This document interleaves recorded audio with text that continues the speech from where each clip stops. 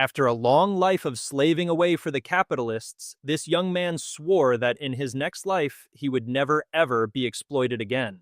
However, the next life he was hoping for arrived a tad sooner than expected. Our main character opened his eyes to find that he hadn't quite kicked the bucket yet. The catch. He was currently lying in a coffin being carried by four very disgruntled-looking men. They were grumbling about how he looked so slender but weighed as much as an elephant. "Carrying this guy is seriously bad luck," one of them whined. "What are you talking about? The guy you're carrying is the one with the real bad luck," another dude chimed in. "He shows up to be a live-in son-in-law and croaks before even setting foot inside. If you ask me, the unluckiest person here is the eldest daughter of the Su family. She didn't even get a taste of married life and lost out on the business deal. Still, it's a good thing he's gone." A third voice added, "Doesn't that mean we have a shot with the young miss?" But right at that moment, a loud thump echoed from the coffin. The next thing they knew, the guy inside kicked the lid clean off and sat up in a scene straight out of a horror comedy manhwa. He even joyfully yelled, "Lin Huan is back, baby." The atmosphere froze for about 3 seconds. And then, as if on cue, the four pallbearers dropped the coffin and bolted for their lives, screaming and crying all the way. "This is your fault for talking smack. Now he's come back from the dead. Hey, wait, don't run, I've got questions for you." Lin Huan called out, but of course no one was stopping.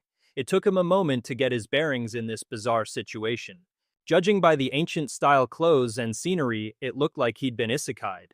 Soon after, Lin Huan began to receive the memories of the body's original owner. He slowly pieced together his new identity. The body's previous master shared the same name as him. The Lin family was once the leading pottery house in Ningzhou City, but for some unknown reason their fortunes suddenly plummeted. Things got progressively worse to the point where even affording food and clothing became a struggle. When the Lin family was at its lowest, the Su family, their old business rivals, suddenly offered to take them in, treating them with overwhelming hospitality every day. Later, Old Master Su even proposed that Lin Huan become his live-in son-in-law by marrying his eldest daughter, Su Qian. Seeing a secure future for his son, Old Master Lin was overjoyed. He gave the Su family the Lin clan's most valuable heirloom, the secret formula for their pottery, as a dowry for his son. But wouldn't you know it, shortly after handing over the remedy, the previously vibrant Lin Huan suddenly contracted a bizarre illness. They called in every famous doctor under the sun, but none could figure it out. And just like that, the original Lin Huan checked out for good. They didn't even wait a full 7 days before shipping his body off for a dirt nap in the mountains. Talk about efficient, and what a coincidence at that very moment. The modern Lin Huan kicked the bucket from working too much overtime and yoinked this body. "Wow, transmigration is pretty convenient. I got all the old memories complete with a built-in tutorial," he mumbled. "It's like something straight out of a transmigration manhwa." After that, Lin Huan checked out his reflection in a large puddle. This face was a total upgrade from his previous zombie-like look, the one with permanent dark circles from a toxic relationship with his job. Lin Huan couldn't help but smack his lips in approval. "You're telling me the Su family had the heart to off a guy as devastatingly handsome as this crime against beauty? Fine, whatever. Just wait. Once I've had a bath, fixed myself up, and made my grand dazzling entrance, I'll go and deal with that Su family." With that, Lin Huan ripped off his shirt and bolted for the nearby stream. However, as he pushed aside the bushes lining the stream, his eyes landed on a perfectly folded set of clothes with a sword resting neatly on top. His gaze then drifted down to the stream itself, where he discovered a girl taking a dip. The moment their eyes locked, it was Lin Huan who let out a shriek. He instinctively clutched his chest with both hands. Face flushed, beet red, and started yelling, "You pervert! How dare you spy on me?" The girl scrambled ashore, barely dressed, and shoved a sword in Lin Huan's face. Seeing the blade, our boy started wailing even louder. "And now you're threatening me with violence. If you want my body, just say so. I'll totally cooperate, just don't take my life." The girl's face was now the color of a ripe tomato. Lin Huan was clearly the one who showed up unannounced, but here he was playing the victim. The absolute audacity, it was like a robber calling the cops. Her eyes welled up as she trembled with rage, shouting, "In all my life I have never met anyone as shameless as you. My name is Ning Zilan, and you can consider it an honor to meet your end at the tip of my sword." Heh Ning Zilan, was it? I'll remember that name. Lin Huan replied, playing dumb. You shameless naked buffoon, what good will remembering my name do you? This only made Ning Zilan even more furious. Unfazed, Lin Huan began to spin a tale with a perfectly straight face. Actually, when I descended to this mortal realm, I was fully clothed. You were just so shocked by my radiance that your eyes started playing tricks on you. As he spoke, he pointed towards the I ditched my outer robe in that bush over there, so cut the act and stop trying to play me for a fool. Ning Zilan of course thought he was spouting utter nonsense, but her instincts made her glance where Lin Huan was pointing anyway. And the second she looked away, Lin Huan bolted like a squirrel on an espresso shot. By the time Ning Zilan snapped back to reality, his figure was just a tiny dot on the horizon completely out of reach. Ning Zilan roared in pure frustration. You shameless scoundrel! How dare you pull a fast one on me? You better pray I never catch you. Meanwhile, back at the Su family estate, old Master Su and his daughter were enjoying tea on the veranda when a servant reported the return of the four pallbearers. The juicy part, they claimed Lin Huan had literally burst out of his coffin back from the dead. Of course, the old master didn't buy it for a second, assuming the grunts were just cooking up a crazy story to extort more money from him. Besides Lin Huan's mysterious illness, was his own masterpiece a cocktail of poison he'd been mixing into his wine for ages. He'd watched the kid drink it every single time, so how could he possibly be alive? Su Qian, however, looked a tad concerned. Father, shouldn't we be worried about what the other families will say? We did our best to cure him. It's his own rotten luck that he couldn't survive the ordeal. Old Master Su replied with a shrug. To be fair, Su Qian was clueless about her father's dirty deeds against Lin Huan, but he was confident that even if she knew her status, as a daughter of the mighty Su family meant she wouldn't dare defy him. Daughter, you should focus on the upcoming Pottery Grand Assembly instead. The Su family must win this time. We will elevate our pottery from high grade to the level of an imperial tribute. You're right, why waste a thought on that penniless bum? There's no way he just sprang out of his own coffin. Su Qian replied, showing her heart was just as cold as her dear old dad's. But right at that moment, a hand snaked its way onto Su Qian's shoulder. Then a voice as chilly as the underworld whispered in her ear, "But what if I did," in a classic manhwa scare both Su Qian and her father spun around trembling. Lin Huan had intentionally made himself look like a terrifying specter, all set to scare the living daylights out of them. His hair was a disheveled mess, blood trickled from the corner of his mouth, and with that raspy voice, he was a terrifying sight even in broad daylight. I died such a wrongful death, old man Su. You reap what you sow, and honey, I'm your karma. And boy, did that trick work like a charm. Old man Su, being well past his prime, just couldn't handle that level of shock. And he immediately keeled over right there in the courtyard, foaming at the mouth before passing out cold. As for Su Qian, she wasn't faring much better. Don't you come near me, we're not even married yet. You're the one marrying into my family, you're supposed to listen to me, so stay away. She screamed while scrambling away only to trip and fall after just 3 steps. It was unbelievable. The prim and proper young Miss Su was so terrified she actually wet herself. Lin Huan had clearly come back to get some justice for himself, but seeing this whole dramatic scene unfold, he suddenly felt like he was the one bullying some innocent maiden. Seeing the Su father-daughter duo this petrified, he figured the prank had gone far enough. So he ripped off the disguise and reverted back to his devilishly handsome original self. Then he boldly announced, "Long story short, I was just messing with you guys, and while I'm at it, consider this engagement officially called off." Having dropped that bombshell, Lin Huan made a cool and stylish exit, completely ignoring Su Qian, who was still trembling like a leaf behind him. However, the moment he stepped out of the Su family's gate, things got weird. Lin Huan heard a sound like a firecracker popping. And next thing he knew, a system window materialized right in front of him. It congratulated him on completing his first mission, and awarded him 10 influence points plus a lottery ticket for the system shop. Lin Huan couldn't believe it.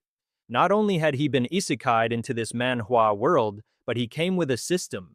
And to top it all off, he got a free gacha pull right off the bat. The system even laid out the drop rates for him, a 40% chance for a common item, 10% for rare, 3% for epic, a 1% chance for legendary, and a whopping 46% chance of getting absolute junk. He had to admit this system was surprisingly transparent about its terrible odds.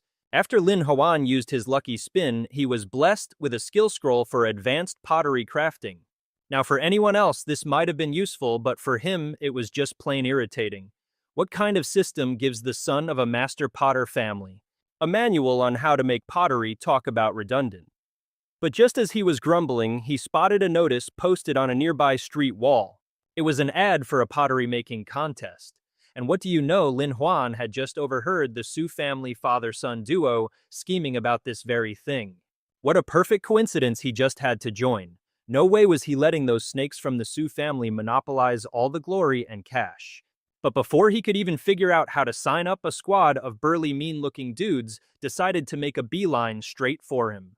They were surprisingly polite, though, inviting young Master Lin to join them for a little trip.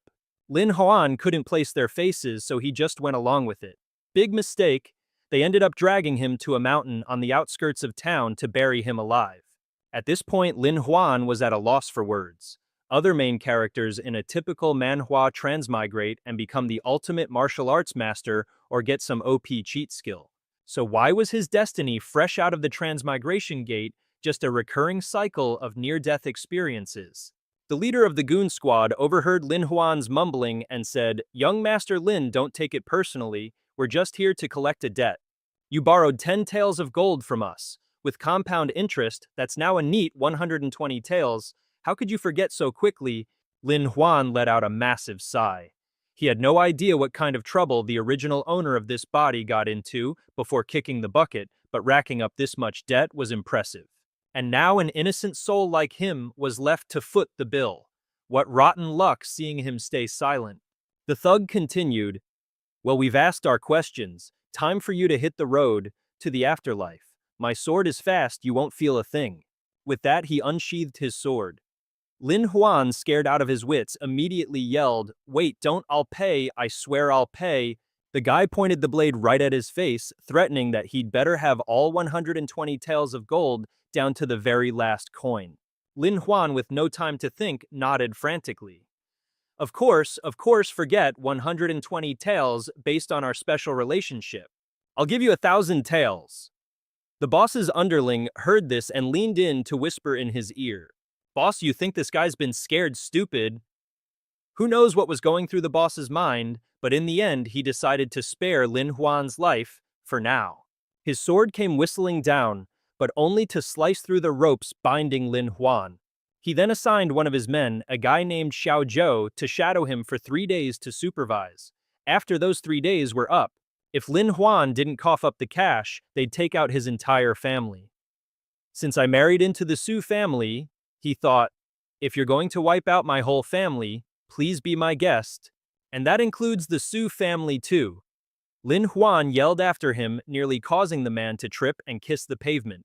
The guy couldn't help but think the Su family must have offended the gods to land a son-in-law like that.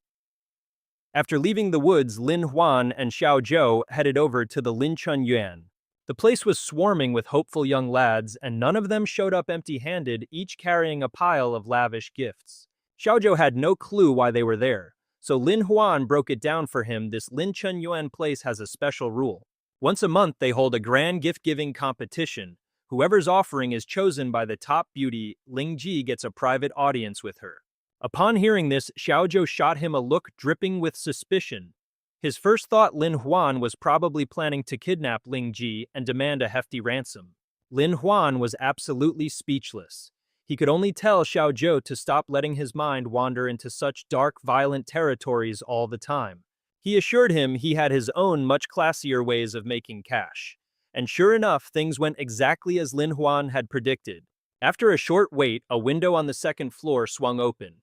A voice announced that he was this month's winner, but then he turned down the chance to meet Ling Ji, leaving the entire crowd utterly baffled.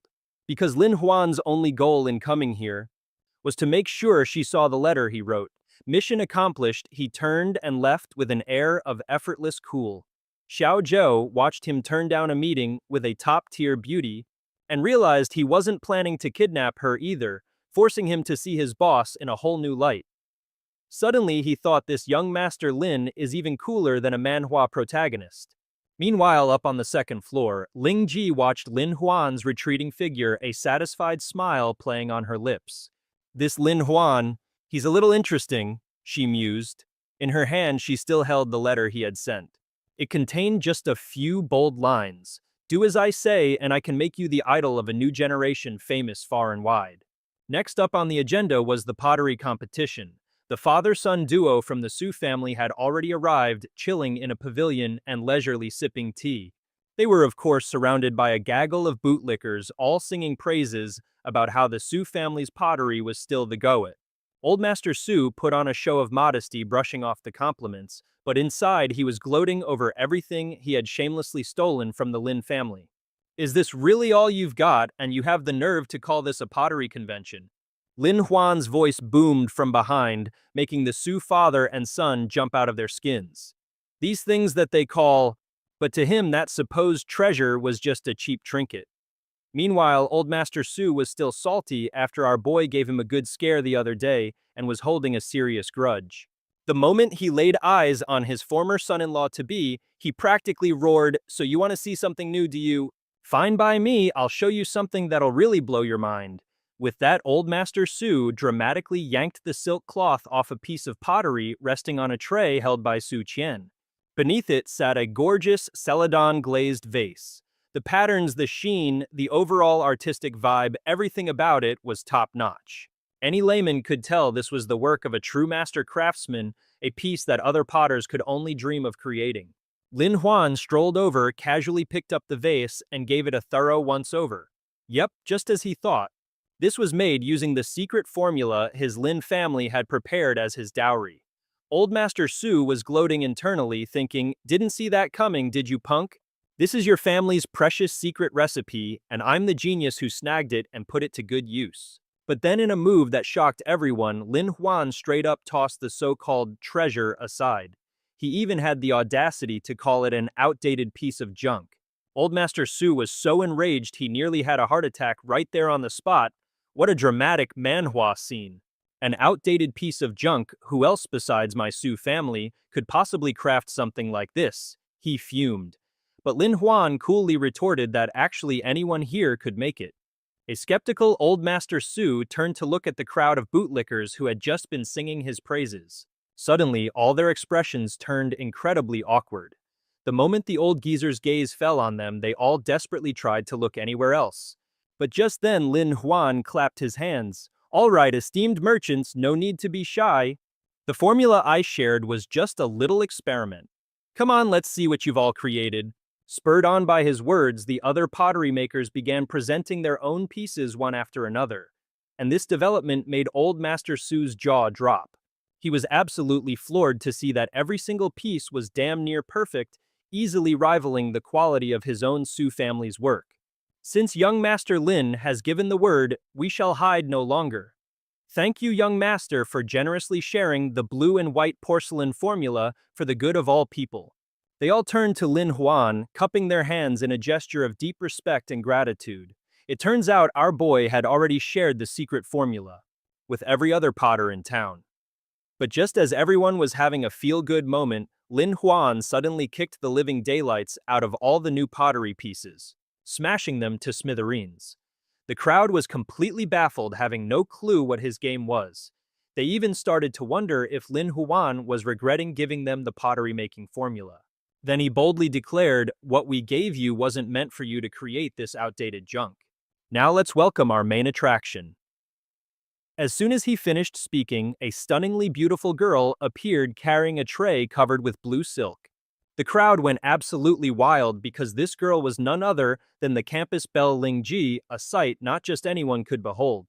They were completely clueless as to when Lin Huan had managed to successfully charm this goddess. "You've arrived," Lin Huan said cheerfully.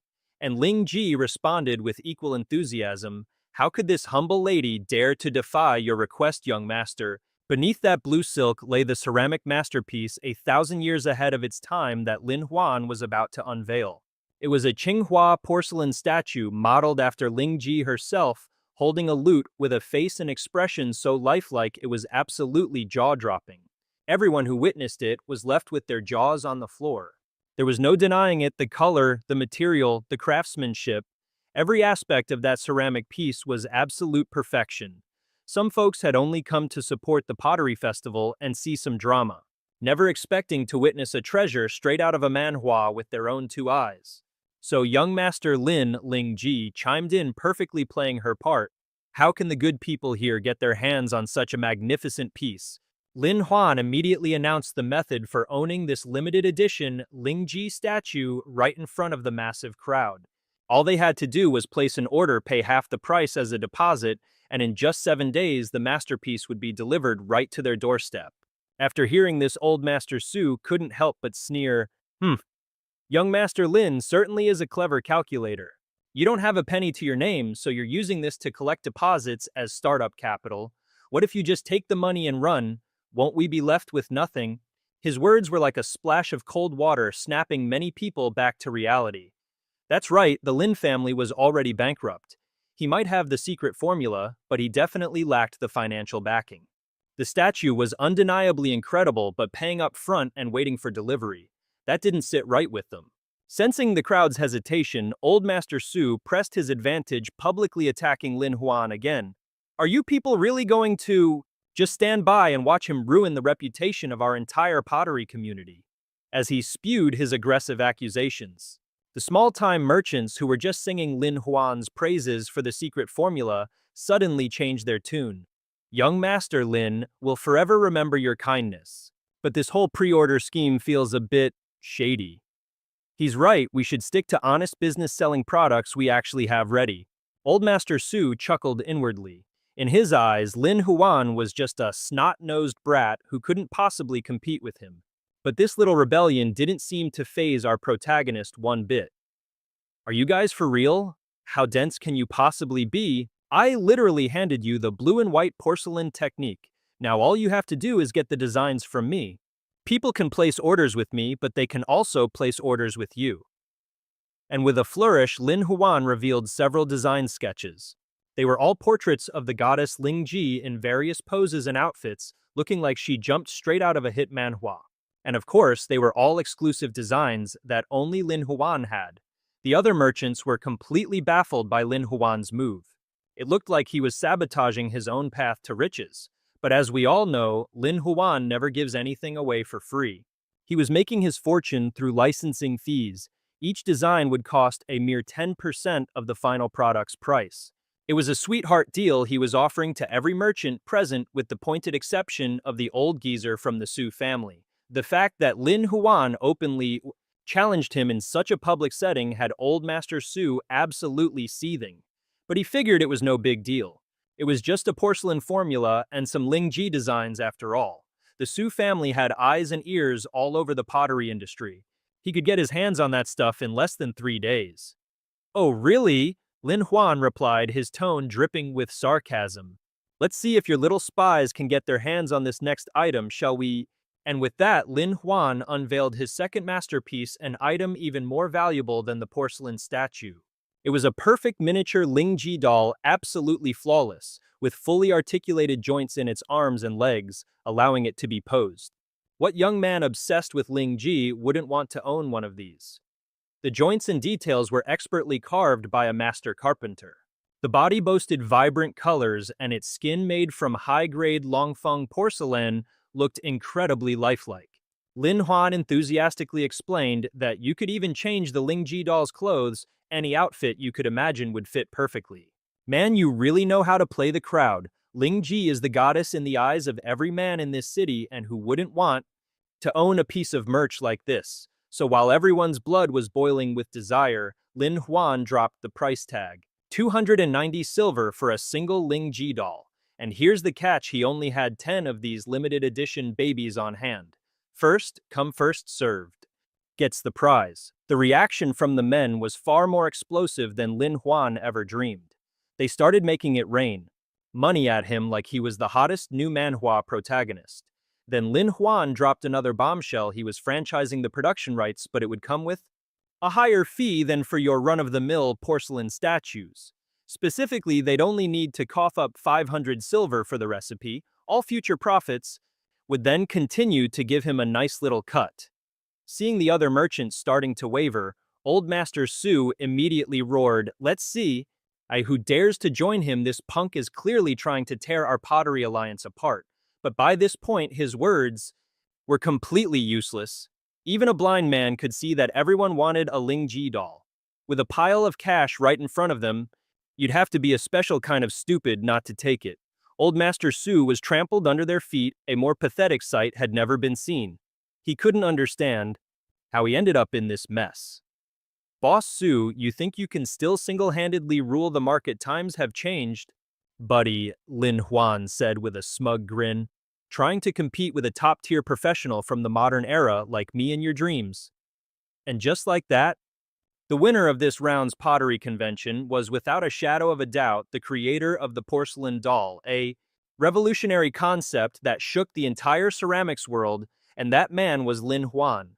Thanks to this smash hit, the system awarded him an extra 50 influence points. It just goes to show a truly talented person will shine in any era. You just can't keep them down. On the way back, home, Lin Huan was feeling on top of the world.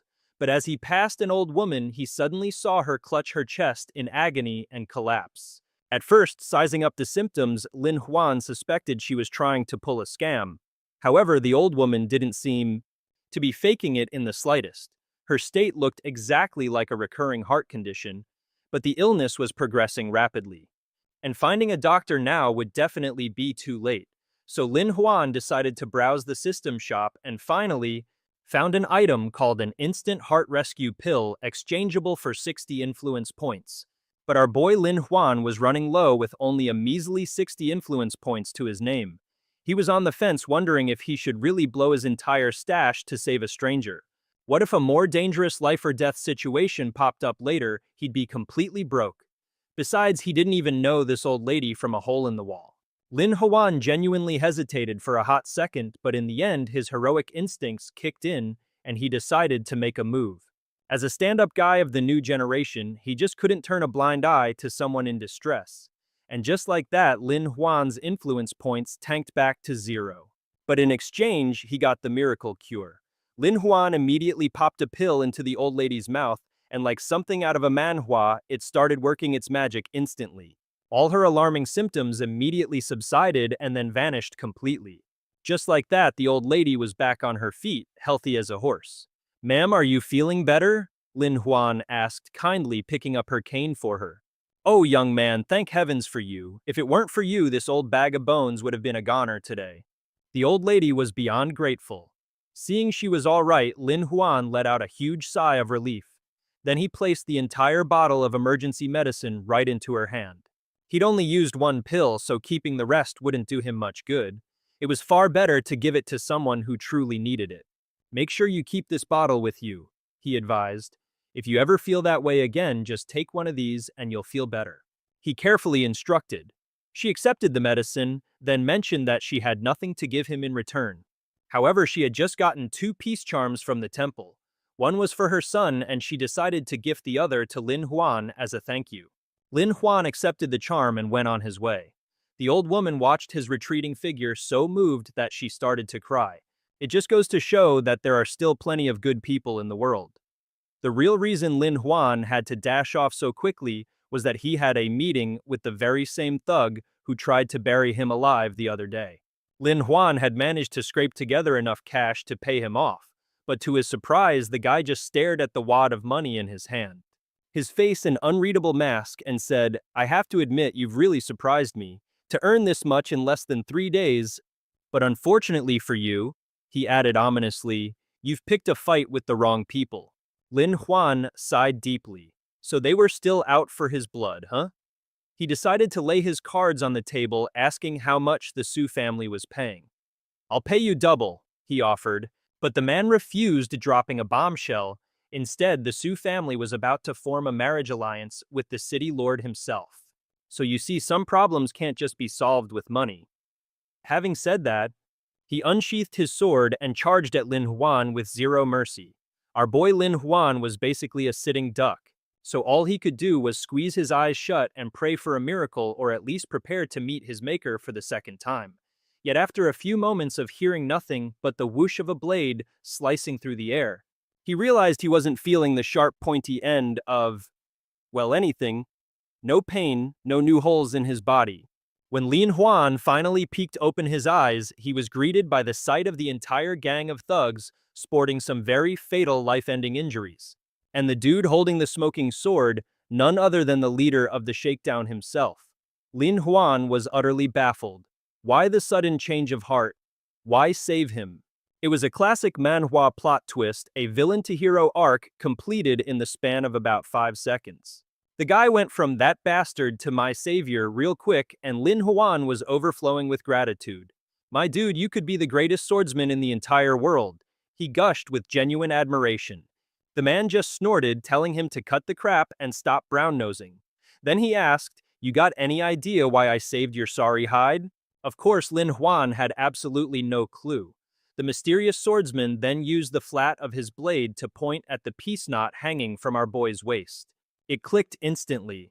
That was the thank you gift he'd gotten from that old woman he helped earlier. He vaguely remembered her saying she had another one just like it for her son. Talk about a fateful encounter. This cool, edgy swordsman was her son. Looks like his good deed paid off big time. You can't deny the fact that this guy just saved Lin Huan from becoming human shish kebab.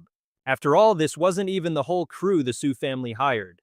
Besides this guy, there were over a dozen other assassins, but clearly this dude was the cream of the crop. But here's the kicker, after playing the hero, he demanded a service fee for the rescue. And just like that, all the prize money Lin Huan had just won from the competition vanished into his savior's pocket.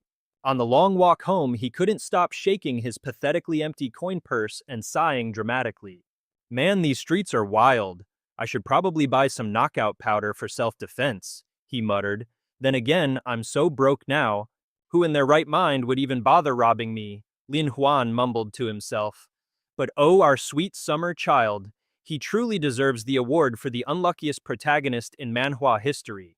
Because no sooner had the words left his mouth than 2 random dudes leaped out of the shadows blocking his path. Halt, this road is my road, these trees are my trees, if you wish to pass. They couldn't even finish their sentence before Lin Huan knew exactly what was coming next. Seriously, he had just escaped a squad of assassins only to run headfirst into a gang of mountain bandits. And to absolutely no one's surprise, Lin Huan was promptly tied up and dragged back to their main hideout. After being tossed into a corner, the 2 bandits sat down and began sharpening their knives with intense focus. Hey, big bros, can't we talk this out? What's with the blade honing session? Lin Huan was so terrified he was on the verge of bursting into tears. In response, the 2 brutes just barked at him to shut his pie hole. Since Lin Huan had nothing valuable on him, they decided to fast-track his trip to the great beyond for the high crime of wasting their time. Lin Huan had officially reached his breaking point. Was there any main character in any manhwa with luck as rotten as his? With a sudden burst of adrenaline, he forced himself to his feet, kicked the table, and roared, "Are you 2 blind or just born stupid? Do you have any idea who I am? You're looking at the official son-in-law of the Su family, the richest and most powerful family in all of Ningzhou City." The 2 bandits had been living under a rock on this mountain for so long, they were completely out of the loop on city gossip, including the whole deal between Lin Huan and the Su family. All they knew was that captives didn't usually have the guts to scream in their faces like this. Besides, with his soft, pampered-looking skin, Lin Huan actually looked the part. These bandits knew better than to get on the bad side of the Su family. Because rumor had it, they were best buds with the city lord himself. So after a quick, frantic discussion, they scrambled back inside to untie Lin Huan. "It's all our fault, young master. We were blind fools. We'll personally escort you back home. If there's anything you require, young master, you just have to say the word." Once untied, Lin Huan felt a whole lot better. He magnanimously promised to reward the 2 with a few taels of gold for their trouble once he was back.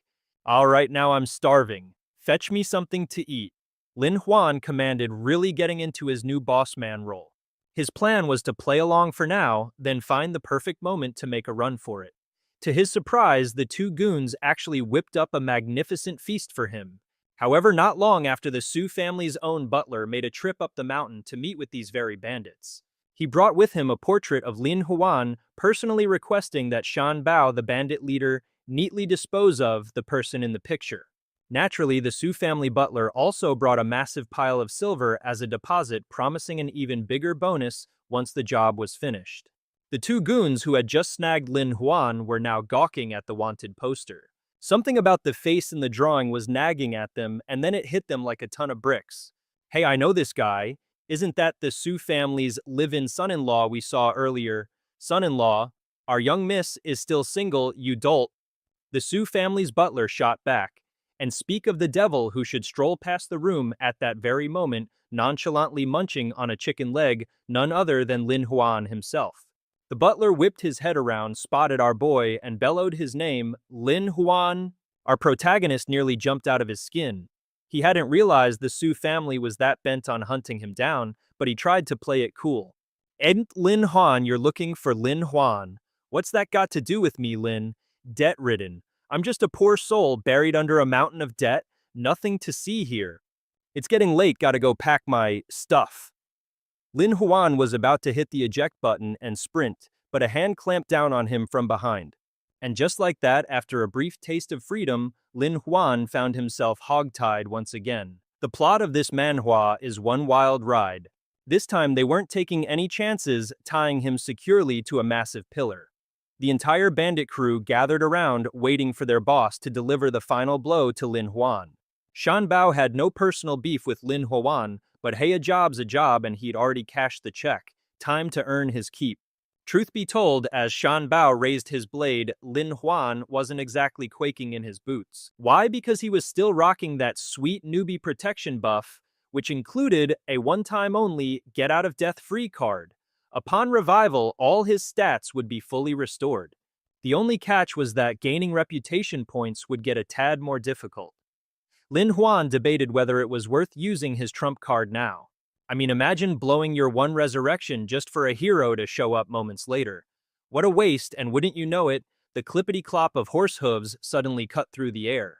Someone actually came to save Lin Huan, and wait a minute, the girl on the horse looked kind of familiar.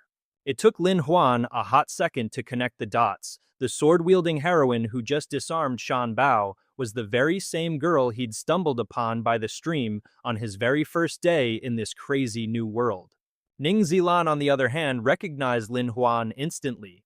You don't just forget the guy you have a major grudge against after all. Ning Zilan let out a cold snort before slicing through his ropes with a flick of her wrist. Humph, lucky for you, we'll settle our score when we get back. But of course, the bandits weren't just going to let them waltz out of there, even though Ning Zilan had just styled on their boss. But that little love tap wasn't enough to keep him down for long, not to mention his gang of several dozen mountain bandits had already swarmed in and surrounded them. Shan Bao scrambled back to his feet, and the moment he laid eyes on the delicate, high-born lady who had just arrived, he started drooling like a Pavlovian dog. Well, this old man has been feeling mighty lonely lately. Can't believe a fine piece of jade like you would just waltz right up to my door. How could Ning Zilan possibly miss the disgustingly lecherous gaze that creep was aiming right at her? Meanwhile, hiding in the crowd, the Su family's butler seemed to recognize her high and mighty status. But the old snake just turned his head, pretending to be blissfully ignorant. However, just as Shan Bao and his goons were about to get handsy with Ning Zilan, the ground began to tremble. The thunderous sound of hooves grew louder, and then their main gate was kicked clean off its hinges. Before Shan Bao and his crew could even lay a finger on Ning Zilan, the ground suddenly shook. The sound of galloping horses thundered, and then their main gate was kicked right open. A troop of soldiers holding a crimson banner high stormed in. The sight of them made the bandits' legs turn to absolute jelly. They were swiftly and utterly crushed. A terrified Shan Bao shot a look at Ning Zilan with pure fear in his eyes. It was only then that the cogs in his tiny brain started turning. He realized that despite looking as fragile as a flower, she was apparently the boss of this whole military squad. He'd just run his mouth off at her, and payback was a certainty. So Shan Bao decided if he was going down, he was taking her with him. Seizing the moment while she was distracted with her horse, Shan Bao sneakily whipped out a hidden weapon and hurled it straight at her. Lin Huan was the first to spot the danger. With zero time to think, his gut reaction was to throw his body in front of Ning Zilan. The nasty little projectile lodged itself deep in the right side of his chest. A seriously dangerous spot. Dark black blood started gushing from the wound soaking his robes. Ning Zilan frantically caught Lin Huan's slumping body. She immediately knew this was bad news. Blood turning black like that is a classic "you've been poisoned" sign in every manhwa. A carriage was quickly summoned to rush the two of them back to the city. Lin Huan lay inside, his breathing growing fainter by the second. Ning Zilan figured the poison was spreading like wildfire on top of him, losing way too much blood. She was starting to seriously panic. She knew that if she didn't get that poison out of him right now, Lin Huan's life would be in critical danger. But to do that skin-to-skin contact between them was completely unavoidable. And Ning Zilan, after all, was a proper lady. Back in the feudal days, people were all about that men and women must not touch rule. But after a fierce internal debate that nearly broke her brain, she felt she couldn't just leave Lin Huan to his fate. After all, the dude only ended up in this mess because he was trying to save her. With that settled, Ning Zilan began to remove Lin Huan's shirt, but that's when she spotted something incredibly bizarre. The dark poisonous-looking patch on Lin Huan's chest turned out to be plain old fabric dye. Just then Lin Huan's eyes fluttered open, and he hastily explained, I just bought some new dyes and was planning on developing a new product line." "So you're not hurt at all?" Ning Zilan asked, completely baffled. Even though Lin Huan wasn't injured, his heroic dash to save her was the real deal. But he just flopped back down, letting out a few dramatic groans and claiming he was grievously wounded. However, this guy's acting skills were so terrible, they made Ning Zilan's face darken with rage. She hauled Lin Huan back to the Marquise's estate and immediately called for a doctor. After a thorough examination, the doctor announced that his injuries were shockingly not serious at all. He was merely in a coma induced by extreme fright. As soon as the doctor was gone, a servant rushed in to report to Ning Zilan that the Lord Marquis had something important to discuss. She left the room but couldn't resist turning back at the doorway for a final word. "Stop playing dead. You really did save me. As for what happened before, we'll just forget about it." The moment Lin Huan heard that, he shot straight up. "You could have said so earlier. My back is killing me from all this dying. All right, time for me to do a little exploring. I want to see what life in a Marquise's manor is really like." Lin Huan opened the door and stepped out. The place was crawling with guards. It was exactly what you'd expect from the headquarters of the most powerful family in Chuzhou City. He'd just heard a servant call Ning Zilan young miss, so it clicked she had to be the precious daughter of this entire estate. As Lin Huan wandered around, he overheard some maids gossiping. Being the nosy protagonist he is, he naturally paused to eavesdrop. This is a classic trope in every manhwa. According to their chatter, in just a few days, Chuzhou was going to host the most massive banquet in its entire history. All the young masters from the various vassal states would be attending.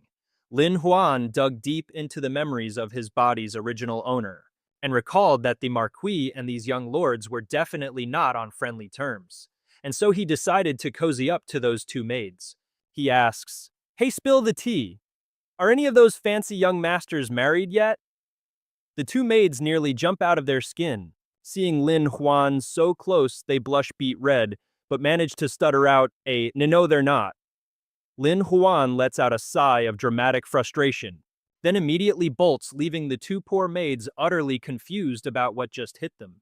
There's a big banquet happening in a few days, and it's crawling with unmarried young lords. Considering Ning Zilan was just summoned with such urgency by a servant with a face grimmer than a tax collector, Lin Huan, using his vast expertise from binging historical dramas, instantly guesses she's being railroaded into an arranged marriage.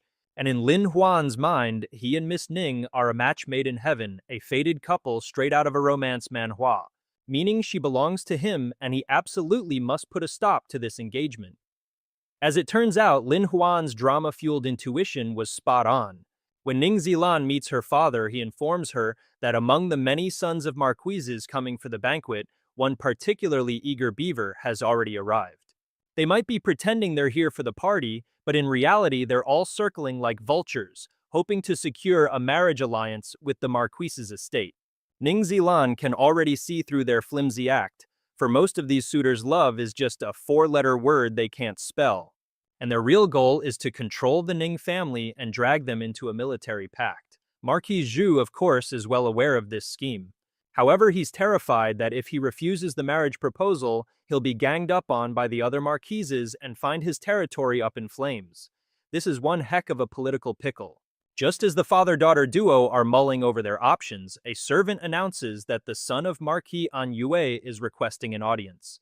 Before they can even respond, the young lord barges in like he owns the place. His name is Guo Nayang, a boorish, heavy-set fellow who at first glance is clearly not in the same league as the elegant Miss Ning. The moment Guo Nayang arrives, he has his servants lug in several chests overflowing with solid gold ingots. Seeing this ostentatious display, Marquis Zhu can't help but frown. You've come from afar, and I apologize for the inadequate reception, but what pray tell is the meaning of this? Guo Nayang, however, makes no attempt to be subtle. He declares that he's admired Ning Zilan for a long time and has come specifically to ask for her hand in marriage, requesting Marquis Zhu's blessing for their union. Haha, how can such a matter be decided so hastily? Marquis Zhu replies, trying to keep his voice steady, but inside a storm is brewing. Ning Zilan is his beloved daughter after all. Guo Neiyang tried to arrange a marriage with her as casually as if he were buying vegetables at the market. But that pompous jerk was determined to force the issue. Oh, and by the way, my father fully supports this union, he added. His unbelievably arrogant attitude sent Ning Zilan's blood pressure through the roof. She slammed the table, roaring, "So young Master Guo, you're here to force me into marriage, is that it?" Guo Na Yang just waved his hand dismissively and let out a big laugh, as if she'd completely misunderstood him, even though that was exactly his plan. He then continued. Lately it seems everyone has been dragging Chubo Ho's name through the mud. The easiest way to make those rumors vanish is for his daughter to marry me. What a shame, young master, but you're a step too late. Before Ning Zilan could even retort, Lin Huan's voice echoed from the doorway. Guo Na Yang turned around, sizing up the newcomer from head to toe. He was certain he'd never seen this nobody before in his life. But Lin Huan confidently introduced himself as Ning Zilan's fiancé, like a classic manhwa protagonist making his grand entrance. This bombshell announcement left the three people in the room absolutely speechless.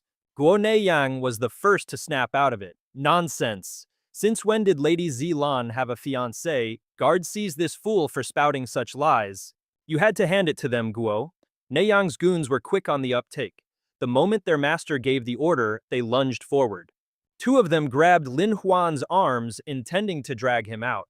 Lin Huan then turned to Chubo Hao and bellowed, "Father-in-law, a little explanation, please." At that moment, Ning Zilan realized he was trying to help her. It was a terrible plan for sure, but it was infinitely better than marrying that disgusting lard bucket. So while Chubo Hao was still trying to figure out what was going on, she dashed forward and threw her arms around Lin Huan intimately. He's right, this is my fiancé. Seeing his precious daughter openly embracing another man right in front of him, Chubo Hao's brain promptly short-circuited. Could this really be happening? How on earth did his daughter get a fiancé without him, her own father even knowing about it? Ning Zilan snuck an arm behind her back, frantically signaling her father to just go along with the act. Lin Huan, proving he deserved an Oscar immediately, pulled Ning Zilan closer by the waist with one hand, while using the other to patronizingly pat the shoulder of the now frozen Guo Na Yang, his expression utterly provocative. Well, young Master Guo, you see how it is. See, Zilan is now an engaged woman. As the noble son of a marquise, you wouldn't stoop so low as to force her to break off the engagement, would you? Guo Neiyang gritted his teeth so hard you could hear them squeak. He was absolutely furious, but his hands were tied. Forcing Ning Zilan to break her engagement now would be a PR nightmare. So in a huff, he shoved Lin Huan aside and stormed off with his servants gold in tow. From behind, Marquise Chu couldn't resist a parting shot. Safe travels, young man, and don't forget to invite the other young masters to my daughter's wedding ceremony. Lin Huan was practically bursting with joy, his master plan having succeeded flawlessly. However, the moment that Guo Fellow was out the door, Lin Huan became the new target of Marquise Chu's fury.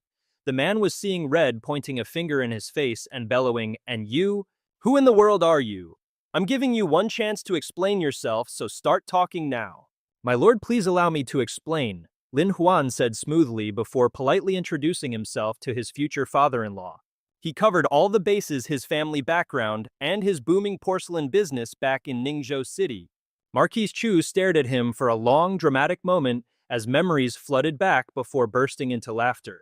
Lin Huan, so your old brother Lin's son. Lin Huan smirked inwardly.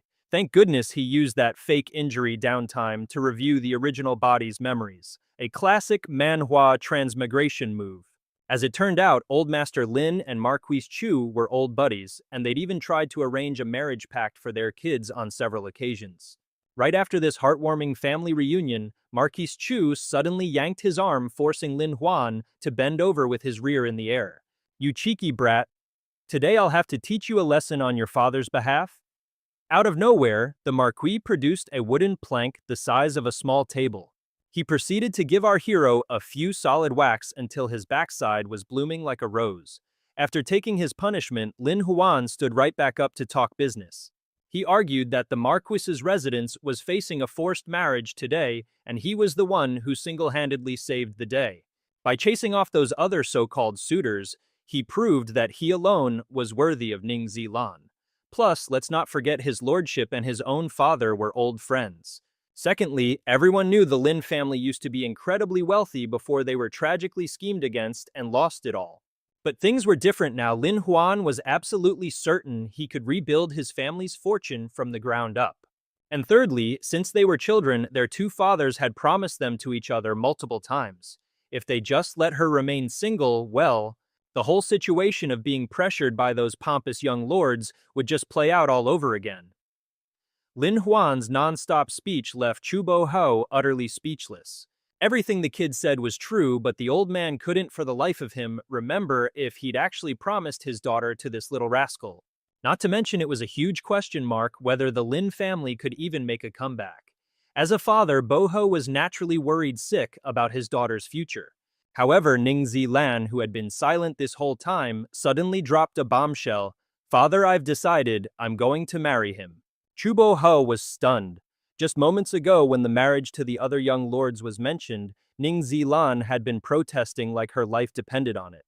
Yet now, without a second thought, she agreed to marry Lin Huan. But this didn't seem like some impulsive decision, because her tone was firm as steel. Father, my mind is made up. I beseech you to send out the wedding invitations as soon as possible. Let the entire city know about this. Furthermore, it absolutely must be held before those other suitors arrive at our estate. Seeing his daughter's resolve, Chu Bo Ho couldn't really object anymore. He just said he understood and would handle it. Besides, Ning Zilan had been through a lot leading the troops these past few days, so she should go and get some rest. It's just that as she was about to walk out the door, she saw Lin Huan whispering something into her father's ear, vaguely mentioning the two words, wedding invitation. This is some next-level Manhwa protagonist scheming. Meanwhile, over at the Su family's estate, Su Qian was so anxious she couldn't stop pacing around her room. A moment later, a maidservant announced she had a visitor. Before Su Qian could even react, she saw Lin Huan strolling casually into the room. Miss Su, long time no see, have you been well? The moment Su Qian saw him, she couldn't contain her rage and screeched, Lin Huan, you actually have the nerve to show your face here again. My father coughed up blood from the anger you caused him. He's still bedridden because of you.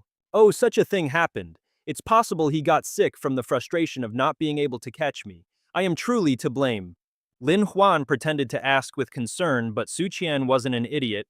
She could practically hear the sarcasm dripping from his words. But this time, Lin Huan had returned to negotiate their marriage contract. As soon as she heard him utter the words, marriage contract, Su Qian's arrogant demeanor returned in full force. She actually thought Lin Huan had come crawling back to the Su family because his reputation was ruined. In fact, if he wanted to continue this engagement, that would be fine. All Lin Huan had to do was get on his knees and beg her. Beg her, lady, what kind of fantasy world are you living in? Lin Huan scoffed, then casually tossed a wedding invitation at her. Su Qian opened it to see an invitation from the mansion of Marquise Chu. Of course she didn't believe it for a second, assuming Lin Huan had the gall to forge something from Marquis Chu. She immediately ordered her house servants to seize him. Lin Huan found the entire Su family absolutely laughable. It was crystal clear that they were the ones who had plotted to steal from the Lin family. Yet they always stood before him, calling him the thief and the imposter. On the flip side, Su Qian wasn't the least bit ashamed of being called out. In fact, she doubled down on her insults. Lin Huan, do you think I'm a fool? Lady Ning from the Marquis Chu's mansion is of the highest nobility. Forget being her fiancé, you wouldn't even qualify to be a servant in her household. With that, she ripped Lin Huan's fan to shreds, threatening him to hand over the formula for the sentient dolls. If he did, she might consider letting him stay, and of course, from that day forward, she would be the one in charge of everything. Lin Huan sighed in exasperation. It was such a shame that Su Qian's beautiful face was wasted on her. Truly, a pretty face means nothing when its owner is both cruel and astonishingly foolish. Then with a snap of his fingers, soldiers from the Marquis's mansion flooded in, appearing right behind him in a classic Manhwa power move. Which beast dares to speak so disrespectfully to the young master-in-law of our Marquis Chu's mansion? The soldiers formed a protective circle around Lin Huan, causing a stir among the onlookers. Suddenly, he popped his head out, grinning cheerfully and waving at Su Qian. Seeing Lin Huan's face, she was utterly stunned, a tremor running through her entire body. It's really him. These people are from the Ning mansion. Could it be that Lady Ning is actually marrying Lin Huan? How is this possible? He then strode forward, holding a red envelope, his mocking smile making Su Qian's blood boil. So you believe me now? I brought this especially for you, thought you'd be touched. As expected, seeing their lady insulted her servants, prepared to charge in and defend her honor. No one is to get close, we must protect young Master Lin to prevent the Chu mansion from losing face. Just as the situation reached a boiling point and fists were about to fly, a loud voice shouted, "Stop!" Kang Xian appeared at the entrance, clasping his hands in a respectful greeting to Lin Huan. Su Qian was momentarily ignorant. I hope Brother Lin will not hold it against her. Not knowing who this joker was, he shot back with pure sass. Who's your brother? Who even are you? Is Su Qian engaged to you or something? Kang Xian, cool as a cucumber, introduced himself. The name's Kang Xian, son of the city lord of Zhuzhou. Lin Huan looked a bit surprised to hear his title. Oh, so we've got a big shot official's son on our hands. Kang Xian stepped closer, maintaining a respectful facade as he revealed his plan. I have a way to resolve today's situation. I wonder if Brother Lin would approve. Hearing this, our boy casually waved him on. Oh really, let's see what you've got. With Lin Huan's go-ahead, he approached Su Qian. Kang Xian placed a hand on her cheek, leaving Su Qian a little confused but patient. Then out of nowhere, he delivered a slap so loud it probably echoed through the entire Manhwa chapter, stunning everyone in the room. Witnessing the scene, even Lin Huan had to admit, damn, that's cold-blooded. Su Qian's cheek was already swelling up, leaving her utterly bewildered. You actually... Kang Xian completely ignored the trembling Su Qian beside him and turned to face Lin Huan. Is Brother Lin satisfied now? Seeing him trying to pin all the blame on him, our boy was momentarily speechless. Lin Huan couldn't stand it and pointed an accusing finger at Kang Xian. How could you hit a woman? Are you even human? Only parents should be allowed to discipline their children. Seeing the absolute chaos, he and his soldiers decided to dip. Let's go, these people are nuts. Seeing this, Kang Xian didn't stop them, just silently watched Lin Huan's retreating figure. The moment the door slammed shut, Kang Xian's face turned darker than a moonless night. He gritted his teeth. Lin Huan. Only then did Kang Xian turn to Su Qian and console her. Don't cry, it was all just an act. In a few days, we'll make him pay. Sometime later at Lin Huan's wedding, held at the Zhuboho residence, he gazed at his bride with a look full of affection and tenderness. Zhuboho spoke up. First, he raised his wine cup to toast the distinguished guests. My daughter gets married today, thank you all for coming. Suddenly, a woman burst into the hall looking frantic and shouting, Lin Huan, you faithless man. This little dramatic entrance, straight out of a soap opera manhwa, had everyone in attendance buzzing with gossip. While on the other side, Kang Xian, holding his wine cup, looked a tad surprised. Didn't we agree on a whole group of courtesans? Why is there only just one woman? He smirked, sipping his wine with a face full of devious intent. Oh well, one is all it takes to ruin this guy's big day. The woman immediately launched herself at Lin Huan's legs, clinging on for dear life and starting her sob story. "Oh, Lin Huan, have you already forgotten that passionate night we shared tangled in the sheets until dawn? You promised to marry me. Why are you with another woman now?" With a loud slam of a wine glass on the table, Kang Xian shot to his feet, ready to denounce Lin Huan in front of the entire assembly.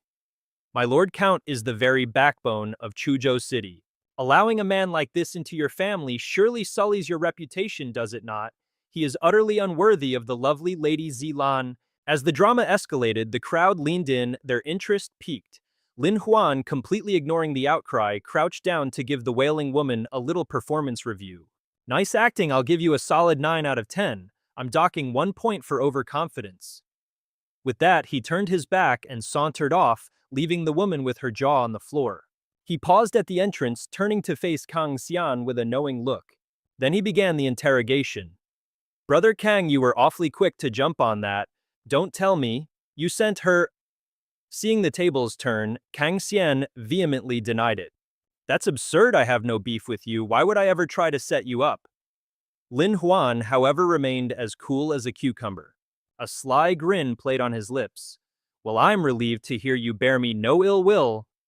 Just then he swung the doors open and a whole army of courtesans stormed in their eyes, looking completely enchanted. The gaggle of girls swarmed Kang Xian, clinging to him and murmuring sweet nothings turned sour. "My dear young master, you said you loved me. Why did you abandon me? Oh, Kang Lang, my love, it's me Xiao Liu, you haven't forgotten me, have you? Come on, let's not stay here, come and have some real fun with us." The entire room was gobsmacked by the spectacle. "Whoa, a real-life playboy, this is better than any manhwa drama I've ever read." Lin Huan flashed a big thumbs up in Kang Xian's direction. "Brother Kang, your stamina is truly something to behold. I'm in awe, truly in awe." By now, Kang Xian's face was a delightful shade of purple, as Lin Huan had masterfully redirected the spotlight right onto him. What in the world is going on? He thought, I sent that woman to deal with this worthless trash, so why is this happening to me? Lin Huan, meanwhile, looked smug as hell, having seen Kang Xian's pathetic little scheme from a mile away. "That's right," Lin Huan announced. "All these lovely ladies work for me." He glanced at the dog pile on Kang Xian and continued his praise with a smirk. "Brother Kang, you're so energetic, such a free-spirited Casanova, truly worthy of your wealthy reputation." This was the last straw for Kang Xian, who was now absolutely livid.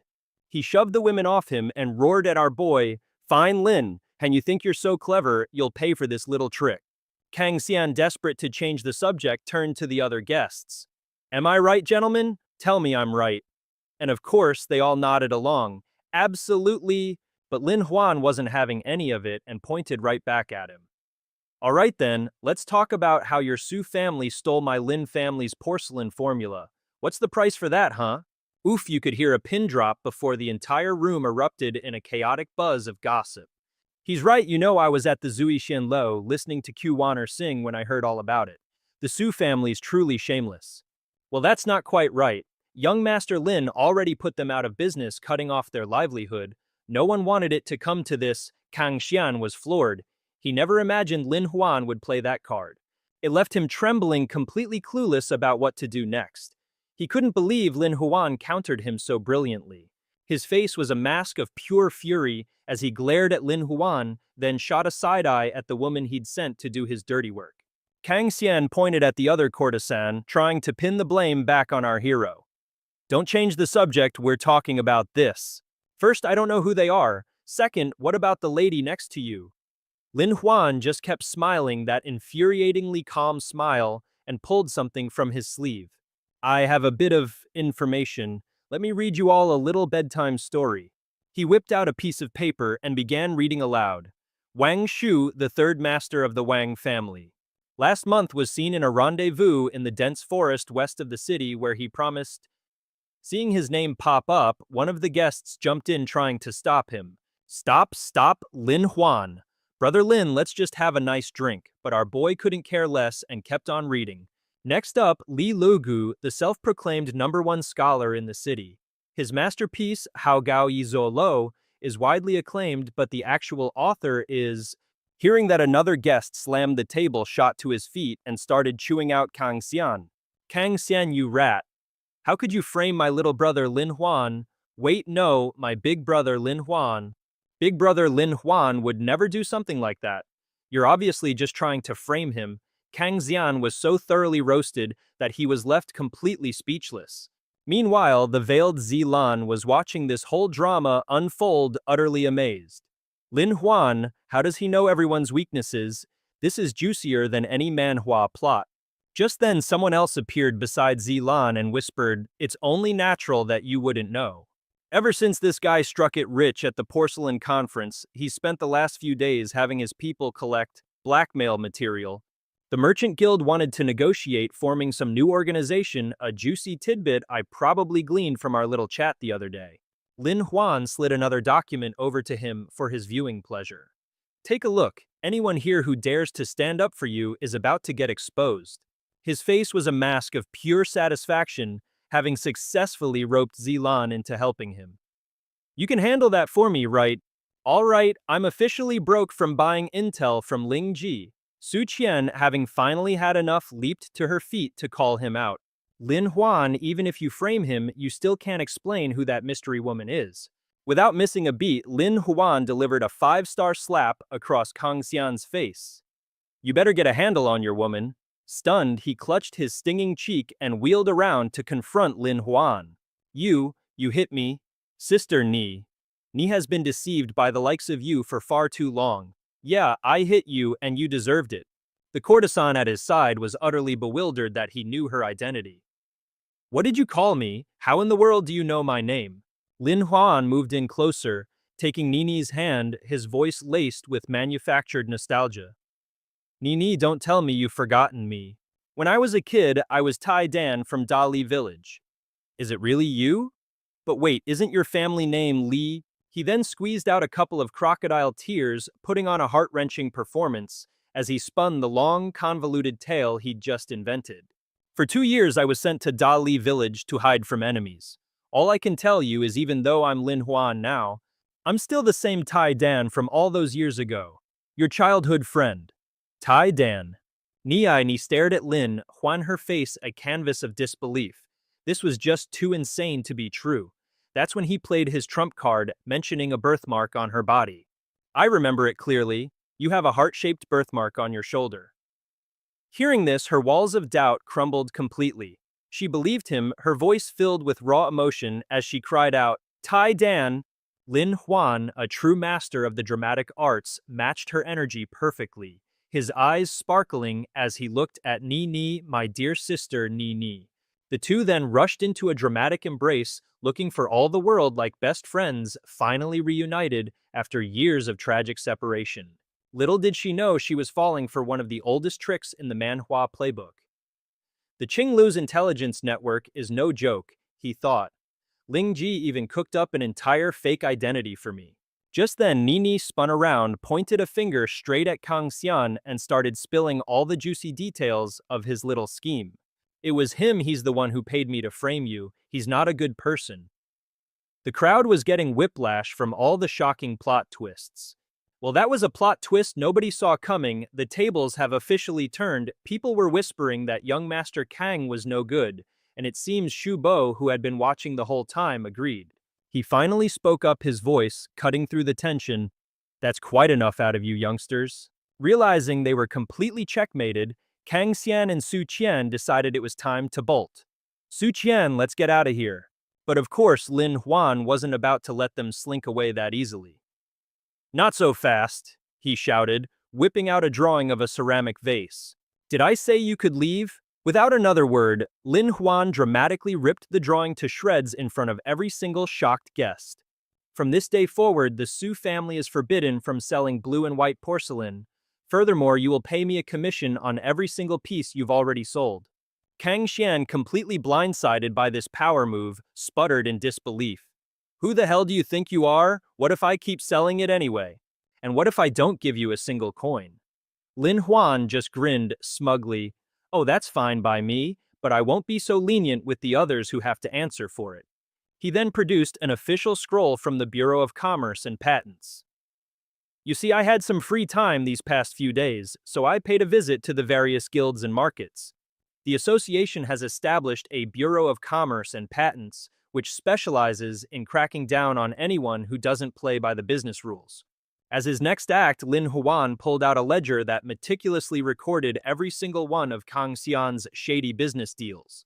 I've also patented the blue and white porcelain. If you don't follow the rules, you can kiss your business career goodbye. Man, this manhwa protagonist is playing on a whole other level. Su Qian finally couldn't take it anymore, pointing a trembling finger at him and screaming, "You're taking this way too far, you're despicable." Having publicly aired all of Kang Xian's dirty laundry, Lin Huan finally dismissed them. "If there's nothing else, please don't disrupt my wedding banquet. The exit is that way." Shubo had observed the entire spectacle, a thoughtful glint in his eyes. "This Lin Huan, he's a lot like I was in my youth. Seems that particular matter can be entrusted to him." Meanwhile, Kang Xian slammed his fist on a table in a fit of rage. Damn it! His face was a mask of pure murderous intent. He couldn't believe Lin Huan's move. It's impossible. How could Lin Huan have possibly predicted my scheme? Seeing his furious expression, Zhang Ying placed a hand on Kang Xian's, pretending to comfort him. "Brother Kang, don't you worry." With a sly, wicked look on his face, he continued to pour gasoline on the fire of Kang Xian's rage. That Lin Huan still has to face the two little problems that I personally designed for him. This only enraged Kang Xian, further making him grind his teeth. Beside them, Su Qian was also deep in thought, clearly hatching a new plot of her own. "That's right. Lin Huan, you dared to humiliate me today, I'll pay you back 100-fold. Meanwhile, back at the Marquis of Ningbo's estate, the party was just getting started. A guest arrived bearing a whopping 10 barrels of silk as a wedding gift for Lin Huan. The Li family cloth merchants from the west side of the city presents 10 barrels of prime silk and a hefty sum of gold and silver. Seeing this haul, our boy's face lit up like a Christmas tree, eagerly anticipating the next items on the gift list. Just reading out the gift registry took over half an hour. Getting married and raking in presents.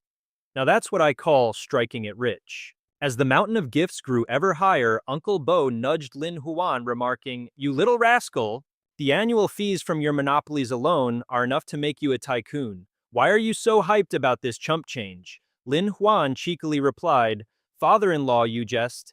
In reality, I'm the one who despises money the most." The announcer then moved on to the special VIP guest list for the day. From the Junyu Yang and Ma families, the 4 great young masters have arrived.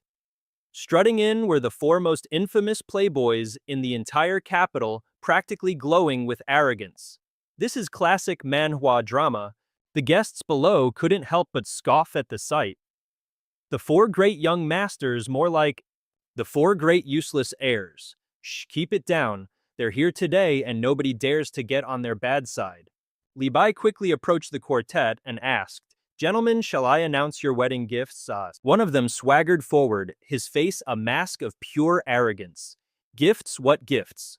We're obviously just here to congratulate young Master Lin on his wedding." A Shin chimed in with a sneer, as if we'd ever give a gift to this talentless, virtueless nobody. A collective gasp echoed through the hall. Everyone was floored by his audacity. Lin Huan just sighed watching his big day turn into a public circus for everyone's entertainment. Even Li Bai's expression turned grim. He patiently tried to reason with the 4 troublemakers. "Today is a joyous occasion. If you have a bone to pick, please do it elsewhere. Otherwise, I'm afraid we'll have to show you the door." But then A Shin whipped out a red envelope feigning sincerity. "Oh, I can't possibly leave. You see, I'm here today on a different matter entirely." And then he dropped the bomb, revealing his true purpose. "I'm here to propose to Miss Ning." At this, Uncle Bo was about to leap to his feet and teach these pampered pretty boys a lesson they'd never forget. But Lin Huan held him back, wanting the distinct pleasure of personally kicking these clowns to the curb. "Father-in-law, let me handle this." Lin Huan strolled up to them, cool as a cucumber. "You dare to crash my wedding and steal my bride?" Oh, but poor A Shin still had no clue what kind of main character he was messing with. He just kept running his mouth trash-talking our boy. "This Lin Huan fellow is a man of no talent and no virtue. Did you finally realize you're not worthy of Miss Ning and come here to apologize, hearing this utter nonsense? Lin Huan let out a long-suffering sigh. The world was just teeming with these idiots. He'd just gotten rid of Kang Xian, and now a whole new squad of loudmouthed punks showed up. Looks like this wedding feast is going to be a long one. The guy kept up his arrogant act, looking down on Lin Huan before challenging him to a duel. The rumor mill says Lin Huan of the Lin family has been an uneducated, jobless drifter since childhood. The Ning estate must be blind. If you don't agree, let's have a poetry battle right now and see what you're made of. Another one of the young masters chimed in to support him. If you win, you can do whatever you want with us. Hearing this, Lin Huan's face lit up. He couldn't believe these morons were literally walking into their own doom. Whatever I want you say, a Xin, still looking smug and superior, agreed without even noticing that Lin Huan was already winding up a punch aimed squarely at his pretty face. He didn't even have time to block. A Xin was sent flying, spinning a few times in the air before landing with a thud, his face turning a lovely shade of pale green. Lin Huan confidently schooled the little punk, "A master of both pen and sword, you say, allow me to demonstrate what that truly means." The crowd watched in stunned silence as A Xin lay unconscious on the ground from a single punch foaming at the mouth. What a classic Manhwa moment. Seeing their precious young master get one-shotted, his three followers couldn't take it and decided to start a war of words. Why did you hit him? Is there no law? Is there no justice? This is pure brutality. Everyone look at the true face of this monster, Lin Huan. Without wasting another breath, Lin Huan whipped out his sword and pointed it straight at them. I originally thought you were the so-called four great talents visiting the Ning estate. I expected you'd have some profound insights to share with my father-in-law and the villagers, but I never imagined you'd just spout such crude nonsense. Ladies and gentlemen, lend me your ears. At the sight of cold steel, the three stooges started trembling, huddling together for dear life. Lin Huan then casually strolled over and planted his foot on A Xin's behind, making him yelp in pain. Lin Huan pointed the sword right at his face, which understandably terrified the living daylights out of him. You useless hacks, your parents wasted their efforts raising you. All you know is how to flap your gums and spread rumors. A pack of animals coming to the Ning estate to bark nonsense. I've never seen anyone so utterly shameless. Seeing there was nothing he could do, A Xin resorted to cursing out Lin Huan despite being pinned to the ground. On the ground. Lin Huan, how could I possibly let you humiliate me like this? By all accounts, you're nothing but scum, despised by the entire world. Seeing how utterly naive this A Xin character was, he simply threw his own words back at him. Weren't you the ones who just said you'd leave it all to my discretion? His three lackeys immediately chimed in, though their faces were still pale with fear. The condition was that you had to beat us first. Hearing that, Lin Huan coolly produced a secret scroll. Beat you? Oh, I'm absolutely certain I'll win. He opened the scroll, planning to challenge them to a poetry battle to see what these clowns were really made of. It's been a while since I've recited poetry. Everyone please take a seat. Everyone was utterly stunned by his move. And with that, Lin Huan began reciting a verse in front of the entire crowd. The Zishen form. Upon hearing it, even those arrogant young masters couldn't help but exclaim in shock, "That's magnificent!" But he wasn't done yet. Lin Huan continued with a verse as clear and serene as a woman rowing a boat on a calm river. The gentle affection form. At this line, the ladies were filled with admiration, sighing, "Wow, he's so incredibly skilled." Lin Huan then channeled the aura of a general heading into battle to recite another verse. A heart as calm as water, a form of simple grace, the exquisite softness of a mortal cloud. The soldiers call their steeds the general's form. Even Chuba had to praise him, "Excellent, very well done." Another verse flowed out, this time like a scholar contemplating the heavens and earth. My heart blooms, a thousand-year flower lost in thought, yearning for a new paradise, the form of melancholy. This is some top-tier manhwa poetry. Witnessing Lin Huan's true power. Zilan's perception of him began to change drastically. Maybe he wasn't a complete waste of space after all.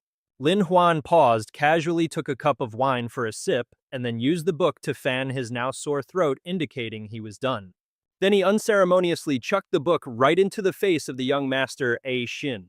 The entire scene fell into a dead, awkward silence. The other guys were now too scared to even twitch. Seeing this whole spectacle, Chu Ba couldn't hold back a booming laugh. Good lad, you're truly no ordinary man, worthy of being my son-in-law, talented, virtuous, and with a pure soul.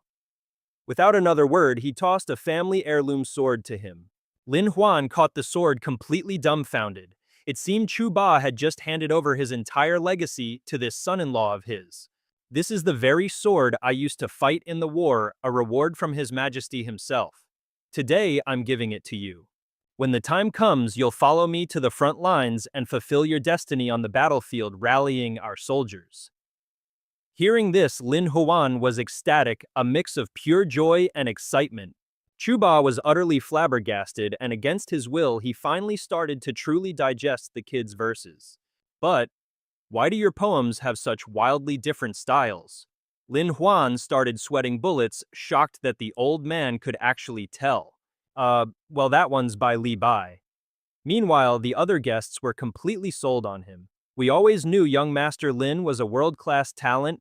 What a sharp eye to so easily analyze and memorize from a multitude of different angles. These poems cover such a vast range, and every single one is a masterpiece. Young Master Lin's poetry blows the so-called four great young masters out of the water. Lin Huan was ecstatic. Who knew his past life's memories would actually come in handy? My 9 years of compulsory education weren't a waste after all. Thank you, my dear teachers. Suddenly catching him completely off guard, the young masters from earlier swarmed towards Lin Huan. What do you guys want from me? It turns out they were so moved by his poetry, they wanted to adopt Lin Huan as their new big bro. Such magnificent poems, truly magnificent. Wei Xiaolong was blind and couldn't recognize a great master. After hearing Big Brother Lin's poetry today, I finally understand there are always greater talents out there, just like in a martial arts manhwa. We the four great young masters. No wait, the four little brothers willingly accept you as our big boss. I was wrong, so very wrong. I foolishly thought our poetry was the peak of literature. And with that, the wedding ceremony proceeded without any further drama.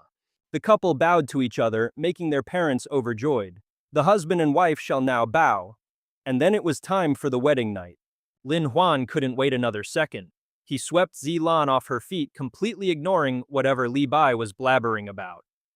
To the bridal chamber, young Master Lin, slow down, don't be in such a rush. There she was lying on the bed with an utterly alluring look. Lin Huan felt like a ravenous beast about to devour his meal. My dear wife, here I come. With a look of embarrassed anger, Zilan shot up. I'm just striking a pose, so don't you get any funny ideas? Lin Huan's face immediately turned serious again as he made a solemn vow before her. I, Lin Huan, swear that if I dare to act like a pervert towards my wife, may the thunder god strike me down. And just then, a massive clap of thunder boomed across the gloomy sky. This sent Lin Huan into a minor panic, while Zilan just stared at him with a very, very suspicious gaze. Just kidding, shouldn't joke about that. Let's just sleep. Suddenly, a hidden weapon shot through the window, aimed straight at Lin Huan. Quick as a flash, Zilan yanked him down, dodging the projectile. Watch out! The hidden weapon missed its mark, lodging itself deep into a hanging scroll on the wall behind him. Lin Huan, absolutely furious, didn't even notice Zilan's face turning darker than a thundercloud. Who the heck launched that sneak attack? This whole situation was made 10 times more awkward by his hands landing in a place they really shouldn't have. Maybe, get your hands off me first. Outside, the assassin had been stealthily observing the whole awkward scene. Seeing this, he flashed a wicked grin. Heh, what a rookie mistake. And with that, he vanished, leaving nothing but a faint afterimage in his wake. The message is on the projectile. The word is out, so I don't care if I live or die. Back inside, Zilan and Lin Huan unfurled the letter that was hidden in the weapon. He's warning us about an assassination attempt, 1 hour past the hour of the ox targeting the Ning Manor's garden. The assassin is Jin Bu Huan, a top-tier killer. The authorities have been after him for years. He moves like a ghost and has never once failed a mission. The note included a portrait of a masked man, which made them both highly suspicious. This guy looks kind of familiar. Who knew that kid Xiao Qi had such a righteous streak? The drawing immediately reminded Lin Huan of a familiar figure he had encountered before. This fella looks kind of familiar. I never figured that Xiao Qi kid to be so noble. Saying that, Lin Huan turned on his heel and made to leave. I don't care if today is a big deal, where are you going? It's dangerous out there. Sitting around and waiting isn't my style. I'm going to catch him. Zilan shot him a look of pure disbelief. But countless masters from the martial world have failed to capture Jinbu Huan. And you think you can? Lin Huan just offered a slight smile to calm her down. Who said anything about this being easy? I'm going to set a trap that he'll walk right into. He turned back his handsome face full of earnest concern, trying to soothe her. Zilan, please trust your husband. Blindsided by his handsome face, she couldn't stop herself from blushing. That scoundrel, using his looks to take advantage of me again. Outside the manor, the grounds were deathly quiet with countless soldiers standing guard. This scene is straight out of a historical manhwa. Seeing one of the guards nodding off a kind-hearted soldier next to him gave him a nudge. Hey Taiju, don't fall asleep on the job. Suddenly, the sleepy soldier broke into a terrifying grin, his hands now filled with hidden daggers. In the blink of an eye, every single guard was taken down. The assassin then used the opportunity to slip inside the manor, continuing his infiltration while dodging the next patrol. Jinbu Huan had to admit this was a bit of a challenge. The security was seriously tight. The plan is airtight. If word of this gets out, my legendary name, Jinbu Huan, will echo through the lands. But suddenly, a blood-curdling scream from the lady of the house shatters the silence. Naturally, this gets the soldier's attention. My lord, what's wrong? My lord. Zilan, her face a perfect mask of grief, screams loud enough for the entire city to hear. Is anyone there? There's an assassin. My husband, he's been assassinated. Hearing this, the servants frantically burst through the door. Outside, a huge crowd had already gathered for the show. The real Jinbu Huan, disguised as a soldier, blends into the crowd to get the scoop. Wait, could there be another assassin? He wonders. A moment later, the soldiers drag a suspicious character forward, forcing him to his knees before the couple. Seeing that it's showtime, Lin Huan, looking like he's seen a ghost, gives Zilan a subtle look. Catching his cue, she immediately ramps up her performance. I can't bear to watch, she cries, then secretly gives Lin Huan's arm a vicious pinch, making him yelp in pain while she looks utterly devastated. My lord, are you okay? Don't you dare scare me like this. Lin Huan's face is deathly pale, but he manages to prop himself up and point a trembling finger. I'm fine. It was him. He's the one who attacked me. Then Lin Huan drops a name that sends a shockwave through the entire crowd, leaving everyone stunned. Jinbu Huan. At that moment, a guard grabs the culprit by the hair and yanks his head up for all to see. Lift your head so everyone can see you, you pathetic Jinbu Huan. But it turns out to be some random dude who looks like a knockoff, uglier version of our guy. I can't believe the so-called legendary assassin has a face like that. The crowd instinctively backs away, their faces full of disgust. No wonder he's a traceless killer. With a face like that, you'd die of fright before he even drew his sword. The real Jinbu Huan breathes a quiet sigh of relief and smirks to himself. You really think you can bait me out by insulting my handsome face? You're still too green. Taking advantage of the chaos, he whips a hidden weapon straight towards Lin Huan. A flurry of projectiles flies toward them, but the pair seems totally unaware. Suddenly, Lin Huan fakes getting hit and screams, "It's no good." Seeing his mission a success, Jinbu Huan scoffs and turns to leave. How ridiculous. Only a complete idiot would fall for such a brain-dead strategy. Under the cover of the ensuing chaos, he coolly and calmly makes his exit from the scene. Suddenly, a pair of feet appears right in front of him as a mysterious figure emerges from a puff of smoke, a classic manhwa entrance. What's this? It's poison, an assassination technique. As the smoke cleared, Jinbu Huan was left in a coughing fit. He even had the nerve to ask, "Wanna learn? I'll teach ya." Suddenly, Lin Huan popped up right in front of him, looking as confident as if he hadn't just been attacked. Seizing the moment while Jinbu Huan was still utterly flabbergasted, Lin Huan swiftly struck his pressure points, freezing him in place and sealing his meridians to stop any poison from spreading. With a nonchalant look, our boy even recommended some other health supplements. If that's not enough, I've got some taro carrots and pumpkin to help with your digestion. The assassin gritted his teeth in fury, his mind a chaotic mess, unable to believe his master plan had been read like an open book. But Jinbu, Han ever the drama queen, tried to play the victim. Fine, my bad. Just let me go, and I'll help you take out my former master. Seeing this, Lin Huan played along, acting like he'd targeted the wrong person. All right, up you get. Jinbu Huan saw this as his golden opportunity to strike. He unleashed another volley of hidden weapons, and while a few needles found their mark, Lin Huan's expression remained unbelievably calm. You can't hurt me, buddy.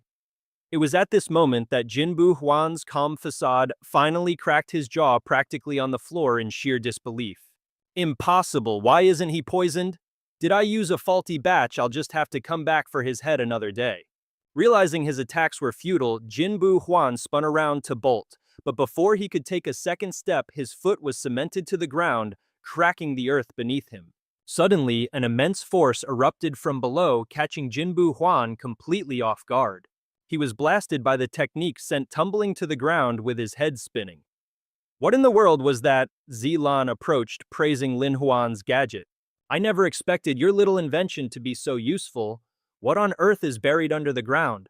He simply pointed a finger to the sky and nonchalantly named the move he just used. Earth mine. Then Lin Huan explained how his brilliant, almost Manhwa-level trap worked. The outer layer of the poison smoke bomb is made from a pig's large intestine, which has fantastic elasticity. It's packed with poison powder and quicklime. Then another section of pig intestine is used to hold water. Hearing this, Zilan's face lit up with understanding as she put the pieces together. So all it takes is for the porcelain shards to puncture both dried intestines, and the water mixing with the quicklime creates the poison smoke. The two soldiers standing by listened to the whole exchange, completely clueless about what had just transpired. Jinbu Huan's poison was utterly useless. Only then did Lin Huan reveal the small shield hidden in his sleeve that had blocked the hidden weapons. I told you you can't win against me. And just to add insult to injury, Lin Huan dumped the entire stack of shields onto the unconscious Jinbu Huan. Jinbu Huan, my dude, you need to read a book or watch the news or something to get a clue. The very next day, over at Chuba's office, after hearing the report, the man just calmly sipped his tea. It's handled, my lord. The assassin has been taken care of by the Ma family. Li Bai, ever the hype man, chimed in from the side, adding a whole lot of extra spice to the story. Hearing this, Chuba couldn't stop a proud grin from spreading across his face for his son-in-law. So the whole thing was just Lin Huan putting on a show to get Jinbu Huan's attention, creating the perfect opportunity to plant landmines and block the assassin's escape route. He clapped his hands and roared with laughter. Brilliant, the boy has guts and strategy. Having said that, Chuba let out a sigh, a hint of unease in his heart. Just a tiny bit. If only the boy knew the proper methods, he wouldn't need such elaborate schemes. It's a shame the young master is past his prime for martial arts training, or I could have taught him some real techniques right here in the manor. Miles away, Lin Huan let out a sneeze, the kind you get when someone is definitely talking smack about you. But he paid it no mind, instead pulling up his system panel to check his progress. Who's thinking about me now? See, all it takes is a few pro gamer moves and the influence points just roll in. A notification promptly appeared on the system screen. Congratulations, host, for completing the influence mission. Influence points plus 50, and you've earned one chance to win a shop lottery ticket. Accept reward, yes, no. Without a moment's hesitation, Lin Huan smashed that yes button, his face alight with anticipation as a glorious prize wheel materialized before him. Come on, big money, no whammies. If I hit the jackpot, I'm retiring to read manhwa all day. After a moment, the arrow landed on a skill, body reinforcement. Lin Huan stared at the name for a second, a bit skeptical. What good is body reinforcement gonna do for me? He decided to test out this new skill anyway. Well, I guess a buff is a buff. A massive crack echoed through the room. But instead of causing an earthquake, Lin Huan's hand just swelled up like an overinflated balloon. My hand, but he didn't really care because on the wall he had just punched a massive fish-shaped crater had appeared. Seeing the skill as utterly useless, Lin Huan lost all interest, waved his hand, and walked away. What a scam, this wall has absolutely no integrity. Elsewhere, Xiang Ying heard the news of the failure and was so enraged she shattered the teacup in her hand. Does that Lin Huan have plot armor or something? She fumed, sitting by the bedridden Kang Xuan's side, her sly expression aimed right at him. My sweet Kang Xian, don't you worry. I'll make sure you get your honor back. Fang Ying even gently caressed Kang Xian's face with a tenderness that could melt steel. That punk Lin Huan doesn't have much time left in this world anyway. Meanwhile, outside, Hu Yue was holding a crowd of kids spellbound with the tale of Lin Huan's assassination. Behold, the Grandmaster of Hidden Weapons, Jin Bu Huan. With a flick of his wrist unleashed 3 lethally poisoned silver needles, they soared straight for the Ning family's live-in son-in-law, Lin Huan. In midair, the 3 needles transformed into 3 streams of toxic energy. 1 black, 1 white, and 1 gray, swirling together to form a yin-yang symbol that let out a piercing shriek. The kids were absolutely hyped, buzzing with excitement. Whoa, this Jinbu Huan is a total beast. Lin Huan is toast for sure. Sensing the story was reaching its peak, he dramatically snapped his fan shut against his palm.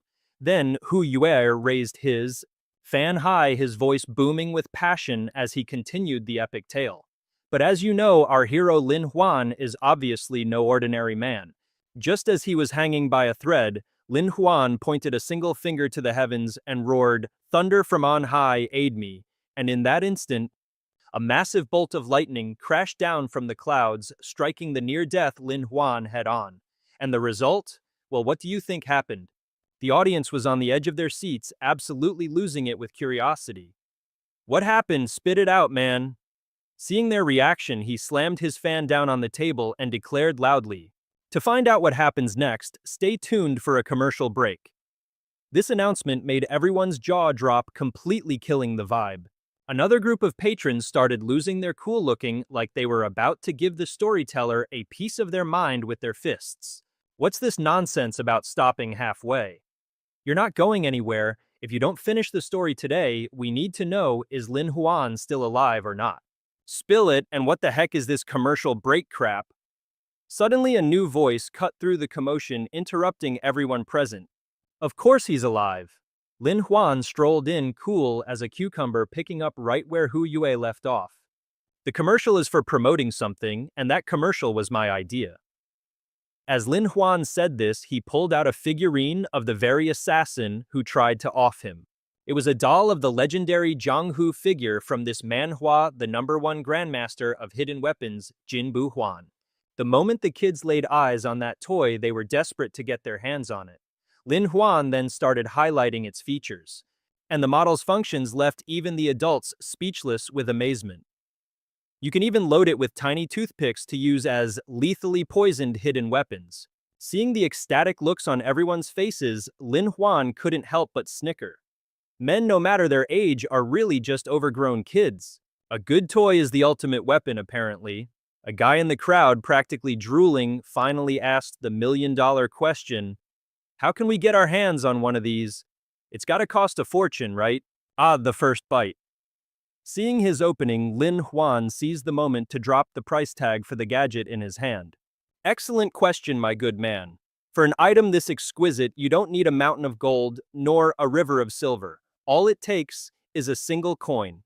And with that dramatic reveal, he whipped out a whole collection of different models, putting them on full display for the gawking crowd. Just 1 coin. Think it's a ripoff. Fear not. You can't possibly get scammed with our 7-day no questions asked return policy, plus a 1-year warranty. We're a reputable business, but stock is limited, so get 'em while they're hot. If you want to buy, just see our man, Mr. Guo. The crowd went dead silent for a second, a pin-drop moment of pure disbelief. But then the dam broke. Wallets flew open as everyone scrambled to get a piece of the action. I'll take 3, me too. Give me a dozen. Ignoring the absolute pandemonium he'd just created, Lin Huan coolly paid his shill Xiaozhou, the kid who kicked off the whole frenzy. "This one's mine," I called dibs, man. First time pulling a stunt like this, and it's way more fun than actual fighting. Don't worry, there's plenty more where that came from. Zilan, however, was not amused. Standing beside him with her arms crossed, she deadpanned, "Let's not forget, our whole reason for being here is to investigate the Gu Master Jinbu Huan, right? Already handled it." Lin Huan replied casually, gesturing towards the frenzied mob. "You see, my dear Mr. Guo gets a huge cut from selling these toys. And at the same time, he gets to bring the characters from his stories to life, turning them into actual action figures. It makes his storytelling way more engaging, like a real-life manhwa." "They'll be eating out of the palm of my hand," he said smugly. Meanwhile, the queue to buy the merch was already stretching around the block. But for a mastermind like Lin Huan, this was just the beginning. "This recent assassination attempt taught me one thing. Our current intelligence network is pathetic. These storytellers who wander the lands all year are the ultimate information brokers. We can glean all sorts of secrets from the tales they spin." With a flourish, Lin Huan produced a small slip of paper. "For instance, here's the latest intel on Jinbu Huan." But as he read the note, his brow furrowed in confusion. "Hongzi, Dongfang Han Gong? The situation is..." What the heck was this supposed to mean? Ancient formulas, these were practically heavenly scriptures. The ever-curious Zilan couldn't help but sneak a peek and let out a gasp of amazement. The Grand Adjudicator's office, the Empire's biggest watchdog, and one of the four major powers, was run by none other than Duke Dongfang Han. Their MO was basically to operate in the shadows, creating the perfect chaos to deploy assassins. As this sank in, our boy started connecting the dots. So the theory goes Jinbu Huan was captured a long time ago, but instead of getting the chop, he was secretly turned into a shadow operative for Duke Dongfang Han's crew. He was taking dirty jobs directly from the government.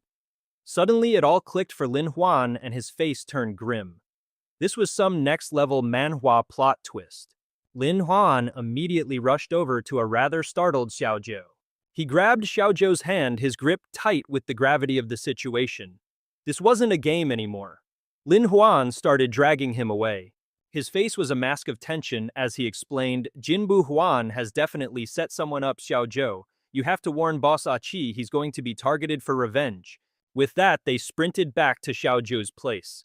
Boss Achi. The room was a total disaster. It looked like it had been completely torn apart with obvious signs of a struggle. "He's been taken." A symbol had been left on an overturned table. Next to it lay a jade pendant. Seeing this, Xiaozhou's face paled with worry as he turned to Lin Huan. "Brother Lin, what are we going to do? The boss is in deep trouble," he cried, picking up the jade pendant. They wanted to do a secret hostage exchange, meaning they didn't want to start beef with the Ning Manor. Otherwise, the consequences would be unimaginable. Lin Huan was absolutely furious, ready to hunt down whoever was responsible. No matter who they were going down. As night fell, a carriage rumbled through the West City around midnight. Seeing they'd reached the rendezvous point, Lin Huan hopped out. After that long ride, his back was killing him and he had to stretch out the kinks. "What took you so long? It's already midnight, why are you so late?" a voice called out. Lin Huan just muttered, "Man, I'm sore." A group was already there waiting, led by a guy named Fang Ying. Of course, he was ridiculously handsome, no surprise given he was from the prestigious Ning family in this manhwa.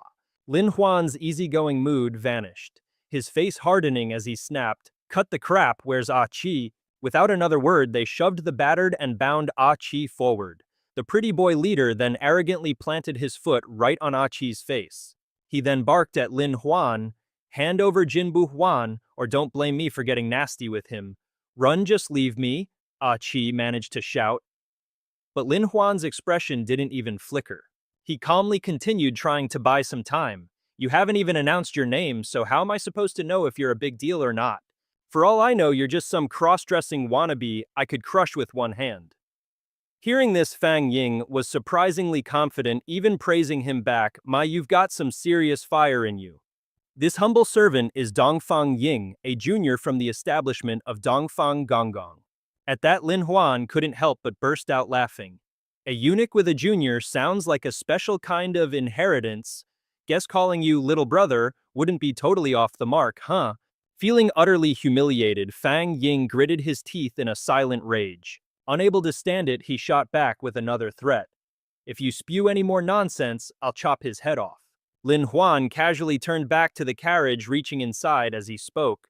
What's the big rush? The emperor isn't in a hurry, so why should a eunuch be? He then dragged out the unconscious Kang Xian. Without missing a beat, Lin Huan grabbed Kang Xian by the hair and pressed a hidden weapon to his face, a perfect counter threat.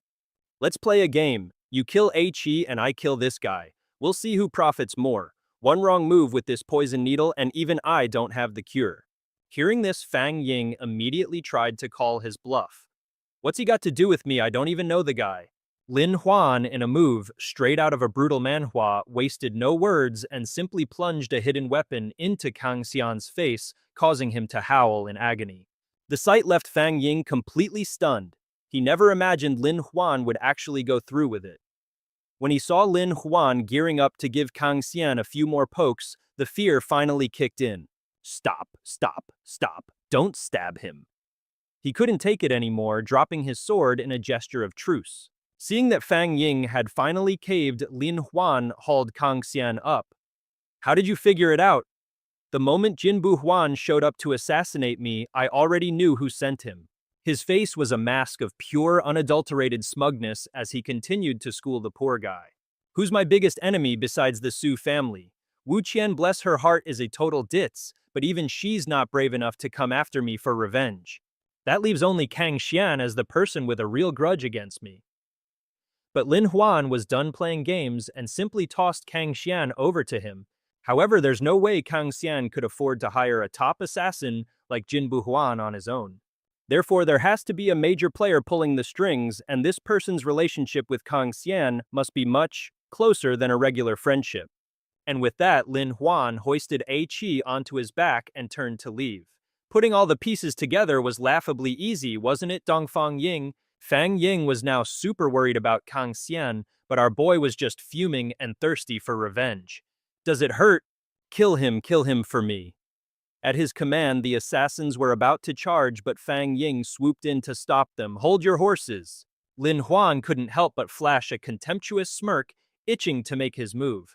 Humph, you guys really are as dumb as a box of rocks. With that, he struck a match. I don't even get what this Bai Jin Bu Huan thing is for anyway. Without another word, Lin Huan tossed the flaming match forward. The tiny flame sailed straight towards the horse carriage, which just so happened to be packed with a whole lot of explosives. Burn, baby! Burn, I'm not handing anyone over to you. Witnessing the scene unfold, Fang Ying instantly realized Lin Huan's explosive plan and ordered his assassins to fall back.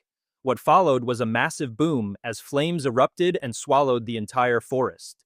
Lin Huan carried Qi away with a devilish grin plastered on his face, while Qi looked a bit concerned.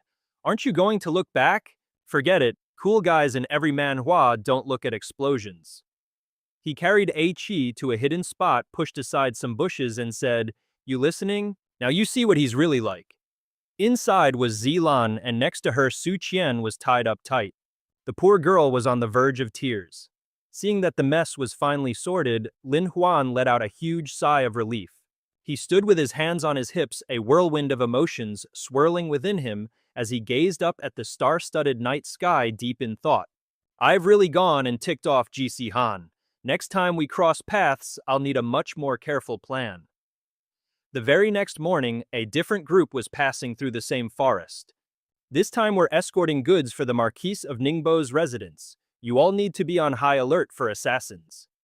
But then suddenly, from high up on the mountain, a massive boulder came crashing down right towards the group.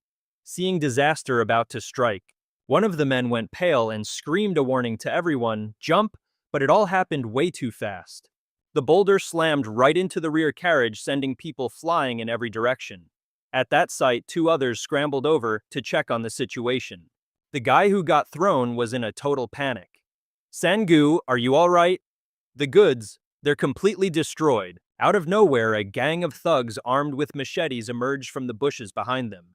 They declared boldly to the terrified delivery men, Go back and tell your master if he dares to ship anything else through here, we'll slaughter you all. And that was all on the same day. Someone came scrambling to break the bad news to Chuba and Lin Huan. The entire shipment of porcelain was pretty much smashed to smithereens. The head of the security agency, who already had a government official breathing down his neck, was absolutely livid when he heard. He couldn't believe someone had the audacity to touch his cargo. Those blasted scoundrels dared to mess with my goods. Men follow me, we're going to annihilate them. Lin Huan, however, suspected there was more to this story. He turned to his father-in-law and cautioned, "Father-in-law, I'm afraid this is a setup. If they were just highway robbers, why would they only destroy the goods and not harm anyone? And they knew our exact time and location. I'm afraid we have a mole." Hearing this, Chuba managed to calm his jets, but a new worry surfaced. Who on earth could be behind this? Even so, if we don't crush them now, they'll surely tarnish the name of Ningzhou City in the future. Seeing that his son-in-law actually had a brain, he immediately decided to dump the entire problem on Lin Huan. Since you've sniffed out the problem, you can take the best troops and get going. And so that very afternoon, Lin Huan, along with Zilan and a host of soldiers, set out to investigate the situation. She had heard about the incident and couldn't help but feel a little anxious. From the escort master's description, these bandits sound like they're straight out of a martial arts manhwa. What's your plan? A true man never backs down. Whatever the case, I've still got a few ceramic landmines up my sleeve. After a short while, Zilan voiced her biggest worry, but Lin Huan just kept a cheerful smile. The key isn't that they're strong, but that they're cunning, which makes them hard to find. So where do you plan to start? A man of the mountains always has a clever plan. With that thought, he took a massive breath and bellowed loud enough for the entire region to hear, "Where are you, cowardly bandits? Your grandpa has arrived. Scramble out here right now. You have the nerve to raid the main road, but not the guts to show your faces. Quit hiding, you scoundrels. I know you're here." Seeing Lin Huan's unique strategy, the soldiers began to seriously question his competence. Is Master Ma really trying to lure them out just by yelling? That's a bit naive. I mean, look at him. He's got the dashing good looks of a manhwa protagonist. But I bet he'll just shout a few more times, then report back to Chuba that he failed. Seeing that being nice wasn't working, Lin Huan whipped out a megaphone to make his insults crystal clear. "You sons of mothers, aren't you going to come out and greet me if you don't? Just you wait, you won't even have your loincloths left." The soldiers couldn't believe their ears. How could a seemingly educated gentleman unleash such a string of profanities? The trash talk was on a whole other level. Suddenly, a foot stomped into view, crushing the poor innocent grass. But hey, it seems the foul-mouthed strategy worked. The bandits, thoroughly triggered, grabbed their swords and stormed out. Did Lin Huan just say all we have left is our underwear? I've never been so humiliated in my entire life. Lin Huan found their thin skin hilarious and couldn't help but chuckle. Finally decided to come out and play, have we? You guys forced me to use my not-so-PG vocabulary. He raised a hand ready to signal his troops to finish this little game once and for all.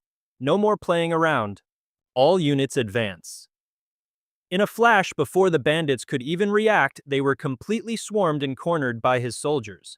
Then out of nowhere, one of them threw his sword to the ground in a dramatic gesture of surrender. The rest quickly followed suit, kneeling with their hands up and launching into a classic sob story. "We were wrong. We only turned to this life because we needed to put food on the table.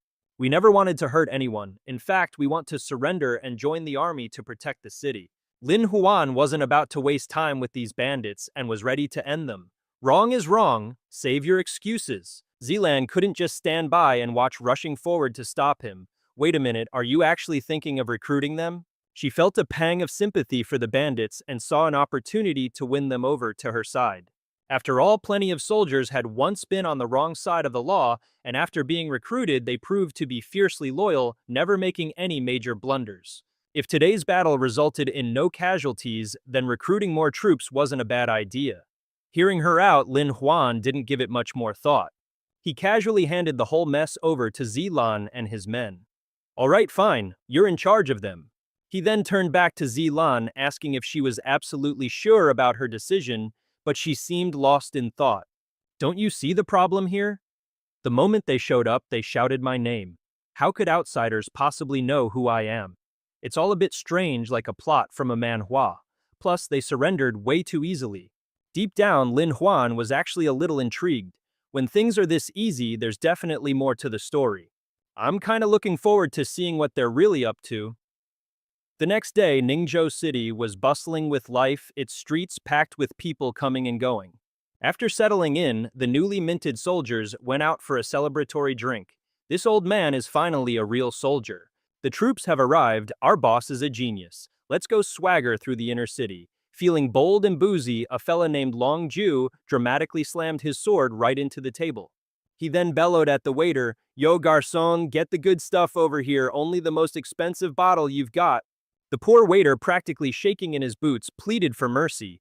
"Please, my lords, have pity. This humble shop is completely out of booze." That, of course, was the wrong answer. The soldier went ballistic, sending the waiter flying with a single kick. "You piece of crap, if Lord Ningbo hadn't mobilized us, I'd have smashed this joint to bits by now." His buddy warned, "Easy there, boss, don't do something you'll regret." After gorging themselves and getting thoroughly plastered, the squad finally staggered out, leaving a war zone for the waiter to deal with. As he cleaned up the mess, he grumbled under his breath, cursing those freeloading soldiers. Freaking cheapskates. They've been coming for days and haven't paid a single coin. Suddenly, he spotted something they left behind and called the owner over. "Boss man. You've got to see what these guys wrote." On the table was a note full of some heavy-duty criticism, stamped with a peculiar red seal. "The sovereign is a fool swayed by lies while the people suffer endlessly. Ningbo is no traitor. He should march on the imperial capital." The waiter, being illiterate, had no clue what it meant, but the look on the owner's face was dead serious. This was getting more dramatic than a manhwa plot twist. "Hey boss, is that like a treasure map or something?" the waiter asked, completely clueless. "Kid, this is way bigger than any treasure map." With that, the owner bolted out the door, yelling back, "I've got business to attend to. Keep the shop closed for a few days." Meanwhile, Chubo and his two kids were enjoying a perfectly normal family lunch, chatting away happily. Suddenly, their peaceful meal was interrupted when some fearless punk literally kicked the door off its hinges and stormed in. Instantly, both Chubo and Zilan were on their feet, swords drawn and ready for a brawl. Who dares? All they saw was a squad of soldiers who looked like they owned the place. The one in charge didn't waste any time with pleasantries. "Official business," he barked. All irrelevant bystanders scram. The tension in the room was so thick you could cut it with a knife. A full-blown fight was just a breath away in this manhwa. And then a familiar, unwelcome figure strode in. It was Kang Xian, and he got straight to the point, his voice dripping with accusation. "Marquis Ningbo, you have the audacity to commit treason." Chubo was genuinely shocked. He couldn't believe this guy had the nerve to show his face again. "Treason? Seriously? Didn't you embarrass yourself enough the other day?" Kang Xian just smirked and whipped out the very note the soldiers had left at the inn. He waved it in Chubo's face. "And what, pray tell, do you have to say about this? How dare you try to deny it? With a corrupt sovereign listening to slander, the people are suffering, and now Ningbo is being framed for treason. That's why they've marched right up to the capital's doorstep." Meanwhile, Lin Huan couldn't give two hoots about the drama, entirely focused on the noble art of shoveling food into his mouth. Sigh, the youth these days are so hot-headed. Is there no decorum left? Seeing our boy's unbothered expression really got under Kang Xian's skin. He couldn't care less anymore and just ordered his soldiers, "Arrest them all. Han guards, seize this traitor for execution. Kill anyone who dares to stand in the way." Suddenly, Long Jiu-hu, the troublemaker from earlier, swaggered in. The guy even had the audacity to act like he was the victim coerced by Lin Huan. "Marquis Ningbo, I was so wrong about you. As a loyal subject, my duty to the realm comes first. How could you command these scoundrels to assassinate the emperor? You may not value your own life, but think about your parents, your wife, and your children. They will all suffer because of you." Our boy couldn't help but mentally applaud Long Jo-hoo's over-the-top immersive acting. "Bravo, what a performance. You guys should seriously consider a career in acting." Seeing this whole charade, Ningbo finally understood everything. He even advised Zilan to lower her guard and sheath her sword. "I'll go with them. With a clear conscience, I have nothing to fear." Having achieved his goal, Kang Xian flashed a sinister smirk and forbade anyone from following them. "Oh, and by the way, until this whole matter is cleared up, I won't lay a single finger on any of your relatives." And just like that, these guards weren't even allowed to set foot inside the Marquis's manor. He then ordered his own soldiers to leave before following his captors. "All of you disperse, await my news." Zilan couldn't help but turn to Lin Huan. "You, on the other hand, seem to already have your next move planned. Can your plan even work?" Of course, all you have to do is trust me. Still worried, she turned to him, desperate to know what he was plotting. So spill it, how are we supposed to find them now? Lin Huan's face was brimming with a confidence straight out of a manhwa. He reached into his robe to pull something out. Simple. Lin Huan then whipped out a strange pair of sunglasses, something that had absolutely no business existing in this era. The latest design, ultra slim shades. He coolly put them on and began explaining their function to a bewildered Zilan. They can distinguish a special pigment that I custom made. To demonstrate its capabilities, Lin Huan beckoned her outside for a live demo. What you're about to see is the miracle of these glasses. This handy gadget helps Lin Huan.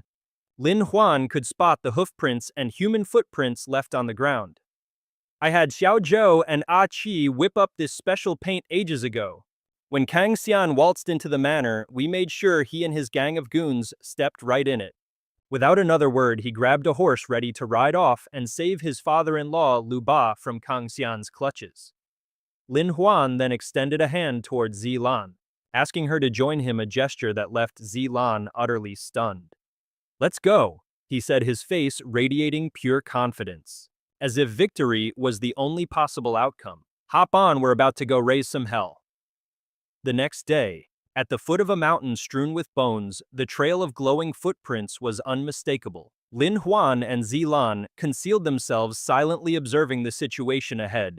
The terrain was a defender's dream and an attacker's nightmare. They have to be behind the mountain, he deduced. Soon enough, they spotted a camp in the distance. Zilan, ever the impatient one, was eager to move forward. I can't see clearly from here. I'm going in for a closer look. You wait here. Lin Huan quickly grabbed her hand. Whoa, hold your horses! He then pulled out a pair of binoculars. I came prepared, of course. Zilan stared at the contraption, completely baffled. What in the world is this? Why are both ends blocked by these weird transparent glass pieces? Lin Huan patiently explained, this is called a glass lens. You can get a ceramic workshop to craft it. He smiled and handed the spyglass to her. I had this made especially for you. We have a matching pair, you know. Think of it as a token of our engagement. Zilan's face turned beet red. Who's engaged to you? She stammered. She took the lens to try it out, then gasped in amazement. This is incredible. If we had this in a war, we wouldn't need to sacrifice any more scouts. Lin Huan just grinned. Stick with me, kid. The future holds even more amazing things, just like in a sci-fi manhwa. Together, they scanned the crowd below, confirming their suspicions. Yep, those were definitely Kang Xian's men. Bingo, Lin Huan said. Looks like they're in the middle of some shady deal. All we need now is an excuse to slip in. Seeing the large number of soldiers, Zilan started to worry. But there are hordes of them, and the Ning family has no troops here. Are you suggesting we fight to our last breath or something? Lin Howen remained as cool as a cucumber, still scoping out the target. Not necessary. We're just going to do a little fishing in troubled waters. What's that supposed to mean?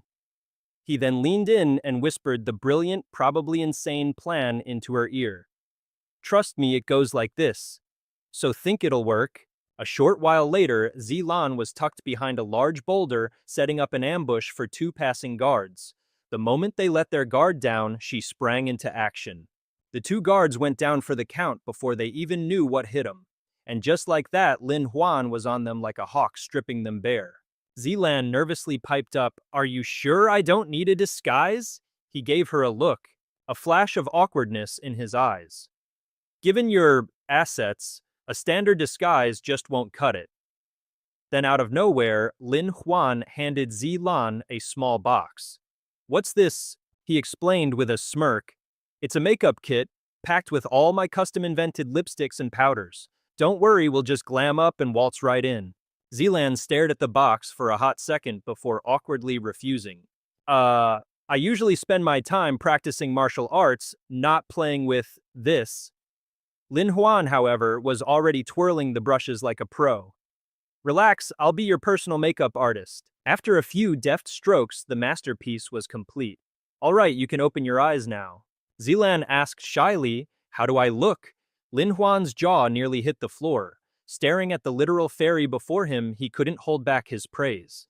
My dear, you look absolutely stunning. Zilan had to pinch his cheek to snap him out of his daze. Stop staring and let's get to work. Right, on it, on it.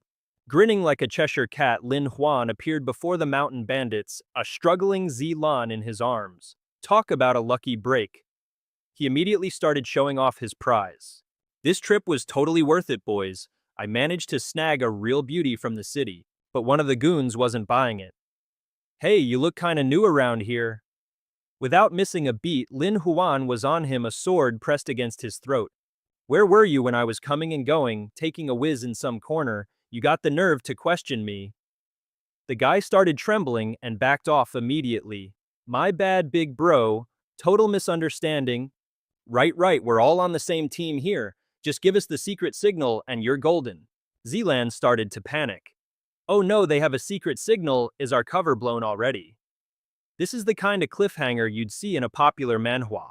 Lin Huan just flipped them the bird and roared, here's your signal, but whoops, the fake finger snapped right off. He immediately launched into a furious tirade. Asking me for a signal is a huge sign of disrespect. I, Lin Taiyu, have nothing if not my honor, and I always back it up. You don't believe me? Fine, watch this. He then chopped off his finger. Now you've seen it, so don't you dare get fresh with me again, or you'll have nothing left. Seeing Lin Huan's absolutely unhinged performance, the bandits were utterly terrified. Dude's a psycho. With an attitude like that, he's gotta be one of the top dogs from the summit. He then popped the severed finger into his mouth and started chewing on it like a piece of jerky. You don't get to disrespect me, got it. This time it's my own I'm eating, next time it'll be one of yours.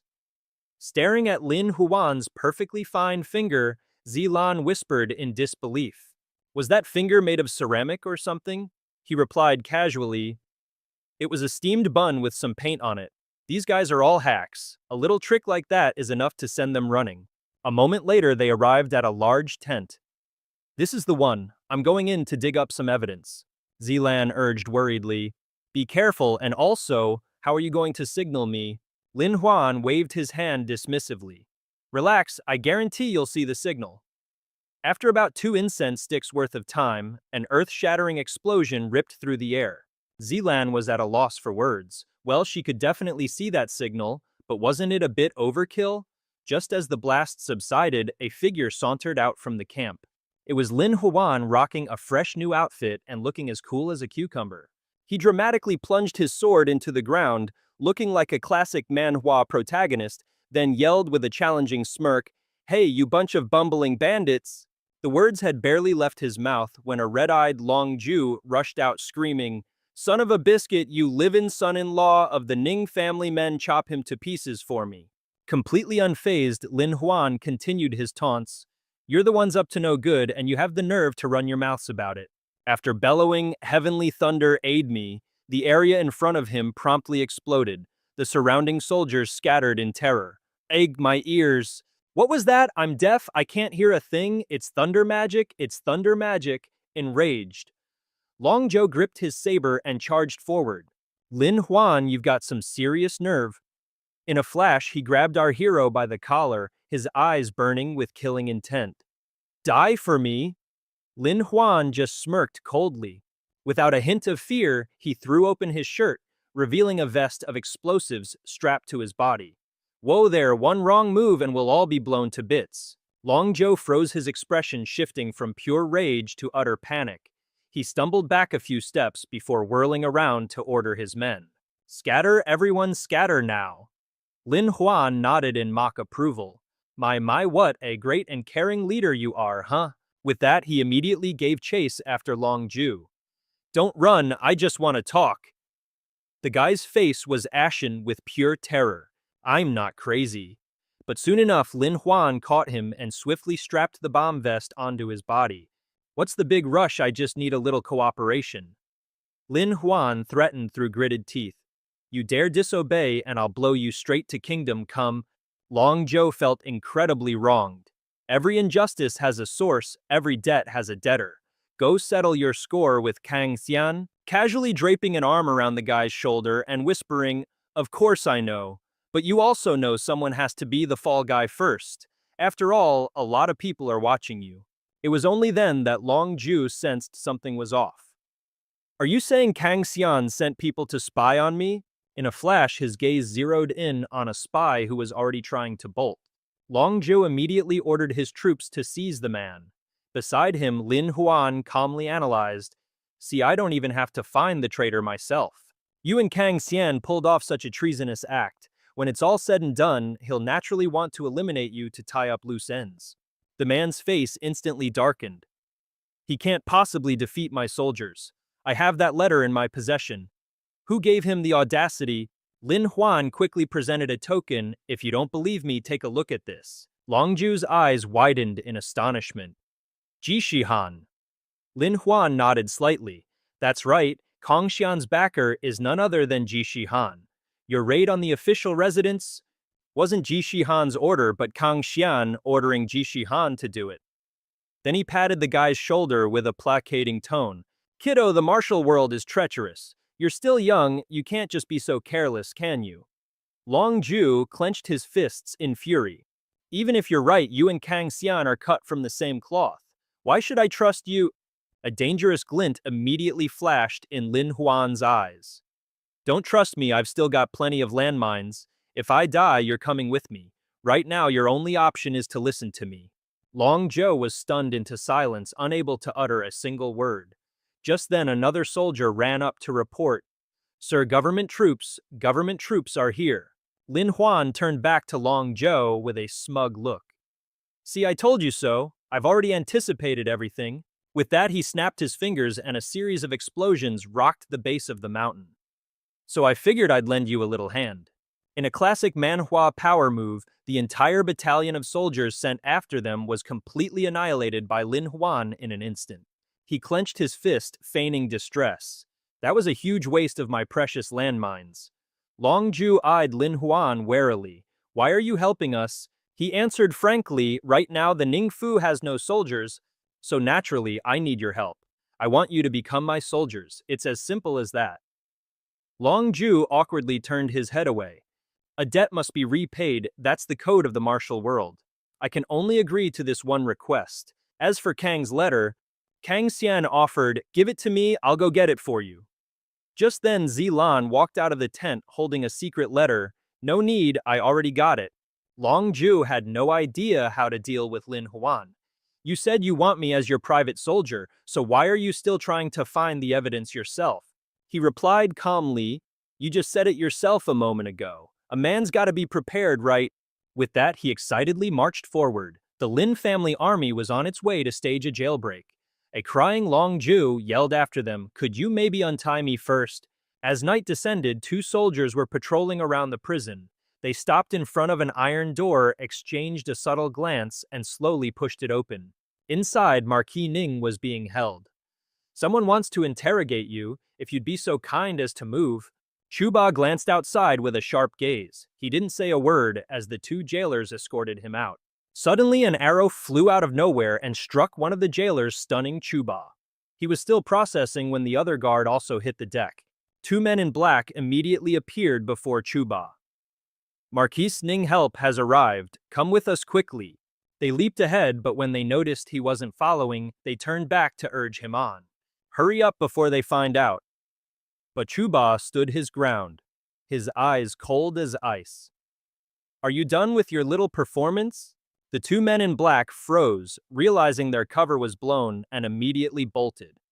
"We've been exposed, let's get out of here." Suddenly, the dead jailer behind Chuba got back up. The man instantly ordered fire, and a volley of arrows shot towards the two fleeing figures. The jailer casually pulled the arrow from his own chest, remarking, "Lying on the ground this late at night is actually quite refreshing." Then Lin Huan let out a laugh and slowly removed his mask. "Greetings, father-in-law."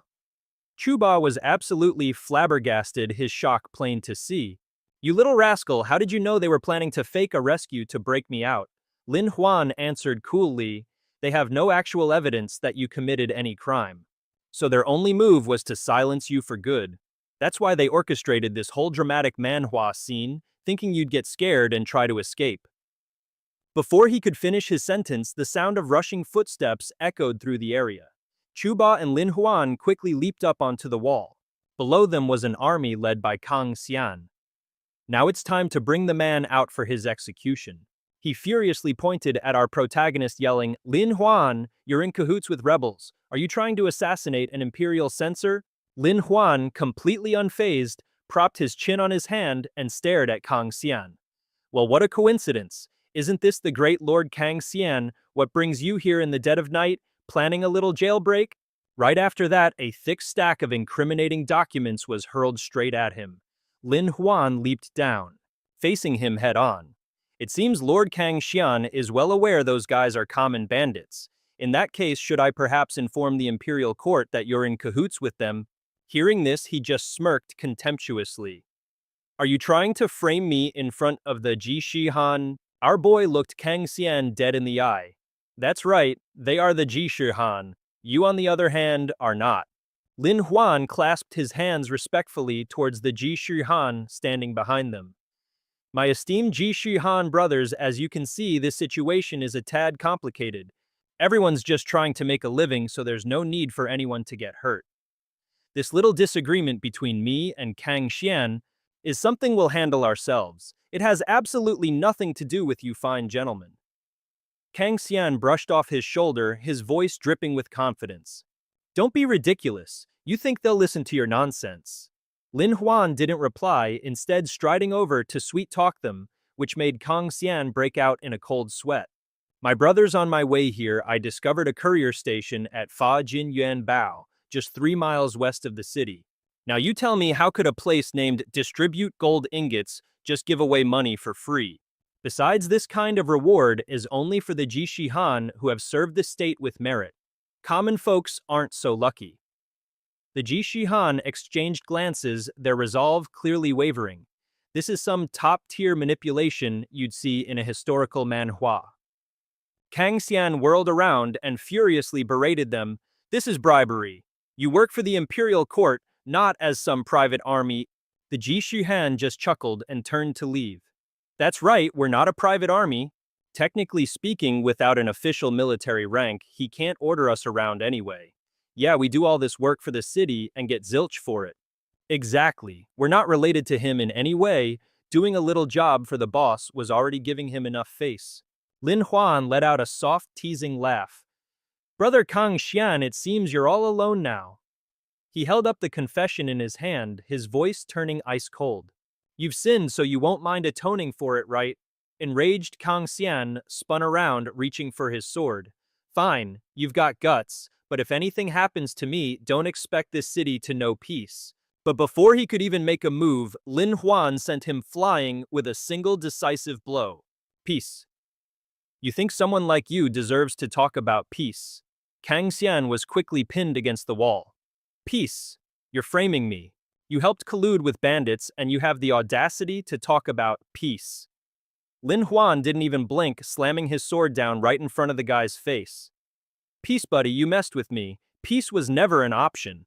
Feeling the sheer murderous intent rolling off Lin Huan, Kang Xian started shaking like a leaf in a hurricane. You... Lin Huan tossed the written confession at him and turned to walk away. Go ahead and run, but the juicy details in this letter, they're going straight to the public. Then Lin Huan shot a look back at Kang Xian, his eyes radiating pure death. Confess on your own, or I'll personally escort you to a very peaceful place, 6 feet under. The next day over at the Ming Manor, the vibe was immaculate. Zhang Bo raised his cup, a look of pure satisfaction on his face. I never thought you'd pull such a bold move right under my nose. Lin Huan just shrugged with a cool smile. Father-in-law, the heavens are on your side. I just gave them a little nudge. Just as they were enjoying their victory lap, a servant scurried in with some news. Sir, the daughter of the Su family, Su Qian, requests an audience. Lin Huan's face soured before the servant could even finish. Su Qian, what's she doing here trying to plead for that loser Kang Xian? Tell her to get lost, no audience, kick her out. The servant, practically vibrating with fear, tried to stutter out, No, it's her, when a hand gently landed on his shoulder from behind. Allow me. Su Qian dramatically dropped to her knees, her voice thick with emotion. This humble girl, Su Qian, has come with a request.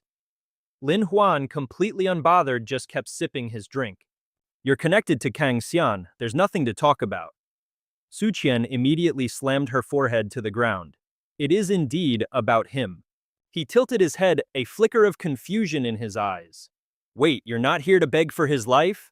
As for Su Qian, her gaze turned absolutely glacial. I'm asking you to kill him.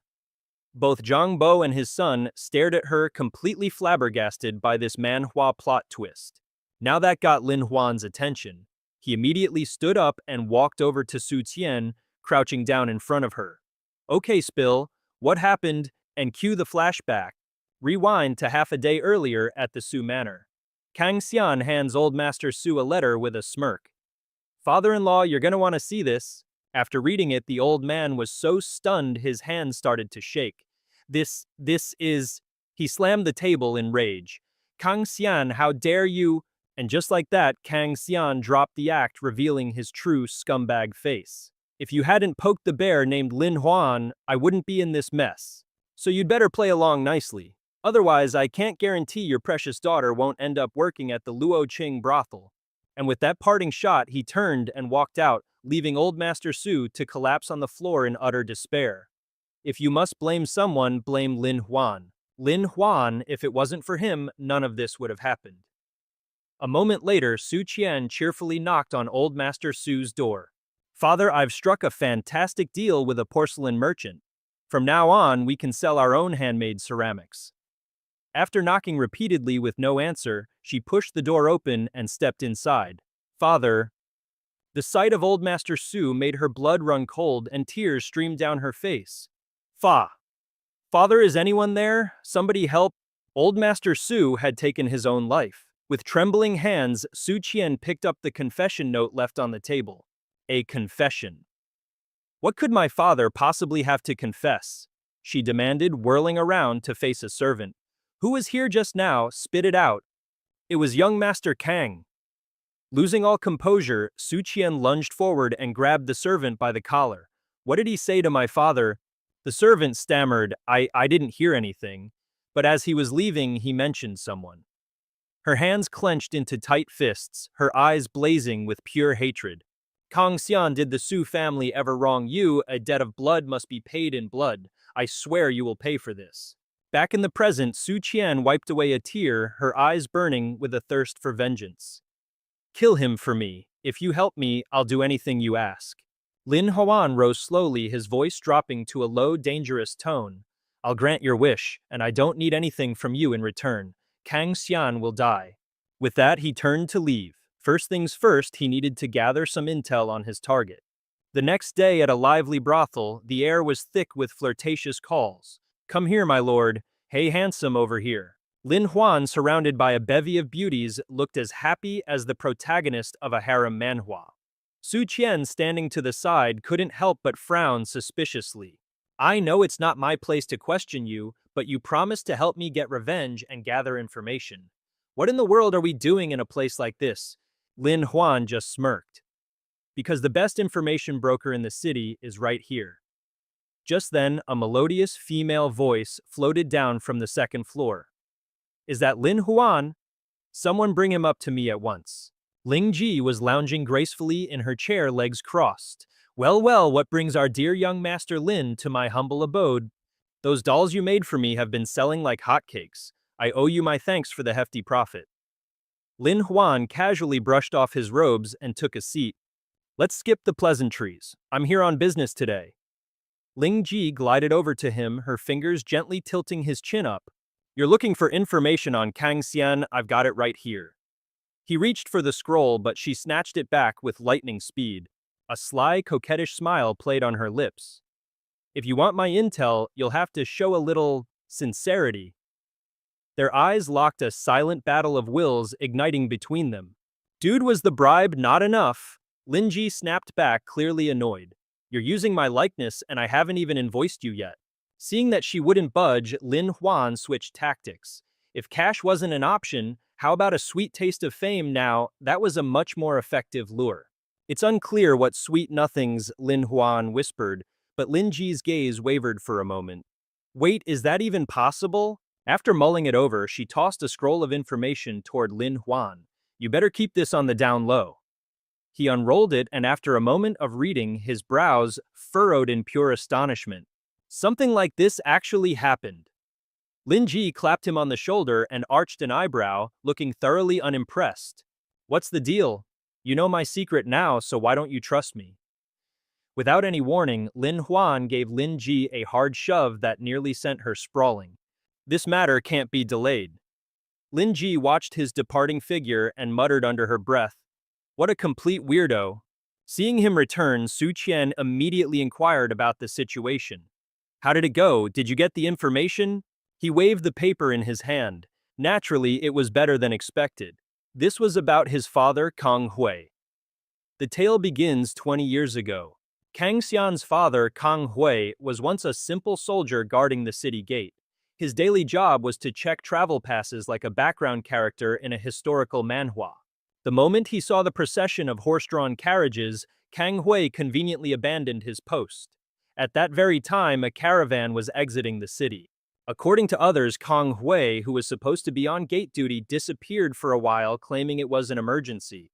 The very next day, the caravan carrying wealthy merchants was brutally attacked, suffering heavy casualties. They were completely annihilated. Later, a wealthy merchant who had escaped covered in wounds was conveniently rescued by Kang Hui. From then on, the indebted merchant did everything in his power to help him. It was also around this time that spies from the enemy nation of Yue Guo began their operations, even bribing officials with heaps of gold. The official pocketed the bribe without a second thought. Su Qian felt like she had heard this part of the story before. The king and the city lord soon met with a great disaster. The main culprit, a spy from Yue Guo, was promptly assassinated by Kang Hui. Afterwards, Kang Hui racked up numerous great achievements, eventually becoming the city lord with power comparable to Ningbo. He comfortably secured one of the most important positions in the imperial court. Reading this far, Su Qian couldn't help but be utterly stunned. According to the information, Kang Hui might have been colluding with the neighboring country and was involved in that robbery. Lin Huan's face darkened, his hands clenching into furious fists. What's even more infuriating is that Yue Guo made off with a mountain of cash while Kang Hui got all the fame and fortune, only to turn around and orchestrate the city lord's assassination. The absolute nerve. He glanced at the nearby establishments. According to their intel, before Kang Hui clawed his way up to become the city lord, he was a regular at the Dongfang Mingye tea house. Su Qian chimed in, adding that Kang Hui often headed in that direction, his movements always shrouded in mystery. Lin Huan whipped out his disguise kit in a flash. Before we go snooping, let's give ourselves a little makeover. The entrance to the Mingyue tea house was bustling with a mix of distinguished guests and stern-looking guards. Now expertly disguised, Lin Huan and Su Qian strolled confidently toward the entrance. Two guards immediately blocked their path. State your business, show us your entry token. Suddenly, a figure zipped right past Lin Huan's eyes, and a man collapsed onto the ground with a pathetic thud. Refusing to give up, the man desperately grabbed the guard's leg. "I'm begging you just one more time." In an instant, Lin Huan pieced it all together. "Ah, I see. This isn't a tea house, it's a casino. If you don't believe me, just watch." Su Qian whispered inquisitively, "So does this mean all the money stolen 20 years ago was laundered right here?" A sly smirk played on Lin Huan's lips as he struck a powerful pose. "What do you think I'm here for? You want a token? My money is the only token I need. Imagine running a casino and still acting so petty." The flustered guard rushed over and whispered urgently in Lin Huan's ear, "You know this is a casino, so why are you shouting and trying to cause a scene?" He casually pulled out a silver ingot and slapped it against the guy's face. "Are you trying to lecture me? You've got guts." The two guards' eyes lit up as they greedily accepted the silver-waving Lin Huan and Su Qian through without another word. Watching Lin Huan's arrogant display, Su Qian's face turned beet red. Why have I never seen this side of him before, so domineering? Inside the Mingyue tea house, the air was thick with noise and excitement. Su Qian anxiously scanned the chaotic room. "Security is crazy tight in here." She worriedly asked, "How are we ever going to find the vault?" But Lin Huan remained as cool as a cucumber. "Simple. We'll make them come to us. You go scout the area, I'm going to play a few hands." Su Qian was instantly horrified. You know how to gamble. With that, Lin Huan turned to her with a look of unshakable confidence. Back in the day, Chen Xiaodao turned 20 yuan into a staggering 37 million, and Lin Shu turned 200,000 into 5 million. I can do it too. This is classic protagonist in a gambling manhwa stuff. He then promptly rolled up his sleeves and swaggered over to a table. He placed his bet like a seasoned pro. The game master rapped one of the bowls on the table, calling out, 3 cups, 1 ball. Place your bets, folks, a 5-to-1 payout, an opportunity of a lifetime. Then with a flick of his wrists, he shuffled the cups around. His hands were a blur, a masterful display of sleight of hand that was almost impossible to follow. The crowd of onlookers eagerly yelled out their wagers. Jia, I'm putting 10 silver ingots on Jia. Yi, 15 silver ingots. 1 ingot. Hearing the pathetic 1 ingot bet, the game master sneered, is some broke beggar trying his luck? The minimum bet here is 10 silver pal. Suddenly, a gleaming gold ingot slammed onto the table, accompanied by a commanding voice. I'm betting on Yi, 1 gold ingot. Our hero shot the game master a look dripping with arrogance. Go on, open it. The dealer slowly dramatically lifted the cups. It was Yi or not. As all 3 cups were revealed, one patron shouted with glee, it's Jia, the first cup, while a wave of disappointment washed over everyone else. Sweet, I won, I actually won. The lucky gambler cheered, but Lin Huan grabbed the dealer's wrist. Hold on a second. I'm a little suspicious. The dealer, cool as a cucumber, swore a solemn oath. Honored guest, you can't just slander an honest man. If I cheated, may I lose an arm. Lin Huan watched him for a second, his brow furrowed in thought. Maybe it's just my rotten luck, he conceded. He let go of the man's arm, but his eyes burned with a desire for revenge. Fine, he thought. A few more rounds, and I'll win it all back. The dealer smirked internally. What a rich idiot. Time to bleed him dry. Once again, the cups became a blur as the game master shuffled them with lightning speed. Place your bets. Once your hands are off, the reveal begins.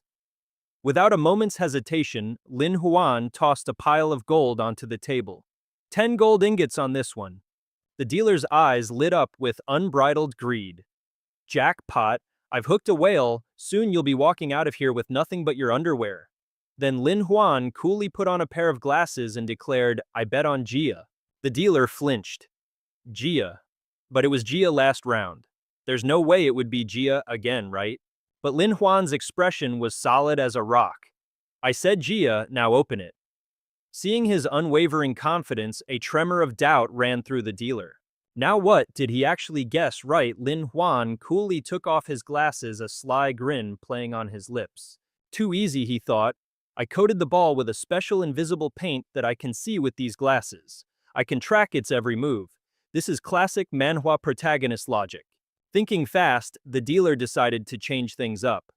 All right, let's open them up. We'll start with the 3rd cup. He wasn't about to let this kid win so easily. He had no intention of letting Lin Huan win, so he'd prepared a 2nd ball for just this kind of emergency. You think beating me is that simple? In your dreams. But Lin Huan was watching his every move like a hawk. Being so close, he spotted the sleight of hand in an instant. He immediately snatched the man's wrist and bellowed for all to hear, "You're cheating." The game master pointed to the bowl and let out a cackle. Don't talk nonsense, my hands are clean. Look, the ball is under the 3rd bowl. When met with dead silence from the crowd, a flicker of panic crossed his face. What's wrong? Why is everyone so quiet? The game master glanced down only to see the ball in the cup was a glaring blue. Lin Huan immediately called him out for sneakily swapping the red ball for a blue one and then claiming innocence. In reality, our boy had moves faster than a lightning strike in this manhwa. One hand grabbing the game master's wrist while the other deftly slipped the ball under the bowl. The scammer stumbled back in utter shock. You're trying to frame me. Lin Huan didn't miss a beat, pinning the man's arm with his foot as he coldly aimed the tip of his sword downward. Now who was it that said cheaters have to part with an arm? Allow me to do the honors. Just as he swung his sword, an interrupting voice cut in, Hold on. Hu Yuan appeared all smiles and reverence. Let's discuss this calmly. No need to spoil the mood over such a trivial sum of money. Lin Huan instantly hopped down and approached him. Oh, the money is definitely not important, but then again, I wasn't here for cash in the first place. Suddenly, a shadow flickered past the game master. In a flash, Su Qian appeared, pressing a dagger to Hu Yuan's back. Lin Huan's lips curled into a chilling smile. You wouldn't mind joining us for a private chat, would you? Su Qian tightened her grip on the dagger and let out a cold little laugh. Sure. Hu Yuan laughed too, but his was a twisted, mocking smirk. A for effort, Lin Huan immediately sensed something was off. This isn't good. An arrow whistled through the air, just grazing the back of Su Qian's head. Luckily, Lin Huan reacted in a split second, pulling her out of the way of the fatal attack. In the blink of an eye, they were completely surrounded by the tavern's guards. Lin Huan shielded Su Qian behind him. A place this heavily fortified, they must be hiding something they don't want outsiders to see. Her face was a mask of anxiety. Pleading is useless. Does this mean we have to kill our way to the evidence? Lin Huan raised his hands in mock surrender. Hold your horses. You're about to witness an Oscar-worthy performance. At that, Yu Bai leveled his sword and slowly advanced with menace. It seems you two are wealthy. It would be a real pity for you to die. Lin Huan stared back completely unfazed, his eyes a silent warning. Indeed, what a pity. I came here to offer you a golden opportunity to make some bank, but if you're not, if you want something, you can just as easily forget it. Yu Bai's brow furrowed for a second before he let out a derisive little laugh. What a show-off. I've seen your type a million times. You've got nothing. Lin Huan, cool as a cucumber, simply replied, I have connections down south. I was hoping to learn from your alliance's experience to open a few casinos. Hu Ye, standing behind him, burst out laughing, her voice dripping with sarcasm. An alliance? What's that supposed to mean? This isn't some martial arts club, buddy. We don't need a grandmaster. Lin Huan paid her no mind, continuing to paint a grand vision of the future like he was the author of the next big hit Manhwa. Just picture it, he said. If we form a casino alliance that stretches from the outer city all the way to the core, how powerful would we be? We'd be raking in cash not just from the inner city rich kids, but from everyone on the outskirts too. The blueprint for a massive casino network was crystal clear in his mind. For casinos to truly grow their influence and squash the competition, they had to branch out and expand their reach. All right, smart guy, but what's the biggest problem you face when you try to open a casino in a new territory? Hu Ye asked, still skeptical. Let's see, you haven't paid this month's protection fee, have you? Got a death wish? It boils down to two things, reputation and power. Without street cred, no one shows up, which means you can't make any money. Seeing that his fish was about to take the bait, Lin Huan decided to go for the kill shot. Joining the alliance is the perfect solution to that problem. Casinos are a dime a dozen, but having a brand that screams good fortune is key. If all the casinos operate under one legendary name, doesn't that solve the reputation problem instantly? Lin Huan looked at him with an expression of pure confidence. Instead of struggling to open a casino by yourself, you franchise out. You hire others to help you expand. They get a cut of the profits and you build a legendary reputation. Isn't that a win-win? He painted a future so bright they'd need sunglasses to look at it. When that day comes, all the casinos in the world will treat you like family. With that kind of backing, you won't have to worry about the money ever stopping.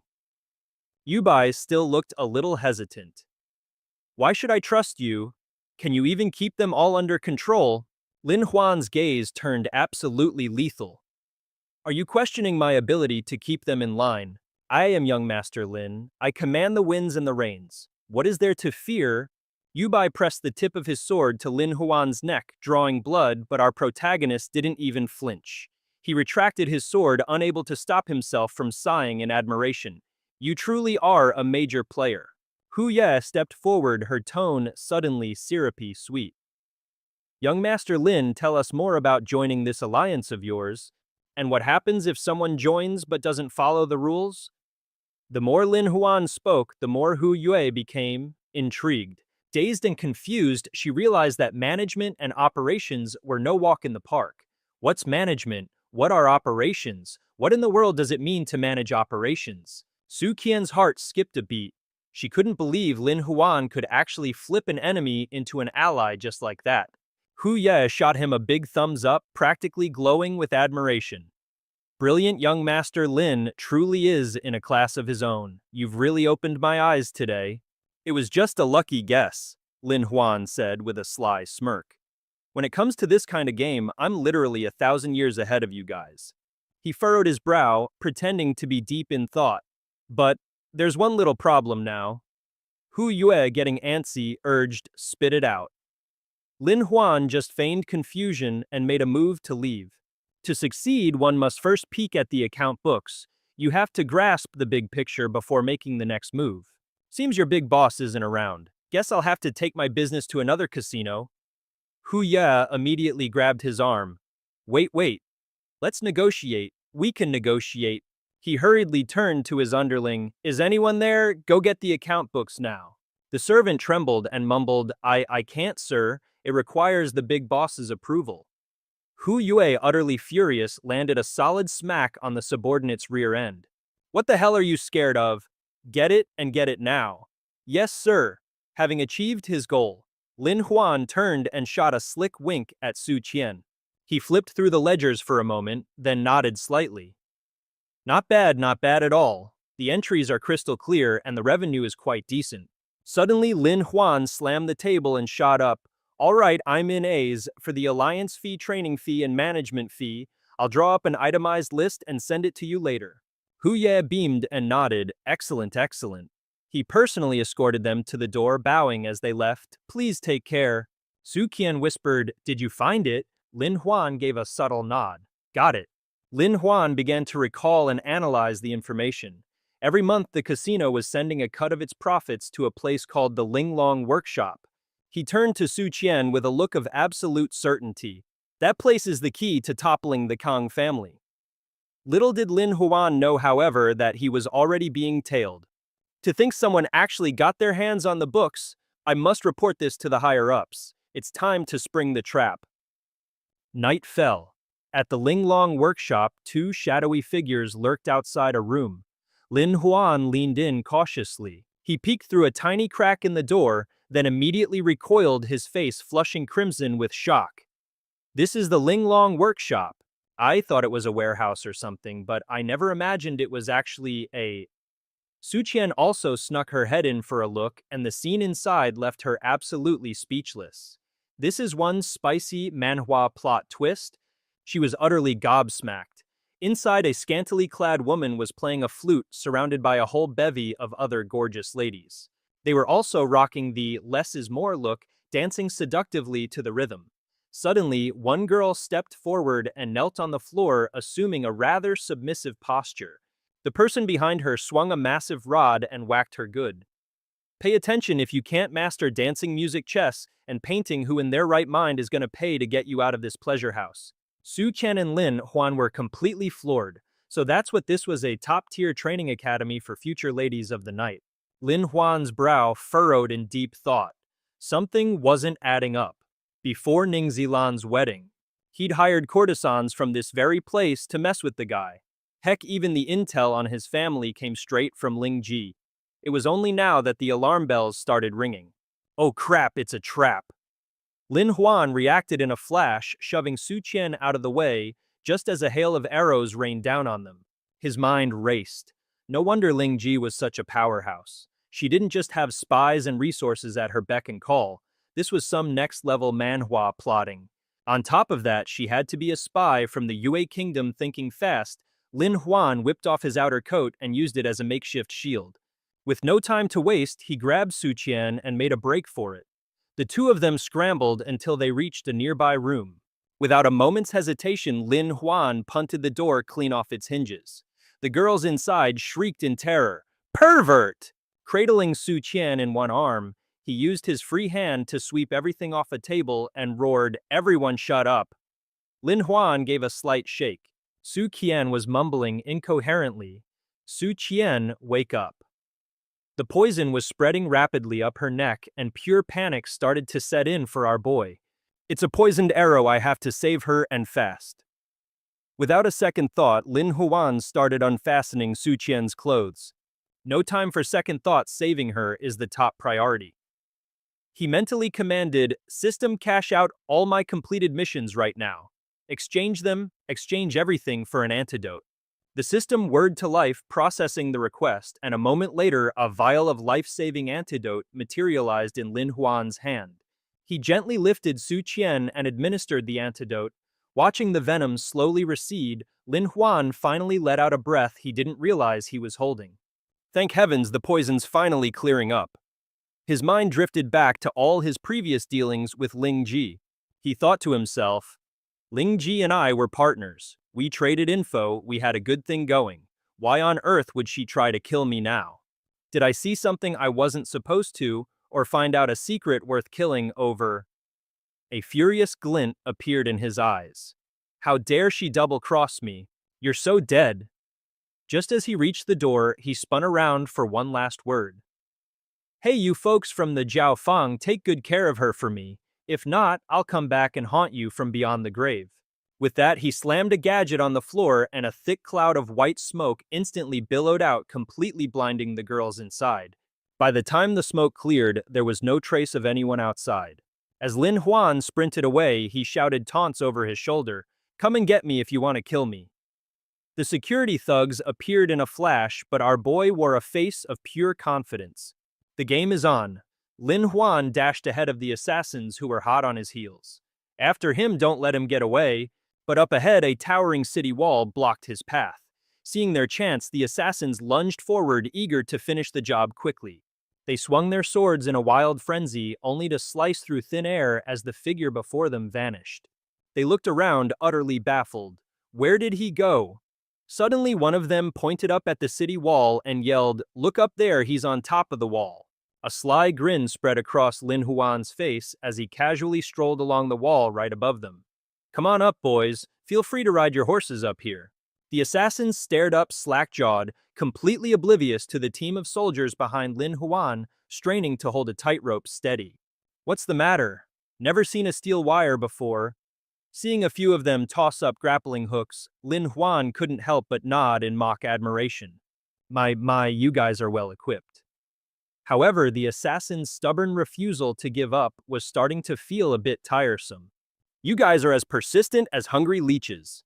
He quickly leaped down from the wall and gave an order to the soldiers behind him. "You two, these opponents are too tough for us, let's run for it." The assassins immediately jumped down in pursuit, only to realize upon landing that they had been completely played. Before taking off, Lin Huan shot them one last gloriously mocking glance. "Here's a little parting gift for you. No need for thanks." The assassins were so enraged they were practically shaking. "I have never seen anything like this. What an utterly shameless scoundrel." Lin Huan glared back at them. "You're a bunch of spies. You're the real shameless ones here." And with that, he and his two soldiers started banging gongs and beating drums, pulling out a megaphone to make an announcement. This whole scene feels like it's straight out of a comedy manhwa. Come one, come all, gather round and see spies from the Yue Kingdom, masters of martial arts. They can chase a man over a city wall but won't even run from the good citizens. Mortified, the assassins turned tail and fled. "Retreat, retreat now." The two soldiers following Lin Huan were ecstatic. "Lord Lin, you are absolutely brilliant." The Yue Guo spies heard that and practically wet their pants, scrambling to get the heck out of there. "Lord Lin, what's our next move? Should we head back to the Ningfu for backup?" Our boy shot that idea down instantly. "Go back to the Ningfu for what? To swallow this insult? Heck no. Obviously we're going straight to the city lord to demand some justice." The two guards just stared at each other, completely baffled. "But didn't you say those spies and the city lord are in cahoots?" A dangerously sly grin spread across Lin Huan's face. "That's exactly why we're going. Because they're on the same team, he'll have to eat this loss quietly. Trying to assassinate me, a true gentleman knows how to put petty villains in their place." A short while later, at the city lord's manor, Lin Huan casually crossed his legs and said, "The location of the Yue Guo spies is crystal clear, City Lord Kang. Time to send in the troops." Kang Hui took a slow, deliberate sip of his tea. "There's no need to be hasty. Perhaps your guess is mistaken. It's not too late to act after we've conducted a thorough investigation." That was the last straw. Lin Huan slammed the table and shot up, roaring, Are you tired of living, old man? Kang Hoi's eyebrow twitched in fury. His lackeys, completely spooked, started shouting at our boy. What's with that attitude? Are you threatening the city lord? I say you're the real spy. Apologize this instant. Kang Hoi's face was a thundercloud as he barked, silence. Lin Huan, do you really think it's appropriate to threaten a city lord in his own manner? The old geezer glared daggers at Lin Huan. I think you should go cool off in the dungeons for a bit before we continue this conversation. Completely unfazed, Lin Huan just waved a dismissive hand. Sure, I'll go to jail, but Kang Hui, you'll be heading straight to the grave. Kang Hui froze, his eyes glued to the object in Lin Huan's hand. Wait a minute. It was a projection clear as day of glittering gold and silver treasures. In this day and age, sucking up to the royal family with lavish gifts was the name of the game, and the absolute best time to do it was on the Empress Dowager's birthday. This was the one event that had every big shot official groveling at her feet. The collection of gifts presented on her birthday even had its own epic name, the Birthday Tribute. This sounds like the setup for an amazing manhwa art. Lin Huan, bold as ever, pointed right at old man Kang Hui. The spy attack caused damage to the Birthday Tribute and its accompanying invitation. If you don't investigate this immediately, you'll be the one held accountable. Kang Hui grit his teeth and gestured him closer. Young Master Lin, would you be so kind as to let me see this invitation? Lin Huan eyed the old fox with suspicion. How could the Birthday Tribute possibly... What, faking it? Are you just gonna let him walk off with it? Kang Hui frantically waved his hands.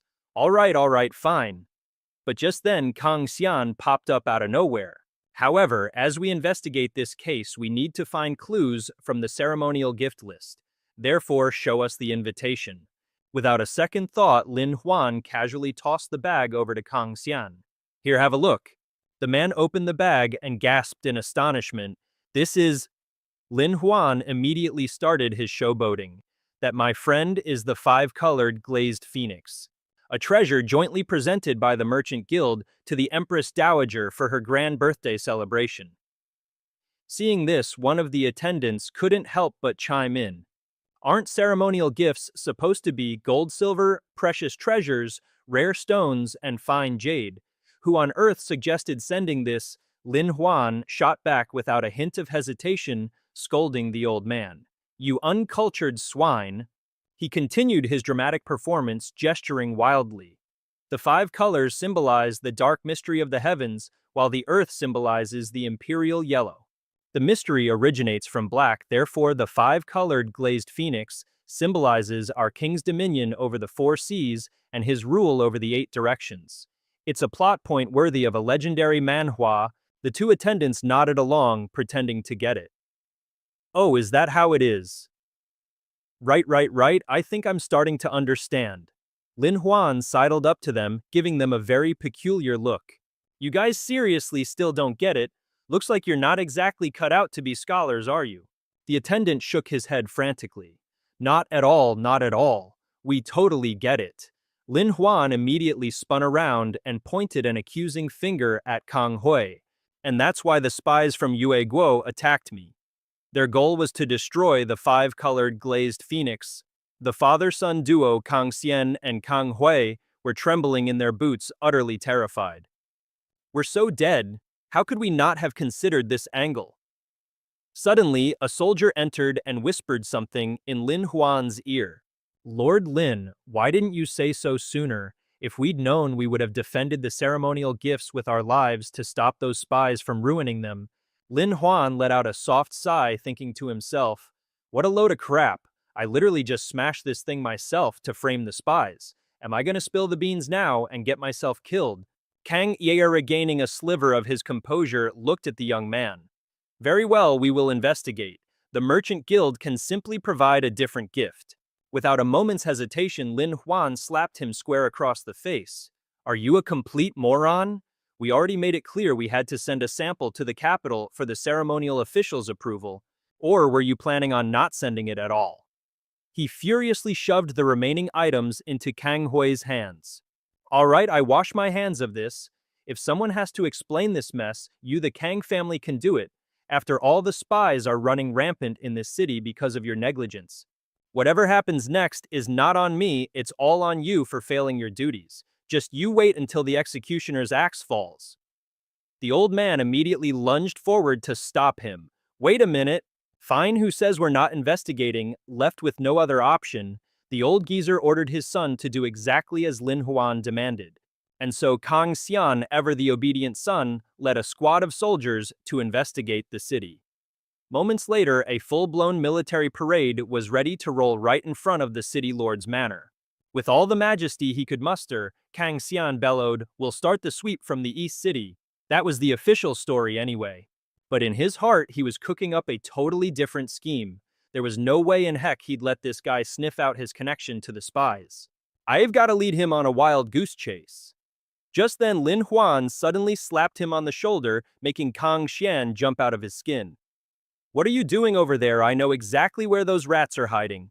He shot a look back, and two soldiers immediately played along. "Yeah, that's right, we saw him plain as day. What's the point of going that way? You trying to bamboozle us or what?" Without another word, he swiftly grabbed Kang Xian by the scruff of his neck and started dragging him along. "If you don't pick up the pace by the time I file my report, I'll take this straight to the Empress Dowager, and not even your ancestors in the great beyond will be able to save your sorry hide." Seething, Kang Xian gritted his teeth. You're good, Lin Huan, just you wait, I'll get you one day." Suddenly, a soldier next to Lin Huan leaned in and whispered, "My lord, where are we actually headed? You don't really know where the spies are hiding, do you?" Lin Huan whispered back, "Of course I don't." A profound glint flashed in his eyes, straight out of a classic manhwa, but that's not going to stop me from dragging them into the light. Kang Xian's face darkened as he stared at Lin Huan. The spy's nest was so well hidden, how could he possibly have found it? He clenched his fists, vowing to eliminate this thorn in his side. Just then, Lin Huan pointed. "To the right." Kang Xian was taken aback. Is he deliberately giving the wrong directions? A smirk spread across his face as if he'd just had an epiphany. "Ah, I see. If he really knew where they were, he would have already embarrassed me publicly just like last time. It looks like he's just bluffing." Suddenly, Lin Huan bellowed to the bustling crowd, "My good people, the city lord's manor has just pinpointed the location of the Yue Kingdom spies. Come let us witness this glorious moment as we purge this evil for our nation." A random citizen chimed in, "Excellent. I've had it up to here with those Yue Kingdom scum." Another quickly followed suit, "Count me in, I'll do my part for the country. I wonder if there's a reward." Kang Xian looked on with a challenging expression, thinking this was just a cheap trick to gain popularity. "You don't even know the location, how are you going to corner me?" Unfazed, Lin Huan spread his arms wide with an air of absolute righteousness. "My fellow citizens, we have arrived. The spies from the Yue Kingdom are all gathered in one place." He then pointed towards, "Behold, a massive casino. This is the spot, the grandest casino in all of Ningcheng." A guard posted outside bellows, "Who dares cause a ruckus?" Kang Xian throws his arms out trying to placate the mob. "Everyone just wait. Let's investigate this properly. Don't be rash." Lin Huan immediately gets in his face. "What's the meaning of this? Just how much did the Yue Kingdom bribe you to turn traitor?" Someone in the crowd yells out in disgust, "Lord Kang Xian, a man of your noble position betraying the nation, you're nothing but the scum of the earth." A voice of doubt pipes up, "Could it be, did the city lord's son really sell us out?" Others surge forward, the pressure mounting. "Yeah, if he's innocent, why won't he let us inside to see for ourselves?" Kang Xian gestures frantically. "Lin Huan, you're doing this just to humiliate me. Guards, secure this location." Yubai shuffles forward hesitantly, "But master," only to catch the full force of Kang Xian's fury. "Damn you, get out of my sight." Kang Xian sneers, thinking, "My father who serves this country with his whole being is still 1,000 times better than you." Lin Huan tries to disperse the crowd. "All right, folks, the city lord's manor will take over from here. All unauthorized personnel, please clear out."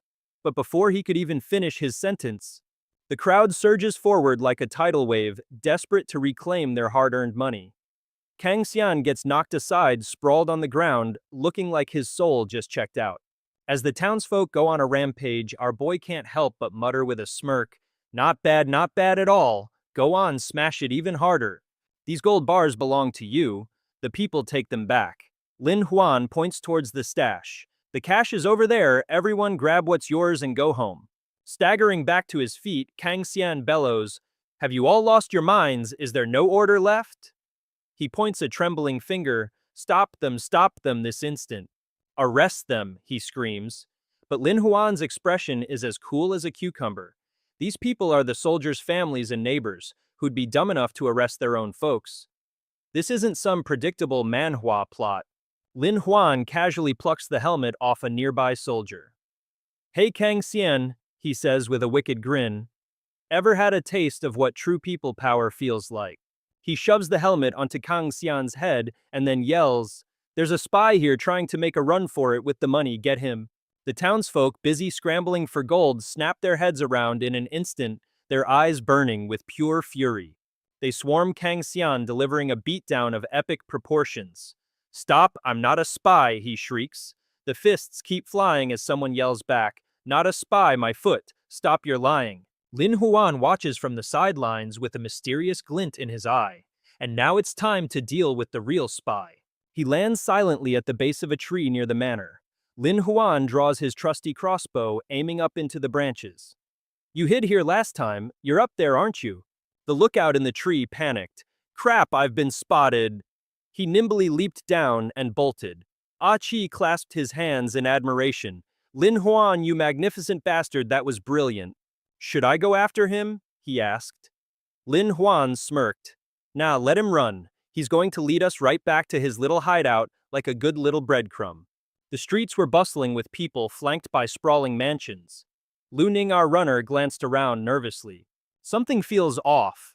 I've got a bad feeling about this. Better not report back directly." He peeked at a reflection, and what do you know, he had a tail. Yep, definitely being followed. Thinking fast, Lu Ning ducked into a crowded restaurant and casually swiped a cloak from some poor, unsuspecting soul. Classic Manhwa spy move. From a high vantage point, he watched his pursuer frantically searching for him down below, looking utterly lost. Lu Ning scoffed, "Amateurs. You think that's all it takes to catch me?" And just as his ego inflated, the cup in his hand dropped and shattered into a million pieces. Lu Ning clutched his head, his vision swimming. This tea is poisoned." The surrounding townsfolk were happy to clear things up for him. "Of course it's poison, genius. The entire street is a setup by the great Lord Lin Huan." And with that, a bucket of water was unceremoniously splashed right in his face. Lu Ning's eyes flew open. Where am I?" He froze, realizing he was stripped down to his trousers and tied up tighter than a drum. Ah Chi sighed in disappointment. "You let him get caught like that, so much for finding their hideout." Lin Huan, hands on his hips, was unfazed. "Don't worry, I have my ways of making him sing." Lu Ning just sneered back, "In your dreams. You're clever with your little schemes, Lin Huan, but it's not gonna work on me." He clamped his jaw shut, determined to stay silent no matter what. Suddenly, a look of pure panic washed over Lu Ning's face, his body tensing up. Lin Huan casually dangled a small glass orb. "Lose something? I helped myself to it while you were indisposed from the poison." Lu Ning's eyes widened in horror. "How did you possibly know?" Lin Huan smirked. "Let's just say I've read a lot of novels and this manhwa trope is a classic." But Lu Ning was defiant. "Kill me if you want, I'm not telling you anything." Ah Chi cracked his knuckles ominously. "Is that so? I like a man with a strong will. Gives me a chance to make him wish he was never born." But Lin Hian stopped him. "No need for brute force, my friend. I've got methods that are far more persuasive." Lin Huan laid out a series of curious instruments on the table. "Even if our guest here refuses to speak, I can still extract every last bit of information I need." Though he inwardly sighed, remembering the steep price and influence points he'd paid for these goodies. "Time to get to work. Behold my creation. What we're about to use is the most advanced gadget around." A red box with a brush appeared. "It's a lie detector." Lin Huan placed the stethoscope over Lu Ning's heart and slid it around. The guy tensed up like a coiled spring as the interrogation began. "You're from the Yue Kingdom?" Lu Ning's heartbeat was as steady as a rock. "No tells yet." Lin Huan laid out his crimes. You came here to hide out and team up with the Kang family to seize control of Ning City. His heart rate started to flutter, but just a little. Beside them, Aichi couldn't help but chime in. Lin Huan, dude, literally everyone knows that already. He just waved him off. Relax, I've got this. Lin Huan then softly probed, is your hideout to the east? Still nothing. Lu Ning's heart rate was as calm as a summer's day leaving the guards, and Aichi totally baffled. But our boy just kept on asking. Your base is to the south then? His pulse remained infuriatingly steady, showing no change, as if he already knew the answer. Lin Huan asked the final question. So the hideout is to the north? Bingo. Lu Ning's heart started pounding like a war drum, going absolutely wild. Seeing this, Lin Huan pointed the way. There we have it, head north and we'll find them. He gloated, told you so, even if you stay silent, I'll figure it out. How you like me now? Aichi meanwhile was just staring wide-eyed, completely lost. Lin Huan gave a sharp order, take him away. One of the guards scratched his chin. What kind of overpowered manhwa protagonist is young master Lin Huan to know this strange sorcery? The soldier next to him chimed in. I'd say it's 99% dark magic. Lin Huan smacked him on the head. Have a little faith in science, will you? It's just a simple lie detector combined with a heart rate monitor. When I hit a nerve, his heart goes crazy. That's all there is to it. The guard rubbed his head, still utterly confused. Lin Huan put on his best teacher voice. All right, class, listen up. First, you ask him some baseline questions and record any changes in the waveform. An image of Lu Ning's panicking face flashed in his mind. Then you wait for the moment he panics. His qi and blood flow get all out of whack, and the lie detector translates that into a spike on the waveform. The lie detector simply reports what it senses from the heartbeat. The soldier's eyes lit up. So that's how it works. That's so next level. Absolutely brilliant. But Aichi was still scratching his head. Wait a minute, that's not right. Why would you explain your trick so openly? Lin Huan just pointed at Lu Ning. Now that he knows he can just use his martial arts to control his blood flow, right? Wouldn't that make the whole thing useless? Effective. Lu Ning, still trying to act tough, sneered, so what if you know my base is in the north, Lin Huan? It's a massive place, you think you can actually find it. He looked up, his aura flaring as his internal energy surged. The lie detector went absolutely berserk, making everyone panic. Oh no, he's powering up. Someone suggested, I'll seal his acupuncture points. But Lin Huan shut that down immediately. No need, if I had the guts to call him out, you think I'm scared of his little tantrum. He strolled closer, casually tossed the lie detector aside, and then hopped onto the table like a true manhwa protagonist. The north has 3 main routes, west, central, and east. Lu Ning scoffed with contempt. Are you underestimating me? You think I'd actually tell you? Our boy snapped his fingers. I knew it. It's the eastern route. Lin Huan then dramatically unrolled a map. This very road, in fact. After a quick scan, he abruptly jabbed a finger at one specific location. This is definitely the spot. Seeing this, Lu Ning's jaw dropped. No, that's not. It can't be, he screamed. You bastard Lin, when you knew all along, you were just toying with me. Lin Huan wore a smug grin. All those questions I asked you, they weren't just for the lie detector, you see, they were for my chart. And at the same time, they were providing me with the data I needed to use my special technique. Red circles appeared on Lu Ning's face on a screen. You're lying. The machine had recorded every expression, every glance, every frown. Even the way Lu Ning pursed his lips didn't escape our hero's eagle eyes. Lin Huan smirked. The corners of your mouth, your eyes, your brows, and all those other little facial tics. No matter how well you try to hide it, you'll always unconsciously betray yourself. On the side, the soldiers were fanning out like crazy.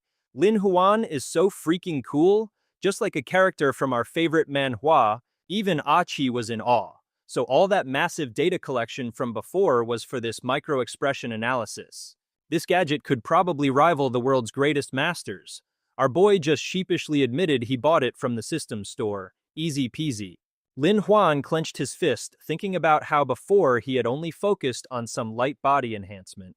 Only recently did he realize he was lacking in the sensory department, so he knew he had to beef it up right away. He briefly daydreamed about having a supermodel's physique, but then worried that if he overdid the body enhancement, he might turn into the next Bruce Lee. He quickly shook the silly thought out of his head. Lin Huan flashed a brilliant smile and raised his hand. We've found their den. Now we just wait for the perfect opportunity to wipe them off the map. As it happened, his raised hand was pointing directly at the two ladies on the upper floor. Su Qian was completely starstruck. He's that incredible. I guess I really misjudged it before. Zilan chimed in, yeah, I'm dying to take it out for a spin. She quickly turned away, her face flushing bright red. Even though they were technically a couple, blurting that out was still super embarrassing. An image of Zilan in a rather suggestive pose flashed through Su Qian's mind. She was getting all cozy with some random dude. Standing there, she wondered, aren't we supposed to be using the lie detector? What's she getting so flustered about? It took Su Qian a second to realize her mind had taken a dive into the gutter, and she quickly covered her mouth. Wait, you meant the lie detector, right? Zilan shot back. What else would I be talking about? Su Qian frantically denied it. Oh, nothing at all. Lin Huan waved to someone behind him. Akio, let's get a move on. There's a huge pain in the neck waiting for us. Just then, Ling Jie, who was rocking a vibrant red rose tattoo on her upper body, appeared. She intimately latched onto Lin Huan's arm. Young Master Lin, what brings you here today? He thought to himself. Why did you betray me? He really wanted to give her a piece of his mind.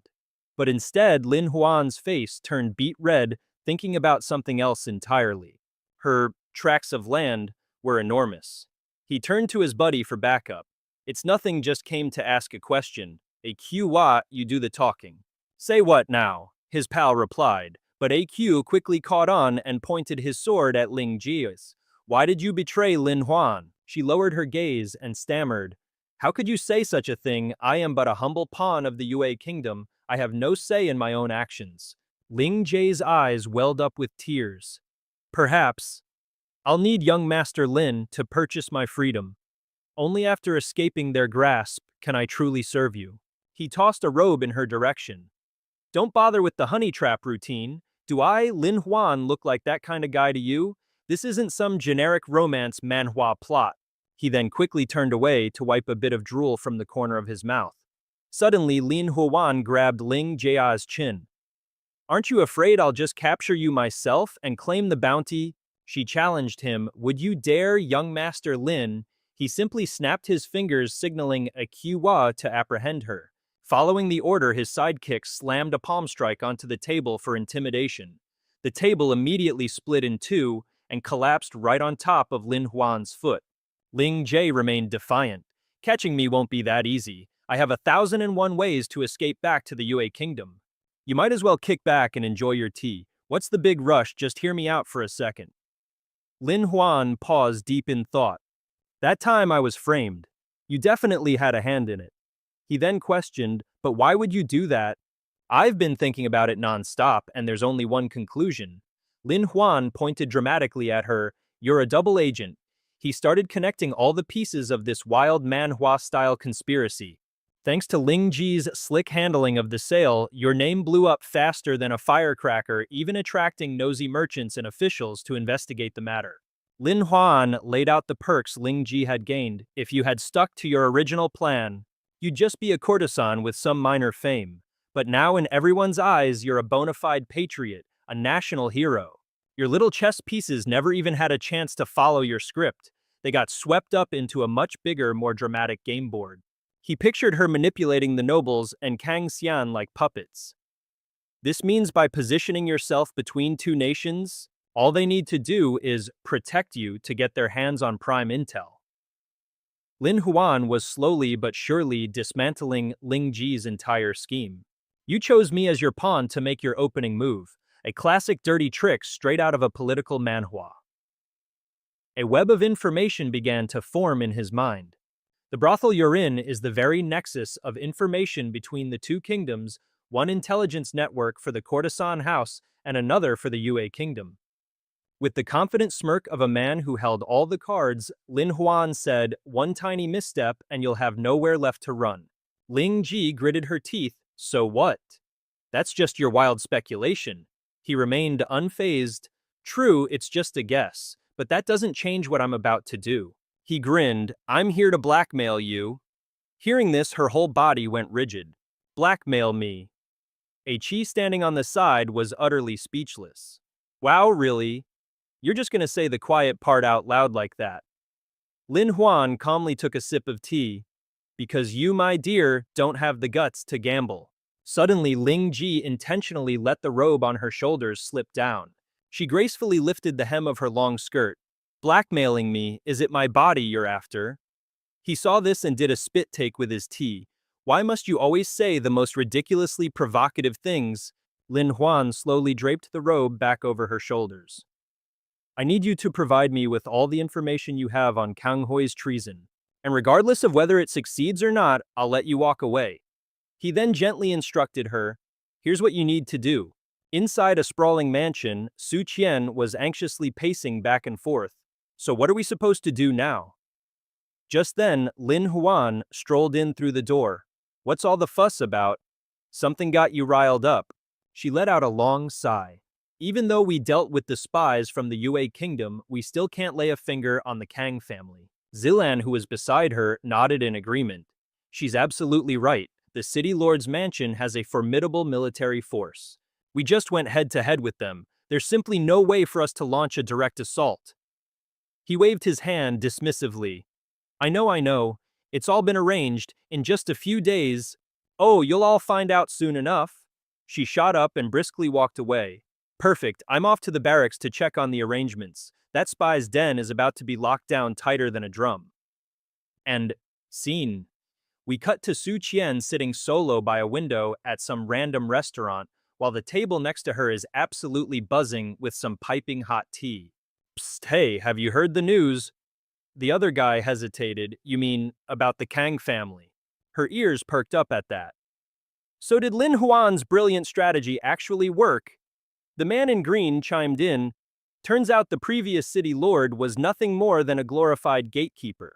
He used his guard post to get away with theft and collude with the Yue kingdom. The man in brown eagerly confirmed that's straight-up treason. Another guy threw in his 2 cents. On top of that, the old city lord's death was super suspicious.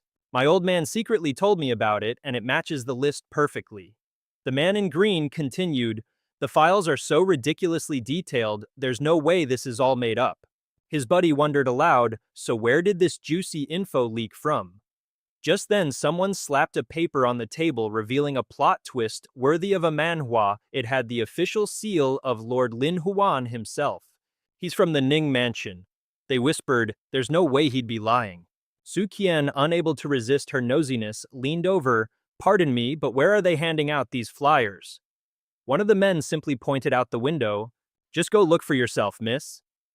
She shuffled over to the window to see the street teeming with people as scandalous flyers danced in the air. Hot off the press, can someone who can read tell me what it says? Suddenly, some brutish soldiers started shoving people around. Make way, get the hell out of here. Keep gossiping and you'll be charged with a felony. A storm cloud formed over Kang Xian's face. Lin Huan, you've gone too damn far, he bellowed. An order from the city lord Lin Huan is spreading malicious rumors with vile intent. A citywide warrant is out for his arrest. I don't care if you have to dig 3 feet into the ground. Find him. The soldier's face was a picture of conflict like a character in a tense manhwa panel. That's going to be a little difficult. The mission Lin Huan had entrusted to him flashed in his mind. Give this to him. The soldier replied sheepishly, my lord, he, left the city about an hour ago and asked me to give this to you. He said I would know the right time to deliver it. Kang Xian snatched the paper and unfolded it, his eyes landing on the message Lin Huan had left. Yeah, I did it on purpose. You're totally screwed this time. Enraged, he tore the note into a million tiny pieces. That damn bastard Lin Huan. Up in the restaurant, Su Qian breathed a sigh of pure relief. Kang Xian, just roll over and accept your fate. There's literally nothing in this world Lin Huan can't pull off. At that very moment, Zilan was rallying her forces ready for a showdown. All right, everyone, listen up. Arrest them all. Time for the spies to head home. The leader of the pack presents a letter. Lord Lin Huan said he's providing you with some pro tips and tricks before the operation begins. She curiously unfolds it, thinking, tips and tricks. What kind of wacky game is this guy playing? The words on the paper were crystal clear. The more you use it, the better your odds of survival. Meanwhile, on the other side of town, Lin Huan is just casually chilling and chatting with A Qi. The weather's about to turn. We should seize this chance and move fast. The sky, a gorgeous masterpiece of clouds and sunbeams, seemed to agree. Zilan, leading her horse, pulls up to a small, ancient-looking tavern where the owner was slumped over the counter looking bored out of his skull. She storms in, bellowing, "You dogs of Yue Guo, pay for what you've done with your lives." The owner snaps to attention, furious, "Cut the crap." He leaps high into the air, bringing his blade down on her. But Zilan Shi just stands there, staring him down with a smirk playing on her lips, like a true manhwa protagonist. Seeing that smirk, the tavern owner falters, pure fear flashing across his face. Out of nowhere, an arrow zips through the air and plants itself right in the center of his chest. The owner goes flying backward, his head slamming into the reception counter. His lackeys immediately charge forward. "Our cover's blown, it's just one woman, get her." Zilan lets out a helpless sigh, thinking about that ridiculous note Lin Huan sent. "Some genius told me to use his brilliant trick." She dodges aside, making way for her soldiers. "Leave no one standing." The goons panic at the sight of reinforcements, shouting, "Yue Guo warriors would rather die than surrender." But then one of them realizes something is terribly wrong. So the lackeys turn to look, and a god-awful stench starts wafting from the arrow sticking out of their boss. Tip number 2. People hit with poison never act recklessly. Zilan dangles the paper, looking absolutely done with this scene as the goons pinch their noses in disgust. "Seriously, Lin Huan, did he really expect me to read this out loud? Is toying with these spies his grand plan to get them all thrown in the slammer?" At that very moment in a Dayan prison, a bruised and battered Yue Guo spy notices a stir in the cell next to him. Ling Ji asks softly, You were captured too." The Yue Guo spy recognizes her in shock. "It's you. How did you get exposed?" "Aren't you supposed to be our inside intelligence?" She replies, seething with anger. "It was the Kang family. They used the casino's asset seizure as a cover. But their real goal was to pocket the money meant for our Yue Guo nation and to get their hands on the spy list to round us all up in one fell swoop." Ling Ji tries to reason with him. "Otherwise, how could Ning Fu possibly have known all of your movements so precisely?" The guy just crosses his arms, clearly not buying it. "Right, that's probably it." Her eyes welled up, threatening to spill over at any second. "Besides, they tortured me to destroy the evidence." Speaking of the Kang family, Ling Ji sobbed. "They even wanted to violate my honor." The guy from Yue Guo, completely falling for her act, flew into a rage. "Damn it, that scum of the Kang family." She clutched her chest anxiously. "He's probably going to send someone to silence me for good." The other guy tried to reassure her. "Don't worry, Ning Fu is a crafty one. He pulled some dirty tricks so we could escape. That dude from the city lord's mansion has no way to kill us now." The night was dead silent under a bright full moon.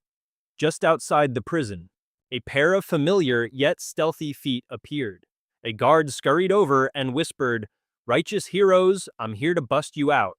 Ling Ji's eyes glinted like a predator that had just cornered its prey. She lunged forward, grabbing his arm. "It's you, I know you. You're from the Kang family." The clueless guard simply put a finger to his lips. "Shh, keep it down. The city lord himself sent me to rescue you." Ling Ji, putting on an Oscar-worthy performance, snatched the dagger from his belt. The guard yelped, "What are you doing? Why did you take my dagger?" He panicked, completely bewildered. "It wasn't me, I didn't do anything." "Stop spouting nonsense." She then ripped the key ring from him, screaming, "Damn the Kang family," and tossed the keys behind her for her brothers to catch. The Yue Guo guy was startled. "What in the world is going on?" Ling Ji then staged a dramatic self-sacrifice, collapsing tragically. "Today I serve my country with my life, in the next one I'll still be a citizen of Yue Guo." Tears streamed down her face as she cried, "Brothers, you must avenge me." The guard was still dazed, trying to process what just happened. What? The Yue Guo guy charged forward with a crazed look in his eyes. "You animals from the Kang family will pay for this." A single slash sent blood spraying everywhere. All the prisoners were set free. One of them turned back gratefully. Ling Ji, we will never forget your noble sacrifice for Yue Guo. As the prisoners disappeared, a shadowy figure snuck in and approached Ling Ji. Excellent acting, they were completely fooled. At that moment, she dropped the facade and sat up perfectly unharmed. Ling Ji scratched her head sheepishly. Well, it's all thanks to your directing. This is some top-tier manhwa plot twisting. The shadowy figure slowly removed his hood, revealing the face of none other than Lin Huan. He smirked slyly. The next part of the plan is going to be much more interesting than this. Ling Ji immediately switched back to her damsel in distress mode. My legs are numb. I can't get up. Lin Huan kindly offered his hand. Does it still hurt? Here, take my hand. She clutched her head and whined, or else? Is it you? Am I supposed to just die here like this? Whether it was an accident or a classic clumsy trope, her foot conveniently tripped over a rock. Ling Ji loses her balance and tumbles right into his arms. The ridiculously cliché and intimate pose makes Lin Huan blush to the tips of his ears. She teases, you know, following you is way more exciting than staying back there. Ling Ji leans in her voice, a sultry whisper. Should we perhaps try something even more exciting? Before he can even process that, she plants a swift kiss on his cheek. Lin Huan instinctively grabs his face, which is now the color of a ripe tomato. Ling Ji tilts her head with a mischievous grin. What's the matter? You've got a wife and you're still this shy, let's go. I want a front row seat to the Kang family's downfall. At that very moment, a blanket of silence falls over the Kang estate. Out of the darkness, two ropes descend from the rooftops like sinister snakes. The Kang family guards are swiftly dispatched by the ropes tightening around their necks. A squad of assassins from the Yue Kingdom, dressed in tactical black, storm the gates. They move with the silence of a shadow, completely unheard. A poor maid carrying a tray is immediately muffled and knocked out cold before she can even yelp. A servant inside finally spots them and screams, bloody murder, assassins, we have assassins. One of the Yue Kingdom invaders grumbles in frustration, I can't find Kang Hui or Kang Xian. They must have slipped away, what's the plan now? Another one replies, sounding defeated. Plan B, grab the deeds and banknotes from the ancestral hall. Our intel was trash. We'll come back for the Kang family's heads later. They ransack the place, and what do you know, they find a hidden box under some floor tiles. One of them pries it open and pulls out some papers. Got it. It's all here. Banknotes and even a log of all visiting officials. Just then the sound of galloping horses thunders through the courtyard like a stampede. Zilan and her troops charge in, taking position in the center of the courtyard. She brandishes her sword, her voice ringing out, the Ning family army on a mission to save the city lord's mansion. Yue Kingdom scum, drop your weapons and surrender. The Yue Kingdom crew freaks out. One of them snatches the box and they make a break for the nearby mountains. This is getting more exciting than your average manhwa plot. Suddenly, the guy holding the box gets a giant hole punched through his chest by one of his own teammates. He turns around, his face a mask of disbelief. You, why, me? The betrayer smirks, wiping his sword clean. Why? Because I'm not from the Yue Kingdom, genius. He casually snatches the box from the dying man's grasp. Aichi dramatically pulls down his face mask. The name's Aichi. I'm just a guy with too much free time, so I tend to make a lot of friends. The remaining assassins see the betrayal and rush him. Who the hell are you? Put the box down. But just then, Lin Huan's men spring up from the surrounding bushes, ready for action. And what do you know, on the other side of the rock, a whole squad of soldiers pops up, striking a battle pose. Lin Huan strolls in. The Lin family army has arrived. Who dares to act so recklessly? He throws an arm around Ah Qi, trying to kill my man. Did you ask for my permission first? Lin Huan barks an order. Listen up, take no prisoners. And just like that, his soldiers charge forward, making short work of the goons from the Yue Kingdom. Ah Qi stands on the sidelines, amazed. I never imagined becoming a double agent would be this easy. Lin Huan smirks. Of course, an intelligence network is a network for a reason. Most of these spies only know a handful of contacts. Otherwise, it'd be total chaos and their covers would be blown in a second. A complex web of plans starts forming in Lin Huan's mind. As long as you impersonate a dead subordinate or a compromised agent, you can slip right in. He gives Ah Chi a cheeky wink.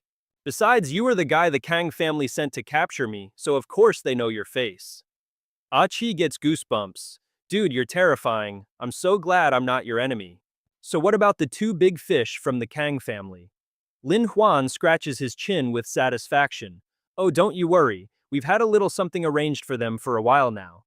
There's no way they can escape. At that very moment, the last two members of the Kang family were running for their lives toward a field on the outskirts. Kang Xian was panting but still managed to complain. Brother, who would have thought the Yue Kingdom people would just betray us like that?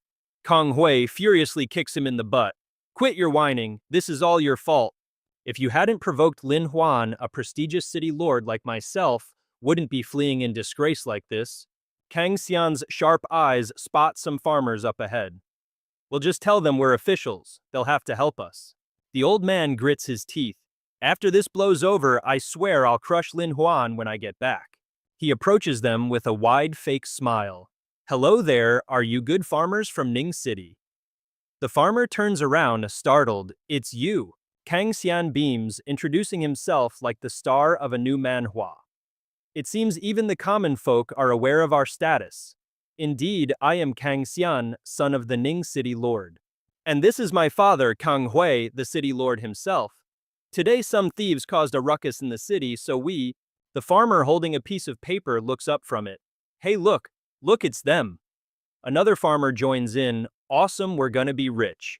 He snatches the paper away. What is this? Kang Xian's hands tremble when he sees the wanted poster in his hands. A nationwide manhunt is on. Anyone who spots these two fugitives must report and apprehend them immediately. The reward, a cool 60,000 taels of silver. Kang Hui's face went thunderous. Lin Huan, you've gone way too far insulting me and my son. And just like that, a pitchfork appeared out of nowhere, signaling that things were about to get messy. The pitchfork came crashing down on the old man's head, scaring the color right out of Kang Xian's face. He made a show of trying to bolt, realizing this was not the place to linger. But his escape route was completely cut off by a mob of angry farmers. They swarmed him, piling on top, as Kang Xian let out a series of pathetic, blood-curdling screams. Help me, for the love of God, help, I'm the son of the city lord, the city lord's son. One of the farmers just shook his head, muttering, poor guy, he's clearly lost his marbles. Meanwhile, in a sprawling mansion far from the chaos, hearty laughter echoed through the halls. Ningbo clapped Lin Huan on the shoulder, a wide grin on his face. You little rascal, he chuckled. With that citywide manhunt in full swing, it's time we see who wins our little wager, eh? Our boy played along enthusiastically. Absolutely, Elder Ningbo, you've hit the nail on the head.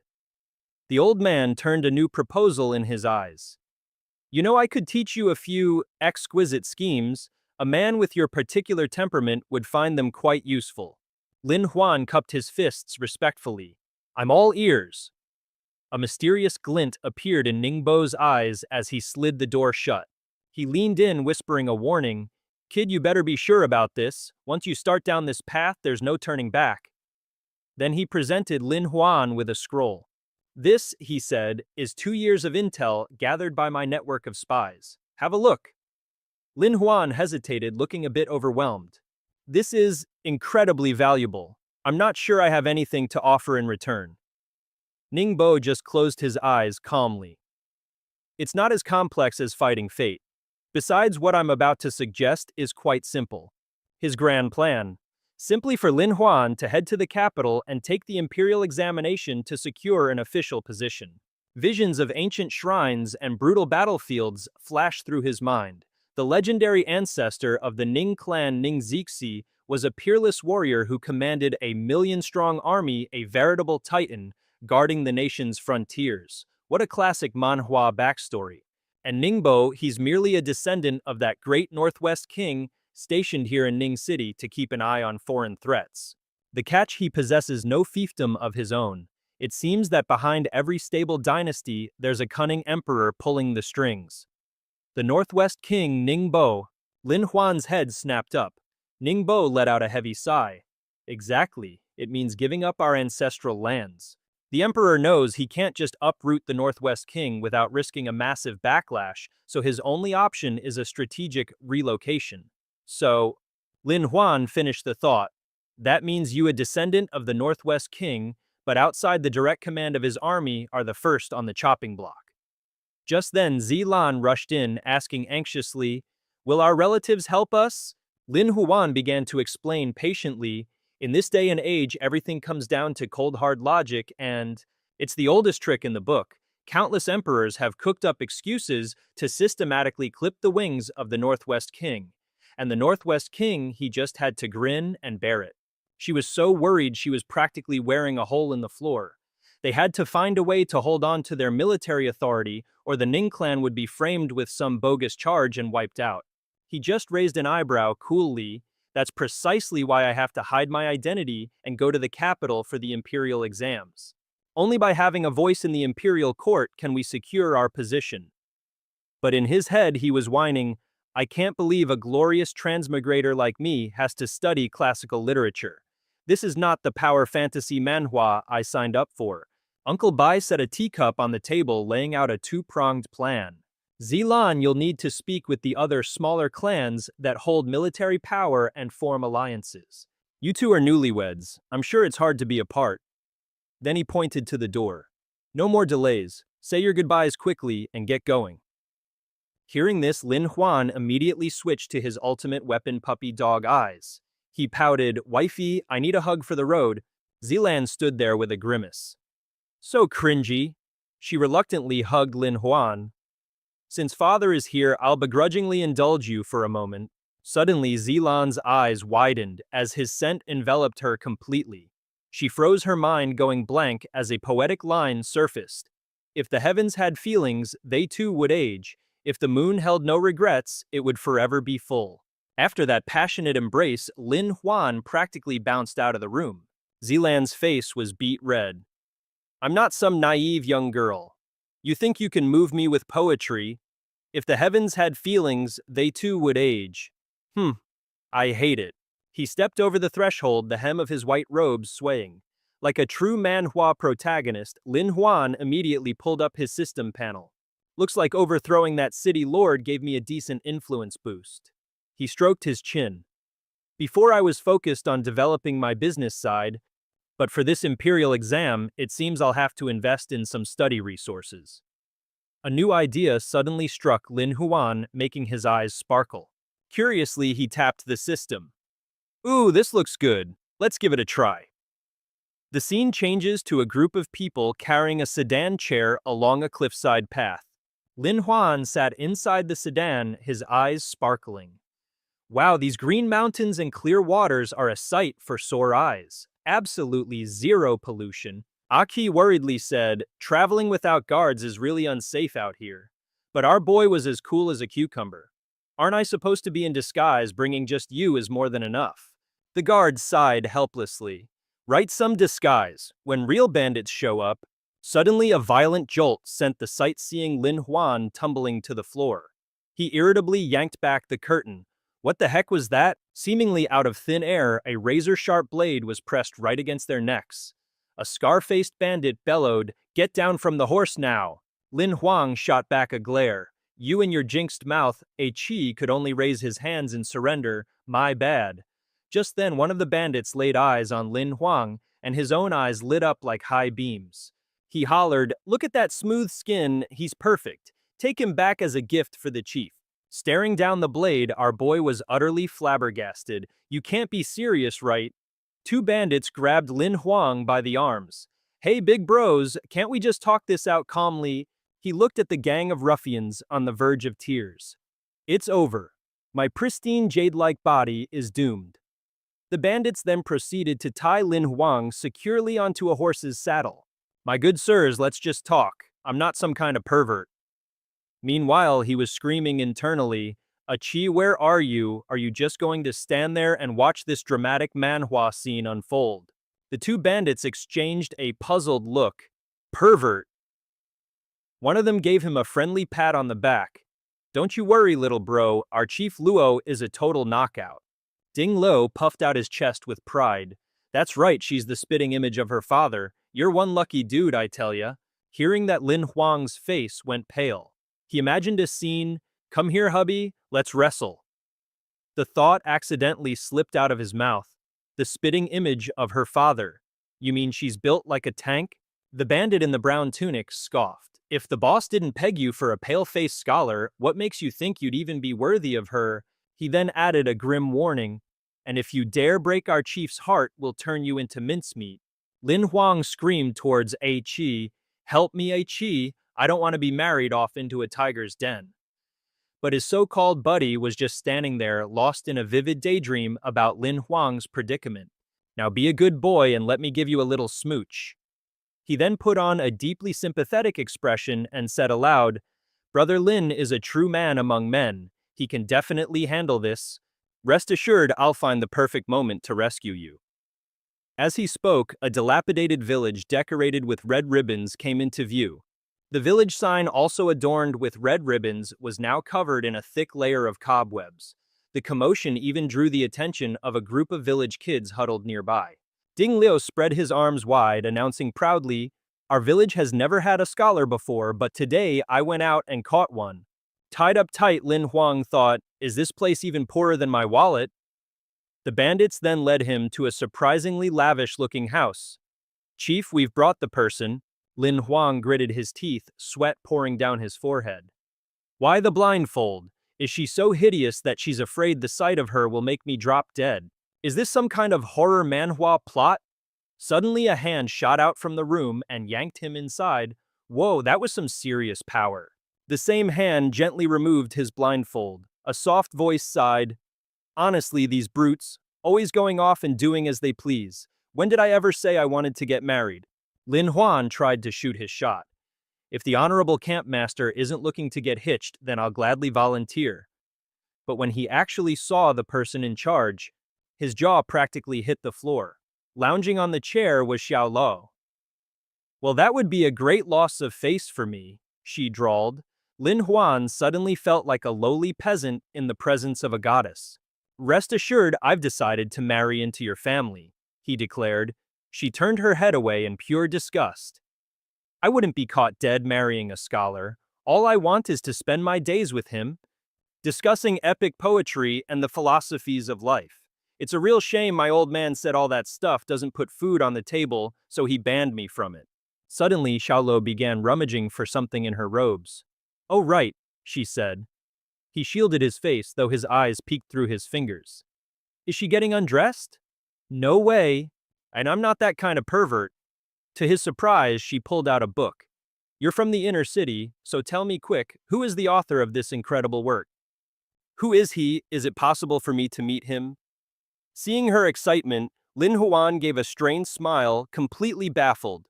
Then realization dawned, and he began stroking his chin with glee. "Ah, I seem to have forgotten to mention, I'm basically a perfect manhwa protagonist blessed with both talent and beauty." He glanced at the adoring woman and snapped his fingers with a flourish. "That would be me, the one and only Lin Huan." His ridiculously dramatic pose was met with a cricket-chirping silence. Xiao Luo bolted upright. "Someone get in here. Drag this con artist out and cut him down." He flinched in terror. "No, you've got it all wrong. I swear I really am Lin Huan. It's not a lie." She let out a long sigh. "If you insist on impersonating my idol, then let's see if you've got even a fraction of Lin Huan's talent." He puffed out his chest. "Test me all you want. If I can't answer, I'm all yours to deal with as you see fit." He looked impossibly smug. "I've been seriously leveling up my knowledge lately. What could possibly trip me up?" he thought. Xiao Lo crossed her legs elegantly. "Question number 1. Why are we so dirt poor? Fail to answer and you die." Lin Huan's eyes were gleaming and even Long Nan looked on expectantly. But when the question finally registered, the guy turned to stone. Lin Huan's triumphant expression crumbled. "I'm an expert in astrology and geography, but this crazy girl is grilling me on macroeconomics." He clasped his hands in a show of respect. "Might I ask for the campmaster's name?" She replied, "It's Xiao Luo." Lin Huan immediately laid on some superficial flattery. "A name that suits you perfectly." Without warning, she clenched her fist around her cup, twisting the metal out of shape. Xiao Luo smiled menacingly. "Hurry up. Don't make me get angry, it's such a drag." He jumped. Damn, she's a monster, he thought. Hurry up and answer, she urged, or I will chop you to pieces. Lin Huan trembled. All right, take it easy. He slowly started listing off the points. Number 1, this area is excessively humid, meaning the land isn't fertile, making it nearly impossible to achieve high crop yields. Lin Huan had sized up the local topography with just a single glance. Secondly, in terms of strategic location, stuck between two mountain ranges. Naturally, anyone wanting to pass had to get their permission, but the only traffic they usually saw were reinforcements. Third, the Luo stockade is teeming with strapping young men, but not a single one of them knows the first thing about animal husbandry, which means no chickens, no ducks, and definitely no pigs. Their only career option, banditry, of course. Hearing his analysis, Zhao La shot up. Brilliant. You really are a bookworm, aren't you? She leaned in close, her eyes sparkling. So how do we fix this mess? He stammered that there are 3 ways before laying out his master plan. First, we need heavenly timing, which means we'll recondition the soil and plant crops that won't immediately give up on life here. Lin Huan pressed on. Next is geographical advantage. We'll build roads and actually connect with the outside world for trade. And he wasn't done yet. Finally, human harmony. We'll set up classes to teach everyone actual farming skills instead of just, looting. Her eyes shimmered like pools of water, her long lashes fluttering with excitement. Zhao La grabbed his hand, her enthusiasm boiling over. Hurry, let's get to it, and if you fail, I'll chop you to bits. Lin Huan could only manage a wry, helpless smile. With that, she dragged him off to put his village saving master plan into action. Ding Lo, ever the jokester, chimed in. Hey chief, what's the deal with this pretty boy? He came up with that plan so fast. Is he, all right. Big mouth meet big trouble. Zhao La immediately stormed over and gave him a thorough thrashing. Grabbing him by the ear, she growled, I'll chop you up for firewood. Ding Lo scrambled to apologize. I was wrong, it'll never happen again. Having dealt with the nuisance, Zhao La ran back and slapped Lin Huan on the back. All right, you charlatan, time to prove that fancy improvement method of yours. If you can't pull it off, you know the drill, I'll chop you. The sheer force of her pat made him yelp. Whoa, that's a strong arm. The villagers started murmuring sarcastically, improvement. We've been stuck here for decades and gotten nowhere. Another one added, yeah, what's this pretty boy gonna do that we couldn't? He's probably just another smooth talker, all bark and no bite. That was the last straw for Lin Huan. He rolled up his sleeves, ready to get his hands dirty. Fine, we're starting this second. First up, road construction. He then unveiled his key ingredient with a flourish. Behold my secret formula. Cement. Inside, he was crying tears of blood. Holy crap, this stuff cost me a fortune. In reputation points, I've seen cheaper plot armor in a Manhwa. The peanut gallery started up again. You've got to be kidding. This goop that turns to mud with a splash of water is going to be a road. Puffed.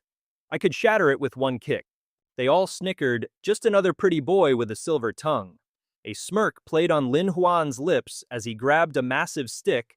Oh yeah, watch and learn. He began vigorously stirring the cement into a perfect slurry. Prepare to be amazed by the power of modern technology.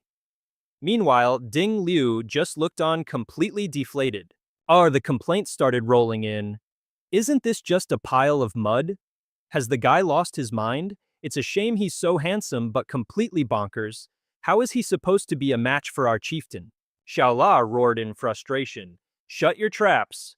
Watch quietly or I'll personally separate your heads from your necks. With his masterpiece complete, Lin Huan started his sales pitch, bragging about how his cement was the strongest, most durable, and basically the most game-changing material of this era. He casually tossed the mixing board aside like it was nothing. Lin Huan puffed out his chest. All right, who is the genius who said this was soft and mushy? Step right up and test your strength. Ding Liu stomped forward. Don't try to bluff me. You think I'm gonna fall for your hot air? He charged with all the fury of a bull, yelling, watch me shatter this thing. And he immediately crumpled to the ground. Our boy couldn't resist a little taunt. Is that all you've got? She whipped out a blade literally twice her size. My turn. Cement. Xiaola stepped forward, swinging a mighty blow at the rock-hard wall in front of her. A single swing from her and the supposedly indestructible wall exploded into a million pieces. Lin Huan whipped his head around his jaw, practically on the floor. What in the world was that kind of power? The villagers erupted in cheers. Our chieftain is a total beast, chieftain. Xiaola just waved it off nonchalantly. Oh, that was nothing. My hand was just getting a little itchy. Meanwhile, Lin Huan was standing there, looking like he'd seen a ghost. His hand, still holding a chunk of cement, trembled slightly. He gulped, looking at her like she was the final boss from a manhwa. Lin Huan turned to stare at Xiaola, who was casually holding a sword that dwarfed him. She can actually break reinforced concrete. It seems this era has some of that mysterious internal energy stuff going on. She stroked her blade fondly. Heh, it actually made me use 80% of my power. This cement of yours is the real deal. Xiaola pointed dramatically at him and announced, "The entire village will listen up. From this moment forward, you will all follow this little genius's instructions. Making cement, reforming the farmlands, and opening a school." Lin Huan was stunned. Wait, that quickly? She casually stabbed her massive blade into the ground, leaving a giant crater. Xiaola glared. Are you suggesting we shouldn't do it quickly? Our boy could only nod his head like a bobblehead doll. Right on it, doing it now. And just like that, the entire village sprang into action. Lin Huan, being a total gentleman, kindly wiped a smudge of dirt from Xiaola's face, making her so happy that the village's productivity magically shot up. He couldn't help but picture himself lecturing until his throat was sandpaper, while Xiaola would probably just be napping in the back. Lin Huan's gaze went vacant. Ah, what the heck, he thought. Might as well become a productive member of society before I make my grand escape. But to be stuck like this? The warm sun beamed down on the freshly tilled garden, plots a picture of peaceful productivity. Xiaolo crossed her arms. After several weeks of evaluation, I've decided we're having a fake wedding. He was baffled. Hold on, I thought you couldn't stand Lin Huan and were convinced I was a total fraud. She replied with a dead serious face. You've actually got some brains in that skull of yours. If I can keep you around, my village could totally dominate this mountain range. As for the real Lin Huan, I'll deal with him later. She grabbed his hand with surprising earnestness. I'm not kidding. It's time for our wedding night. Xiaolo's bold declaration was met with a stunned silence, immediately followed by her own face turning beet red, and the air between them suddenly got thick with possibilities. But just as things were getting steamy, a whirlwind of a person burst onto the scene shouting, "Brother Lin, we're here to save the day." Achi dramatically shielded Lin Huan. You're loyal. Achi have gone through hell and high water to find this place. The guy fuming behind him, however, was less than thrilled. Couldn't you have arrived just a little bit later? Are you doing this on purpose? He grumbled, naively signaling to his troops. I brought the entire Lin family army. Does this mean we can just arrest Xiao Luo and get out of here? Outside, a full-blown ruckus had already broken out between the soldiers and the villagers. What's the matter? You want to throw down? Let's go. Achi whipped out an official-looking token and shoved it right in Xiao Luo's face. He announced with all the arrogance in the world, "This man is Lin Huan, son-in-law of the prestigious Ning family from Ningzhou City. You audacious mountain bandit, surrender at once." Xiao Luo froze her face, going from shock to crimson in a heartbeat. You're the real Lin Huan. You weren't lying to me before." She then covered her face and bolted, leaving Achi with a gigantic question mark floating over his head. A classic Manhwa moment, truly. He tucked his token away, completely bewildered. What in the world was that about? Did you go and mess with another girl's heart again? Lin Huan scratched his head, looking totally defeated. I'm the victim here. This place has been using me for manual labor. He then complained, and what took you so long anyway? And did you really have to bring the entire Lin family army? Achi began to explain, well, while I was searching for you, I caught wind that this mountain stronghold was planning some shady business, so I zipped back to Ning City for orders and brought out the big guns, the Lin family army. Lin Huan rushed to break up the brawl between the villagers and his soldiers. Hey everybody, chill, we're on the same team. The fake stronghold leader is about to show up, so everyone needs to cooperate, got it. Just then the thunderous sound of hooves echoed from the gate. A rider roared, By order of the chief of the Black Bear Stronghold, Leader Qiao Lo, get out here and receive your command. Lin Huan strolled forward coolly. The leader is feeling a bit under the weather. My wife and I will receive the order on his behalf. Lin Huan looked up the picture of calm composure. And what might the chief's order be? The messenger sneered and tossed down a scroll. Read it yourself. In 1 week, all leaders assemble at Black Bear Mountain to discuss important matters. Don't show up and you die. And with that mic drop, he wheeled his horse around and galloped off, leaving no room for questions. Allow me to elaborate. Lin Huan dramatically unfurled a piece of paper. Big trouble. A Qi leaned in, all curious. What's that? He pointed to a spot on the map. This is our itinerary. Lin Huan froze for a second. I get it now. He then looked up at the anxious crowd of villagers. A bunch of other village chiefs were gathered here, all to celebrate the birthday of some big shot named Sheng Chengang. One of the villagers whispered nervously, Sheng Chengang is definitely planning to wipe us out. At these words, the villagers immediately turned their pleading gazes and the points of their spears towards Jiao Luo. The Wei Xiaolong main camp is already a mess. If we provoke them, it's game over for all of us. Chief, please, let's not go. If the top brass gets angry, our entire lineage will be wiped out, and we won't be able to put up a fight. That's right, we'll follow whatever you decide, Chief. Ding Liu pressed on. Chief, it's time to make the call. She casually scratched her chin, looking completely unbothered. I think this is pretty simple. Then, cupping her cheeks in a blissful daze, Jiao Luo declared, I'll do whatever my darling husband says. The villagers' faces collectively dropped, turning as dark as the bottom of a cooking pot. They just stood there completely stunned. Jiao Luo looked around, confused. Why'd everyone go quiet? Did I say something wrong? Lin Huan just fondly placed a hand on her head, giving it a gentle pat. He then clarified for the masses. What our chief means is, if we can't afford to be reactive, we should switch to being proactive. With a flourish, Lin Huan drew his sword, his aura flaring up like a main character in a fighting manhwa. He pointed his blade towards the mountain ahead. So what if it's the Wei Xiaolong mountain main camp? I'll just have to cut them all down. Meanwhile, over at Wei Xiaolong mountain, the village was blissfully unaware, basking in the warm, peaceful sunlight. A bonfire crackled merrily amidst boisterous laughter and chatter. A man in green robes whined, Man, business has been getting tougher and tougher these days. Even the noble ladies are too scared to pass through here, and I sure as heck ain't brave enough to make a move on the chieftain's wife. Another guy chimed in wistfully, I gotta say, those women at the Luojia Jai are real lookers. The guy next to him scoffed, yeah, right. And who doesn't know how devastatingly powerful her swordsmanship is? I'm pretty sure I'd get chopped to bits the day after the wedding. The other guy joked back, hey, if that's what it takes, I'd gladly follow her around as a ghost. Suddenly, the sound of drums echoed from the village gates. The Luojia Jai had arrived. A procession leading a horse-drawn carriage made its grand entrance. Someone announced the arrival of Chief Jiao Luo. With her delicate hands adorned with a golden bracelet, Jiao Luo swept aside the curtain.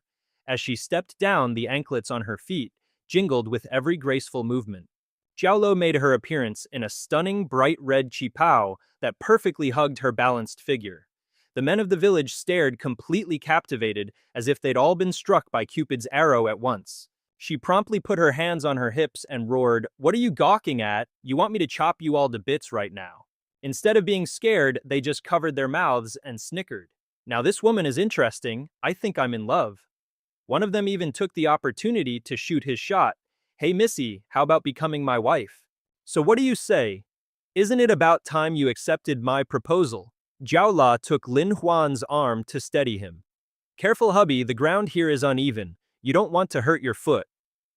He gave her a tender, loving smile, but the lovey-dovey act didn't last long before Lin Huan's face suddenly went rigid. He started puking his guts out all over the place, making Jiao La frantic with worry. Lin Huan, meanwhile, was feeling utterly helpless about his situation. To think that I, the magnificent Lin Huan, would get motion sickness.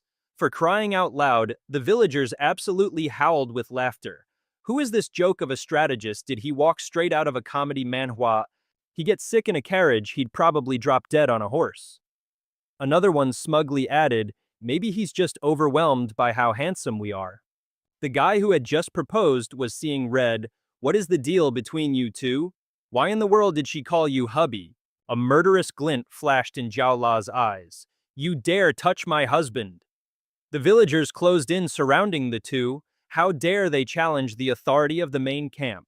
Lin Howen remained cool as a cucumber patting her head. It's all right, wifey. The arrogant suitor sneered. I advise you to get lost and let me be head Zhao's husband, he challenged. The guy shot back with a scowl. And what if I refuse? He lunged forward with a devastating palm strike, yelling, Have a taste of this! The wind whipped around them like something out of an action manhwa, but Lin Huan didn't even bother to dodge. He smirked disdainfully. Fine by me, just don't go crying to your mommy when you lose. Lin Huan looked down on the clown, flailing his arms and legs in front of him. The villagers taunted, Damn, he thinks he's hot stuff. Just fight already, or are you too scared to move? Zhao La's suitor cracked his knuckles. Don't be in such a hurry, I'll make your death quick and painless. Not only was Lin Huan unafraid, but he actually clasped his hands in sincere thanks, which left his opponent frozen for a few seconds. Huh. Lin Huan grumbled while casually launching a kick straight at him. If you're going to fight, then fight. Stop dawdling. And with that one swift motion, the suitor's family jewels were utterly shattered. The jeering villagers fell dead silent, all of them instinctively covering their own crotches. Lin Huan glanced down smugly. Turns out fighting isn't so hard after all. As for the suitor, he was trembling in agony, his future generations officially cancelled. Zhao La, on the other hand, was cheering like a fangirl. What a domineering man. I love it so much. The villagers finally snapped out of their shock and someone screamed, That bastard, he fights dirty. This guy doesn't know the first thing about martial arts. Another chimed in, annoyed. Who would even dare to fight you if you pull moves like that? They were absolutely furious. You scum, that was a cheap shot. Another guy charged forward, Let me fight him. He couldn't contain his rage at Lin Huan's calm, almost arrogant demeanor. He raised his leg, trying to send a knee flying into his gut. Let me patch you up, buddy. Lin Huan just raised an eyebrow. Oh, really? I find that incredibly hard to believe. He snatched the bald dude's airborne ankle and gave it a mighty yank, sending a wave of pure terror through the man. Let's have another go, shall we? And just like that, the family jewels were split in two. The guy shrieked his lungs out, his eyes rolling into the back of his head, while the villagers backed away even further. Witnessing this signature move, a few guys instinctively cupped their own crown jewels. It's over. Those two can no longer continue their bloodline. One guy's face went ghost white. Is the imperial court still hiring eunuchs? This is an emergency. One by one, each challenger got a swift palm strike to their precious pearls. Some poor souls even had theirs personally crushed to smithereens by Lin Huan's bare hands. Anyone who stepped up received a critical nut-shattering blow to their royal gems. Everyone was writhing on the ground in agony, but Lin Huan was all smiles. Any other takers? I'm feeling frisky today and just want to have a little fun. The remaining villagers shook their heads so hard they nearly came off. Uncle Bing, however, started clapping. Magnificent. I've been training for 30 years and I've never seen anyone quite like you. He then introduced himself, one look and you know who I am. The fifth seat of the Qiangxiang stronghold, Scarface Lao Wu. Lin Huan politely returned the favor, I am the master of the Luo family stronghold Mufa Jai. Oh wait, no, he corrected himself, it's Lin Huan. Uncle Bing then made what seemed like a reasonable offer, no matter how tricky you are, you're still just one man. If you don't want a direct confrontation, let's form teams and have a go. For every participant, I'll offer 12 taels of silver. A few of the villagers immediately perked up. A team battle? I'm a pro at that, let's go. Another, blinded by greed, chimed in. For that kind of money, I'm definitely in. Lin Huan raised his fan high. All right, Luo Stronghold, assemble. Under the scorching sun, the two leaders stood in a tense face-off, neither willing to yield an inch. Lin Huan bellowed, Luo family stronghold, fall in. His villagers roared in agreement. Uncle Bing's crew looked at them with utter contempt. You really think you can win with this motley crew of misfits? Lin Huan let out a sigh, the kind you see in a dramatic manhwa panel. You really shouldn't judge a book by its cover. Lin Huan spread his arms wide. What do I always teach you? Stand tall for me. The villagers of Luo family stronghold snapped into perfect formation. They were all perfectly synchronized from left to right, reporting their numbers one by one. The man at the front gave a crisp salute to his leader. Luo family stronghold security team reporting all 21 members are present and accounted for. We await your orders, sir. The opposing team just kept on laughing. What in the world are they doing? That's the weirdest roll call I've ever seen. Someone jeered, but one by one, Lin Huan's men stood even taller, their heads held high with pride. Look at that perfect posture, someone's been training like a real soldier. Chao Lo stomped over, slamming her massive blade into the ground and kicking up a cloud of dust. Furious, she pointed at the trash-talking mob. You dare run your mouth, I'll slice you in half. And Yu Chu Bing. If it wasn't for your daddy's influence keeping enemies off the Luo family camp's back, you'd have been turned into mincemeat ages ago. Lin Huan casually slung an arm around her, retorting, All right then, bring it on. Let's see how you plan to defeat the forces of the Luo family camp. The enemy soldiers drew their weapons, snarling, It won't be long now. We'll send you to the afterlife, one by one. With a gentle flick of his fan, our boy commanded, My little squad, advance. The Luo family camp warriors let out a battle cry, snapping into a defensive formation and bracing for the clash. He lunged at the villagers, yelling, I don't care what you got, I'll cleave you all in two. A quick-thinking Luo family member shot up a massive cement shield to block him. Chu Bing's sword snapped clean in half on impact, but the shield didn't even have a scratch on it. His jaw dropped. No way! A shield like this shouldn't exist in this world. The Luo family soldier calmly explained, We upgraded it using cement. Even our camp chief has to pour in his internal energy just to crack it. Seeing this, Chao Lo piped up, Oh yeah, I forgot to ask. Last time I shattered one with a single strike. Did you guys reinforce them or something? Lin Huan fanned himself nonchalantly. Because I noticed a flaw in the original cement. It was hard, but it lacked flexibility, so I had a little brainstorming session about its structure. Looking like a walking encyclopedia, Lin Huan explained, I deliberately used a layering method with the cement and cotton fabric over and over to boost the shield's toughness without sacrificing hardness. This little trick also cuts down on the amount of cement needed. It's lighter, more stable, and even fire-resistant. But the enemy goons, apparently with a death wish, just kept charging forward. No matter how good that shield is, if we all strike at once, it's gotta break. But a Luo family soldier yelled out, and his comrades instantly started coordinating. Two-man cells, 10 teams locking into a 4-4-2 formation, a pure defensive wall. The enemy squad just stood there, gobsmacked by the impenetrable formation. They were running around like headless chickens, totally confused. The enemy leader glared, Son of a, if you've got any guts, fight us head on. What's with all this hiding behind shields? Chao Lo was cheering her head off. Whoa, that's insane. I've never seen a formation this solid in any other manhwa. Lin Huan just smiled, watching the chaos unfold. I might not know a thing about military tactics, he thought, but I do understand. Speaking of soccer, its tactics are surprisingly useful. A guy from the Luo family charges forward, what a golden opportunity. At that very moment, it's everybody clear out.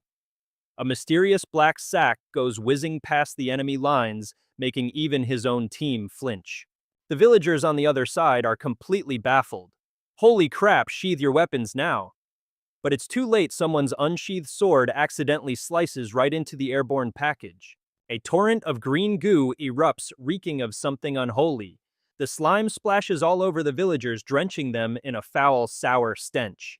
Pinching their noses, they scream, Damn it, what kind of monster does this? The air itself seems to freeze for a few seconds, stunned by the absolutely rancid scene unfolding. This is a classic dirty trick you'd find in a manhwa. They're all puking their guts out, while Lin Huan just offers a weak, awkward smile and turns away. This has nothing to do with me, but wow, high damage output, what a powerful weapon. Back in the courtyard of the Xiang family village, Lin Huan is giving his team a debriefing. You see, when the time is right, everyone parts like the Red Sea and you fire the arrow straight through. This move is called a defensive counterattack, got it. The archer speaks up, got it, but I have a question. He points out that bows wear out and arrows are single use. It's too wasteful. He says, what about using poison? Lin Huan immediately shoots down the idea, way too expensive. He strokes his chin thoughtfully. It's true that someone managed to hit their fortress with an arrow before, so this time they need to use something else. He whispers, "Why don't we use vegetable fertilizer?" The archer hesitates. "You mean, isn't that—" But then the realization dawns on them. Both their faces turn unusually dark with inspiration. On second thought, that's a brilliant idea. The Luo family members can't handle the biological warfare and start to retreat. The smell is horrific. Yuxiang village people are insane. Nope, I have an urgent matter to attend to, I'm out. Xiaolo grimaces, looking utterly disgusted. Why didn't you guys warn me beforehand? This is seriously ruining my cool guy image. Lin Huan is struggling too. Just try to bear with it. It's so nauseating. Suddenly, a thunderous shout echoes, "Enough! All of you, shut up." Zhu Bing violently grabs Lin Huan's shirt. "If you're a real man, stop with the defense. Let's have a one-on-one duel, winner takes all." He declares brazenly, "The rules are very simple." Lin Huan replies flatly, "No." Zhu Bing is stunned. "Huh, what did you just say?" Lin Huan remains completely calm. "I said I'm not a man, so I don't need to duel." He then cups his cheeks, putting on an adorable face straight out of a shoujo manhwa. He thinks to himself, "I'm still just an innocent little boy, I haven't become a real man yet." Zhu Bing's hands tremble with rage. "You have no Han, dignity, honor." "You serious?" Lin Huan scoffed. "Dude, I'm a live-in son-in-law. My dignity checked out a long time ago, okay?" Uncle Bing, bless his heart, still tried to stammer out a protest. But, Lin Huan cut him off with a frown. "Just drop it. I said no fighting and I meant it. Don't you guys ever get tired of yapping about honor all day? Can you eat it? Does it print money? Will it help you get a wife? No, then I don't care." And with that, Lin Huan turned on his heel to leave. "This is beyond boring." Luocha dashed to block his path, determined to have a showdown. Uncle Bing spread his arms to stop the whole entourage, declaring, "You can't go, the head chief has ordered everyone to assemble." Lin Huan pointed at the guy and then turned to the villagers. "I've been waiting around forever and I haven't seen a single hair of this so-called chief. Instead, you guys are pulling this stunt. Is this your way of kicking out your guests? Folks, does that seem right to you?" Hearing this, the villagers started murmuring in agreement. "He's right, we've been here for ages and we haven't even seen the man in charge." Someone else chimed in. "Maybe the chief isn't even showing up and just wants to herd us all together for some reason." Uncle Bing gritted his teeth in frustration. "Lin Huan, don't you dare spout such nonsense. If you want to leave, it'll be over my dead body." Lin Huan casually raised a hand. "You don't say." Then faster than you can blink, he smashed a brick right into the dude's face. The brick shattered on impact, followed by a gush of warm blood from Uncle Bing's nose and a look of pure shock in his bulging eyes. Lin Huan dusted off his hands. "All this back and forth was giving me a headache," he said before casually strolling away. "Peace out, folks." The villagers were in awe. "Whoa, he went straight for Scarface." They marveled.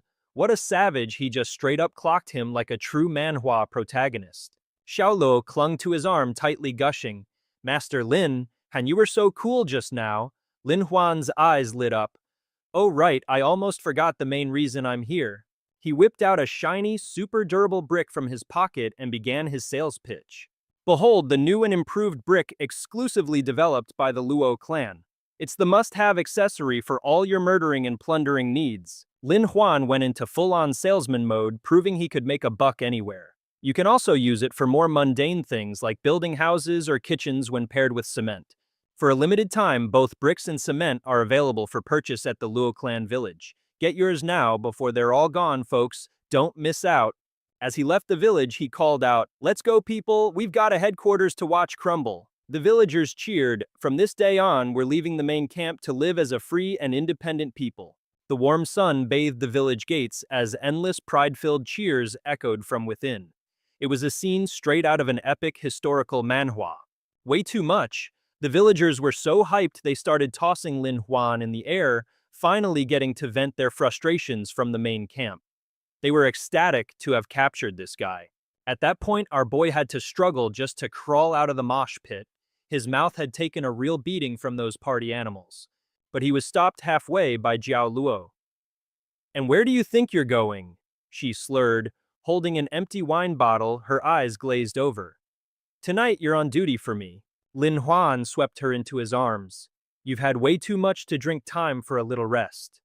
Jiao Luo thrashed about. Put me down, put me down. You're usually too scared to even touch me, what's with the sudden burst of courage today?" The villagers, deep in their own heated discussion, overheard this and immediately turned into eager eavesdroppers. Someone whispered, "He doesn't dare touch her. Could it be his little friend down there is broken?" Another person chuckled, "Look, a guy as smart as Lin Huan must have gotten nerfed in the physical department. And the chief is getting the short end of the stick. We're all profiting from this trade, but she's the only one taking a loss. It's hilarious." A shadow loomed behind them, followed by a haymaker. Lin Huan grabbed the two by their collars and dragged them off. "How dare you talk to your teacher like that? Have you finished your homework yet?" Someone called after him, "Brother Huan, what were you saying about improving the soil? We can't wait any longer." He scratched his chin deep in thought. This was a real conundrum. The soil quality seemed fine, but it was incredibly hard to cultivate.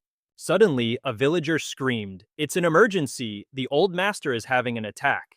Ding Liu said worriedly, "This just keeps happening over and over again." Lin Huan asked blankly, "What kind of illness does the old master have?" The old man lay on the bed, his face gaunt and covered in splotchy purple rashes. He approached the bed. "How is he?" The doctor shook his head. "It's a truly malevolent disease. Before coming to this village, I'd never seen this old man sick a day in his life. Although he can survive for a while after an episode, the patient is in excruciating pain." The villagers were also getting antsy. "This is one of the curses of our Luo family. At this age, it's pretty much guaranteed you'll get this sickness." They looked devastated.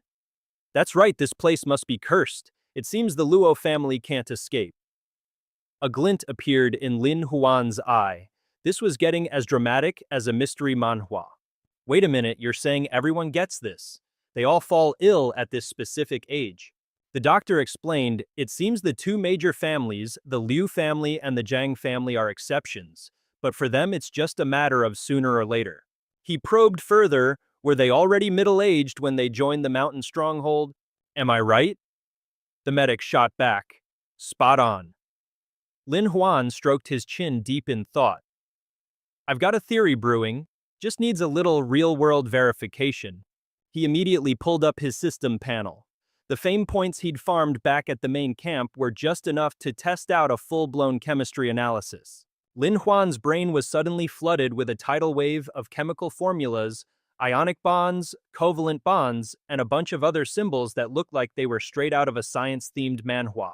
How in the world does this even work? Lin Huan decided to just wing it. Whatever, let's just push some buttons and see what happens. The old-timer's erratic heartbeat flashed in his mind. Lin Huan gently took the man's pulse, firing up his enhanced five senses. After a quick look, see, listen in, ask around, and feel up, he nodded sagely. "All right, I've got the general picture." He cracked his knuckles as the curious medic piped up. "So can you actually cure him?" The villagers' faces lit up with hope. "He must have a solution." Lin Huan stood before the patch of land the entire village had poured their blood, sweat, and tears into. He bent down, scooped up a handful of dirt, and gave a knowing smirk. "Just as I suspected." He then turned to the villagers to explain this wasn't some evil curse, but a classic case of heavy metal contamination. Lin Huan began his lecture. "When heavy metal elements build up in your body over a long period of time without being processed, it leads to organ failure and a whole host of illnesses. This is precisely why it's the middle-aged folks who are showing symptoms first. It wrecks the kidneys and the nervous system. Aluminum causes miscarriages and neurological disorders. Copper causes bone deformities and blood poisoning. Mercury destroys the liver and nervous system, and iron overload that triggers anemia and inflammation of the kidneys and nerves." He pointed dramatically at the ground. "This very soil, the earth you use to grow food, is the real culprit. The heavy metal content is clearly way over the safe limit. That's why you can barely grow anything, and the crops that do sprout look so pathetic." The villagers just stared back with blank expressions, completely lost. Like a patient teacher, Lin Huan broke it down for them. In other words, there's a special kind of iron in the dirt. You've all been eating this iron, and when you eat too much, you get poisoned. A wave of understanding finally washed over the crowd. Oh, so that's it. Xiaola grumbled, I hate this place. It's making me sick from the inside out. Her steps were wobbly, and right on cue, she tripped over a rock and fell straight into his arms. Falling into anyone else's arms might be a problem, but falling into mine, that's your lucky day. Lin Huan, however, remained laser-focused on the main prize. In this era, off-the-charts heavy metal readings meant only one thing: there was a mine nearby. A wide grin spread across his face as he thought, looks like I'm about to become the owner of a top-tier mine. The villagers just stared, utterly baffled. A what now?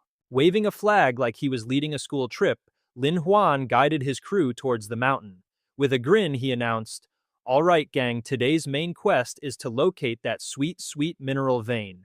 And I already gave you the How to Spot Cloud Minerals for Dummies class. With that, the villagers fanned out, scouring the forest like they'd lost their car keys. Perched on Lin Huan's neck, Xiaolong grumbled non-stop. This was a total snooze fest. She'd signed up for tiger wrestling and splash fights, not rock hunting.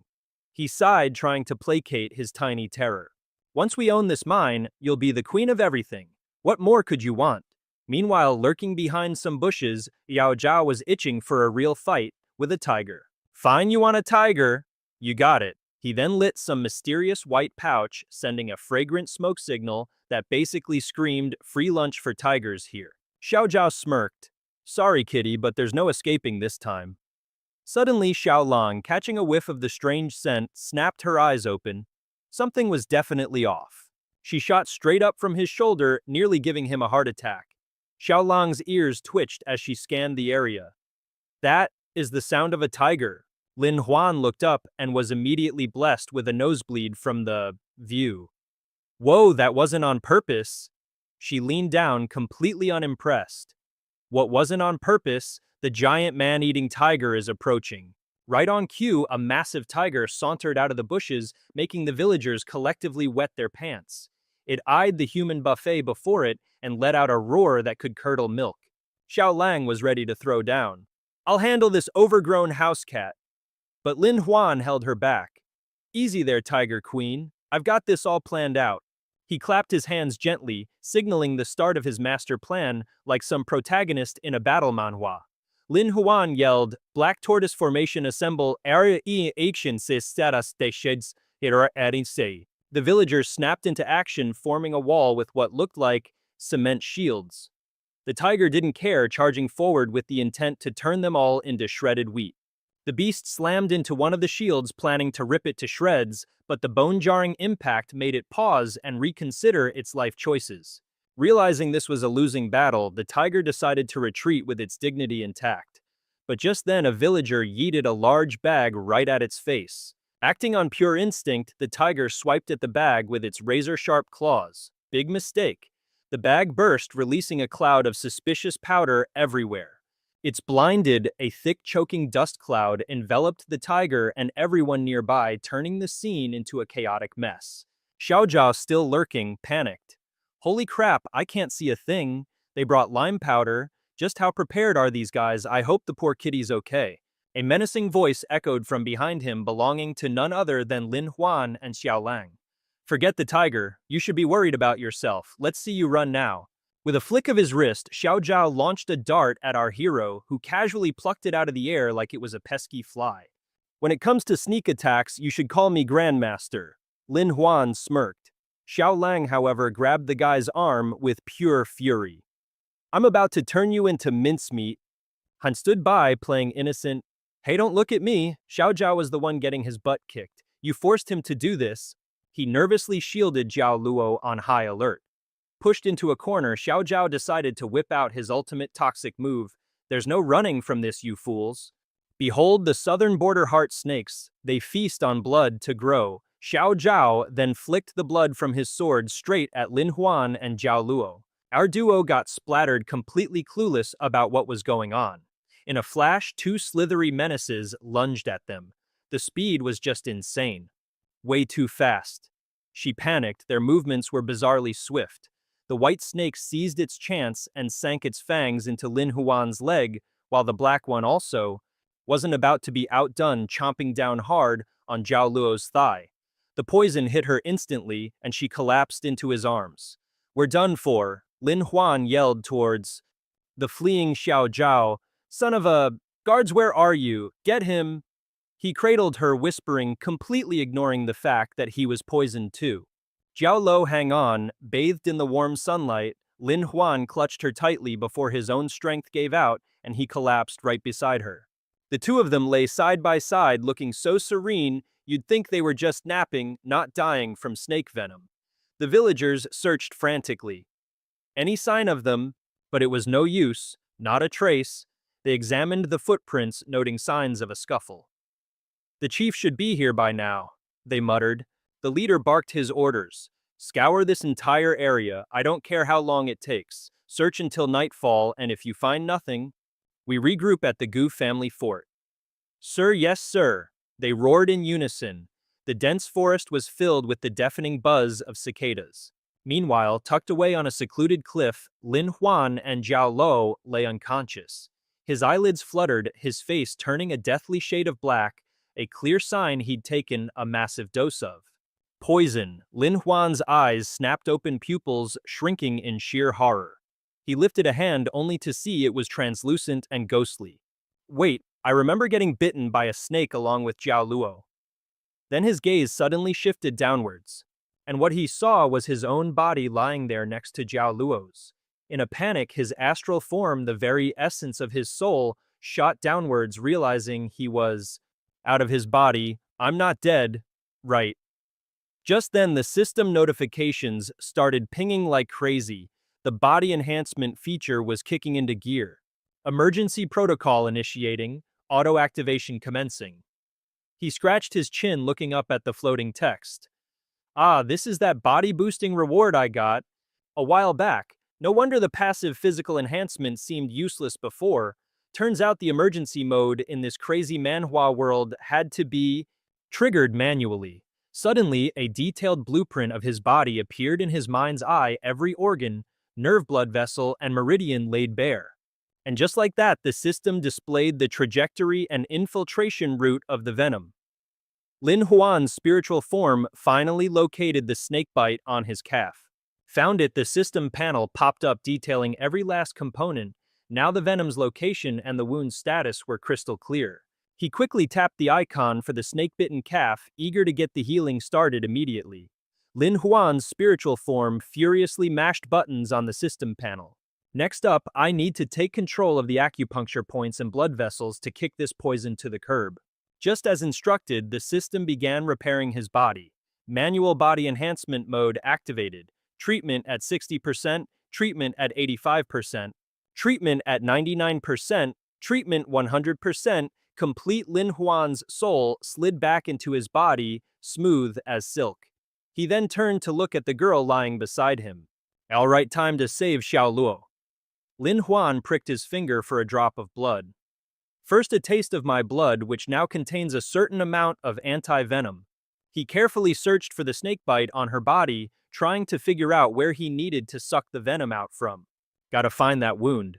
As I recall, it was somewhere around her thigh."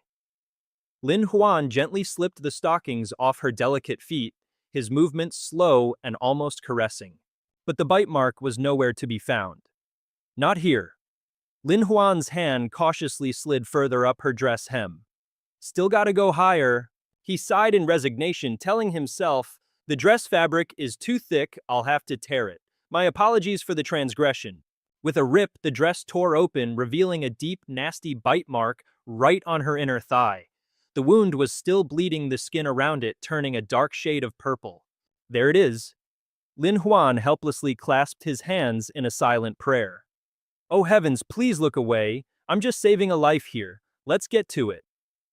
He leaned down, held her leg steady, and began sucking the poisoned blood from the wound.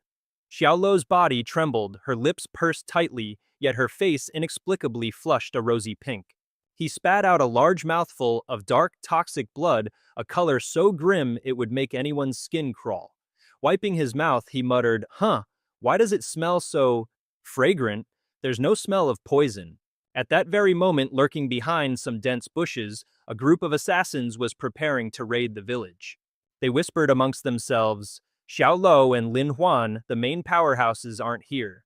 The one next to him stated with grim determination, let's move in. Tonight we wipe them all out. Suddenly, a shout pierced the air as panicked villagers screamed, enemies were under attack. At the same time, Xiao Lo's fair, slender legs slowly touched the ground. She gently fluttered her eyes open, her expression dazed as if waking from a very long dream. Xiao Lo tilted her head, her hazy gaze not focusing on anything in particular. The very first thing that came into her blurry vision was Lin Huan, holding her leg and sucking on it. This is a scene straight out of a spicy manhwa. Poison, her face flushed bright red. This was when Qiao La suddenly remembered that black snake. Right, I was bitten by a snake back then. She squeezed her eyes shut and started chanting a little prayer. This is just the antidote. This is just the antidote. Don't overthink it. Don't overthink it. But then Lin Huan's face just had to pop into her mind. Wait a minute, could this be? He wondered, completely baffled. The poison should have been completely sucked out by now. Lin Huan suddenly jolted, remembering she'd been bitten multiple times. Or maybe there's more than just one wound.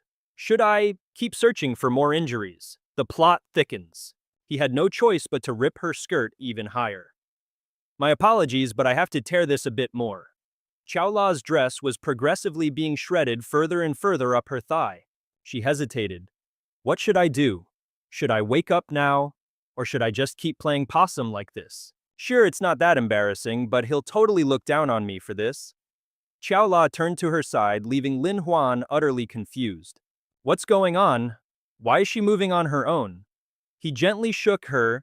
Qiao La, are you awake? Weird. Maybe it's just muscle spasms from the toxin. Lin Huan decided to be a bit more forceful. No, I have to find that wound and fast.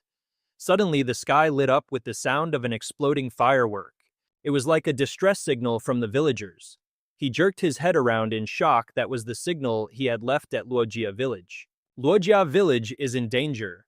Qiao La, filled with worry, shot straight up. We need to execute the plan immediately. He agreed, right, we'll dispatch a rescue team at once. But the moment Lin Huan realized her little acting gig was up, the entire cave seemed to freeze over. Qiao La's face turned the color of a ripe tomato as she quickly turned to face the cave wall in shame. As for our hero, all he could do was stand up and scratch his head, suddenly very concerned about the villagers. Lin Huan leaped onto a cliffside, ready to rush to the rescue. He urged her, Luojia village is in danger, we have to move now. But she called him back, wait, just wait a second. Qiao La was clutching the few remaining scraps of fabric to cover herself. Could you find me some clothes first? Meanwhile, Ah Qi was leading a group of villagers facing off against a team of assassins.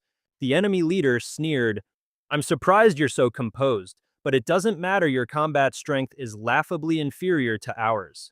Ah Yi pulled down his face mask. No need to pretend anymore. The Grand Master has his eyes on Luojia village. But the guy behind him added, be smart and surrender now and you might just keep your lives. Otherwise, he crossed his arms. Your fighting style is hopelessly outdated. Lin Huan taught us some moves that are way cooler, like something straight out of a battle manhwa. Whoosh! A single flare shot up into the sky. A prearranged firework display then exploded with a deafening bang as Ah Qi urged the villagers to fall back, which they did with suspicious swiftness. Quick, quick! That firework bursting in the deep blue sky was basically the most high-tech signal flare of its time. The enemy leader and his cronies shielded their eyes. Sending a signal, are we? How cute, by the time they get back, you'll all be fertilizer. The taunts continued, trying to run. How before your buddies get here, you'll be toast. And just then the ground beneath them collapsed. In an instant, a massive pit filled with sharp stakes was revealed, a classic trap straight out of a historical manhwa about the Battle of Bakdang River. The villagers standing behind Ah Qi grinned, smirking at the trapped goons. The leader's underlings were completely dumbstruck, their brains lagging as they tried to process what to do next. One of the villagers on the other side taunted them, well, come on over. The enemy lackeys were grinding their teeth in fury, veins popping on their foreheads. Meanwhile, the villagers just casually started cooking hot pot. I'm suddenly starving, let's have some hot pot. The enemies were fuming. Son of a... Watching them eat is just infuriating. One of them couldn't take it anymore and screamed, "Damn you! For your information, I eat the finest delicacies at headquarters. You think you can tempt me with that peasant food?" But his stomach immediately betrayed him with a loud growl, and his mouth began watering like one of Pavlov's dogs at the sound of a bell. A villager sneered, "All talk and no bite, huh?" The cornered enemy shot back with a threat. "Let's see how long you can keep this up. We've already contacted reinforcements from HQ. They're on their way now. If you surrender, there's still time. We might even leave you some leftovers." The enemy leader, Ah Yi, gloated. "And that's not all. Our men have already circled around the back of the mountain. In a few moments, this place will be completely surrounded." Ah Chi feigned surprise. "Wow, they got here that fast." The goon pointed toward the green flags that were now visible on the mountainside. "Of course, those are our troops." At that, Ah Chi calmly picked up a stick from the cooking fire. "Ah, that puts my mind at ease." Ah Chi shouted a slogan and lit a signal torch. "Everyone fall back." As if perfectly rehearsed, the villagers packed up their things and dashed back into the village. All across the mountainside, what looked like lone yellow flags popped up, forming a deadly triangle formation. The group on the southern flank roared, "We're ready!" while the northern team's morale soared as they yelled, "We're ready." Ah Yi scoffed contemptuously. "What is this supposed to be? You think a handful of stragglers can change anything?" But he didn't need an answer. The ground where his men stood began to shake violently. From the mountainside, the peak, and everywhere in between, massive boulders began to rain down upon them. Boulders rained down right on the goon squad, knocking them out flat. Some of these rocks were so massive they turned more than half of A Yi's crew into human pancakes. The guy's face went white as a sheet, sweating buckets as he watched his men get redecorated into modern art installations. A Yi, trying to save face, blustered, "If you think a little dynamite scares us, you're dead wrong. We ain't scared of nothing." A Chi shot back with a smirk. "Who said anything about you being scared of the dynamite?" He explained with a shrug, "That was just a little warning shot. Keep this up and this place becomes your permanent address 6 feet under." The stubborn fool shot back, "So what, we can just turn around and go back the way we came?" A Chi arched an eyebrow. "Oh really? Let's see you try that when I block your escape route. You'll have no choice but to come through here." A Yi faltered for a second, but then defiantly raised his torch. "Shengru gang doesn't need to pass through here. What's your big plan now?" The guy's jaw dropped, only managing to sputter, "You." A Chi pointed his own torch right at A Yi. "Back off right now, you still have a chance to run home to mommy. If not, I'll bring this whole mountain down again. Think about it, messing with us is basically signing your own death warrant." The guy trembled with rage, but his feet were suddenly glued to the spot. All bark, no bite. Even his own people were getting annoyed with his hesitation. A Yi was completely and utterly stuck. He finally cursed, "You cheaters. Our trip to Shengri Gang is more important. Let's just leave these lunatics." As he stormed off, the villagers burst out laughing. What a brilliantly devious plan.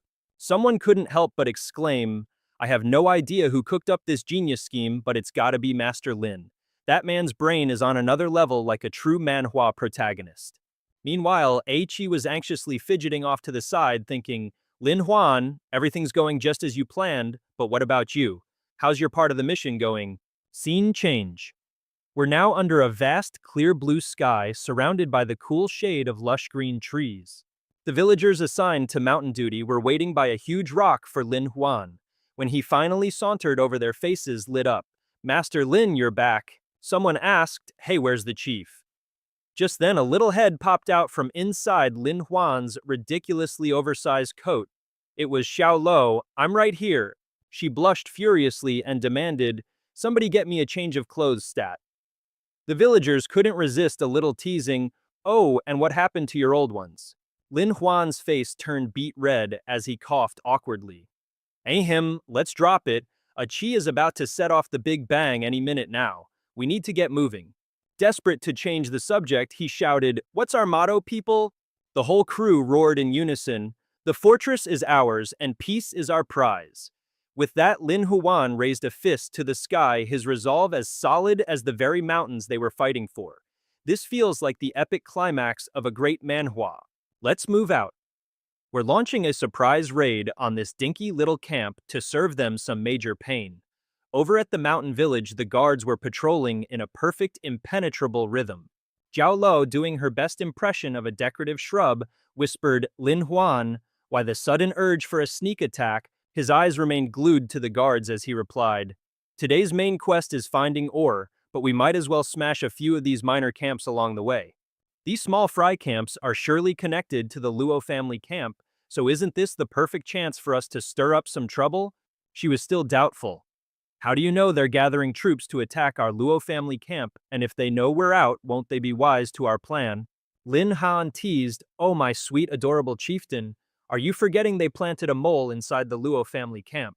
Hearing that, Jiao Lo fumed. "That's right, if there's a spy, they'll definitely signal them to attack our home base." Just then a couple of guards wandered a little too close for comfort, forcing his hand.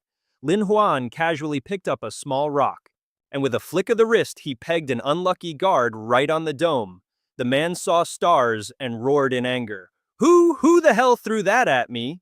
The guard rushed over to the bushes to investigate. Where'd they go? Our boy had already ambushed him from behind.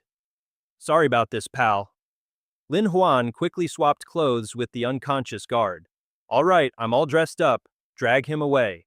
He seamlessly blended in with the gate guards and sauntered right into the village. Lin Huan made his way toward a house that still had 2 more sentries posted outside.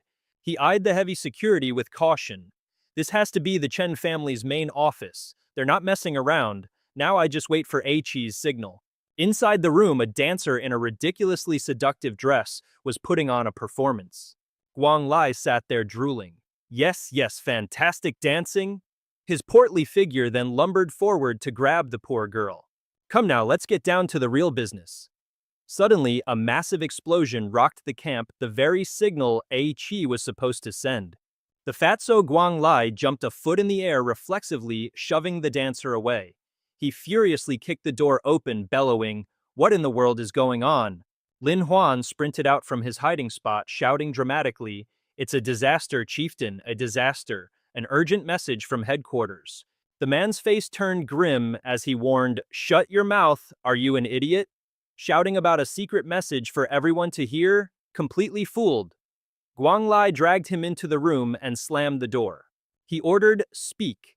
"What's the message?" Lin Huan, putting on a performance worthy of a manhwa protagonist, began, reporting Sir Headquarters says, "Is to rally the troops to raid the Luo family stronghold and more importantly, send a crack team to snatch their imperial-grade medicinal pills." He whispered, all cloak and dagger, "I've heard this little pill can boost vitality and get your qi flowing. For men especially, it has some miraculous effects. Let's just say it gives you a major power-up." Guang Lai practically started drooling. "Is it really that good? I absolutely have to try this?" He lovingly brought the pill to his lips, his mustache practically vibrating with anticipation. But then, wait a minute. Guang Lai's brain finally kicked in. "Something about what you said smells fishy."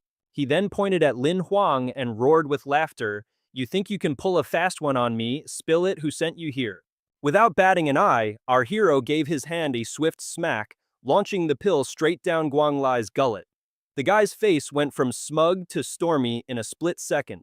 What was that pill?" He doubled over, clutching his gut. "Egg, my stomach. It's poison, you poisoned me." Guang Lai frantically grabbed the nearest cup of water and started chugging it like his life depended on it. Lin Huang casually chimed in, "I'd advise against that. With this particular concoction, water just makes the party in your intestines a whole lot worse." His eyes bulged, pupils shrinking to pinpricks as he gasped for air.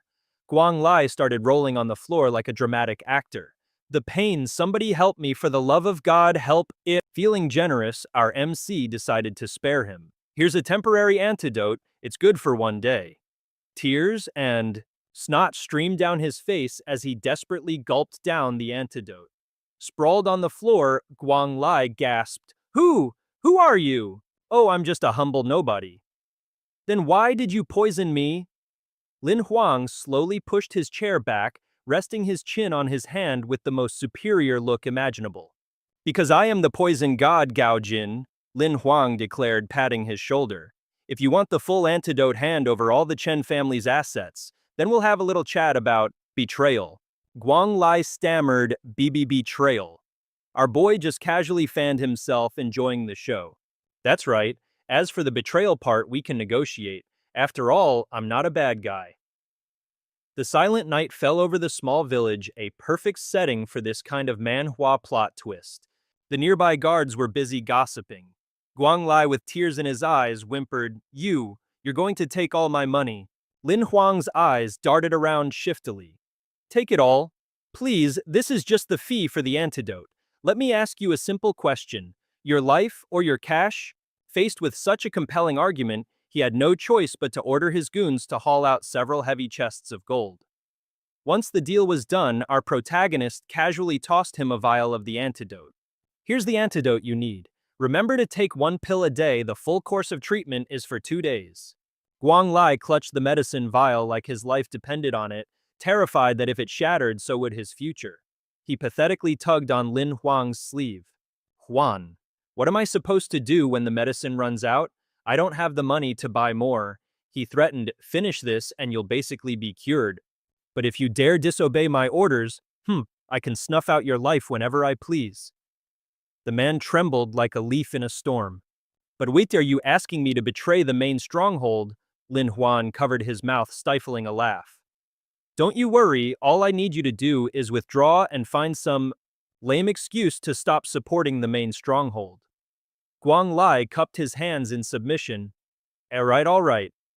Lin Huan then left the room to deal with the mountain of gold. You find a safe place to stash this treasure and use it as the next operational fund for the Luo family stronghold. Xiaolo, her eyes sparkling, piped up, Lin Huan, that miraculous poison of yours, I think I should borrow some. A crafty look spread across Lin Huan's face. What poison? It was just noodles with ginseng and bean powder. Drink some water after and you get a tummy ache. He turned to leave. Let's go. We still have to deal with the Ba Shan stronghold tonight. She felt utterly helpless. Was this guy just a top-tier, smooth-talking scam artist? Even a villager couldn't help but mutter, thank goodness he's not our enemy. Suddenly, Lin Huan froze in his tracks, his eyes wide. He raised a spyglass to his eye, peering into the distance. I hear something. From the foot of the hill, the faint, desperate sobs of a woman could be heard. The kidnappers were having a good laugh. Haha, the leader of the Lai family stronghold sure knows how to have fun telling us to escort a maiden for him. The goon behind him chimed in. With a woman like that who even needs to eat, suddenly the horse's hoof struck something hard, causing it to neigh and rear up. The violent jerk sent the kidnapper and his unfortunate captive flying. She let out a blood-curdling scream, tears streaming down her face uncontrollably as she plummeted towards a headfirst landing. But the painful impact never came. Instead, she landed squarely in Lin Huan's arms. The poor woman opened her eyes, her face blushing, a delicate pink, a truly heart-wrenching sight. She trembled as she thanked her savior. The kidnappers roared, "Who's there?"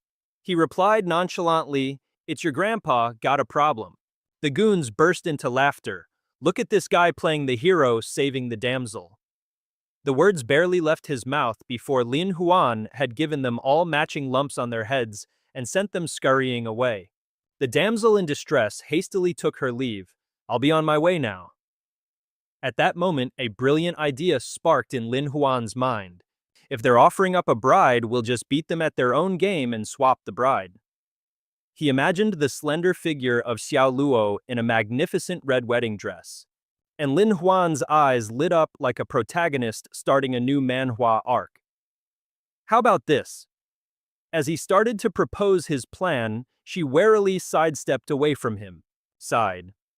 I don't want to do it, he replied, cool as a cucumber. If you don't do it, who will? Nobody else has skin as smooth as yours. Hearing this, Qiaolo flashed a mischievous grin. Take a wild guess. All eyes were now fixated on Lin Huang's famously soft and smooth skin.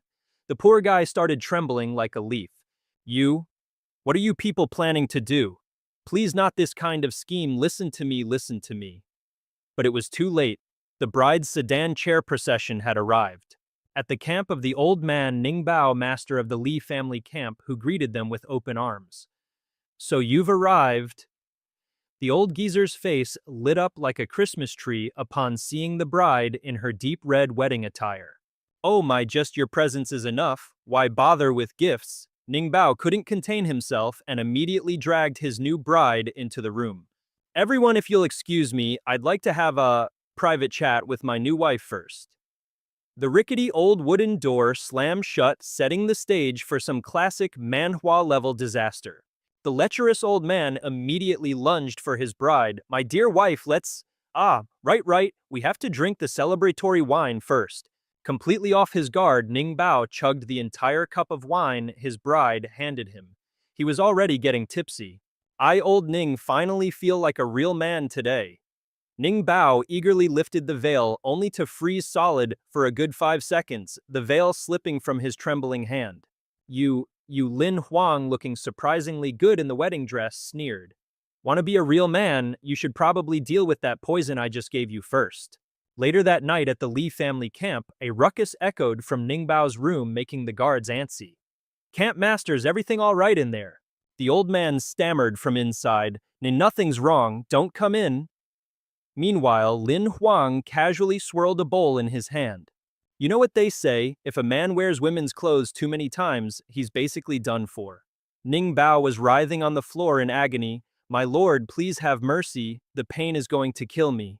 Our boy was using a poison control technique to get the old coot under his thumb.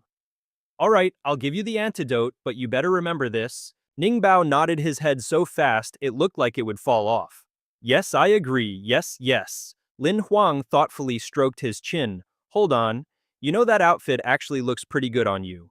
He then slowly strolled out, causing the guards standing outside to whip their heads around their senses on high alert. Who are you? When did you even get in here?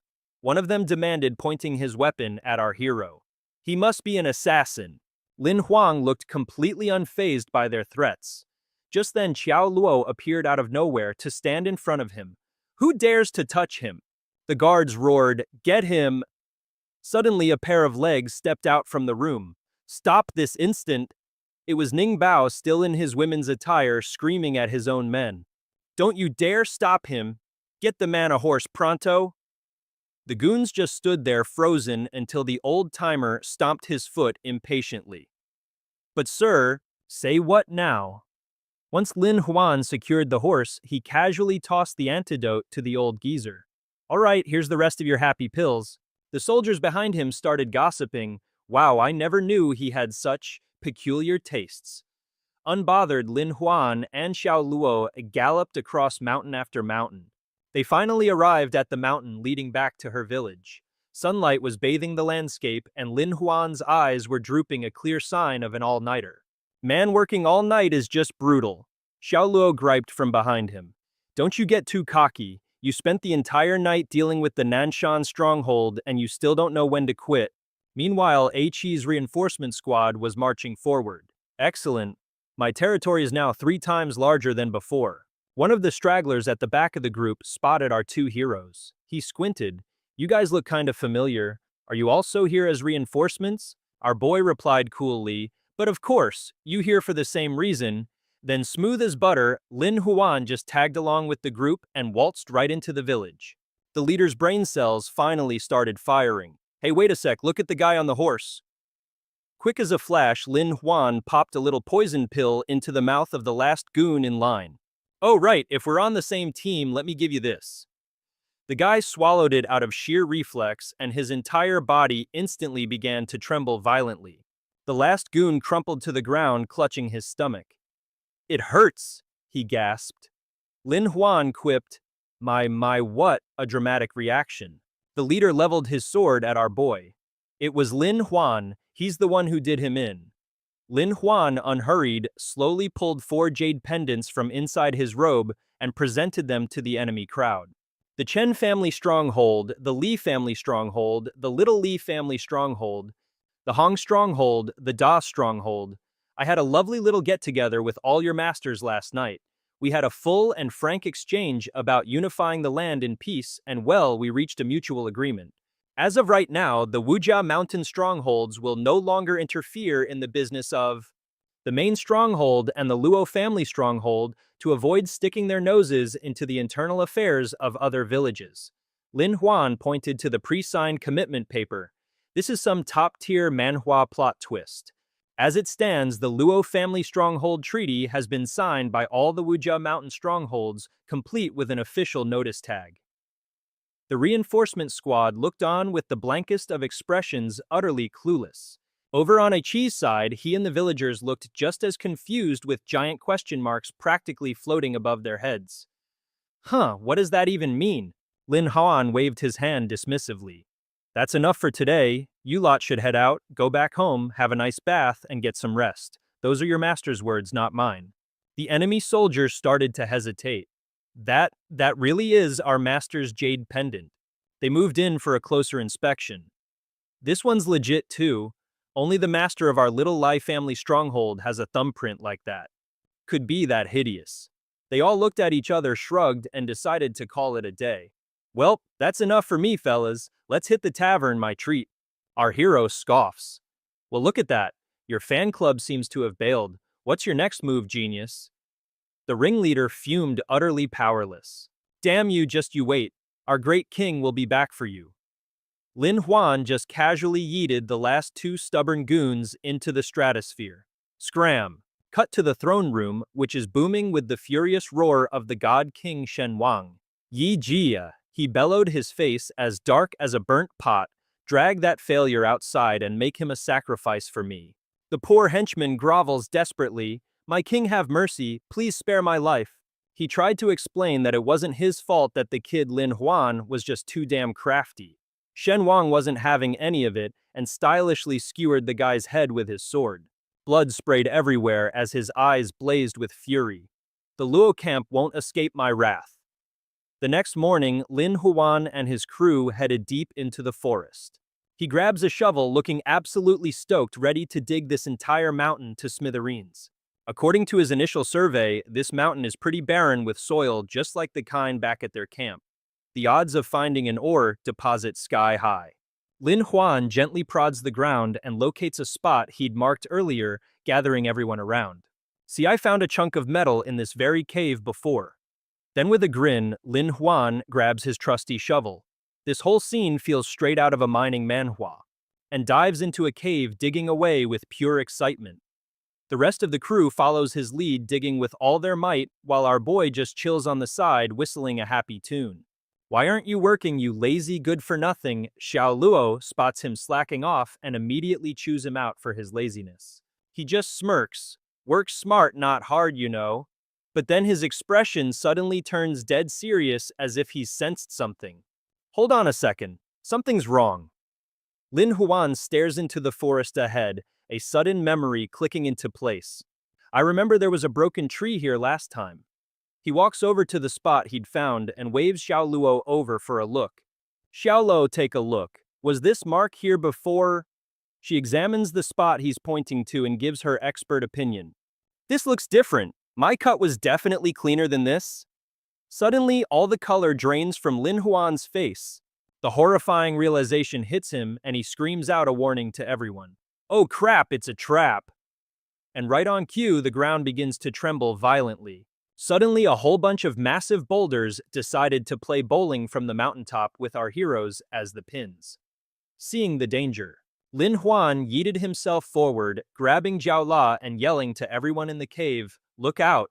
A massive barrage of rocks rained down, hammering the entrance and shaking the whole place like a cheap motel bed. The rock slide completely sealed the cave entrance, and surprise, surprise, it was totally a setup. Meanwhile, a couple of goons perched on a cliff above were cackling like hyenas. Ha ha ha, the boss's plan was sheer genius. I have no idea what they were looking for, but being trapped in there is a one-way ticket to the afterlife. Ha ha ha, who's gonna come to their rescue now?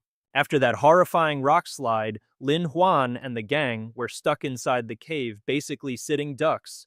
Jiao La, you alright? Jiao La, who was currently pinned to the ground, looked extremely flustered. I'm fine, but could you maybe move your hand? The situation was textbook awkward. His hand was planted right on her chest, which was probably making it a tad difficult to breathe. You see this kind of trope in every other manhwa. Realizing his accidental placement, Lin Huan snatched his hand back, his face turning 50 shades of red. My bad, so sorry. The servants witnessing this whole disaster unfold were starting to panic big time. Young master, what are we going to do now? You have to get us out of here. My wife and kids are waiting for me. But our boy Lin Huan cool as a cucumber. He calmly lit a torch and soothed the panicking crowd. Chill out everyone, there's gotta be another exit. Lin Huan held the torch high using the flame as a makeshift windsock. See that the wind is blowing the flame that way. The entire group followed the flickering flame of his torch, desperate for an escape route.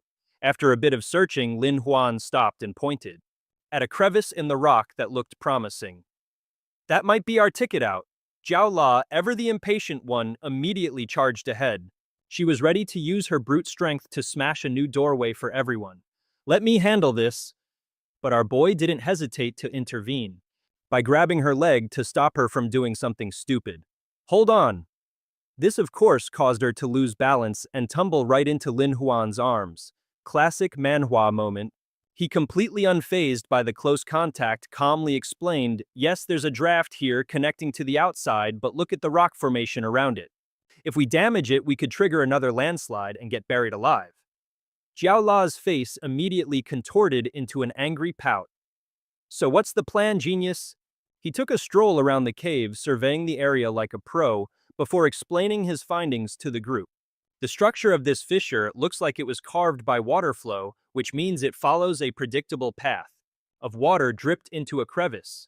Lin Huan strolled over to a specific spot and slammed the shovel in his hands into the ground with gusto. Hundreds of years ago, a stream must have flowed right through here. The spot Lin Huan struck immediately gushed with fresh water. Looks like our boy hit the underground spring jackpot. That's it.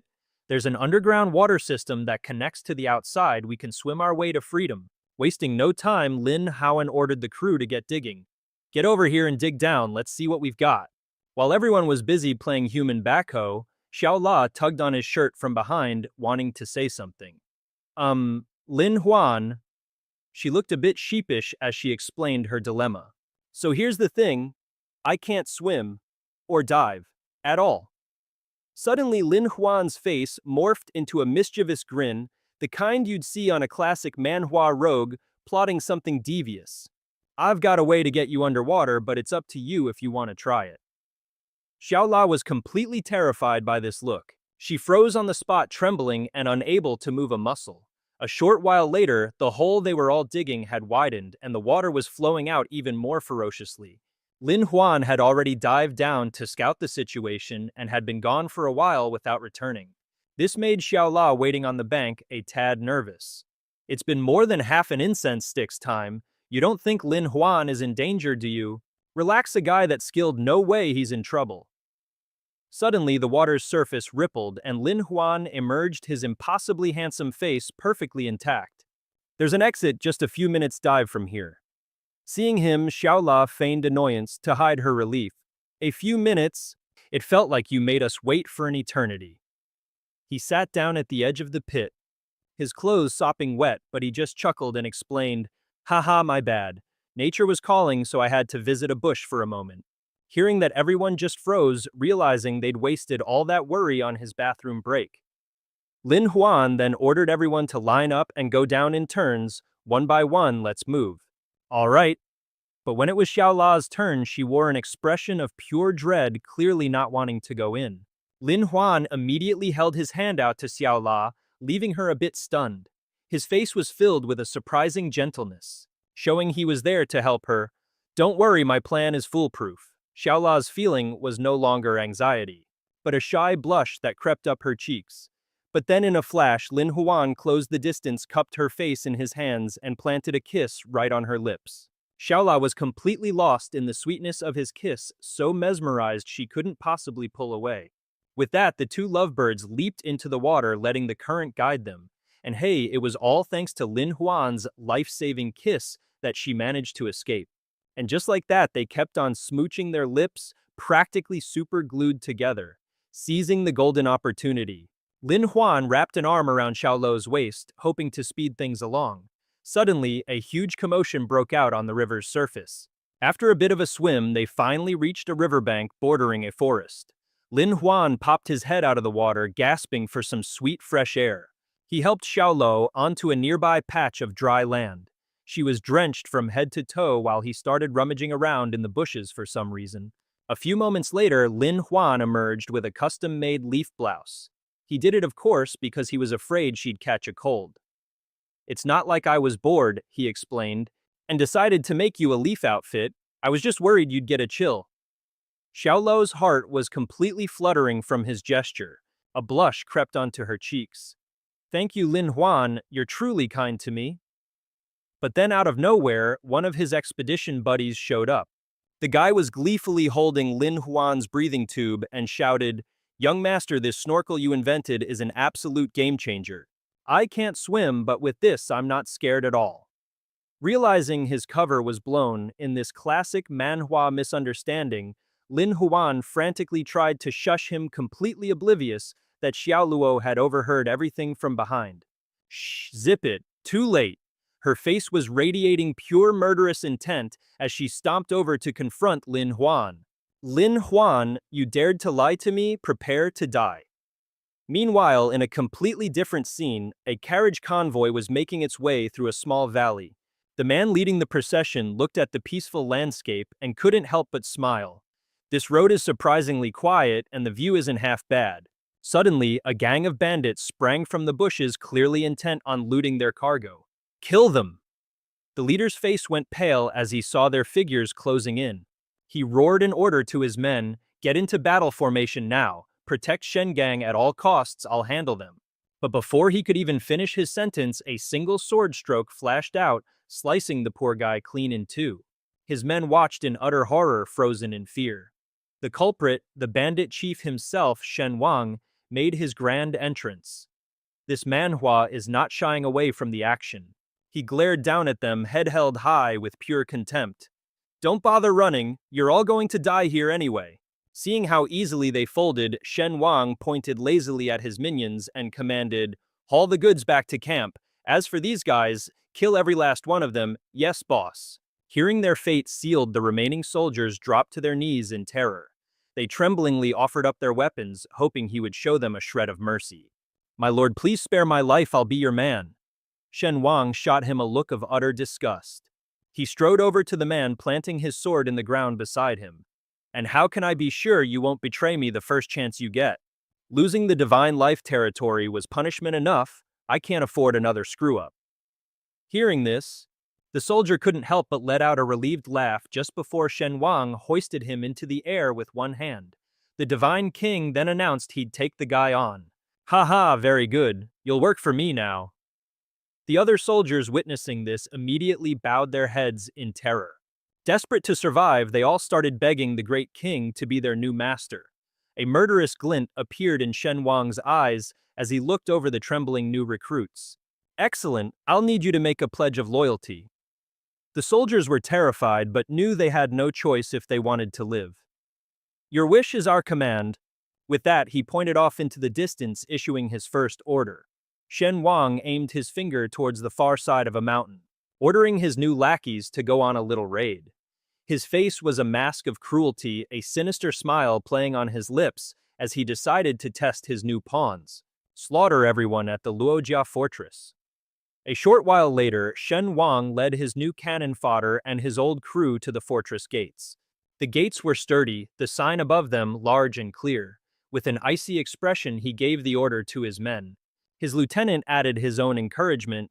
"This is the place, smash it for me. Are you deaf? Break it down." The soldiers were all smiles, thinking that if they did well, their lives would be spared. "Just leave it to us. This Manhwa is about to get an action scene. We've trained our cultivation methods for years. This wall is a piece of cake." Without another word, they charged, intending to use their bodies as battering rams. But a moment later, they were all on the ground, numb and aching from the impact. "Holy hell, why is it so hard? They must have reinforced it with iron." Seeing the difficulty, one of them scurried back to report to the boss. "Great king! I've never seen a wall this tough. We should have someone sneak inside to open the gate. Seeing how incompetent they were, Shen Wang slapped him across the face. Useless bunch. He was done talking and raised his massive spiked mace to deal with the gate himself. Watch me. With a single mighty swing, Shen Wang splintered the massive wooden gate, causing it to collapse instantly. Then Shen Wang barked at the soldiers, "Pick up this giant beam, get over here and let's use this log to smash the rest of it open." Armed with a makeshift battering ram, the soldiers' morale skyrocketed. They charged forward like a pack of rabid bulls, slamming the log into the gate. Bam! The first hit alone sent a spiderweb of cracks across the wall. "Let's go, put your backs into it." Seeing a glimmer of hope, their spirits soared and they hammered the gate again with even more gusto. After a few more solid thwacks, the wall crumbled, leaving a gaping hole. Payday. The goons readied their weapons, drooling at the thought of all the villagers they were about to, liberate from their valuables. "Ha ha ha! You vermin of Luojia Fort, time to meet your maker, don't even think about running." But what greeted them wasn't riches and screaming peasants, but crickets. The entire place was a ghost town. A wave of confusion and a hint of fear washed over the goons. What gives one of them scurried back to report to Shen Wang. Boss, what the heck is going on?" "Reporting, my lord. The cowards of Luojia Fort must have heard of your terrifying reputation and tucked tail and ran." Shen Wang was not amused. He grabbed the lackey by the head, absolutely furious. "Damn it, get out of my way." Shoving past him, Shen Wang's sharp eyes caught something on the ground wheel tracks. The penny dropped. He instantly realized the villagers had packed up all their valuables and made a run for it. The nerve.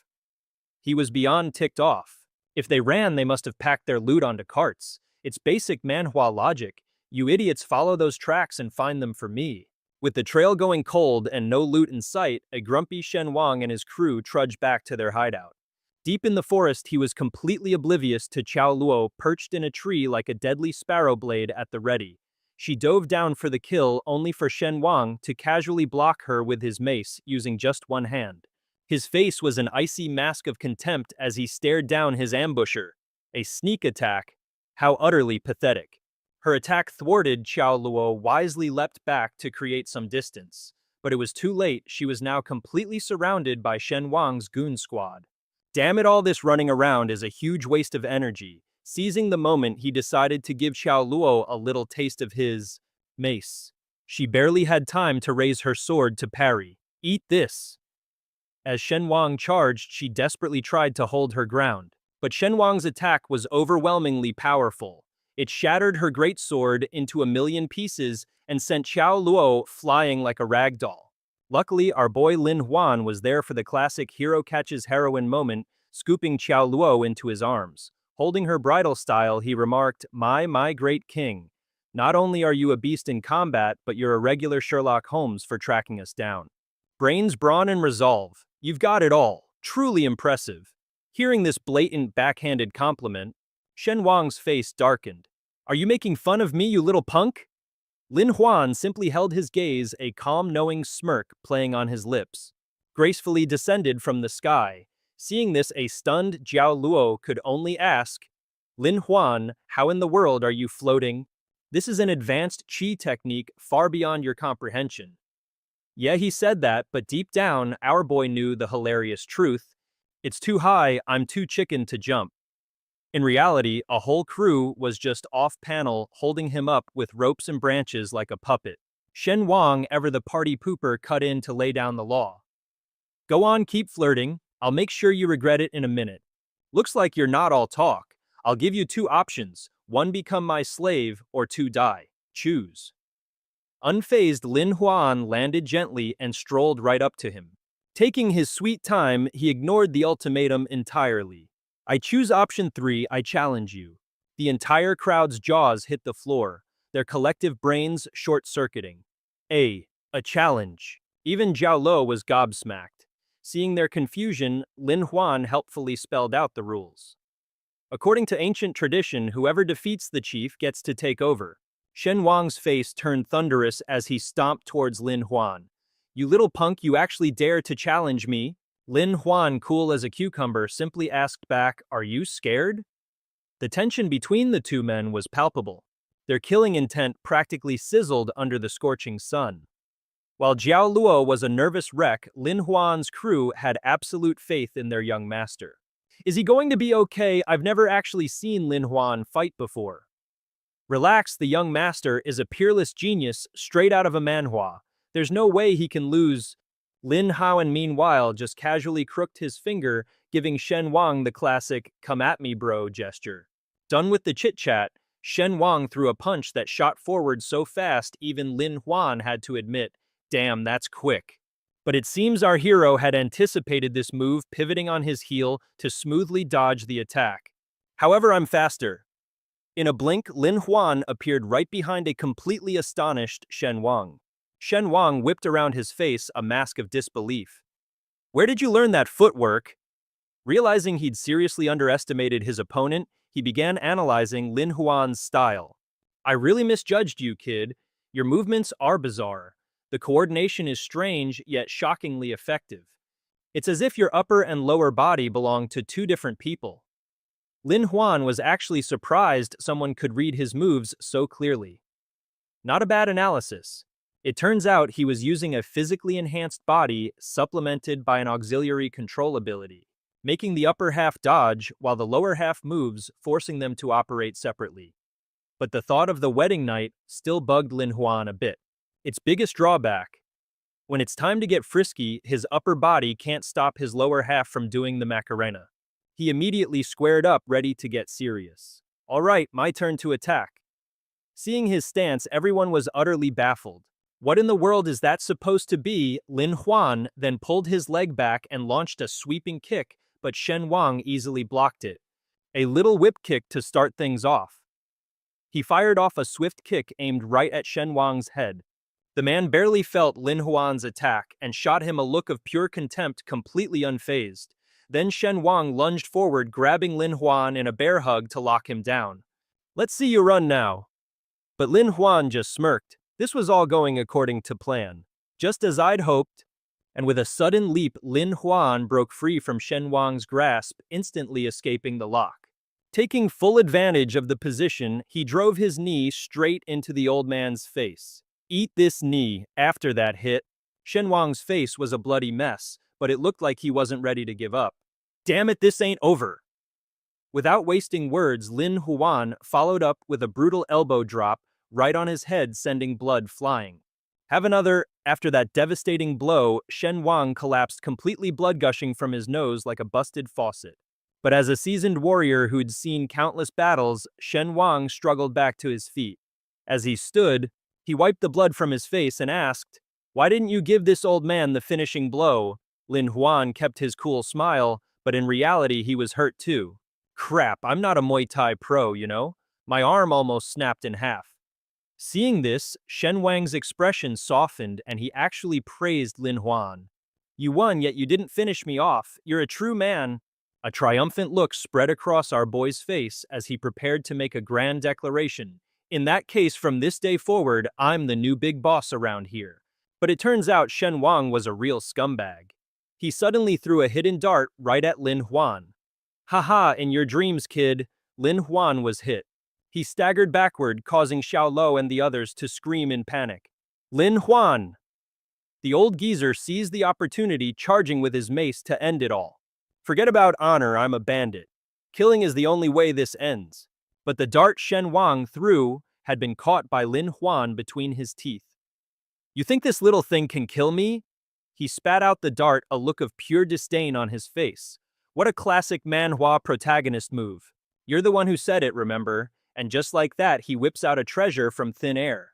Suddenly, Lin Huan is lugging a massive cannon on his shoulder. Men light the fuse. The cannon's muzzle aimed squarely at the Shen Wang, making the big boss flinch involuntarily. The Shen Wang had no clue what that thing was, but a moment later a brilliant beam of light erupted, sending him on a one-way trip to the great beyond. Everyone who witnessed that shocking spectacle was frozen in stunned silence. Lin Huan, however, just casually propped the cannon back on his shoulder, a look of pure triumph on his face. We said it was a fist fight, but my hands were just itching to use something else. After taking care of the so-called Shen Wang, Lin Huan ordered his men to clean up the mess. What goes around comes around. He then gazed at the cannon in his hands and sighed with a hint of regret. Too bad it can only be used 2 or 3 more times. The materials to craft this baby are a real pain to find. He then hefted the cannon, eyeing the former king's lackeys. But for the likes of you, this is more than enough. So from this moment on, the position of great king shall be... Suddenly, some random dude steps up to claim the title. I shall take that position. Zhu Bing brandishes a token, a sinister grin spreading across his face. Long time no see, Lin Huan. With the Ling Bai Jai command token in my hand, you will all obey me, kill him. Lin Han just gently patted his cannon, issuing a calm warning. Aren't you afraid of ending up like the great king? You know, a pile of dust. But the villain had an ace up his sleeve, something that stopped our hero cold. Of course I'm scared, but having the villagers of Luojiajai as my funeral companions, I can live with that. The innocent hostages struggled helplessly. Xiaolo couldn't hold back her rage, but thankfully, Lin Huan held her back. You wouldn't dare... Calm down. Seeing their reaction, the baddie cackled, absolutely sure of his victory. Haha, I knew you wouldn't dare to fire. What a joke. Lin Huan didn't waste any more breath and decided to let his cannon do the talking. Men lighted up. But to everyone's absolute astonishment, the fuse was lit anyway. Xiaolo was horrified as her own relatives were among the hostages. Lin Huan, that's my family. Don't worry, just trust me. Zhu Bing, however, was unfazed. He shoved the villagers forward to form a human shield, eager to see what our hero would do next. He sneered, ready to watch Lin Huan's little plan go up in smoke. With such a densely packed crowd, I'm afraid all that'll be left after your blast is a big pile of ash. The cannon's muzzle began to glow. Ignoring the taunt, Lin Huan fired, unleashing a massive beam of light. What a classic Manhwa showdown. The energy blast zipped right past Zhu Bing's face, throwing him into a mild panic. He missed. What? Figuring out Lin Huan's intentions, the guy let out a scornful laugh. Haha, you almost had me scared there. But you chickened out in the end. You don't have the guts to kill us. Our boy Lin Huan, ever so calm, just chuckled at Zhu Bing's adorable naivete. But I already did kill you. His face was a mask of pure confusion, with no idea what Lin Huan was talking about. What the heck do you mean? Trying to pull a fast one on me, I'm not an idiot. Suddenly, Zhu Bing noticed something below. Holy crap, the ground was practically gushing water. What is this? Lin Huan, in true action hero fashion, zipped up a rope into the air and began to explain things to the clueless Zhu Bing. This is the result of my earlier survey. The groundwater is connected to a small river and the current just rushed in out of nowhere. And in a flash, that underground stream became a full-blown flood, washing everything away. Damn you, Lin Huan, I'll get you for this. Seeing his master plan unfolding perfectly, Lin Huan, chilling on a tree branch, gave the order, all units on my mark, deploy the nets. Immediately, a massive net looking like something you'd use to catch a whale was unfurled. This net would ensure everyone was caught and not swept away. Lin Huan watched this masterpiece of a plan, with glee fanning himself and laughing out loud. A clean sweep all in one net. Haha, he mused. It's been a while since I've really shown off. Xiaolo and her attendant, however, were watching with some serious side-eye. Is our young master completely off his rocker? Her head swimming with questions, she walked up to him. We may have won this fight, but you still haven't made good on your promise to me. Oh, you mean the part about improving the soil quality for the Zhao family village? Lin Huan pointed down at the raging torrent of water and elaborated. I didn't redirect this river just for a little scuffle, you know. He then revealed his true genius. Later, I'll have canals manually dug to channel this water to the fields. Problem solved. This kind of 5D chess is exactly why I love this manhwa. Lin Huan's face was the very definition of a cunning schemer as he snapped open his fan. On top of that, I've located a mine-secured miners and even have a layout to expand production. Everyone was floored. They had no idea his true motives were this elaborate. Was this guy even human? When did you plan all this? After a while, the water finally receded. Lin Huan separated the villagers from the bandits. This land here belongs to our Zhao family village. This is our turf, you bastards. How dare you rebel? But Xiaolo's expression was dead serious. She just kept staring at him. Lin Huan felt a bit helpless under her intense gaze, but she was just deeply worried. Do you have a fever? Did that poison dart turn your brain to mush? Everything I just said was 100% true. He then masterfully dodged the topic, pointing toward the cave entrance they'd just come from. Hey, remember when we went for that little dive earlier? Recalling that incredibly awkward scene made Xiaoluo bury her face in her hands in sheer embarrassment. Who told you to bring that up? But as it turns out, Lin Huan had discovered something entirely different while diving with her. That's when I found the mineral deposit, but trying to excavate it underwater would be a massive headache. Hearing this, Xiaoluo was visibly ticked off, but our dense protagonist was completely oblivious. Wait, at that moment, that's what was on your mind. What's up?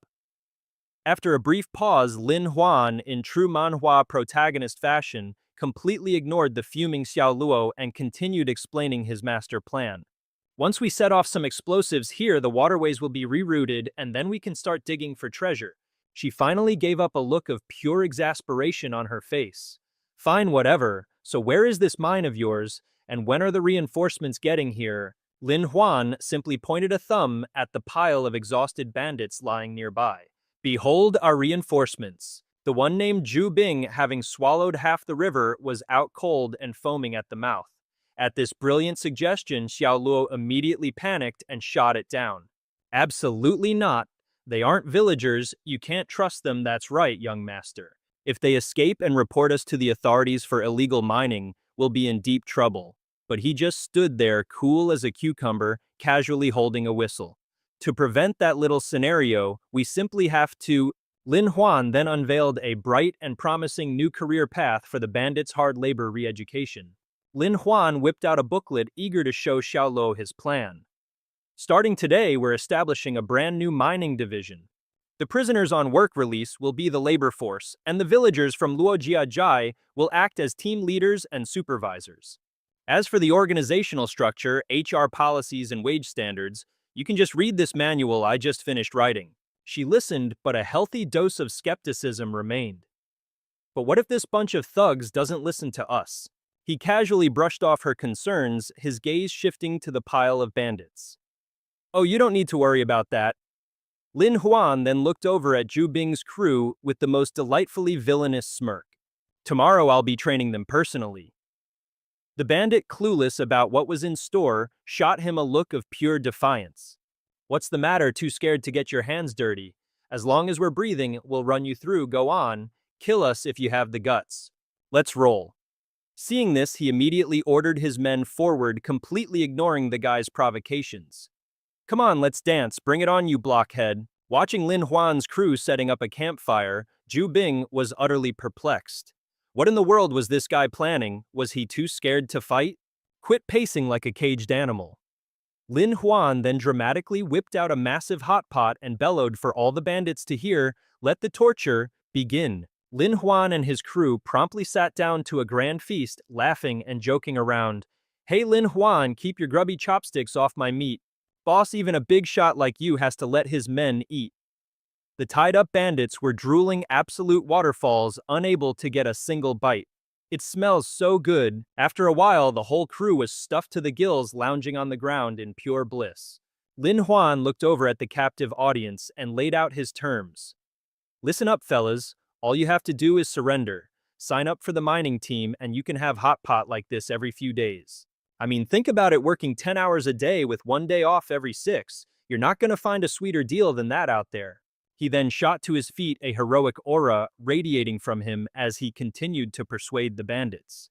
My friends, aren't you tired of living hand-to-mouth, constantly worrying about your next meal? Are you not sick and tired of this endless bloodshed?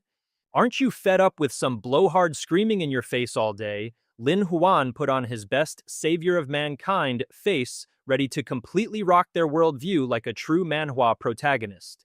Come and join the Luojia mining team. No more hunger, no more exhaustion, and no one bossing you around. Starving as they were, the bandits felt their resolve waver. Only hard work leads to wealth. Labor is glorious. Seeing his men about to be brainwashed, Zhu Bing shot them a death glare that sent shivers down their spines. Who dares to defect you there? Daojie, wipe that drool off your chin. This was, of course, despite the fact that he himself was drooling his face beet red because the sales pitch had hit a little too close to home.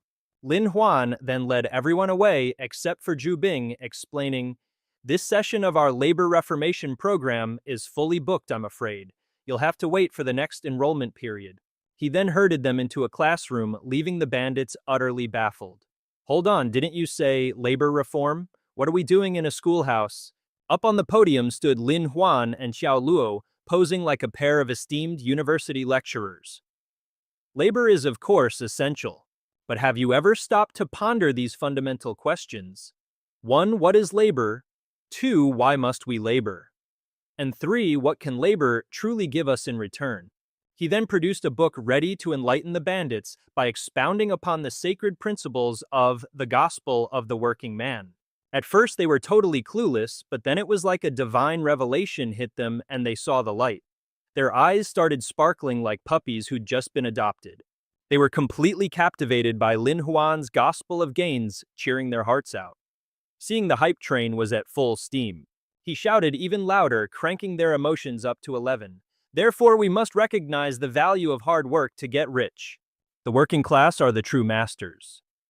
By now Lin Huan had fully converted them, while Xiao Luo at his side was looking a little worried. "See, turning them into our people was a piece of cake. Now everyone is a comrade in labor. But isn't this kind of preaching basically inciting a rebellion?" He just offered a gentle smile to calm her down. "Not at all." Inside the cave, everyone was digging for their lives. 1, 2, 3, dig, 1, 2, 3, dig. Lin Huan stood outside with a megaphone, announcing, "Attention all units, day 1 of work is officially over, clock out time." The crew happily enjoyed their meal, chatting up a storm. Getting to eat after an honest day's work.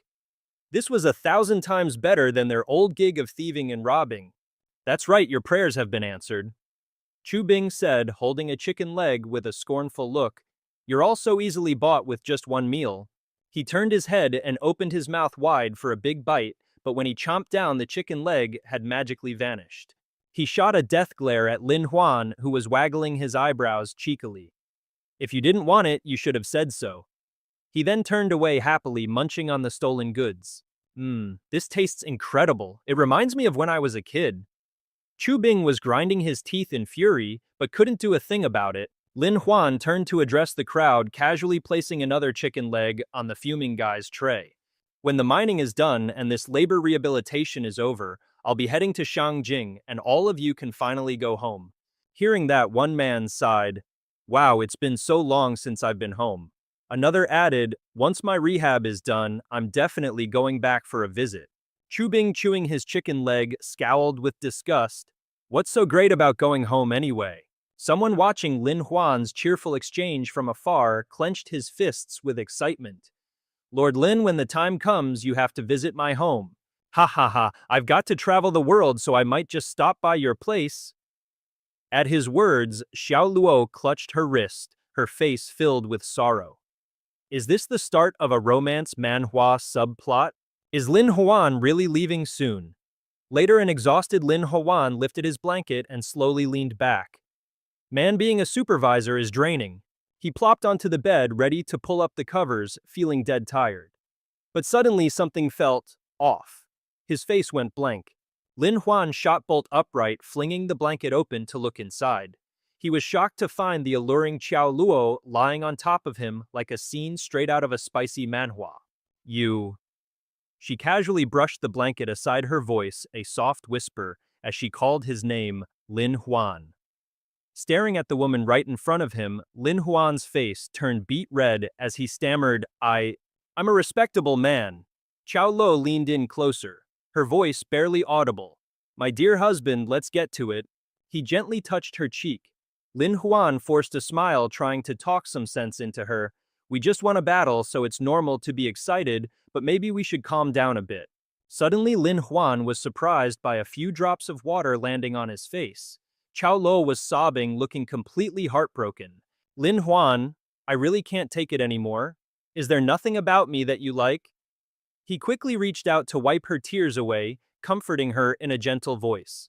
"How could you say that? You're so adorable and cute, of course I like you." Before he could finish, Xiao Luo cut him off. her voice filled with hurt. That's not it. If I'm so great, then why do you want to leave? Lin Huan gently pulled her into a comforting hug. I'm sorry, but there are some things that just have to be done. I used to be someone who only cared about my own happiness, but now seeing how hard you work just to survive, I feel like I should be doing something different. He let out a helpless sigh. Besides, I'll be staying for a while to explain the Hardstone situation to the authorities and help everyone out. Qiaolo angrily grabbed his shoulder and bit it. Lin Huan just closed his eyes and let out a soft chuckle. Also, I have a gift I want to give you. The next morning, a confused crowd was murmuring, "Why did he gather us all here? Lord Lin gave the order, so just listen." Suddenly, a voice cut through the noise, grabbing everyone's attention.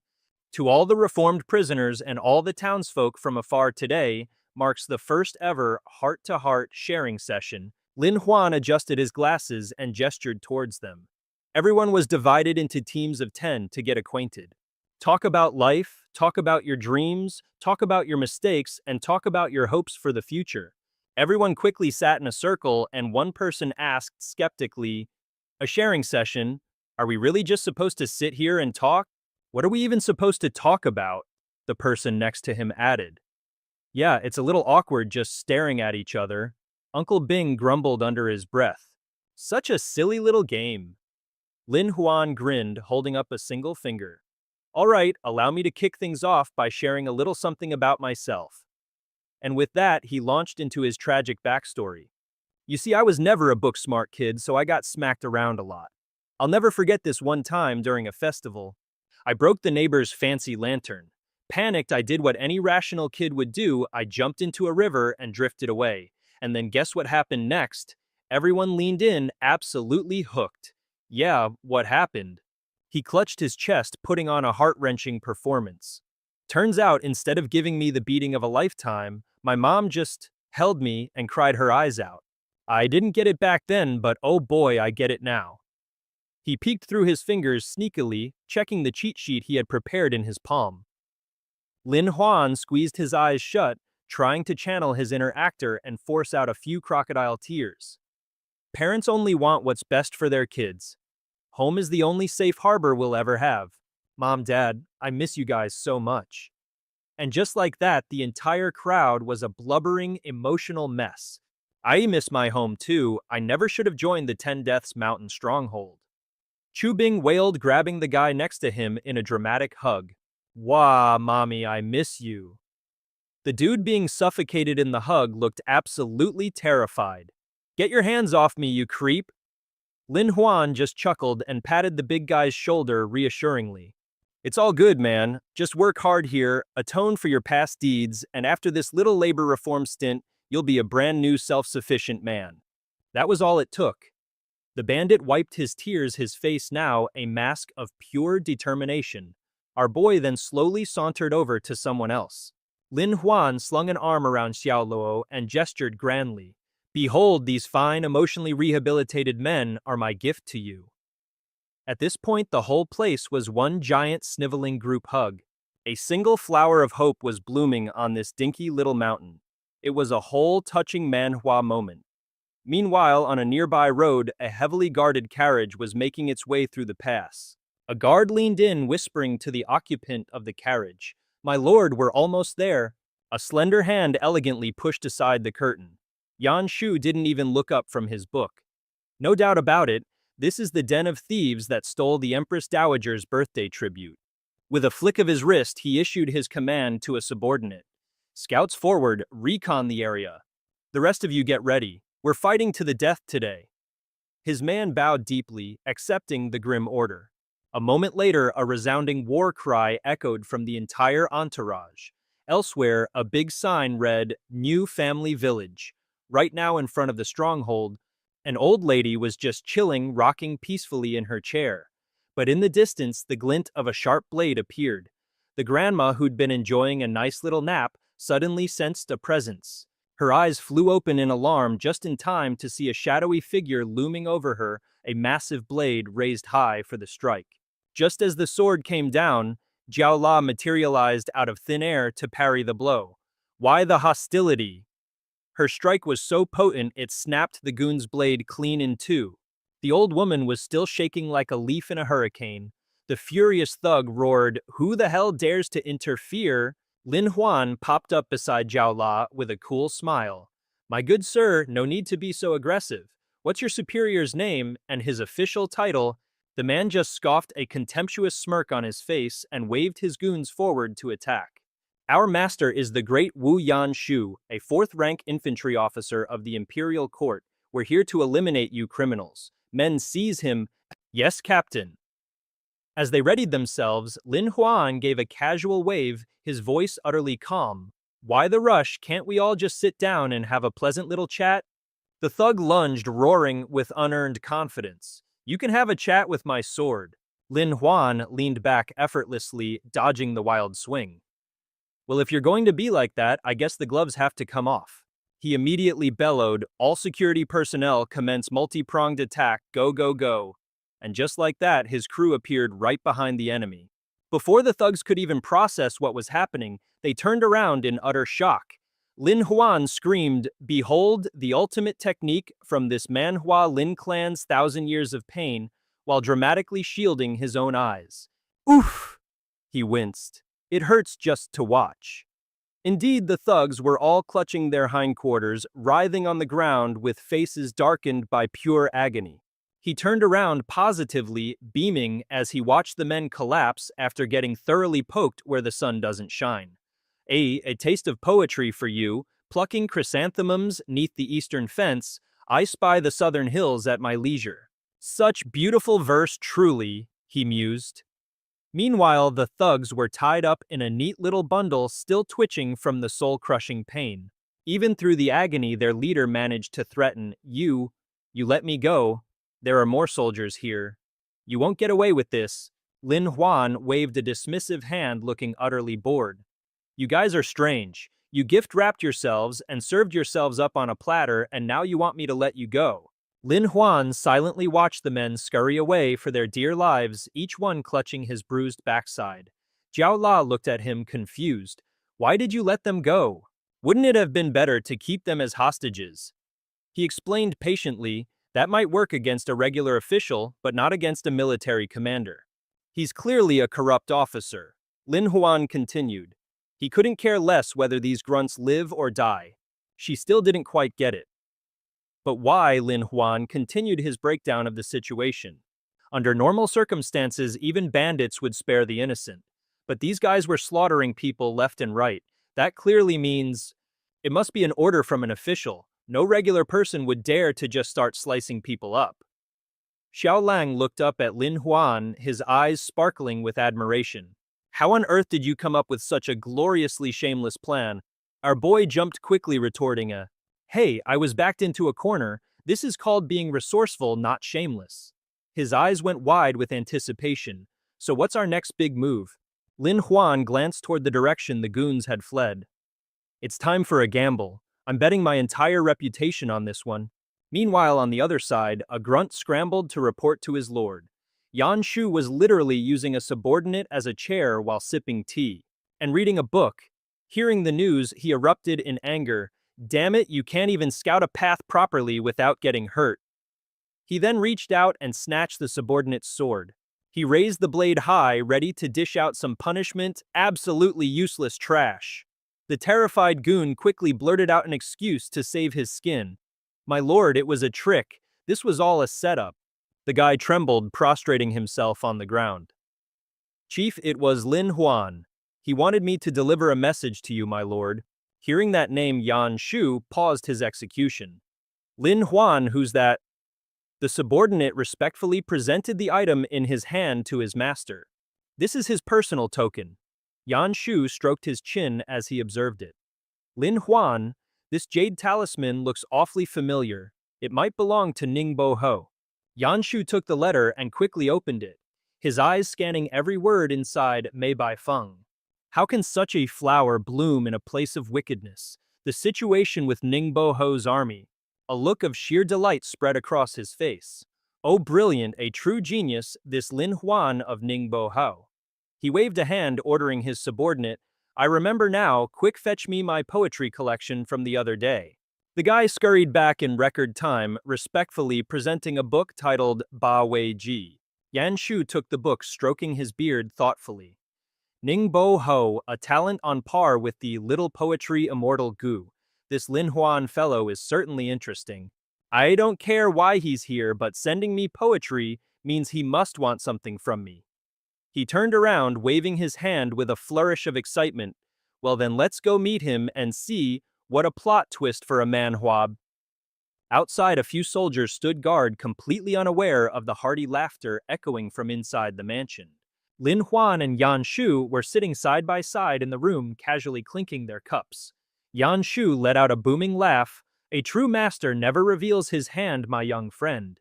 To think I'd get to meet the poetry immortal Lin Huan in person. Our boy waved his hand with a modest smile. You flatter me, you flatter me. I am still leagues behind the great Lord Wu. He pointed towards a heap of rare jewels and demanded, right, but what's the deal with this birth divine steel? You know the drill, I can't just defy a direct order. If you can't cook up a reasonable explanation, I promise you I won't be merciful. Lin Huan shot back with a confident smirk. Oh, I'll tell you all right. He glanced at his system panel and smashed that confirm button. Effects, a sweet 830, store points the 7-orifice exquisite dragon heart, and a major buff to his powers of expression, persuasion, and inspiration. Duration 2 hours, cost 100 points. Confirm purchase. Lin Huan was practically giddy. Oh baby, I've been craving this bad boy for ages. And just as he'd hoped, the 7-orifice exquisite dragon heart was the ultimate acting skill. Instantly, his entire body was bathed in a dramatic, sparkling light straight out of a shoujo manhwa. 7-orifice exquisite heart activated. Lin Huan leaned in close, his voice a seductive whisper. Great Lord Wu, aren't you just a little bit curious about little old me, the one and only little poetry immortal? What on earth was he doing here? Yan Shu immediately leaned in, all ears. Ooh, is there some juicy gossip? He clutched his head, putting on a show of bashful coyness. To the outside world, I am indeed a dashing young master overflowing with talent. Then in a flash, he turned back, with eyes shimmering with the most heart-wrenching, pitiful sadness. But at home, I'm just the lowly son-in-law of the Ning family. No money, no power, left out in the cold, having to walk on eggshells around my wife every single day. Yan Shu was so taken aback, he actually recoiled a bit. Okay, I get the sob story, but what does that have to do with this mountain fortress? Lin Huan lunged forward, grabbing the man's hand with an expression of pure sincerity. I came here for you. He gestured dramatically toward the pile of goods in the distance. What you might not know is that my family has always dealt in fine porcelain, and a portion of that birthday tribute belongs to us. So I hatched a brilliant plan. Lin Huan laid it all out with a straight face. Bribe the escort team, personally join the convoy, use this connection to get to the capital and become your most powerful ally. And he didn't forget to sprinkle in a little extra spice. Then out of nowhere, some random thugs attacked. I had no choice but to unleash my true power and fight them for 300 epic rounds. Yan Shu's gaze sharpened, cutting right through him. Bribery and you want to be my ally. Do you have any idea how many of your crimes are punishable by beheading? Lin Huan smoothly slid a small box across the table. Perhaps your lordship wouldn't mind taking a tiny peek at this. Before he could even finish, the official held up a hand to stop him. That's enough. I am not that kind of man. His other hand, however, was already gently prying the box open. His eyes widened at the glittering contents nestled inside. What is this? It's quite exquisite. Lin Haiyan beamed his smile as bright as the jewels. Oh, that's not a bribe for you, great lord. It's merely just a little something something. Lin Huan gestured with a grin, knowing that the current emperor was a total sucker for exquisite, pricey toys. He also loved handing out little trinkets to his underlings. This tiny badge was custom-made just for his majesty. Yan Shu casually closed the box, stroking his beard thoughtfully. What exactly are you getting at? Lin Huan smirked, laying out his proposal. We craft these badges for the emperor, tell him what they do, and then grant him the exclusive manufacturing rights for the future. If someone else beats us to it, we'll lose out big time, right? Yan Shu covered his mouth, letting out a delighted chuckle. Oh ho ho, this sounds interesting. I'll just consider this you being a proactive little troublemaker at work. Lin Huan already had this all planned out. It was a piece of cake. The heroic official Wu bravely fought the bandits, led the charge, and single-handedly cleared out all the shacks. He's clearly the only one who deserves any credit for past deeds. And I saw it all with my own two eyes. Yan Shu let out a satisfied sigh. I see you know how to play the game, but remember we're both on Duke Tong's team. Don't you dare pick the wrong side. Lin Huan tilted his head and clapped his hands. You can rest assured, sir, I've come prepared. I heard His Majesty has a thing for precious stones and sent Duke Tong to find some, so I prepared this peculiar little rock. From outside, a group of men struggled to haul in a massive boulder. Seeing the size of it, Yan Shu's face lit up as he eagerly approached. Excellent.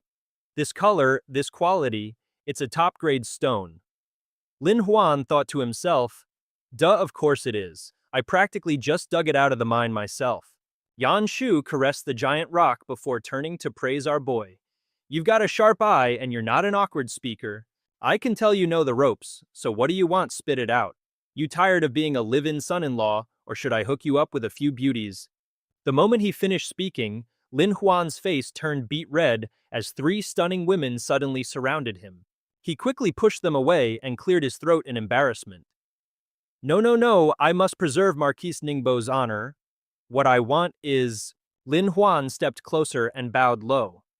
I hope official Wu can help me get to the capital urgently for the examination. Yan Shu placed a hand on his shoulder, assuring him, that's simple, from now on you stick with me. Just like that, Lin Huan left and the door was shut behind him. Jiao Lo, walking beside Lin Huan, frowned in disbelief. He actually bought an excuse like that, isn't he a complete moron? Lin Huan just smiled and pointed. Either way, you've got to build connections. The Emperor Duke Tong, the corrupt officials, it's all part of the game in this Manhwa world. Lin Huan, he slowly laid out his master plan. Gang's birthday is the perfect cover. If we can use Wu Yanshu and maybe steal some of the credit, plus with that old eunuch Tong causing a scene picking up a little bro like me, is a total win-win for him. At this point, you could tell him aliens were responsible, and he'd probably believe you. Xiao Lo clenched his fists tightly.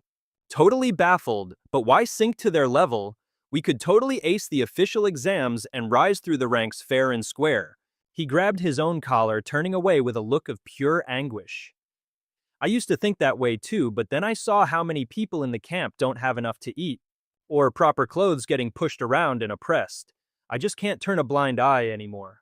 Lin Huan's fist tightened, his eyes burning with a fiery resolve. I want to use the fastest method possible to help everyone so that when I leave, I'll have zero regrets. Lin Huan and Yan Shu stood off to the side watching a group of people tilling the land. Yan Shu, fanning himself dramatically, let out a theatrical sigh. What's the point of planting anything on this garbage patch of land? Wouldn't it be better to just raise some cows and pigs? Lin Huan stood behind him, silent as a stone, but you could practically see the corner of his mouth twitching. Dude, you're a corrupt official. Did it ever occur to you that livestock also need food? What are they gonna eat? Air.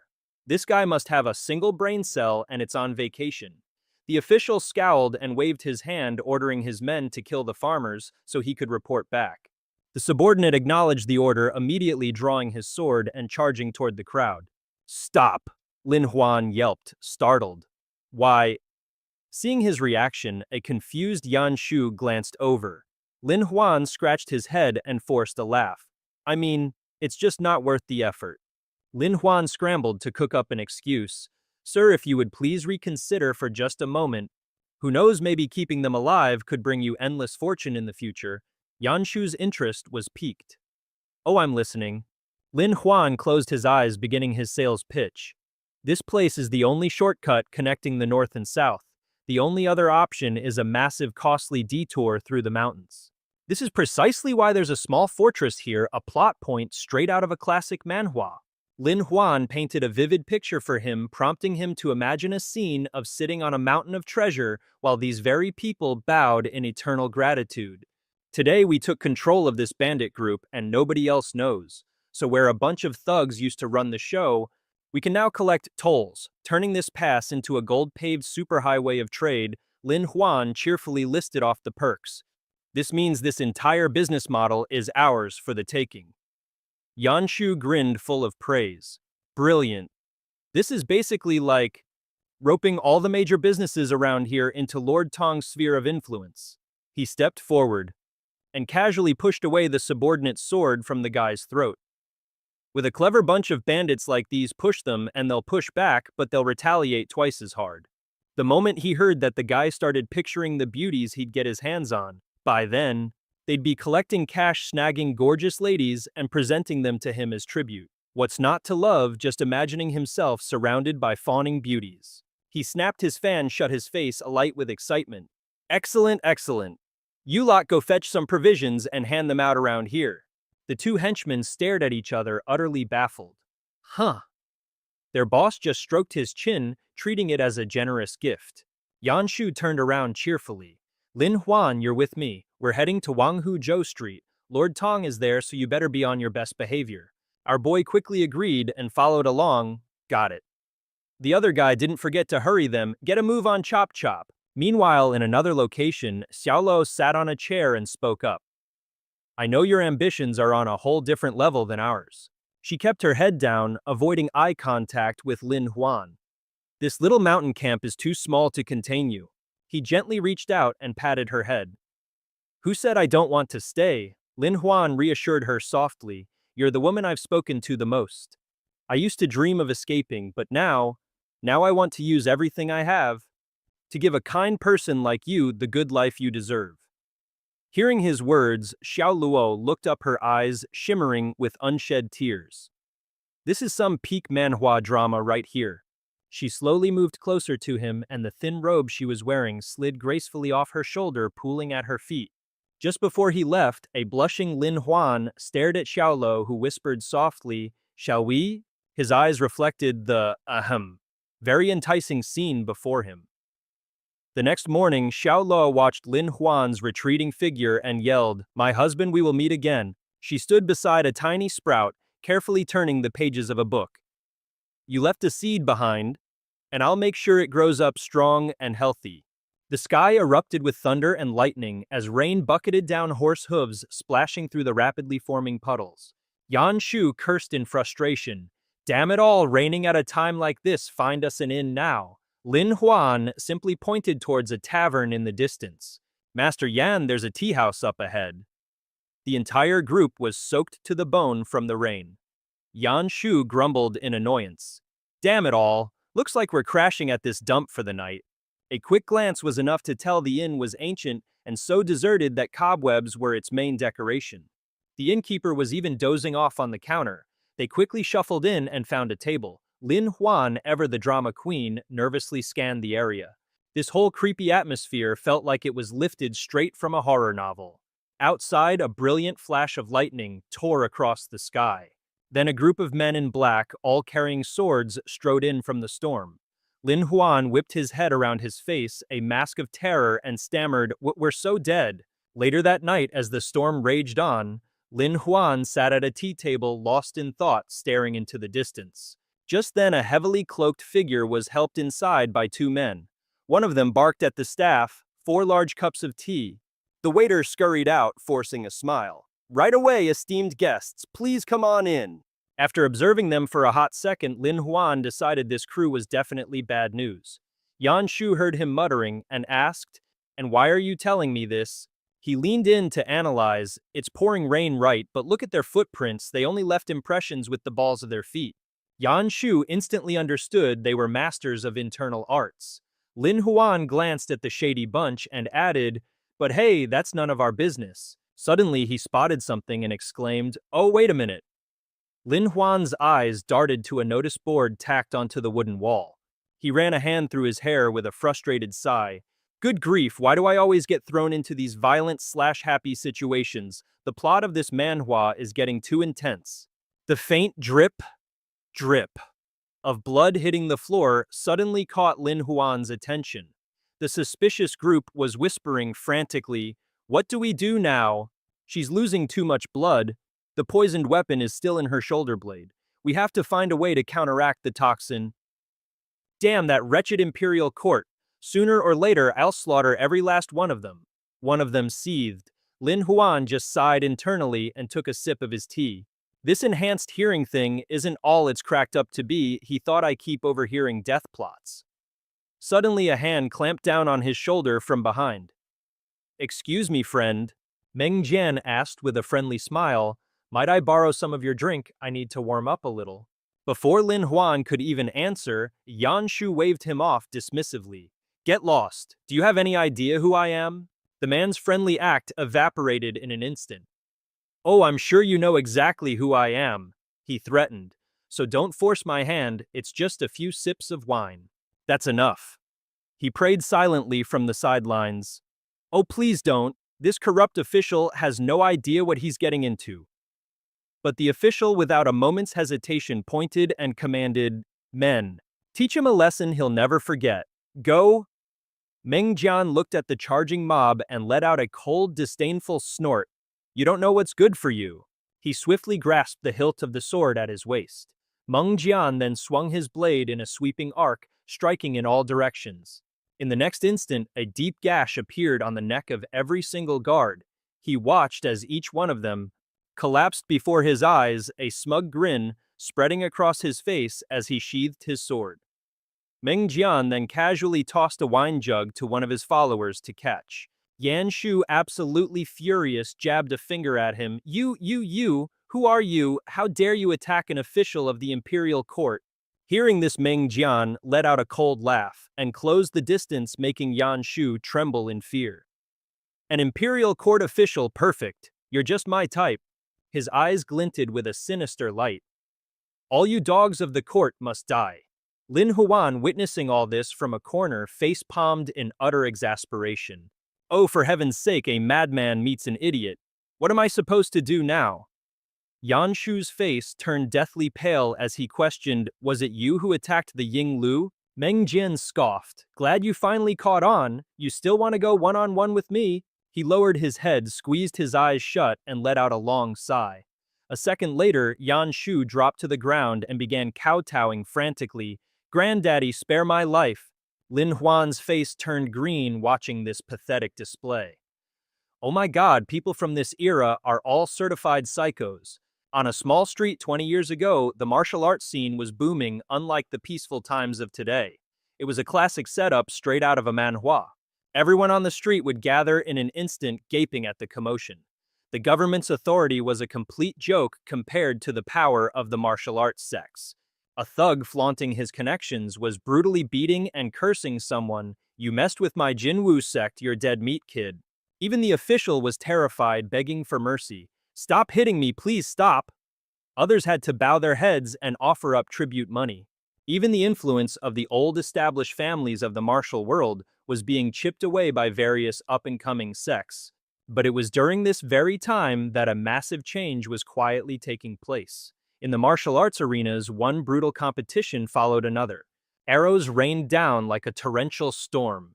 The imperial court used various benefits and temptations to win over some of the largest clans in the world, only to launch a surprise attack at the great martial arts tournament. One by one, they all fell.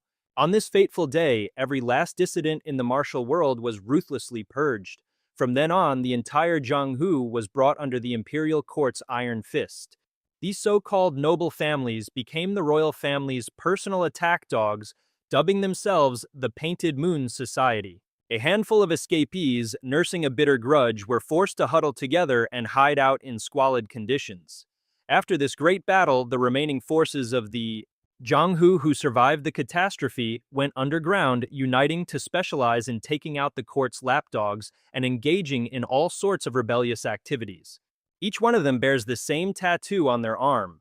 They are the infamous Tuo Pavilion, a group you definitely read about in a dark manhwa. Back in the present, Meng Jian is holding a sword high engraved with the 3 words Tuo Pavilion. "Don't you worry, we have all night," he sneered, plunging the sword straight down, causing Yan Shu to let out a pained scream. To die at the hands of a Tuo Pavilion master is no injustice. Lin Huan, who had been watching silently from the side, let out a heavy sigh. He suddenly spoke up, stopping the execution. "Hold on, I've got a few things to say." Hearing this, Yan Shu hastily clutched his wound and sat up. Little Lin, if you'd spoken up a second sooner, maybe I wouldn't have had to take a sword for it. Lin Huan stared intently into Meng Jian's eyes.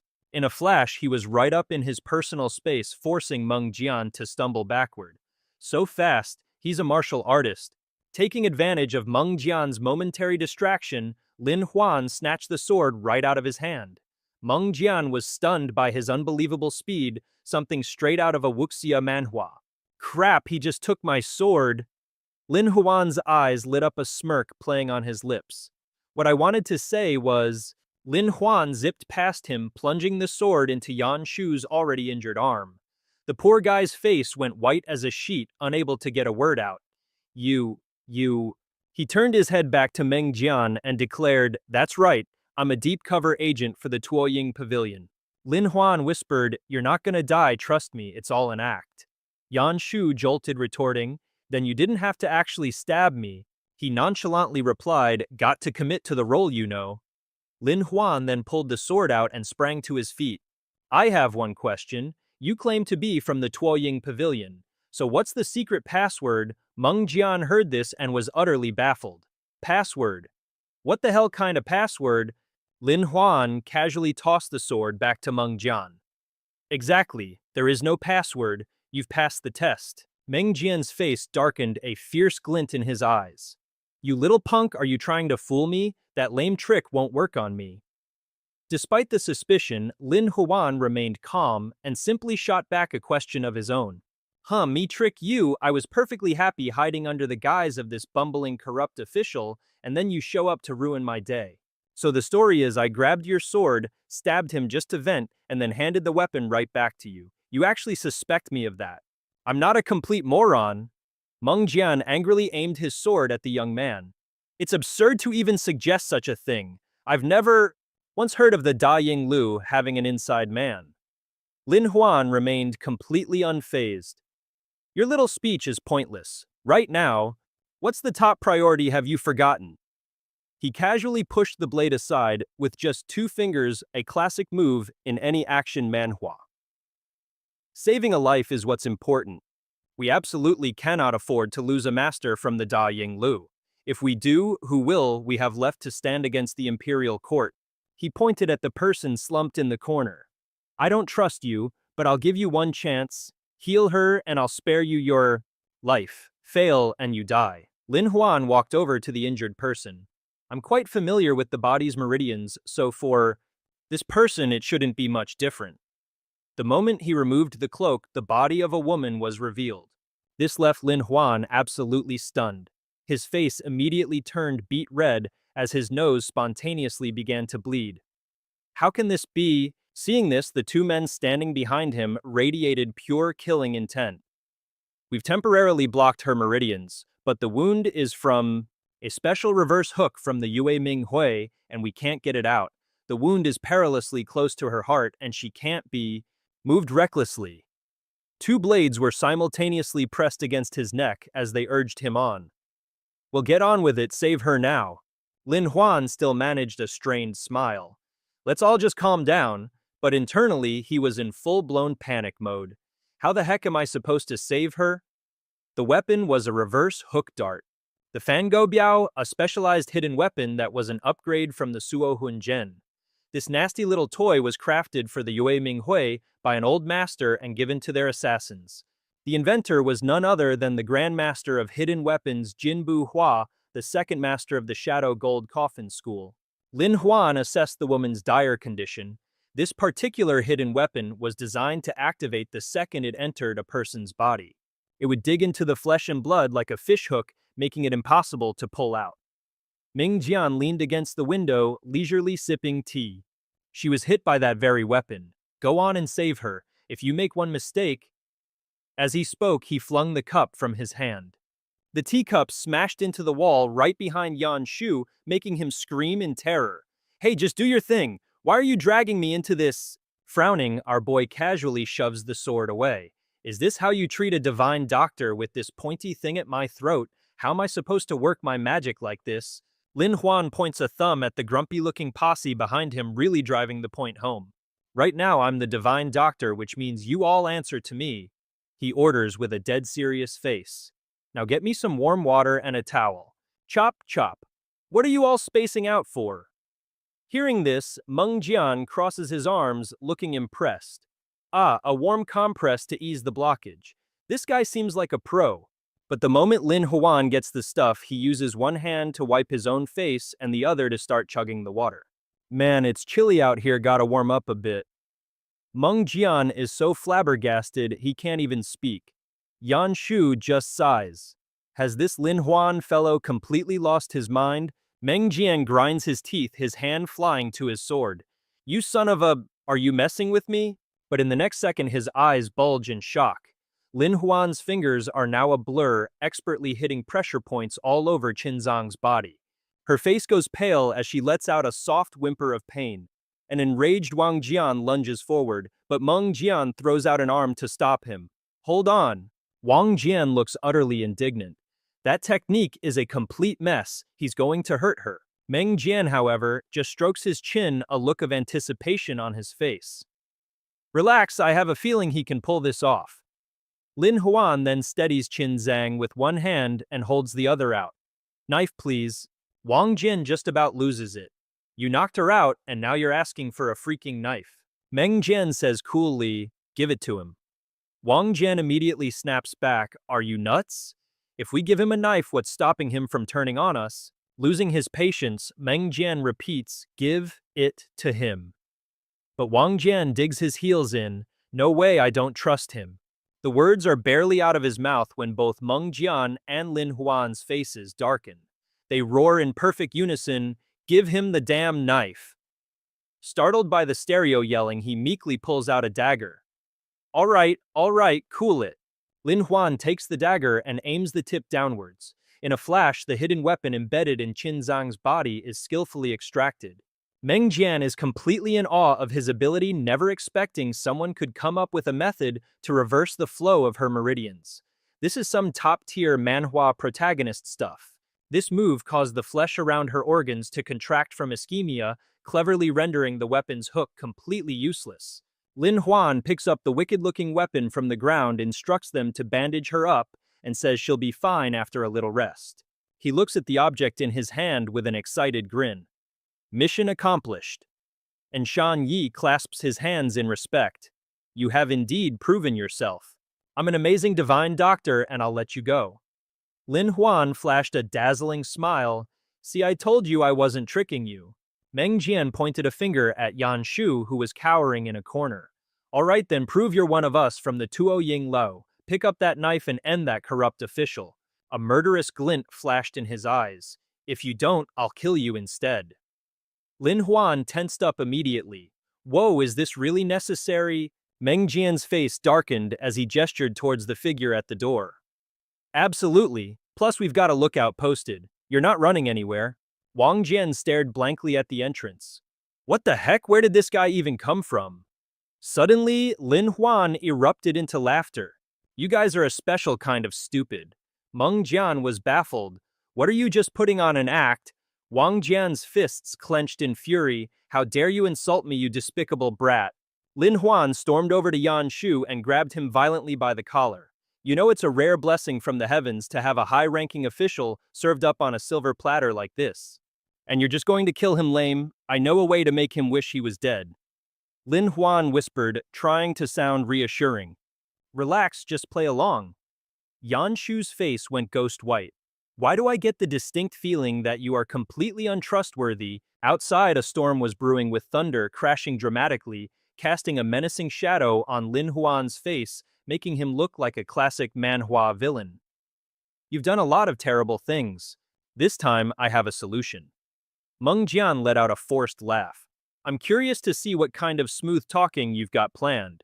He circled behind Yan Shu, slipped a hand into his robes, and started patting him down.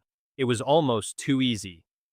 Lin Huan's eyes sparkled as he pulled out a thick stack of banknotes. Behold! Wang Jian waved his hand in disgust. How crude. We roam the martial world for the sake of one thing, righteousness. What good is money? As long as we have food and clothes, that's enough. Hearing this, Lin Huan's entire demeanor shifted. He shoved Yan Shu aside and proudly thumped his chest. Righteousness, whose righteousness, which one of you clowns gets to define it? Lin Huan smirked slyly as he cornered Wang Jian. Or is it just the convenient excuse you tell yourselves to exist? Or is it the righteousness of the poor folks who get trampled on because they don't know martial arts?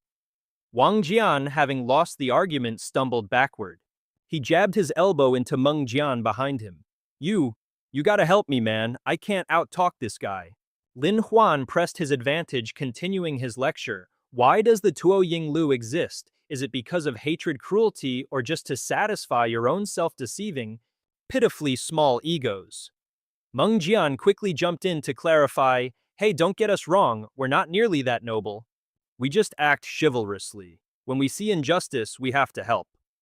Lin Huan leaned in and whispered something into his ear. He nodded in agreement.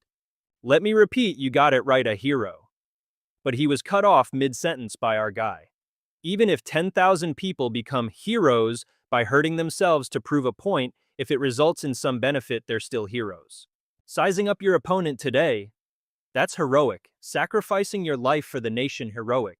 Staring death in the face and spitting in its eye, also heroic. The greatest heroes are those who serve the country and its people. Lin Huan declared, striking a ridiculously righteous pose. Ah, forget it, you guys wouldn't get it anyway.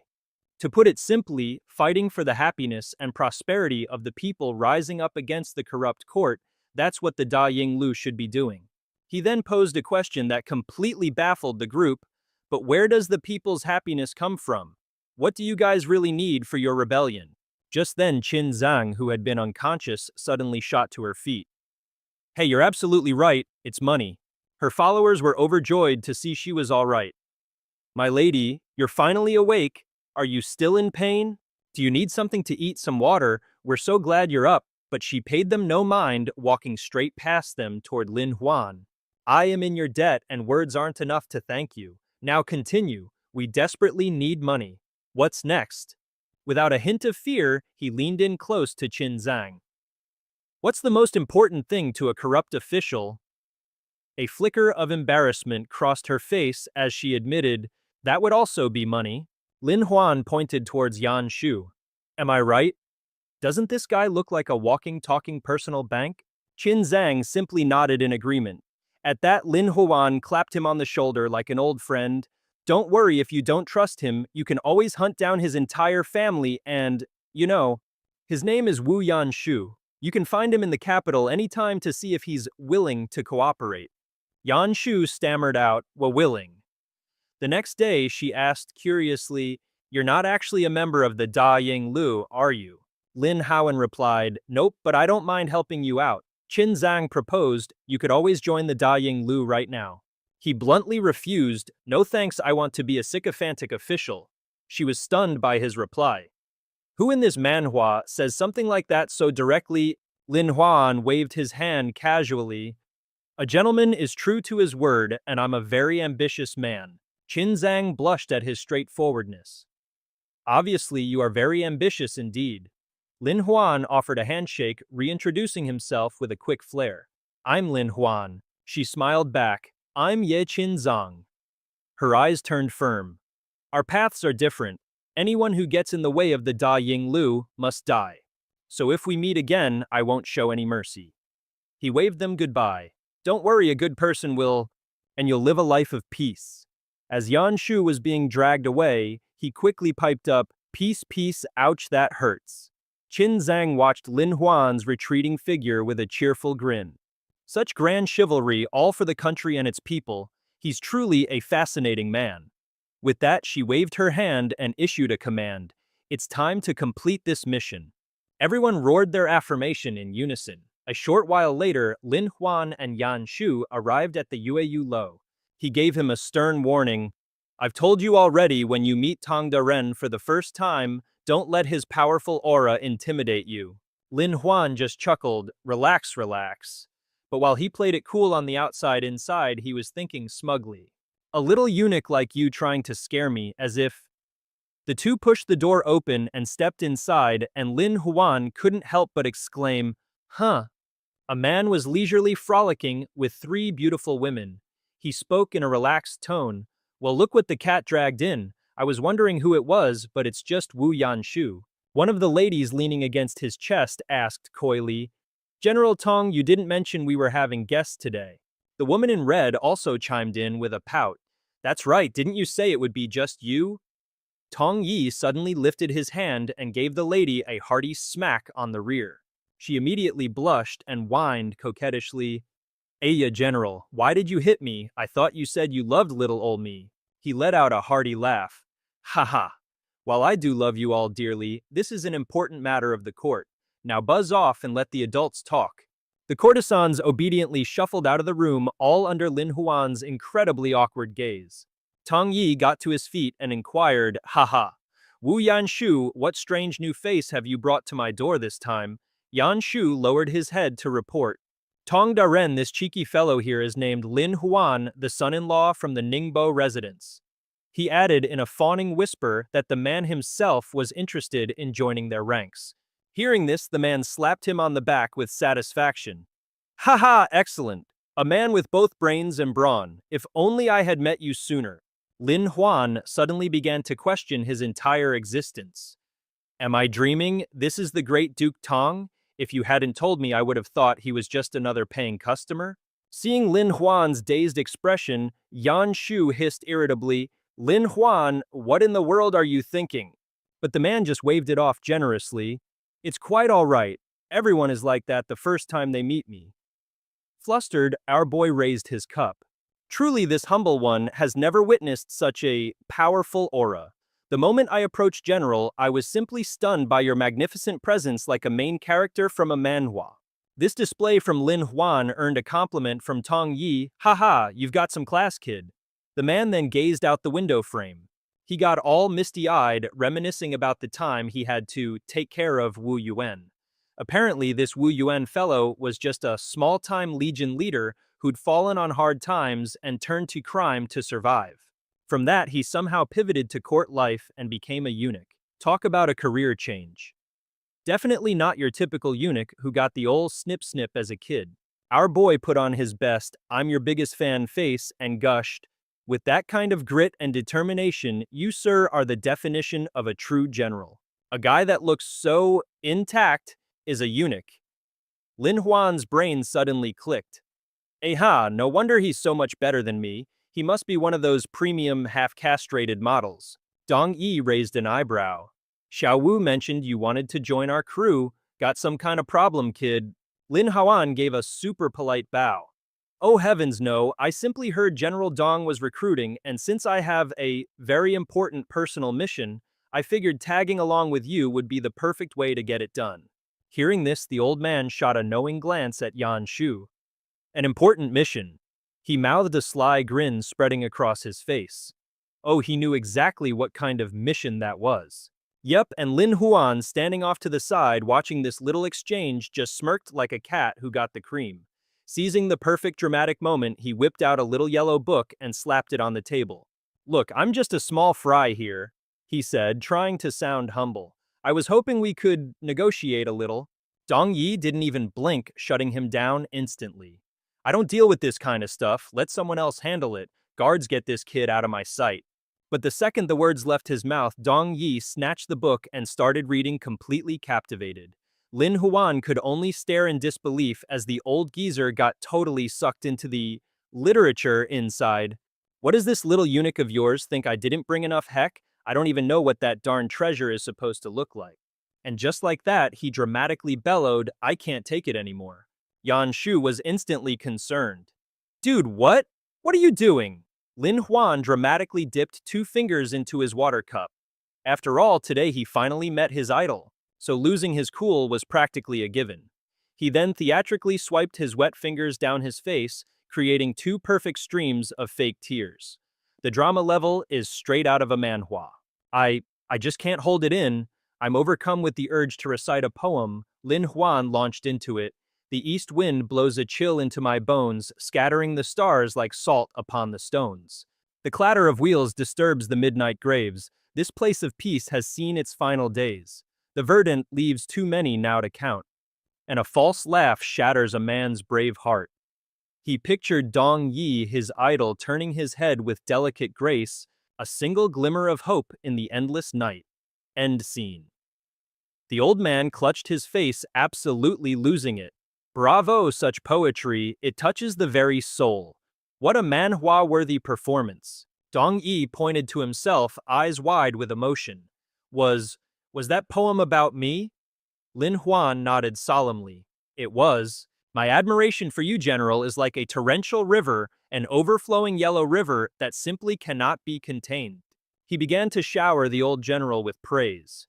I hope I can bring you even greater renown. A general who has toiled so hard for the nation deserves to have his legendary name echo throughout all of Huaxi, just like a hero from a popular manhwa. And to make that happen, I've already cooked up a little plan. Dong Yi perked up, asking excitedly, "Oh, do tell." Lin Huan glanced at the old man. "General, I know you're currently building momentum for future battles." Dong Yi was puzzled. "Indeed.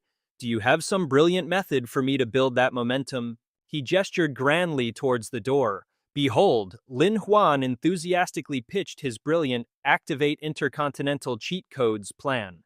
Lin Huan carefully shut the door, then leaned in conspiratorially to tell Dong Yi, "This plan, my dear general, was tailor-made just for you." Lin Huan thought to himself, "This eunuch just wants to play general to feel more like a man. He's definitely got some deep-seated psychological issues." He beamed and asked, "General, what do you think is the most crucial quality for a great commander?" The old man was already picturing himself looking epic on a warhorse. Naturally, it's a combination of talent and virtue with a healthy dose of sheer class. Lin Han immediately shot down Dong Yi's fantasy. Wrong. The old man glared at him contemptuously. Wrong. What would a greenhorn like you know? You're still wet behind the ears, kid. Lin Huan just smiled, looking dead serious. The most important thing is the enemy. Upon hearing this, Dong Yi immediately ventured a guess. The enemy. You mean the enemy must be powerful to prove the general's own strength. Lin Huan patiently corrected him. To be a general is simply to fight. And what's the most essential ingredient for a fight? You gotta have an enemy first. If there's no enemy who is the general even going to fight. Having said that, Lin Huan turned to the silent Yan Shu. Case in point, this dude right here. He pointed at his own face, utterly baffled. Me? The old man stroked his chin, mulling it over. You're absolutely right. First, we must find two groups of bandits. Then I'll lead the army to crush them and build my reputation. Yes, what a spectacular plan. Dong Yi's expression soured. But what if the bandits are too strong and I lose? Wouldn't that be an even bigger humiliation? Lin Huan held up one finger. That's the core of my plan. We must control the bandits. The old man stammered, his eyes wide. You don't mean... Lin Huan just calmly folded his arms. The general is as sharp as ever. At that moment, Yan Shu suddenly jumped into the conversation. The what now? He stammered, utterly bewildered. What in the world are you guys talking about? I'm completely lost. Tong Yi shot him a look of pure disgust. Lin Huan decided to break it down for the resident simpleton. He laid out the devilishly simple plan to control the bandits you have to become the bandits and then play both sides of the fence. Half the soldiers are loyal and the other half are rebels. If we end up fighting our own guys, going all out means no repercussions. It's all just a big stage play after all. Lin Huan painted a vivid picture. Just imagine it, we put on this grand show of loyalty. Just enough to send the officials on a wild goose chase. Then as the bandits create chaos and everyone runs screaming, our heroic general charges in and fights them for 3 dramatic rounds. He enthusiastically described the scene where the old man would be worshipped by the common folk. In the end, General Tong, the valiant hero, will have led the people against the cruel bandits, restoring peace and sunshine to Yunzhou. You'll be praised in songs, showered with gratitude, and become the most legendary figure in the land. Lin Huan turned to the general with a sly grin.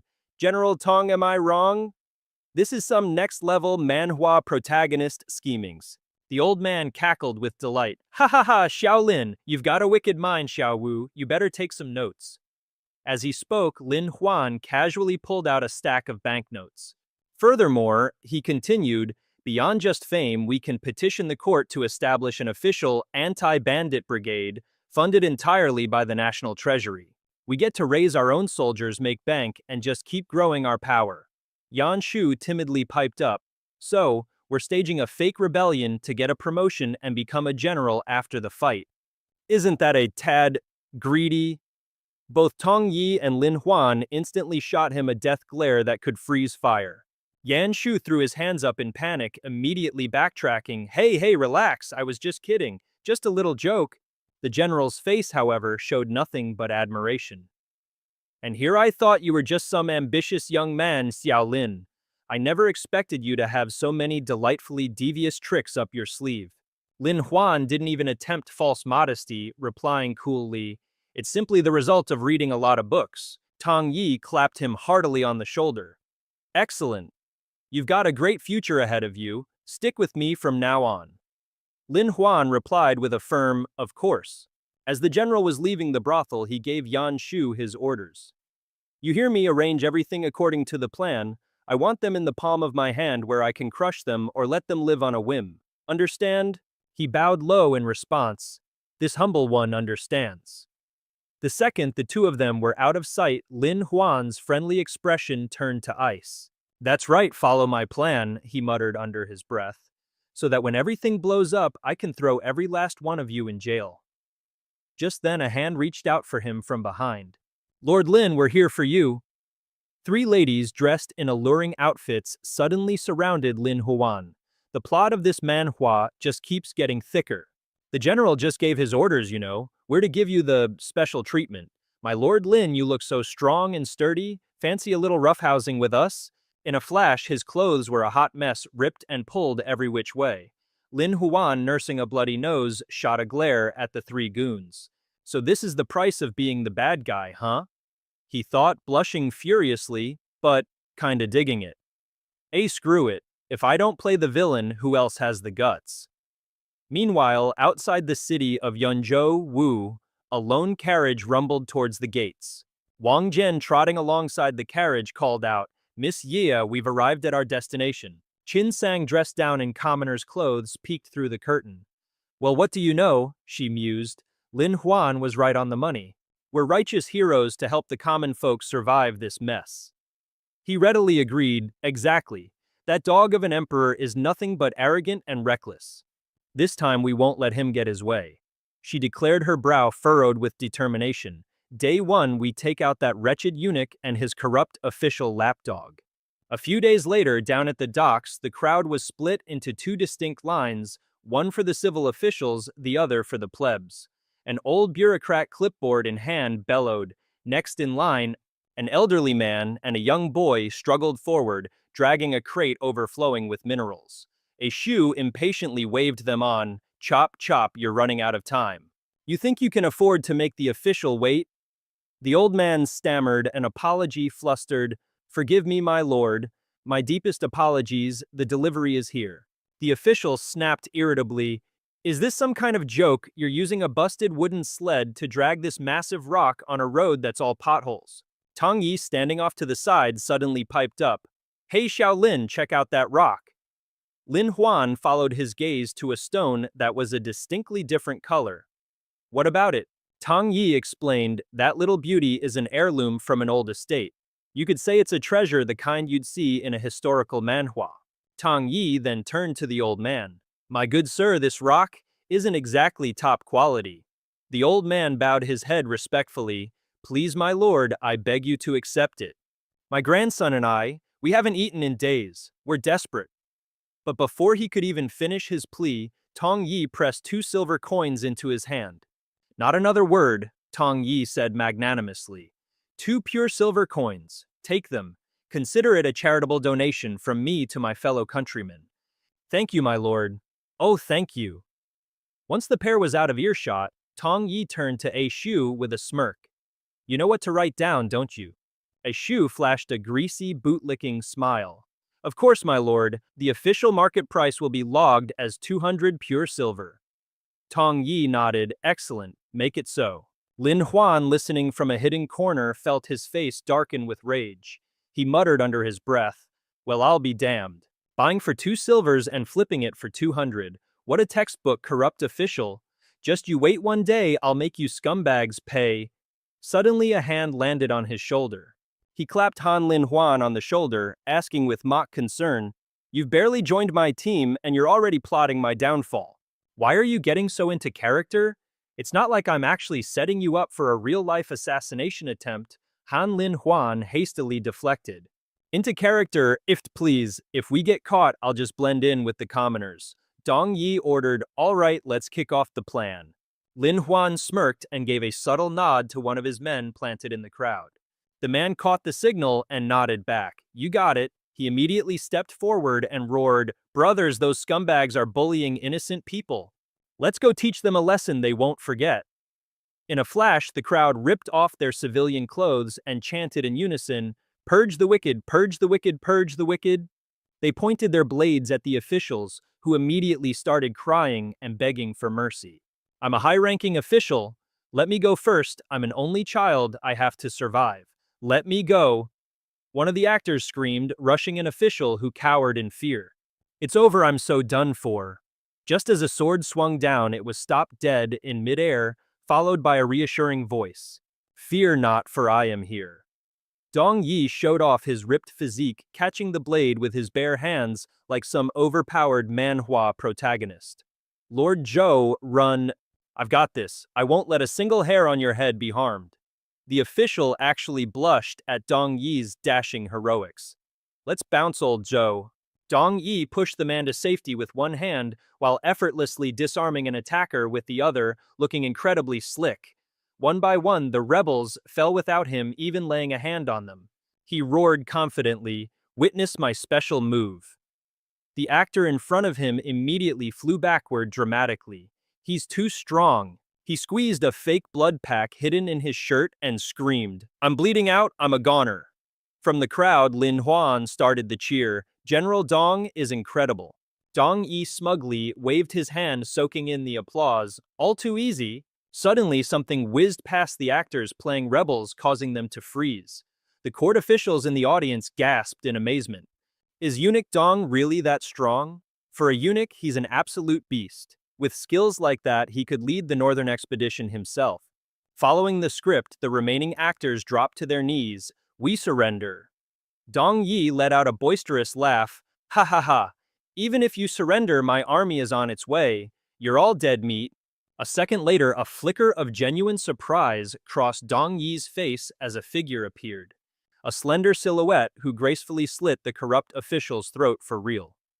Both Dong Yi and Lin Huan were shell-shocked by this unexpected turn of events. Qin Sang turned her head to face them, then shot them an ice-cold glare. "All of you are going to die." Dong Yi watched in horror as his men were cut down one by one. What in the world was going on? As Qin Zhang sliced through another goon, she delivered a chilling warning. "Once Tong Yiren finishes with them, he's coming for you."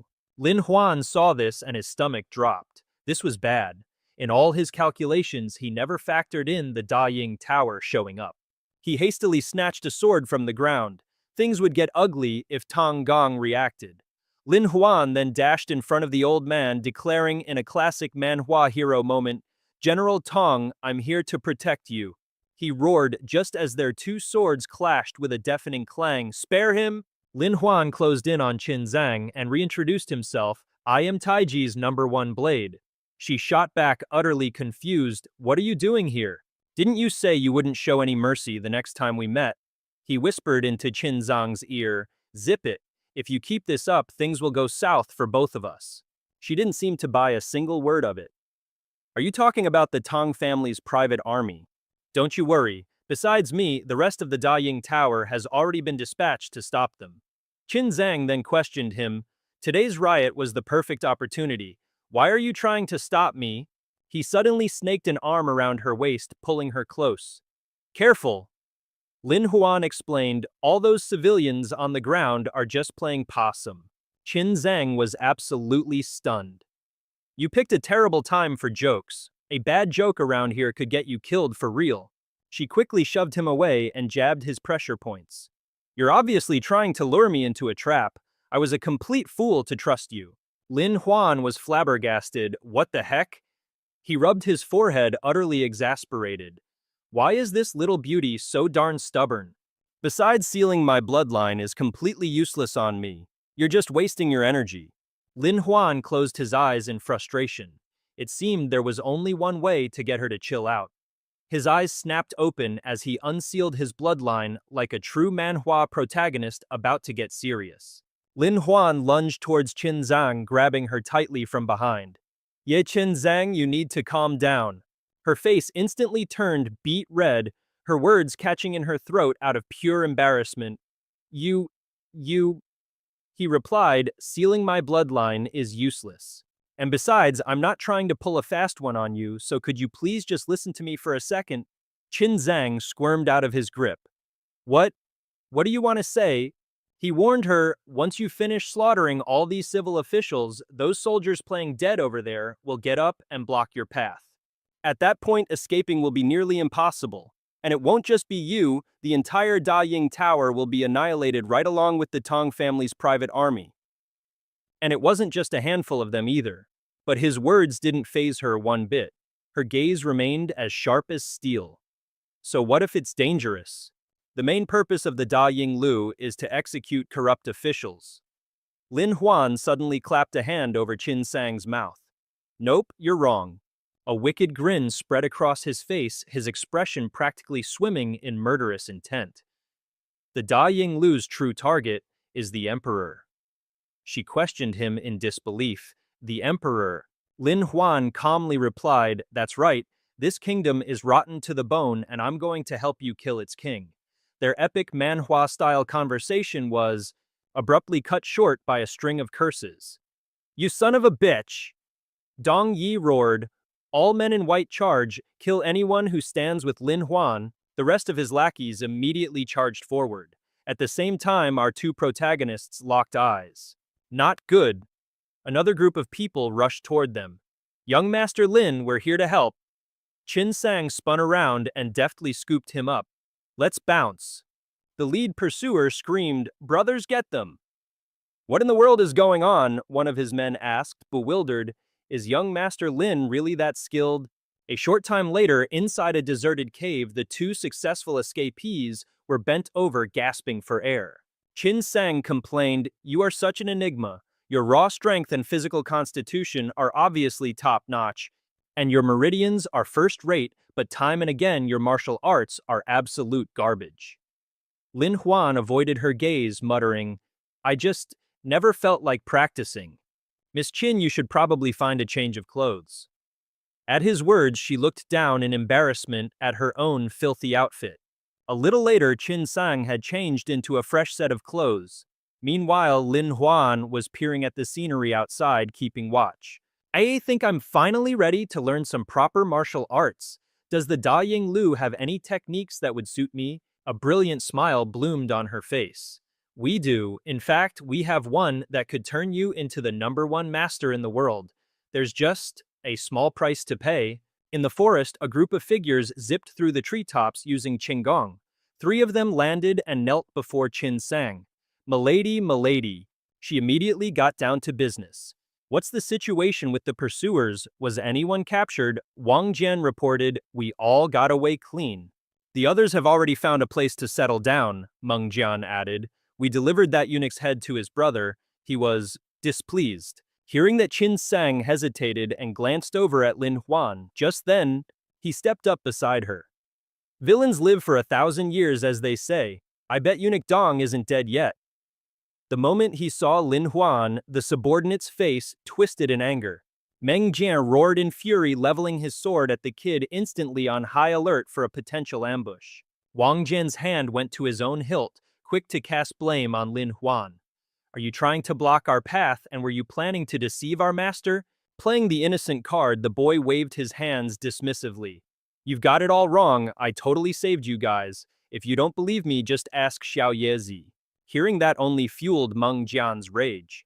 Xiao Yezi, you dare jest with me? Qin Zhang calmly pushed his sword aside. Lin Huan isn't wrong.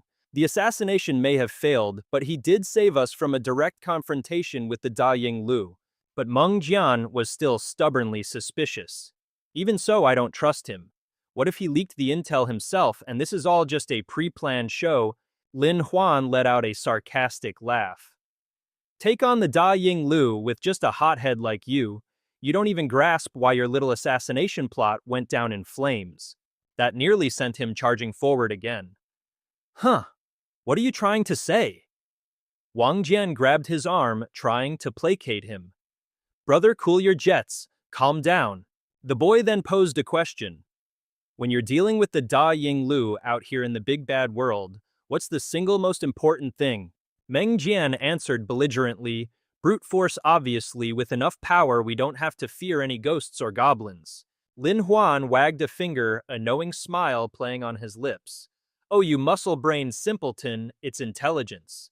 He elaborated, intelligence allows you to analyze the battlefield, set up effective traps, and anticipate your enemy's every move. It even tells you how to make a quick, clean getaway. Qin Sang nodded in agreement. He has a point. However, for us in the Da Ying Lo, we're all about chivalry, not cash. We can barely protect ourselves, let alone gather intel. He added with the others murmuring in agreement. Exactly. Talk is cheap, we're the ones out here dancing with death on the edge of a blade. As they complained, Lin Huan reached into his robes, rummaging for something. Simple, I was waiting here specifically for this. He pulled out a gleaming gold token. This certifies me as an official storyteller for the Mu Zilu. Meng Jian looked puzzled. A storyteller? What kind of gig is that? Handing the token over for them to inspect, Lin Huan explained, it's a position I set up a while back. The Mu Zilu has branches everywhere and within its walls. The storytellers are actually moonlighting as information and intelligence gatherers. Join this network and your intel problems are solved. It's a classic setup you'd read in a manhwa.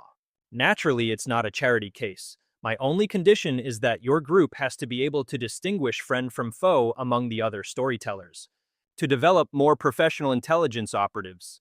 Qin Sang looked at the object in her hand, completely baffled. Comrades, he replied, they're people who share our ideals, and for those ideals they will be absolutely unquestioningly loyal.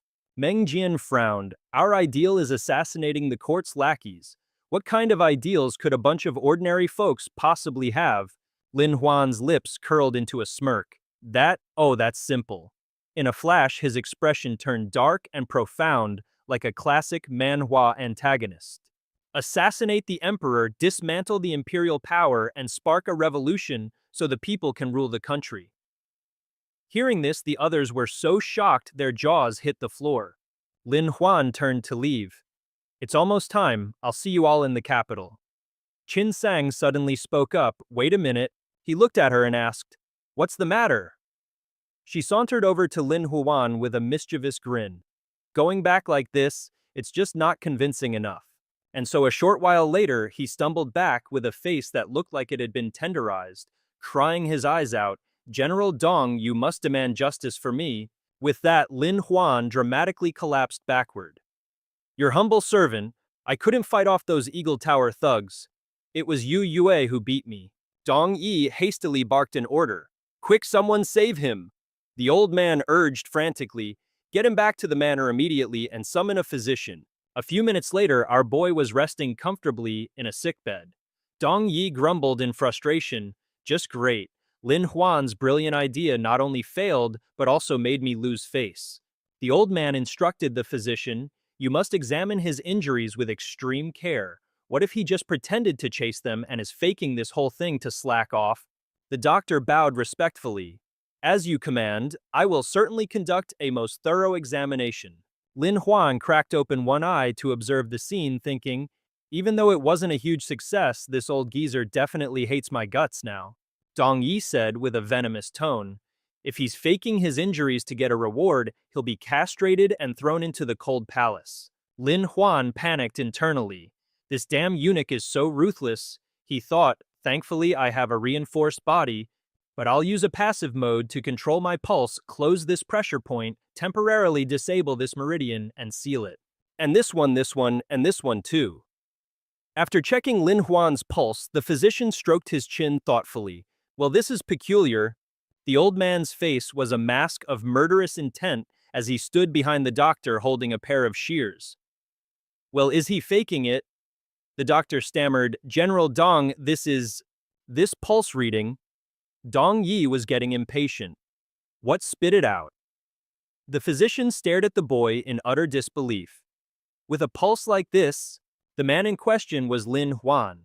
His words left the old general utterly dumbfounded. I mean, this guy was supposed to be 6 feet under, but he just sat up like it was another Tuesday morning. General Tong Lin Huan said, clasping his hands. This whole thing happened so suddenly, so congratulations, General Tong. Seeing him act so casually left the two men with massive question marks floating over their heads. The next day, the court officials were all gathered buzzing with gossip. Every person who arrived, big or small, was getting the third degree. That's right, old Lee and I were classmates. Bye-bye was cut down by their blades, one lamented. If those assassins come knocking again, won't we all be totally screwed? Right on cue, Lin Huan and Tong Yi strolled into the room. My esteemed lords, why aren't you getting some rest? The moment they saw the general, the officials swarmed him, practically spitting with rage. General Tong, you owe us an explanation. You're a military commander, so why couldn't you protect us? In a masterful move, Tong Yi simply pushed Lin Huan to the front. My subordinate Lin Huan will explain the entire situation from beginning to end. Lin Huan cleared his throat dramatically. Gentlemen, please, let's not be hasty. This humble one will explain everything in detail on the general's behalf. He began his grand tale. A few days ago, General Tong's most trusted confidant, Lord Wu Yanshu, with his eagle-eyed perception, discovered a group from the Yinglu in a neighboring province. We knew instantly they were coming here to assassinate you, the pillars of the court. Lin Huan then recounted the totally not made-up scene of him being hunted down on the road as Lord Wu Yanshu and I raced to Wu City to deliver the warning. We engaged them in a fierce battle that felt like something out of a wuxia manhwa, and we completely shattered their morale. Lord Wu was unfortunately injured in the process. He continued spinning the yarn.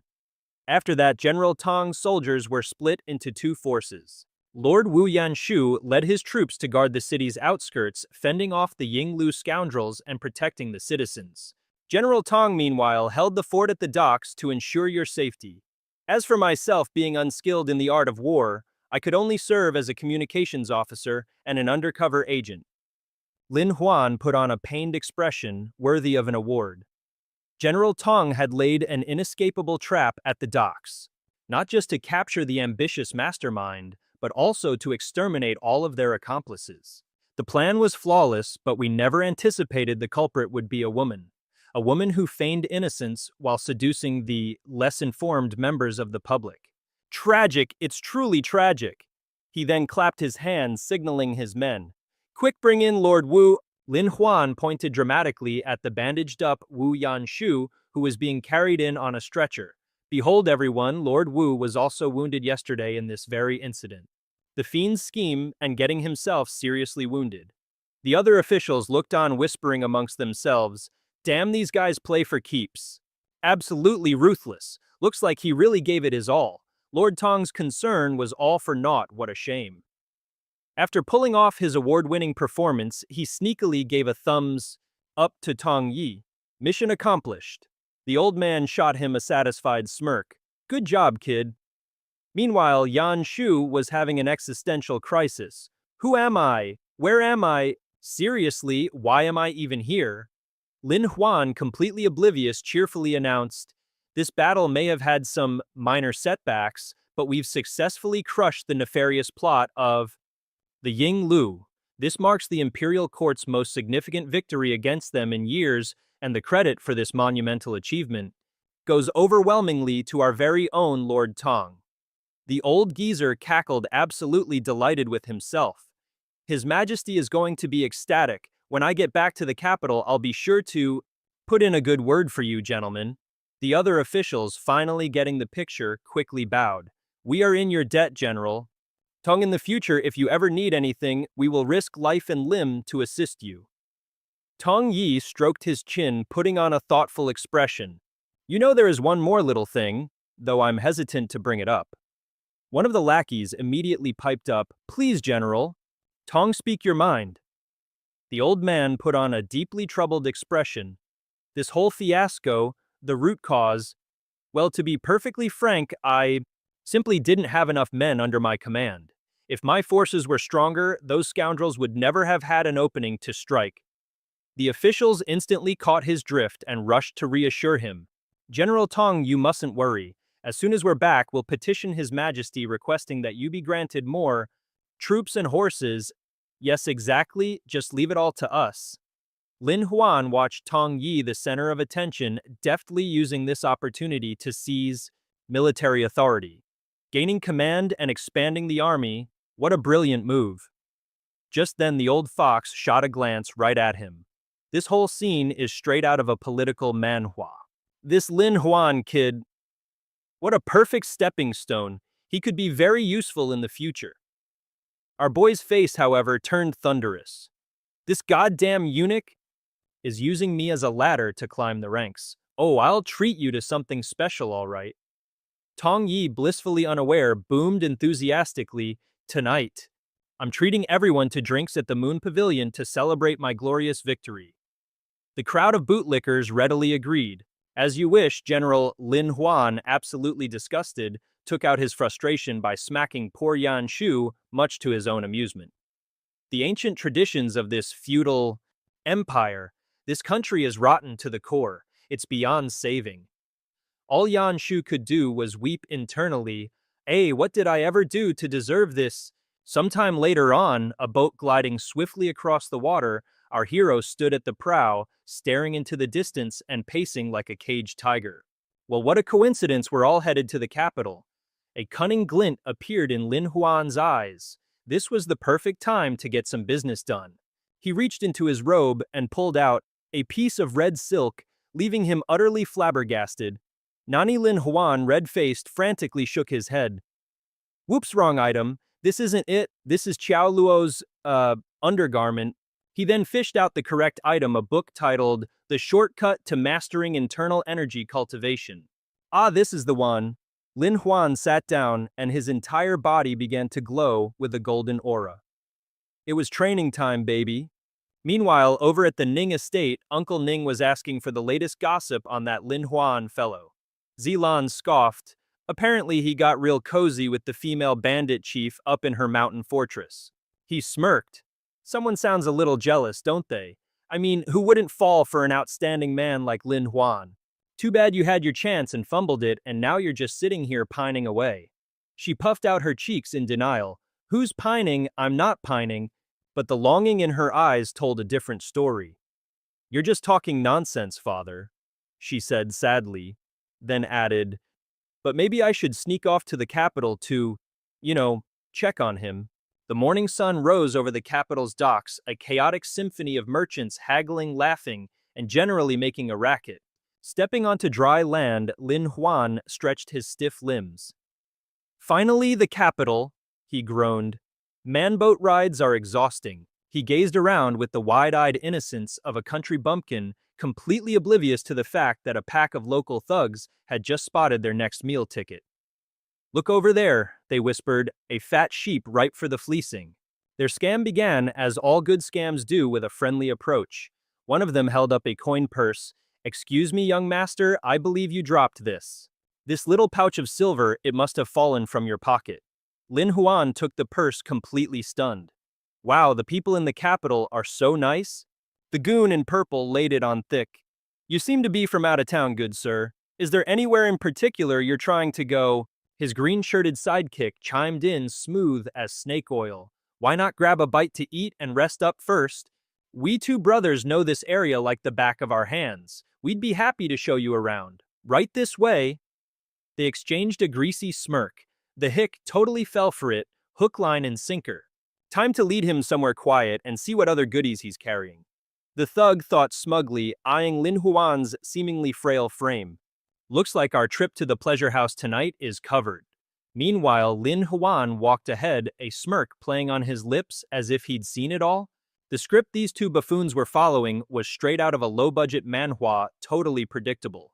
Still, he thought, this is a perfect chance to test just how powerful my new entry-level internal energy really is. Back at the docks, He was looking around in a daze. Lin Huan said he'd meet me here. Where on earth did he go? People. He glanced towards the street corner and froze.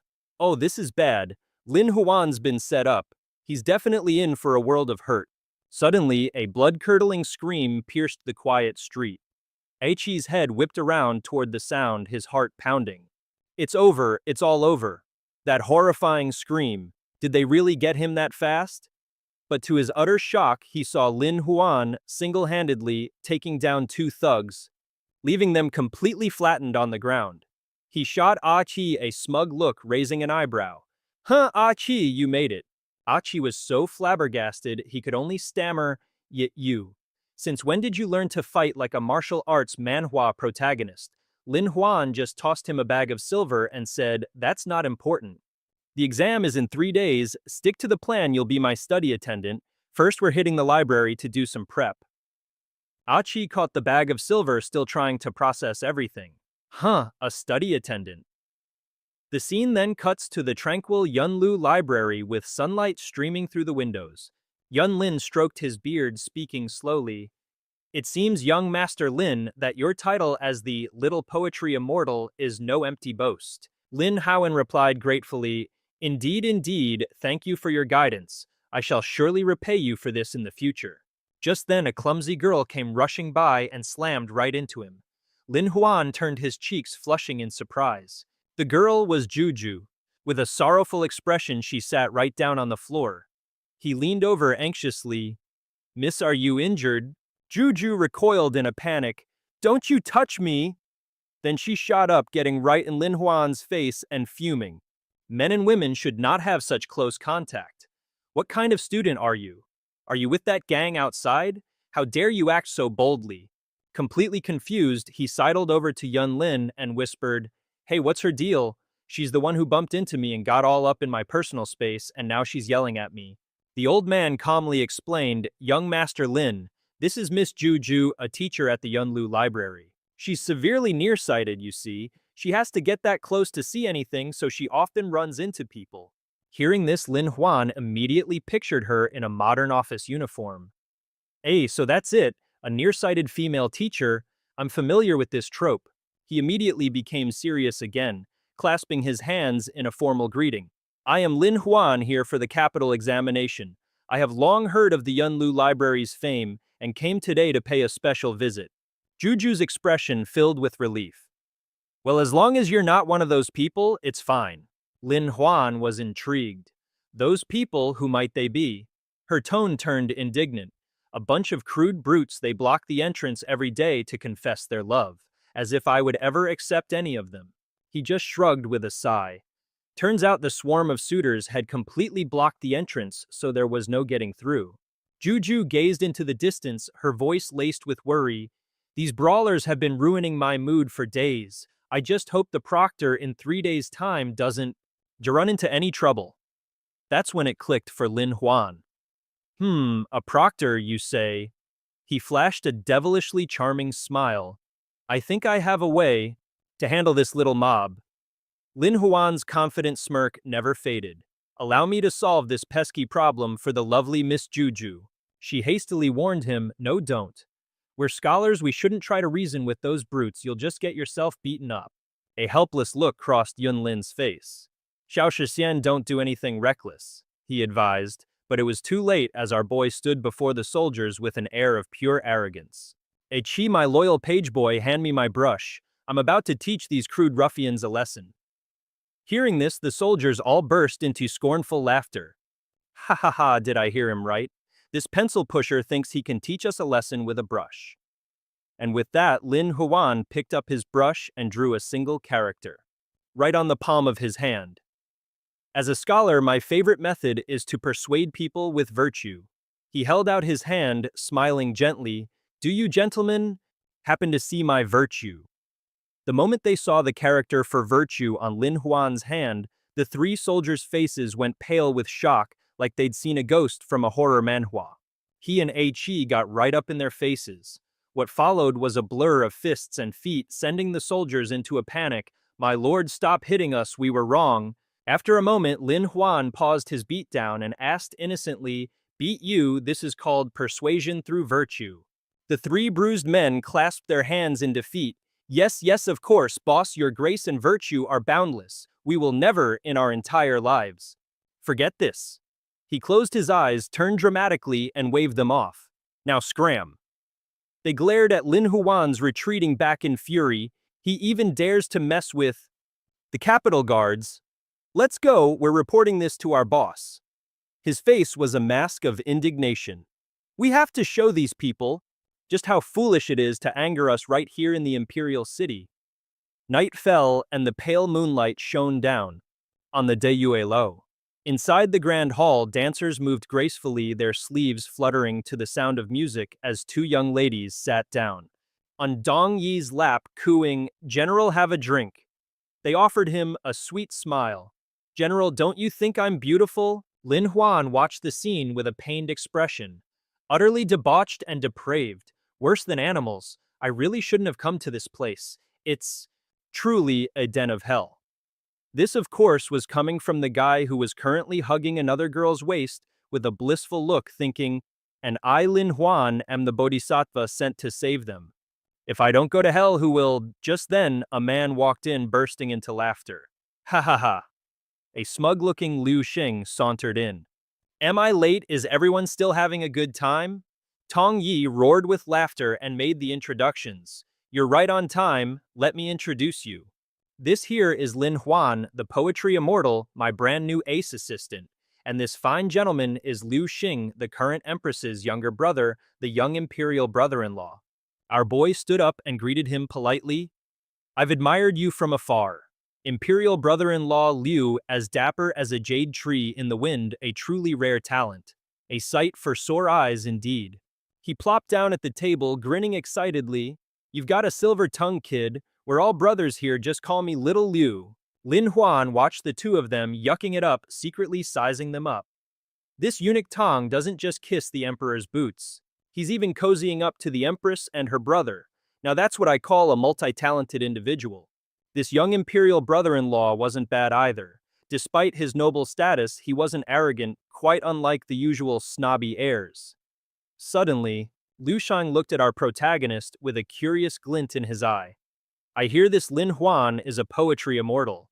I don't get poetry, but I do love a good story. Do you happen to know any old war stories you could tell me?" Lin Huan's eyes widened in surprise. "Well, well, well. Seems we have a fellow war enthusiast on our hands. No wonder he's palling around with eunuch Tong." At that moment, Lin Huan's gaze fell upon the sword hanging at Liu Xing's side. Then Lin Huan stood up, cleared his throat, and started his pitch. "Imperial brother-in-law Liu, have you ever heard of tunnel warfare?" Liu Shang's face lit up with curiosity. "Tunnel warfare? Come on, spill the beans, and also just call me Little Liu. Those other titles are a total drag." With a charming smile, our boy began his tale. During a great war against foreign invaders, there was a small village filled with only the old, the weak, the sick, and the disabled with no way to escape. They had to save themselves, and thus they invented tunnel warfare. Liu Xing's eyes sparkled with excitement as he repeatedly slammed the table in praise. "Brilliant, brilliant. Tunnel warfare is absolutely genius. It's a strategy straight out of a military manhwa." Tong Yi stood up, analyzing with his hand on his chin. "This tunnel warfare idea, it might actually be worth a shot." Lin Huan, with his arm wrapped around a song girl, boasted with a proud look. "Oh, there's more where that came from. I've got guerrilla warfare, sparrow warfare, ambush warfare, and mobile warfare." Liu Shang couldn't care less about the beauty behind him and shoved her away. "All right, that's enough. Hurry up, brother Lin. Give me the details." Lin Huan raised his wine cup, a massive grin spreading across his face. "It seems Little Liu is quite the aficionado of war and martial arts." Xing got all hyped up and jumped on the bandwagon. "Heck yeah, can we let the Imperial City Guards in on this? I'm their boss after all. They're all my boys." Meanwhile, outside Deyue Tower, Xiao Liu was peeking in, looking skeptical. "You guys absolutely positive the punk Lin Huan who threw down the other day is really in here? His goons were dead sure." "Boss, we're 100% positive. I saw him head up to the top floor with my own two eyes and hightailed it back to tell you." Xiao Liu's face lit up with a sinister grin. "Excellent. Let's roll. Time to teach this kid the consequences of crossing us." His crew of sycophants started chanting, "The boss is amazing. The boss is invincible." With that, Xiao Liu led his posse and kicked the door right off its hinges. All right, which one of you losers is Lin Huan? Get your sorry butt out here now. Hearing the commotion, Liu Shang turned his head, a frosty glare on his face. Xiao Liu and his boys froze their jaws, hitting the floor. What in the world was the emperor's brother-in-law doing here? Lin Huan pointed to himself, putting on his best Hu-Mi face. Imperial Guard Xiao Liu looking for little old me. Terrified Xiao Liu slammed his knees onto the floor and clasped his hands desperately, trying to explain himself. Of course I came looking for Lord Lin to offer my sincerest apologies. I was a complete fool yesterday and offended you greatly. This lowly one deserves to die 1,000 deaths. Liu Xing slung an arm around Lin Huan's shoulders, laughing it off. These knuckleheads are still learning the ropes, please be the bigger man and forgive them. Then turning to the kneeling man, he said, Xiao Liu, this is my big bro Lin Huan. From now on, you look out for him, got it? Xiao Liu and his crew, utterly bewildered, nodded so fast their heads were about to fall off. Yes sir, absolutely, of course, big bro Lin. Your problems are my problems from now on. Liu Xiang waved a dismissive hand with a sigh. If that's all, then scram. Don't interrupt my story time. With that, Xiao Liu shuffled outside his minions, looking at him with a million questions. Boss, what was that all about? Did that Lin Huan punk beg for mercy, or what? Another one snickered, haha. When our boss shows up, it doesn't matter who you are, you'll be on your knees begging for forgiveness. Xiao Liu snapped and smacked each of them on the head. Shut your traps. Still running your mouths. The one kneeling and begging in there was me, you idiots. You clowns almost got me fired and sent packing. I might have even gotten a royal beatdown because of you. Fuming Xiao Liu stormed off, leaving his crew blubbering in his wake. They stared up at the heavens in despair. This Lin Huan guy, wait, no? Lord Lin is definitely not someone we can afford to mess with. Back inside Deyo Tower, Liu Xing was grinning like a Cheshire cat, showering Lin Huan with praise.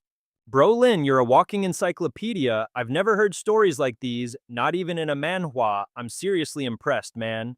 He then scooted closer, wiggling his eyebrows suggestively. You're a mischievous one. That's why you're joining my shuttlecock kicking practice tomorrow. Lin Huan blinked, completely baffled. Shuttlecock? What now? More shuttlecock kicking? Liu Xing's face tightened. This is a huge deal, all tied to the Empress Dowager's birthday celebration. Hearing that, our boy started sweating bullets. Cut to a lively morning in a courtyard where a massive crowd was gathered. What a kick. Get it. Amidst the roaring cheers, Wang Long was ecstatically juggling the ball. His Majesty is truly enlightened. The shouts grew even louder as he expertly kicked it into the net. All hail His Majesty's genius. Long live the king. A maiden in a pink dress approached with a towel, cooing, Your Majesty, allow this humble servant to wipe away your sweat. Wang Long, however, couldn't have cared less and just snatched the towel right out of her hand without a second glance. He scratched his head and strolled off, leaving the poor girl completely stunned. Our royal shuttlecock skills are #1 under the heavens. No one can even touch me. Her face fell in sheer disappointment. The emperor just sings dances and plays with his weird rocks all day. He doesn't even spare a glance for us harem beauties. It's absolutely hopeless. Suddenly, the palace's tranquility was shattered by loud shouting. Imperial City Guard business. All unauthorized personnel, get out of the way, move it, move it. Inside the carriage, Liu Xing was casually laying out the plan. Look, the emperor is absolutely obsessed with shuttlecock kicking. So if we put on a spectacular match for the Empress Dowager's birthday, wouldn't that just tickle his royal fancy? This is a golden opportunity, my friend. Lin Huan listened intently. Ah, so that's the play. He glanced away, thinking to himself that if this emperor were transported to the modern world, he'd totally be a high-tier idol who raps about his soccer skills. A true manhwa protagonist. I also wonder just how beautiful little Liu's older sister must be to have captured the emperor's favor like that. She must be a goddess walking among mortals. As they arrived, he hopped out of the carriage and stretched with a satisfying yawn. All right, we're here. Our Imperial City Guard shuttlecock team trains right in this spot. Just then, a group of soldiers scrambled over looking like they were about to snitch. Lord Liu, you're finally here. Lord Liu, you have to get justice for us. Hearing this, Liu Xing clutched his head in exasperation. Don't tell me you blockheads got your training ground stolen again because you couldn't outsmart them. The soldiers' faces were a mixture of fear and shame. Well, you can't exactly put it like that. One of them stammered, sweat dotting his forehead. It's not that our skills are inferior, it's just that those guys aren't even human. Lin Huan chuckled, a light bulb going off in his head. Hey, I get it now. Lord Liu, you brought me all the way here because you want me to be the hero of this Manhwa plot, don't you? So you want me to train this shuttlecock squad of yours? Liu Xing turned back, forcing a laugh. Look, I know this is a bit embarrassing to ask, but you saw them. It's probably way too late for actual training. So I was just hoping Brother Lin could cook up some brilliant scheme. You know, using those wacky strategies like your lightning warfare to help my team level the playing field, or at least not get completely humiliated. He stroked his chin deep in thought. The competition was brutal. If they wanted a quick power-up, Lin Huan leaned in conspiratorially, a crafty grin spreading across his face. In that case, there's only one way, just a sec. He swaggered over to the noisy crowd. All right, everyone, hold your horses. The yellow-shirted soldiers scoffed. What's this can't accept defeat already? You guys have zero chance of winning against us. Just wait for the Empress Dowager's birthday. We're going to absolutely crush you. On the other side of the court, the orange-shirted soldiers shot back smugly. Oh, please, we were just going easy on you. You seriously think we can't wipe the floor with you? It's simple. Let's make a bet. 100 taels of silver per person. Oh, Zhuge glanced over, a derisive smirk on his face. So you're just handing out free cash now? Deal. An old man stepped forward, stroking his beard. In that case, allow me to serve as the referee. Let the games begin. Lin Huan smirked mentally, breaking down the shuttlecock game. The scoring and positions were like volleyball, but the footwork was pure soccer. In a non-contact sport like this, if you want to boost your score in a pinch, there's really only one way to do it. The match began. The shuttlecock was tossed high into the air, capturing everyone's gaze. A player from the orange team immediately smacked it hard with his hand. The yellow team instantly went ballistic. What the? You can't be serious, that's a foul. He used his hands. The old referee peered through a magnifying glass. Well then, this point is voided. Let's have a do-over. An infuriated Zhuge then wound up for a massive kick. Let me show you losers a real serve. Behold the ferocious tiger strike. But suddenly his face twisted in agony, tears streaming down as he collapsed, clutching his leg. His teammate immediately pointed an accusing finger. Foul, it's a foul, they're playing dirty again. The orange team, hands on their hips, started screaming furiously. Foul. This whole situation is getting more dramatic than a system manhwa. Can't you just play the game? Referee, penalize them? They're trying to slander us. The poor old man stood between the two screaming teams, face-palming in utter confusion. What do we do now? Liu Xing shot a worried glance at Lin Huan. It was becoming crystal clear that the only way to improve their score was by being a nuisance. That's a foul. I've got a really bad feeling about this, he explained calmly. Nah, you're reading it wrong. Fan Lei is just messing with their heads. Afterwards, Lin Huan broke it down. This wasn't just a game, it was a meta-game of bending the rules and changing the format itself. His face twisted in panic. It dawned on him that to win against the Yue Minghui's team, they had to secretly alter the shuttlecock competition format to give themselves an edge. His expression went blank. Wait, run that by me again. Who's the opponent? The Yue Minghui. Suddenly the air was so thick with tension, you could cut it with a knife. Both sides looked ready to pounce. Lin Huan pointed a shaky finger at the group. The Yue Minghui, aren't they supposed to be the undisputed masters of the martial world? Why the heck are they here to play shuttlecock? Liu Shang replied sheepishly, well, there are certain classified reasons for that. He recalled that after pacifying the entire martial arts world, the Yue Minghui was the only powerhouse not under the royal family's control. To prevent these brawlers from causing a ruckus, the imperial court just gave them a bunch of cushy, unimportant official positions to keep them busy. A sly grin spread across his face as he imagined the legendary Sun Wukong sitting on a horse's back. Oh, I get it. You're making Sun Wukong the protector of the horses' oldest trick in the book. Liu Xiang clenched his fists, grinding his teeth in fury. They're playing shuttlecock just to cause a scene in front of His Majesty. They want to humiliate the Imperial Guard, use this as a chance to weaken our position, and even try to replace us with their Yue Minghui forces to grab more power and benefits for themselves.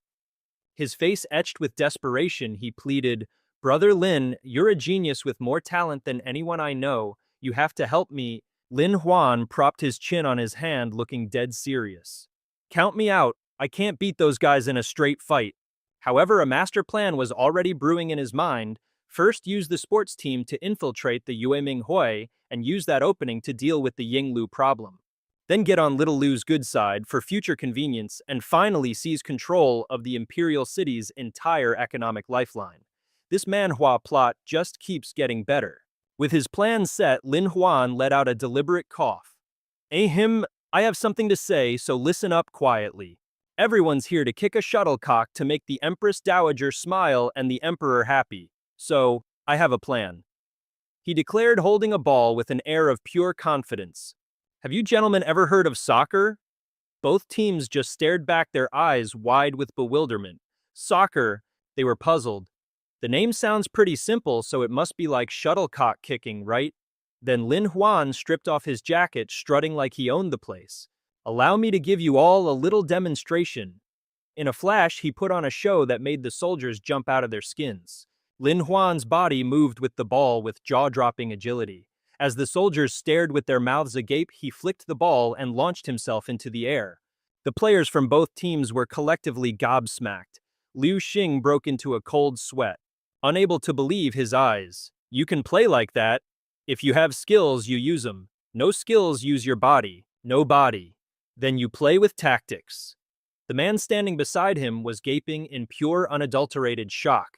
The logic was simple. This football thing was way more complex than shuttlecock kicking, but a heck of a lot more entertaining. Lin Huan coolly flipped his hair. With more people in on the action, different positions carry out their own missions, and every single player gets a chance to shine. That's the real spirit of football. Besides, it can rake in some serious benefits. The guy's face was a perfect mask of confusion. Brother Lin, what kind of benefits? He covered his mouth and whispered. After hearing the explanation, Liu Xing was completely shook. What sponsorships and betting tournaments? He then placed a confident hand on Lin Huan's shoulder. Bro, I get it now. Well, not entirely, but I trust you, so let's do this. He grinned, pointing forward. Would you look at that? They already can't resist the urge to start playing football. And right on cue, the players from both teams, brimming with fighting spirit, charged at the ball, unleashing their golden kicks like something out of a manhwa. The guy in the orange jersey dived headfirst for the ball, his eyes burning with fierce determination. Iron head technique. Lin Huan excitedly held up a book. Gentlemen, what I have here is my exclusive top-secret football manual. In no time, a crowd had gathered around him. One move for 5 silver coins, a tactic for 20, and a curving free kick technique for 30. Don't be shy, as long as you've got the cash, I've got the skills. Liu Xing eagerly ran over, pointing at himself. I want to try too. Do you have any super unique, one-of-a-kind moves for me? Lin Huan chuckled. But of course, right here I have my ultimate trump card move. He then dramatically fell to the ground, clutching his leg and wailing. It's called taking a dive. The man's face was a picture of horror as he pointed an accusing finger at Lin Huan. That is utterly and completely shameless. Suddenly they locked eyes and burst into gleeful laughter. But I love it! Just then a hand tapped Lin Huan on the shoulder. Hello? He spun around, completely baffled. What's going on? Standing there was Zhu Ge, looking as serious as a heart attack. I am Zhu Ge of the Mingyue Society. I just so happened to overhear your brilliant proposition. Could you perhaps explain the sponsorship details of this soccer tournament to me? Hearing this, our guy flashed a megawatt smile. Oh, the Mingyue Society really lives up to its martial world reputation, skilled fighters with super hearing. You guys can even pick up on whispers, so you want a piece of the pie too. In a flash, the three of them were huddled together, whispering like they were plotting in the latest thriller manhwa. Zhuge and Liu Shang exchanged a look of pure anxiety. He clasped his hands together, his gaze intense. Please enlighten us. Teach us your ways. If this plan succeeds, it'll go down in the history of the martial world for the next 100 years. Lin Huan crossed his arms smugly. Getting the Mingyue Society on the hook was a piece of cake. Liu Shang poured every ounce of his energy into his leg, launching the ball with incredible force. It went soaring into the distance. Suddenly, a shout pierced the air, "Watch out!" At that moment, someone shot a hand up, stopping the ball in its tracks. The ball landed perfectly in Lin Huan's hand as a smug grin spread across his face. Easy peasy, with goalie gloves on what's a little kick like that. Liu Xing's eyes lit up and he charged forward, brimming with energy. Lin Huan, you finally showed up. What have you been doing these past few days? He pointed to where someone had just set down a box. Working for the good of the people, of course. Don't believe me? Take a look. Everyone swarmed around their eyes, practically sparkling with joy. Inside the box were matching sets of jerseys and cleats. Lin Huan announced, custom-made goatskin soccer cleats. They have superior grip, much better for running on grass.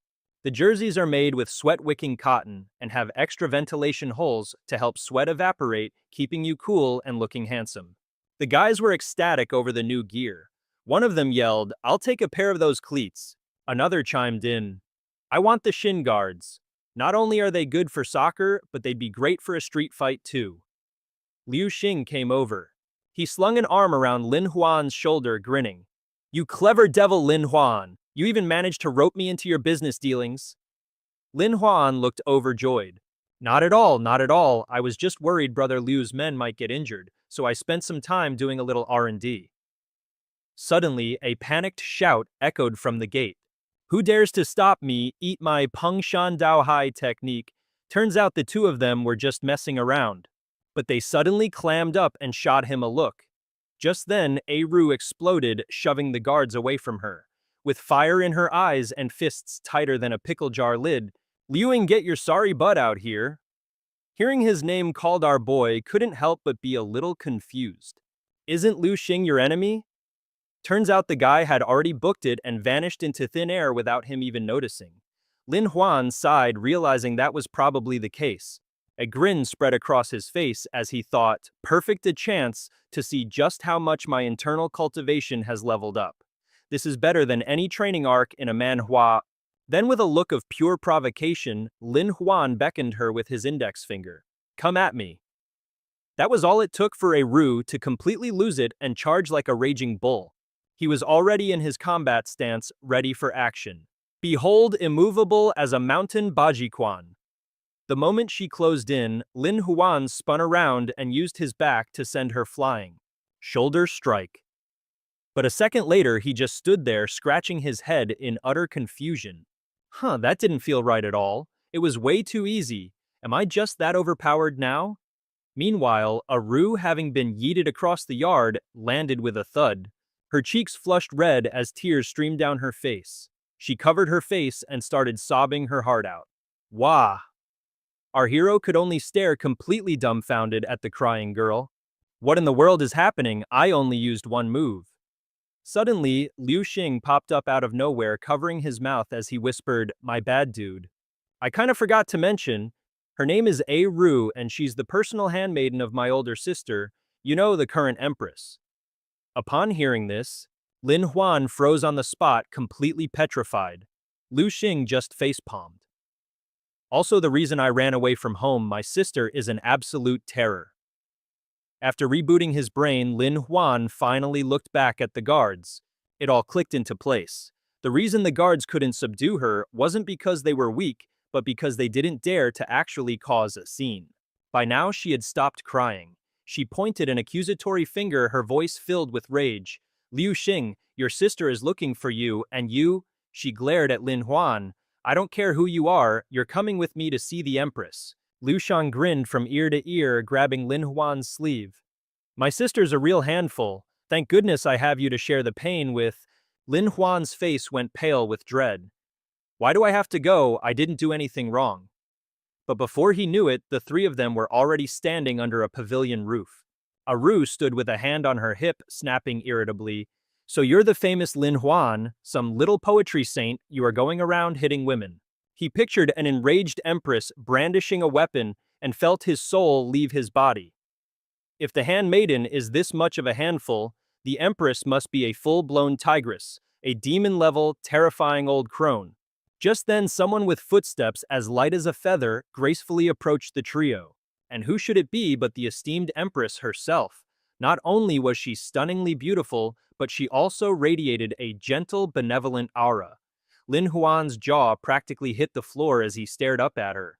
Her skin was as flawless as jade with a delicate blush gracing her cheeks. Liu Xing, on the other hand, looked thoroughly annoyed. Sis, what's the big emergency this time? I've got guard duties to handle, you know. You must be so busy. But Ru Yu simply lifted her teacup with unhurried grace. So I can't summon my dear brother over unless there's an emergency.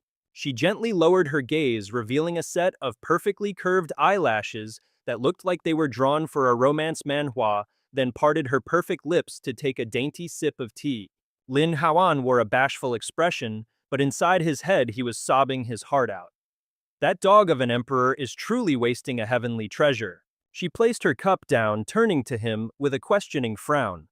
Speaking of which, what's this about you hitting my handmaiden? At that moment, Lin Huan was still in a daze, practically drooling. Seeing this, Liu Xing jabbed him in the shoulder, snapping him out of it. Hey, answer the lady. Lin Huan jolted back to reality, sputtering, Huh, what? Oh, Ru Yu's eyes narrowed, shooting daggers at him. Lin Huan, are you aware of your wrongdoing? Lin Huan sighed dramatically and calmly crossed his arms. I am not in the wrong. He then raised a hand for emphasis and declared grandly, a moment ago, Ru's stance was so heroic and imposing, one glance was enough to know she was no ordinary person. I mistook her for some wandering martial arts heroine, one who had come to assassinate our beautiful empress. The only reason I took action was because her skills were so formidable that I had to risk my life to stop her no matter the cost. Hearing this, a shy smile blossomed on her face. This little rascal, what a clever silver-tongued devil. Ru just scoffed in disdain, heroine don't make me laugh. Heh heh.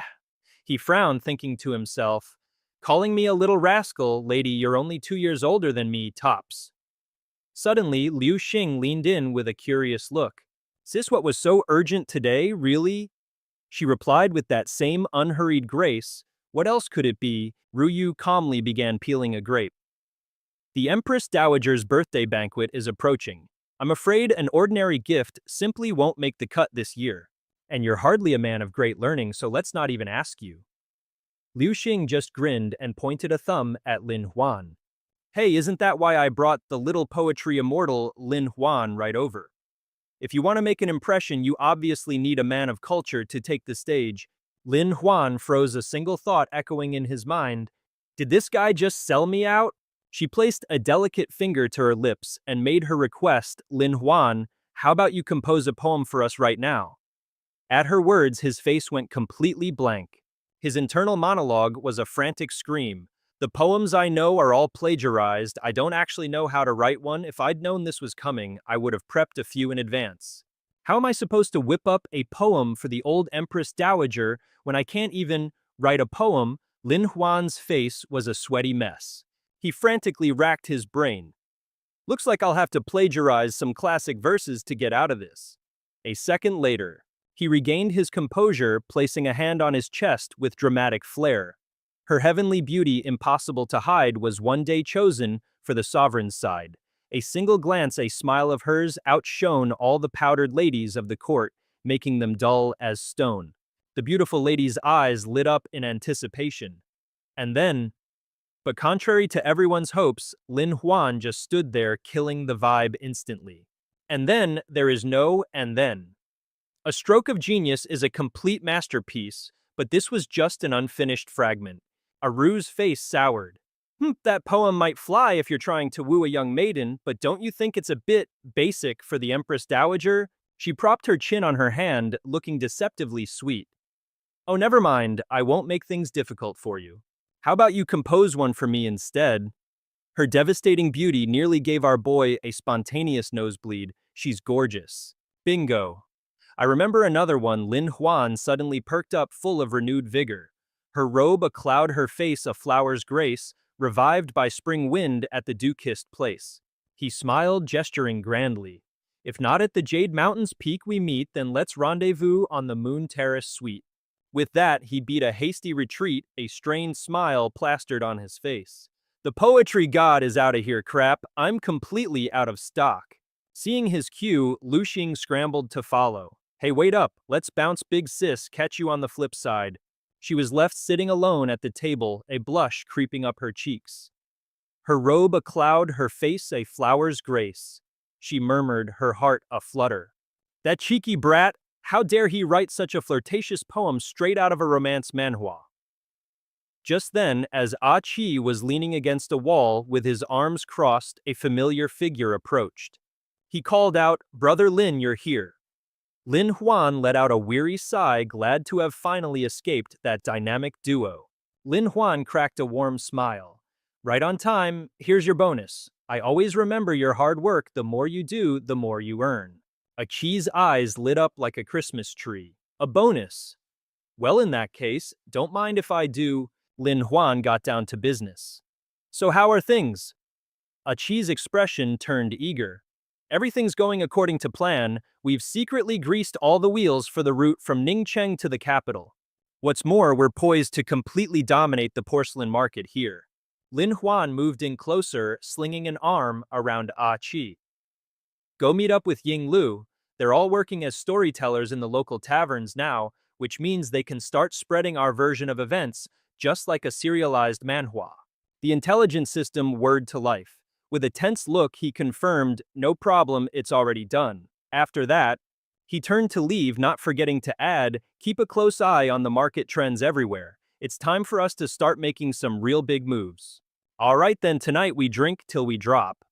Ah Chi said, scratching his head cheerfully, before remembering, Brother Lin, you have that exam tomorrow. You didn't forget, did you? Hearing this, Lin Huan's jaw dropped in a panic. He quickly turned his head and cleared his throat. Ahem, how could I possibly forget such an important matter? Also, what time is the exam tomorrow? The next day, the atmosphere in the examination hall was buzzing with energy. Lin Huan sauntered in slowly. Inside, the candidates were still greeting each other. Hello, Gongsheng Li, I wish you success. Greetings, Gongsheng Ju. I hope you'll look out for me when we become court officials together. Lin Huan furrowed his brow, thinking. The metropolitan examination was the third-level imperial exam, and candidates who passed the previous two stages were called Gongsheng. The one who ranked first would be named the Huyuan. A fierce determination suddenly ignited within him. Once I become the Huyuan, all that's left is the palace examination. Lin Huan pictured himself in the grand robes of an official and couldn't help but chuckle. The next step was to enter the court and climb to the pinnacle of his life like a classic manhwa protagonist. A confident smirk played on his lips. I refuse to believe there's anyone here who can outperform me. I survived the absolute grind of the third-year high school exams back in Pingyang. No one here can even compare. Suddenly, Lin Huan's gaze locked onto the writing brush of a candidate next to him. What's inside that brush? The scholar slowly unscrewed the brush's body, revealing a rolled-up piece of paper inside which he promptly pulled out. Turns out it was a cheat sheet with all the answers. Lin Huan was completely stunned. Cheating so openly and shamelessly, he discreetly scanned the room only to discover someone pulling a cheat sheet from their shoe and another one who seemed to be dressed as a woman just to write notes on their legs. Lin Huan fumed internally. I can't believe over 80% of the candidates are cheating, and from the looks of it, they must have gotten the exam questions in advance. Who would have thought? It turns out I'm the most innocent, pure-hearted soul in this entire godforsaken room. This manhwa plot twist is wild. He recalled the power structures among the court officials. Although Eunuch Tong was favored, his influence was really only effective within the imperial court itself. Outside the court, Eunuch Tong's resources and connections were far inferior to those of the officials who held real power. After some careful consideration, Lin Huan quietly slipped out of the examination hall. It seems just passing this looks like relying on Eunuch Tong's connections to ace this exam is a total bust. Guess it's time for Plan B, save my own butt. He crept up to the city wall, eyes darting around like a paranoid squirrel. Once the coast was clear, Lin Huan vaulted over the wall with the grace of a cat burglar. He hissed into the shadows, "Psst, ah chi, over here, my dude." The guy looked genuinely shocked to see Lin Huan pop up out of nowhere. Our boy scurried over and whispered a plan so audacious it made Ah Shi practically jump out of his skin. "You what?" he squawked, staring at Lin Huan like he'd grown a second head. "So let me get this straight. Eunuch Tong didn't slip you the answer key, he's not helping at all." Our guy just gave a helpless wave, zilch, nada, nothing. Turns out old Eunuch Tong's influence doesn't quite extend to the Guanwen-controlled examination institute. Achi's mind started racing, picturing all sorts of bizarre scenarios. "So how am I supposed to help you? You want me to build a kite and airdrop the cheat sheet to you from above or something?" Lin Huan immediately jumped in. "Totally doable if you've got a death wish." Aichi shuddered instantly, scrapping that idea and suggesting another. "Okay, what if you just, swipe someone else's exam and slap your name on it?" Lin Huan was not on board with that plan. Anyone bold enough to try a stunt like that has some serious backing. Besides, messing with another candidate's secret markings is a surefire way to get caught. Lin Huan heaved a dramatic sigh. The politics in this imperial city were more complicated than the plot of a long-running manhwa. To survive, you couldn't just go around making enemies. Just then they spotted Ning Bo strolling by, clutching a stack of exam papers. Ah Chi, ever the sharp one, just went, "Huh, that guy looks like an examiner." A light bulb went off over Lin Huan's head and he took off. "I've got a plan, just stay put and wait for my cue." Ah Chi was still standing there looking completely baffled. "Huh, what's he doing?" Meanwhile, Lin Huan sidled up to Ning Bo, his voice dripping with syrupy sweetness. "Oh, revered teacher, there's a cheater in our midst." Ah Chi watched from the sidelines, utterly confused. Is he really trying to snitch on someone? Isn't that just asking for even more trouble? Inside the examination hall, most of the candidates were already done with their tests. One dude was sprawled out whining, "Ugh, where's the proctor already? I've got a date at the land bridge later. Also, for real, why does this room smell like a troll's armpit?" Right on cue, footsteps echoed, growing louder. A figure appeared carrying a fresh stack of papers. All the candidates snapped back to their seats, pretending to be the most diligent scholars in the land. "He's here. Watch me snatch the top spot like a pro." It was Lin Huan, now flawlessly disguised as Ning Bo. His voice dropped an octave as he announced, "As long as you all focus on your exams, rules this old man naturally won't make things difficult for you all." He gently stroked his beard, putting on a natural air. "After all, I'm not a bad guy or anything." The examination hall returned to its nail-biting, tense atmosphere. Lin Huan pretended to stroll around, his eyes constantly scanning the room like a hawk. He drifted over to a scholar's desk to peek at his paper, nodding to himself. "Oh, so that's how it is." Noticing the examiner staring daggers at him, the poor candidate started to panic. "Why does he keep zeroing in on my exam paper?" Suddenly, Lin Huan leaned in and lifted the scholar's hand right off the page. "Move your hand, let me see." Seeing the examiner's dead serious expression, the scholar was suddenly touched. What in the world was happening? Was he signaling that I shouldn't worry, that I can just relax?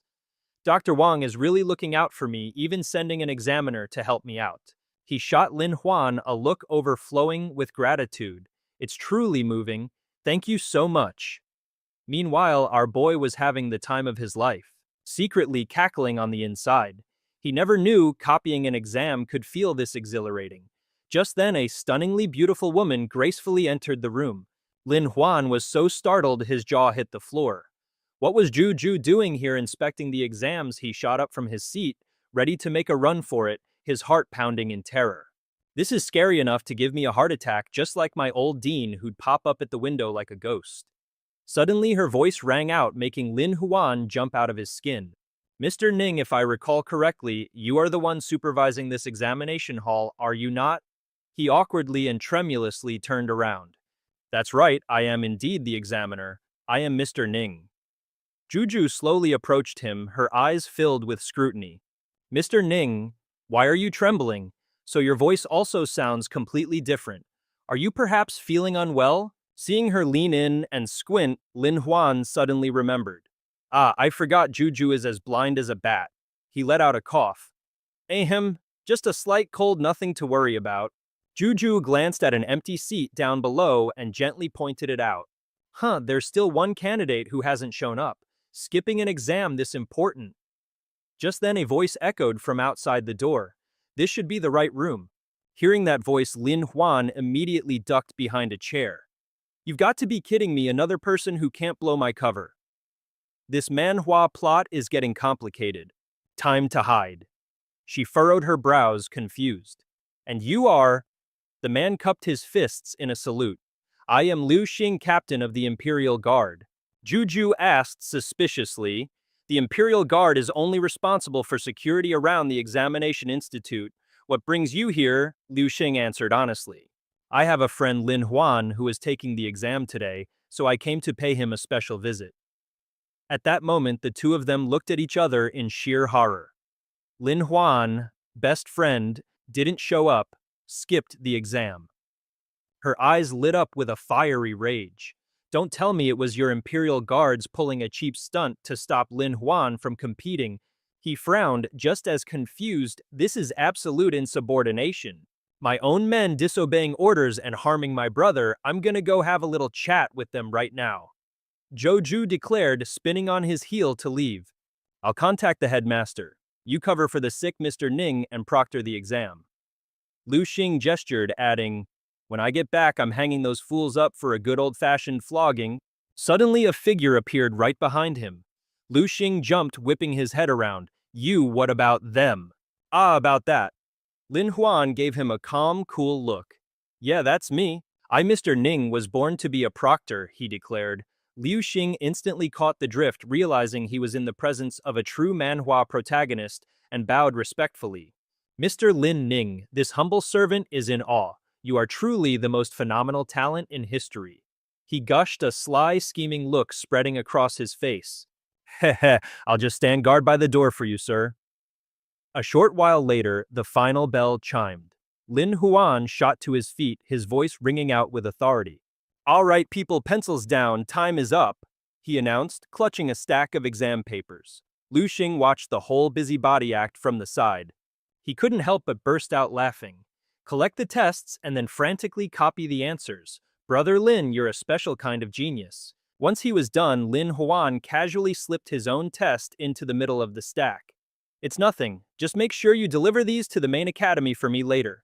Liu Shang, picking up what he was putting down, cheerfully replied, and after that, I'll take you to the most famous pleasure house in the city. Music, ladies, and a victory toast. Lin Huan was practically vibrating with excitement, just picturing all the beauties who would be fawning over him. A brand new beautiful life, here I come.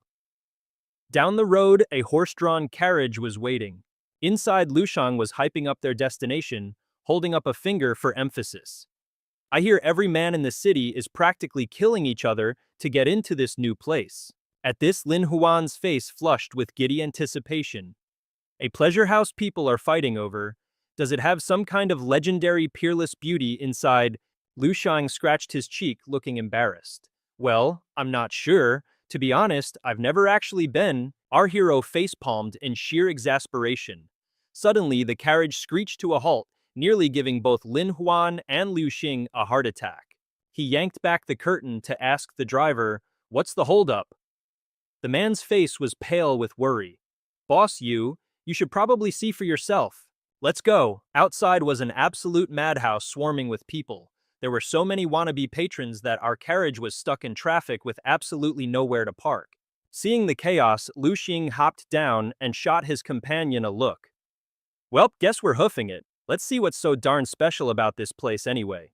Lin Huan stroked his chin, a strange feeling of déjà vu creeping in. I feel like I've seen this scene before. Meanwhile, somewhere in the mosh pit, a young dude was trying to shove his way to the front. Let me in. What kind of business turns away customers? His buddy in blue tagged along, whining, Yeah, on what grounds are you keeping us out? I have money, lots and lots of money. At the entrance, a lady named Lu awkwardly held up her hand, trying to fend them off. My apologies, gentlemen. I'm terribly sorry. Our Mu Yue Lo operates on a membership basis. You either need a referral from an acquaintance or be the champion of the poetry and arts competition to enter. Si Dingfeng swaggered forward with an air of importance. Well, I happen to be a winner from last year's Poetry Society competition. Si Dingfeng, don't tell me I have to prove my genius to you lot again. Just then, Anju rushed up, grabbed his arm, and started pulling him. Brother Issei, let's just barge in. I refuse to believe they can actually stop us. My uncle is a high-ranking minister in the current court. As he made a dash for it, he suddenly ran smack into a solid wall of 8-pack abs. The two stooges looked up, their jaws hitting the floor when they saw two towering young men scowling down at them. Luer, standing between the two behemoths, pointed and said, "Our guards are all from the Mingji Escort Agency, the strongest in the martial world. So we hope you gentlemen won't try to force your way in. Getting hurt would be such a shame." One of the guards then casually made his pecs dance to an invisible beat. Anju's eyes went as wide as saucers. "Whoa," he gasped. "Those are some seriously massive man-titties." Standing behind him, Zi Dingfeng was equally flabbergasted. "Those chest muscles are insane. They're as big as my head, and they can jiggle." Lu Shang, having just arrived at the scene, was confused. "What's the situation here? Is Mu Yuelo really this hard to get into?" He turned and saw his companion behind him calmly adjusting his clothes. "Lin Huan, how about you bust out a poem for them? Might give us a better shot at getting in." With a calm expression, Lin Huan strolled forward. "No need, we're going straight in." And Ju heard this and smirked. It looked like this guy was about to get rearranged by Mr. Muscle. Si Dingfeng snickered discreetly. "Haha, wants to barge in, not a chance in hell." Suddenly, Lu Er's face lit up and she gestured for the two to enter. "Welcome, young masters. Please allow me to personally lead you inside." What a plot twist, this is better than any manhwa. She promptly led the two men into the Mu Yuelo. The door slammed shut behind them, making the two lads furrow their brows in irritation. Outside, you could hear the frustrated shouts from the blokes who were denied entry. "On what grounds? Don't tell me those guys are some VIP members or something. They don't look the part. Yeah, they just waltzed right in without doing a thing while we're stuck out here waiting. It's totally unfair." A moment later, Lu Er had ushered the two of them into a grand, opulent room that screamed luxury. Lu Shang stroked his chin, all curious. "Brother Lin, did you secretly become a member?" The girl covered her mouth, giggling as she answered for him. "Of course not." Hearing that, Lin Huan crossed his arms, smugly puffing out his chest. "I'm the big boss here." Suddenly his eyes went wide with astonishment at the sight before him. He sat there like a king, one leg crossed over the other, and commanded, "This is my first inspection. Bring out the good stuff from the bottom of the chest." Before long, a bevy of gorgeous ladies appeared, swaying to the music. Lu Xing stared so hard his face turned beet red. Lin Huan shot him a smug look. "Let's open our dear Xiaolu's eyes a bit. Time to show him what real entertainment looks like." Inside the main hall of the Mu Yuelo, a crowd of guests was already seated, whispering amongst themselves. Liu Xing looked around in a panic. "Real entertainment? What do you mean? This is way too extravagant." Lin Huan just glanced over with a cool smile. "Let the show begin." Lu Er curtsied, offering a gentle smile. "As you wish." On stage, the golden curtains began to rise slowly. One of the guests was confused. What's happening? Why are they drawing the curtains?" Another guy sitting nearby chortled, "Maybe things get easier to do when it's dark. Heh. The lights suddenly cut out. A single spotlight hit the stage, accompanied by a soft melodic tune. Someone was manning the spotlight from the side, bathing the stage in light. A second later, a young woman appeared center stage, instantly capturing everyone's attention like a true manhwa protagonist. "My dearest guests, I am your very own Xiao Tian Tian. And now get ready to witness our spectacular show." An excited guest gawked at Tian Tian. "Whoa, what kind of outfit is that? They're just simple trousers, but they look anything but ordinary." Lu Shang shot up from his seat, his eyes gleaming with interest. "So this is the main event tonight? Is this your famous troupe of performers?" Lin Haoan gave a sly wink. "Oh, this is just the appetizer. Stick around for the main course." And right on cue, a parade of beauties graced the stage, sending the audience into a frenzy of cheers and applause. A girl with cute bangs beamed, spreading her hands wide. "Your beloved, I love you." The Mu Yue female troupe was simply stunning. Down below, a few young men blushed, unable to hide their excitement. Another girl gave a gentle wink. You love me, and I love you. Our esteemed patrons, we love you all. Hearing such sweet nothings from these beauties, even the toughest young men nearly fainted, their hearts completely snatched away. The girls beamed joyfully, introducing themselves. We are the Mu Yue female troupe. The girl in the green dress looked shy.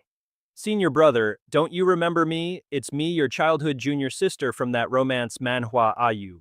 A platinum-haired goddess showed off her gentle charms, whispering, Little brother, how about today your big sister Rong Rong comes and teaches you a thing or two about being a grown-up. Another girl playfully made a heart shape with her hands. Oh my goodness. If your wife finds out about us like this, she won't give you a thrashing, will she? Unlike her, I would only feel heartache for my dearest big brother. Nearby, the other ladies smiled affectionately, flaunting their own charms. Esteemed patrons, don't forget about us over here. Below, the young men couldn't tear their eyes away from the dazzling beauties. One lad clenched his fist in excitement. I'm the senior brother, I want the junior sister.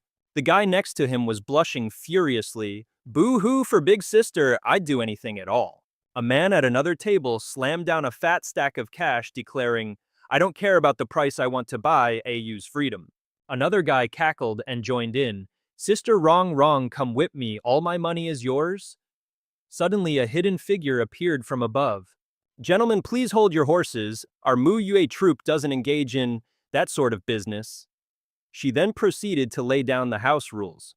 The Mu Yue troupe is not for sale to anyone, nor will we act as drinking companions for entertainment. Liao Xiang's eyes lit up as he stared at her, marveling, absolutely gorgeous. When did the capital city get a stunner like this? Lin Huan, you've been hiding this treasure quite well. The guy who had just brandished his stack of cash was now fuming that they weren't for sale.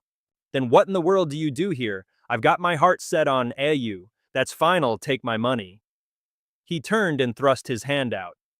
Yeah, if you don't sell, how do you make bank? This place is members only, for crying out loud. How are you supposed to stay afloat without catering to your customers? Opposite him, the beauty in red smiled gently. Ling Ji slowly pulled back a curtain, revealing, actually supporting Ayu and our Mu Yue troupe is quite simple and not as dramatic as a manhwa plot. She then turned her head, smiled softly, and said, please take a look. On display was an impressive collection of fine liquors. Were stacked high. To everyone's surprise, it was all wine. Lin Huan couldn't help but grin. In this manhwa world, only booze is the ultimate truth. Inside the tavern, glittering lights danced across the faces of the gorgeous ladies welcoming the patrons. Ling Ji, holding a wine jar, announced, after purchasing your wine, each jar gets you one vote for your favorite member of our lovely girl group. One guy immediately blew a gasket, roaring, what do I need this for? Who cares about voting? All I need is my darling AU. She just smiled sweetly. Well, that's not entirely up to you. Spotlights from above rained down, highlighting each and every stunning face below. In total, there were 48 girls on stage, all trainees for the Mu Yue girl group, about to make their grand debut performance. Ling Ji continued her explanation. Every week in a plot twist straight out of a survival manhwa, the Mu Yue girl group will hold a selection performance with rankings based on vote counts. The lowest ranked will be eliminated, while the top 9 with the most votes will make their grand appearance, becoming the first official generation of the Mu Yue girl group. At this, AU lowered her head, her eyes welling up with tears. Senior brother AU has no votes. It seems we won't be able to meet again. I guess this is goodbye. Her number one fan was stunned, speechless. For my AU, he declared dramatically, whipping out a banknote without hesitation. Here, give me 5 jars to start. You get a vote, I get a vote, now let AU perform on the spot. The crowd below erupted into a bidding war. My sister Rong Rong cannot be eliminated. Give me 10 jars. Does the host count as part of the group 5 jars for her? Someone else went all out, generously dropping a bid of 100 jars for Qian Qian. Lin Huan's eyes lit up. A man truly smitten wouldn't be so cheap.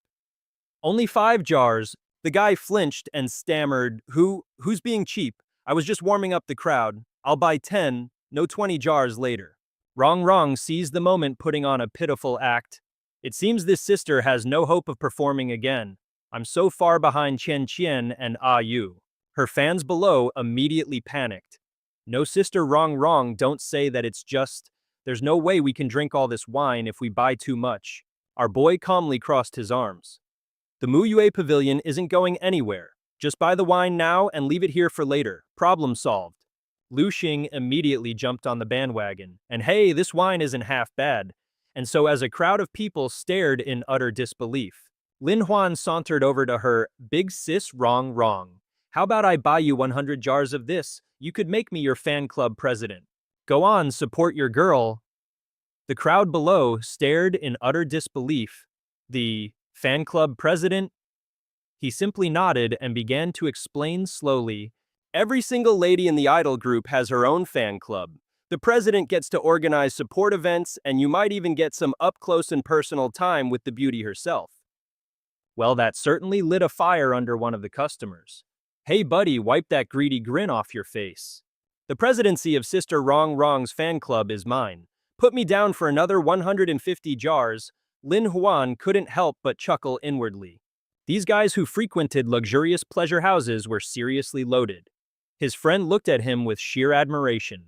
Brother Lin, your methods are deviously brilliant. You're a true genius. Lin Huan just waved it off nonchalantly. Hey, this is just the beginning. It's only an idol audition theater after all. He recalled the insane level of dedication fans had for their idols in the modern era and couldn't help but sigh. If you saw what real fan culture is like, a concept straight out of a modern manhwa, you'd probably run for the hills. Lu Xing's eyes widened in shock. I wonder if Brother Lin could teach me so I can get a piece of the action. Lin Huan didn't refuse. Of course I won't treat you poorly, my dear Xiao Liu.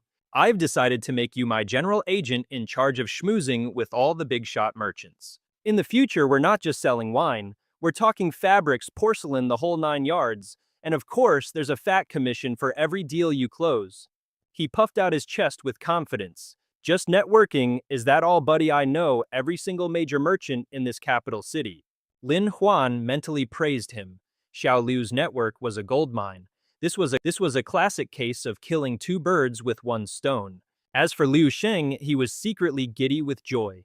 Once I start raking in the cash, my sister won't be able to nag me anymore. Remembering the adorable face of Yu Lin, Huan silently disagreed. Empress Liu is so cute, how could she possibly scold anyone? A short while later, at a small tea house. Boss, we've figured out why business at the Yichun Yuan has completely dried up. The subordinate's voice was low and chilling. Oh, spit it out. He Wu grunted, his arms wrapped around 2 beautiful women. He glared fiercely at his subordinate, making the man tremble as he explained that a new tavern, the Mu Yue Lo, had just opened. The subordinate stammered for a bit before finally blurting out, all of our regular customers have flocked over there. He Wu's eyes darkened and his voice dripped with ice. The Mu Yue Lo dares to steal my business. They need to be taught a lesson. Meanwhile, in another lavish residence, the sound of cheerful chatter was bubbling up. Ha ha, bottoms up. The 2 men smoothly clinked their glasses. Ba Lan scratched his head, looking a tad sheepish. General Liu, about what you just said, I'm still a bit skeptical. Selling wine vouchers, sure, that makes sense. But I'm in the brush business. My products don't cost nearly as much as a voucher, so how in the world could I sell them in a fancy lounge? Lu Xing quickly waved his hand dismissively. First things first, Mu Yue Lo is no mere pleasure house. It's a social platform. The old man's eyes widened. A social platform. Lu Xing instantly recalled Lin Huan's masterclass instructions. Rule number 1, understand the concept of socializing. Our main focus is the added value of the platform. Lu Xing inwardly gave a chef's kiss. Here we go, he's asking the follow-up questions just as planned. Brother Lin is an absolute psychic, a true strategist from a top-tier manhwa. This legendary sales training is mind-blowingly effective. He pictured the scene, beautiful ladies playing music, poets, scholars, burly martial artists, basically anyone with deep pockets. So what are we supposed to do there? We're going to mingle, drink, and enjoy the music, of course. That's the epitome of high-class entertainment. The vision of a packed house filled his mind. Mu Yelo would be the ultimate wholesome fun social hub. It's a place where everyone can network and exchange ideas. Baolan stroked his beard deep in thought. That sounds lovely and all, but what does socializing have to do with selling my brushes? Aren't people just there to see the girl group perform? Lu Xing immediately countered, what makes a good friend? It's sharing the same interests and hobbies that turns acquaintances into best buds. The old man's eyes lit up instantly. I see the girl group is the shared interest, but what about the brushes? Lu Shang dramatically pulled a brush from his sleeve. Behold, this very brush is the symbol of an elevated friendship. Seeing the distinct lipstick mark on it, Ba Lan was floored. Wait, is that? Liu Xing beamed. You bet it is. This is a limited edition AU original. Everyone adores AU. Imagine buying this as proof of your friendship, a token of your shared fandom. It's a genius move. The man nodded slowly, but his eyes still held a flicker of doubt. However, the entrance fee for Mu Yue Lo, or this alliance fee you're talking about, is a little on the steep side. Once again, Lin Huan's voice echoed in his head. Remember, if the merchant is finally hooked but hesitates at the price tag, that's when you whip this out. Liu Xing's eyes gleamed with excitement. He called it again. This is uncanny. If Brother Lin ever decided to go full-time into business, he'd undoubtedly become the emperor's personal merchant. He then swiftly pulled out a chart and spread it neatly on the table. Boss, come take a look at the data. It was a statistical breakdown from other cities, meticulously comparing consumption and business scope along with the before and after reputation of merchants who joined the Mu Yuelu alliance, which even included the calligraphy brush seller. Balan's brow furrowed for a moment before a faint smile graced his lips. Well, well, with a transformation this dramatic, the alliance fee suddenly looks like a bargain. Liu Shang let out a smug little smirk another one handled. But just then the peace outside Mu Yue Lo was shattered by a rowdy mob. Out of the way, move it! Their leader stood with his arms crossed, shooting daggers at the wooden doors before him. I'd like to see what this Mu Yue Lo is all about, daring to steal business right from under my nose. Inside, two figures watched with grim expressions. Oh, fantastic. Han Wu's lackey scurried over and whispered, Boss, those two look like they're from the Mingji escort agency. When it comes to street cred, we're totally outmatched. He hissed back, You moron! Who said anything about fighting? We use our brains, got it. With that, Han Wu gave his brilliant order. All right, boys, bring out the dung buckets, let's get stinky. Just then, Lin Huan and Liu Xiang strolled out onto the scene like the main characters of a manhwa. Is there a problem here? The thug puffed out his chest, trying to look intimidating. You the boss here, cut the crap. This street is my turf. Pay up the protection fee or I'm tearing this place down. Lin Huan shrugged with utter disdain. What a shame, another one who left his brain at home. Liu Xiang didn't look pleased either, chiming in, I was just getting ready to claim some glory and you lot had to interrupt. Han Wu sneered, What's with the act, boys, let the dung fly? But after a long, awkward pause, nothing happened. He glanced back confused, only to find his entire crew had been silently neutralized by Lin Huan's men. Lin Huan simply turned around, leaving the cleanup to Liu Xiang. Handle it. What followed was a symphony of agonizing screams. Han Wu's goons were beaten to a pulp, their faces swollen like overripe melons. Unable to accept defeat, he ran off crying his eyes out to his big boss. Big bro, you have to get justice for me. Juba pinched his nose, his gaze dripping with disdain. What is it now? My life as a tax official is hard enough. You collect your little protection fees, so why in the world do you keep bothering me? And for heaven's sake, what is that smell? Thinking back to Lin Huan's actions, Han Wu gritted his teeth in pure frustration. It's all that blasted Mu Yuelo's fault. They're raking in cash every day and won't give me a single cent. If the Imperial Guards hadn't shown up, I swear I would have wrecked the whole place. The official waved a dismissive hand. All right, I get it. I'll go collect taxes. There's no way I can't squeeze some cash out of them.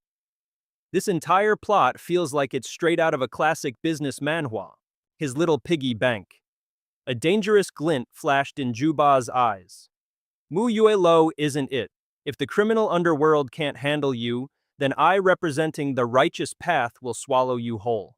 The outfit she was trying on was, let's just say, daringly designed. Every single curve was on full display under the dim lighting, causing even Ling Ji to blush furiously. She shyly tried to cover the more strategic areas with her hands.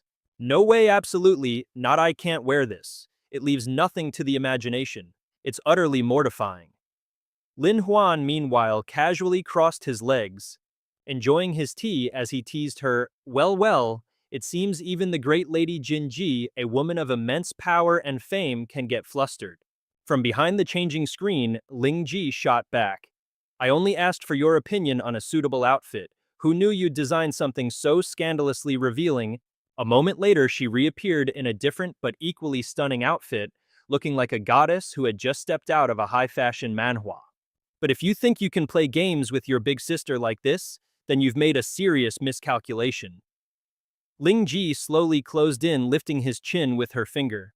Right now, my entire family's fate rests on your shoulders. You'd better ace that official exam and don't you dare embarrass me.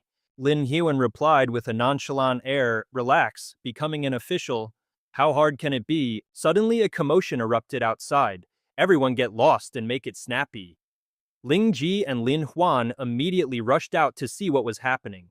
It's Juba, he's brought his cronies and surrounded the whole building. This doesn't concern you, get out now. The servants and patrons all scattered like frightened mice. Seeing the old man's arrogant posture, she frowned. That's a tax officer's uniform, we just paid them a fortune. And we even greased all the right palms. What a complete waste of money. Down below, Juba bellowed without a shred of decency. By order of this investigation, Mu Yuelo is guilty of tax evasion. I hereby command that Mu Yuelo be sealed. With that, the old goat drew his sword and pointed it straight at Lin Huan and Ling Ji. Proprietor, are you not coming down? Furious, she was about to charge down herself. Oh, I'd love to see what tricks this old fossil has up his sleeve. He quickly stopped her. Hold on, let me handle this. Lin Huan stepped forward, bowing respectfully to Juba. I am the owner. How may I help you, sir? The old man circled him like a vulture, sizing him up before saying, this official suspects that your reported revenue doesn't quite line up with the facts. The national treasury is practically empty and you dare to evade taxes. This crime is punishable by death. Lin Huan simply offered a calm smile. Then may I ask the esteemed official, what must we do to protect Mu Yuelo? Juba clapped a heavy hand on his shoulder. Of course, if you promise to sweeten the deal, I might just be persuaded to look the other way and let you off easy. Lin Huan beamed and nodded. Say no more, it's a deal. He chuckled, but his eyes were practically glued to the fancy sword hanging at Juba's waist. Well, that was a short-lived negotiation. A merchant should know when to grovel. In a flash, Lin Huan snatched the sword, its cold blade suddenly finding a new home, right at Gujuba's throat. Now who's letting who off the hook? The old man's face turned a lovely shade of ghost white as he stammered, You, don't do anything stupid. I'm a court official, I've got connections. Hurting me is a major offense. Completely unfazed, Lin Huan dangled a pouch he was holding. You've got connections. How cute. You think I don't open your eyes, old man? I'm the right-hand man of the current General Dong. Even the renowned Mu Yuelo was part of his portfolio. Juba's eyes widened in disbelief.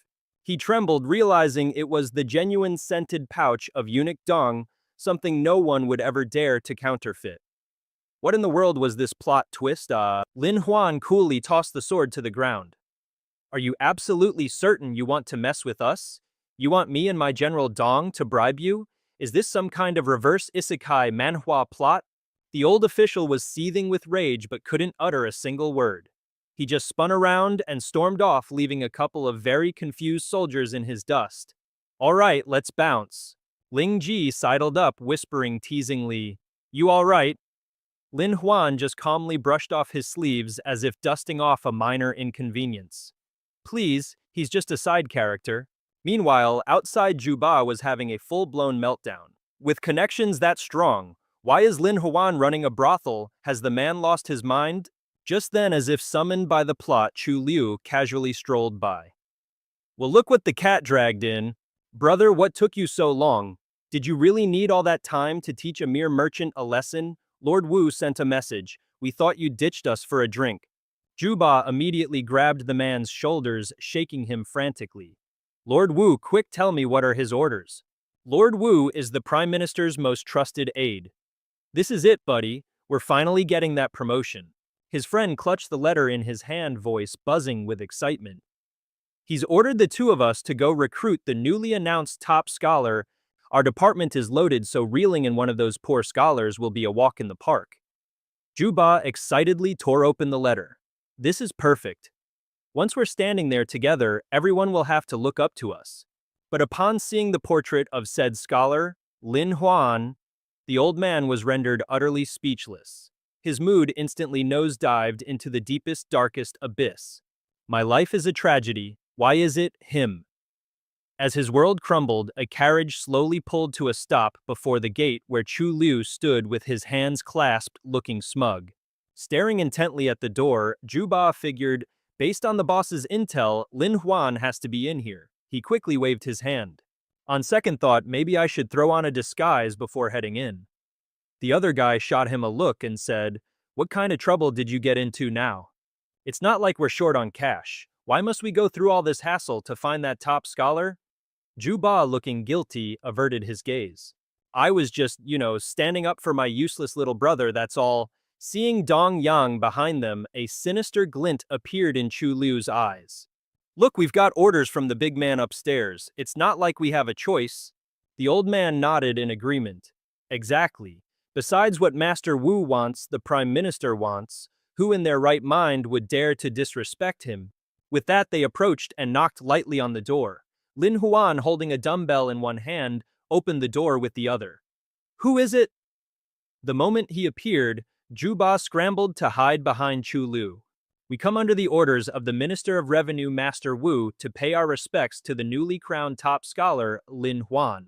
Our boy recognized the old geezer in a flash. Huh, you again? Are you here for revenge? That would explain why you'd visit me without even bringing a gift. But the second Lin Huan's eyes landed on the chests of gifts behind them, his entire demeanor changed.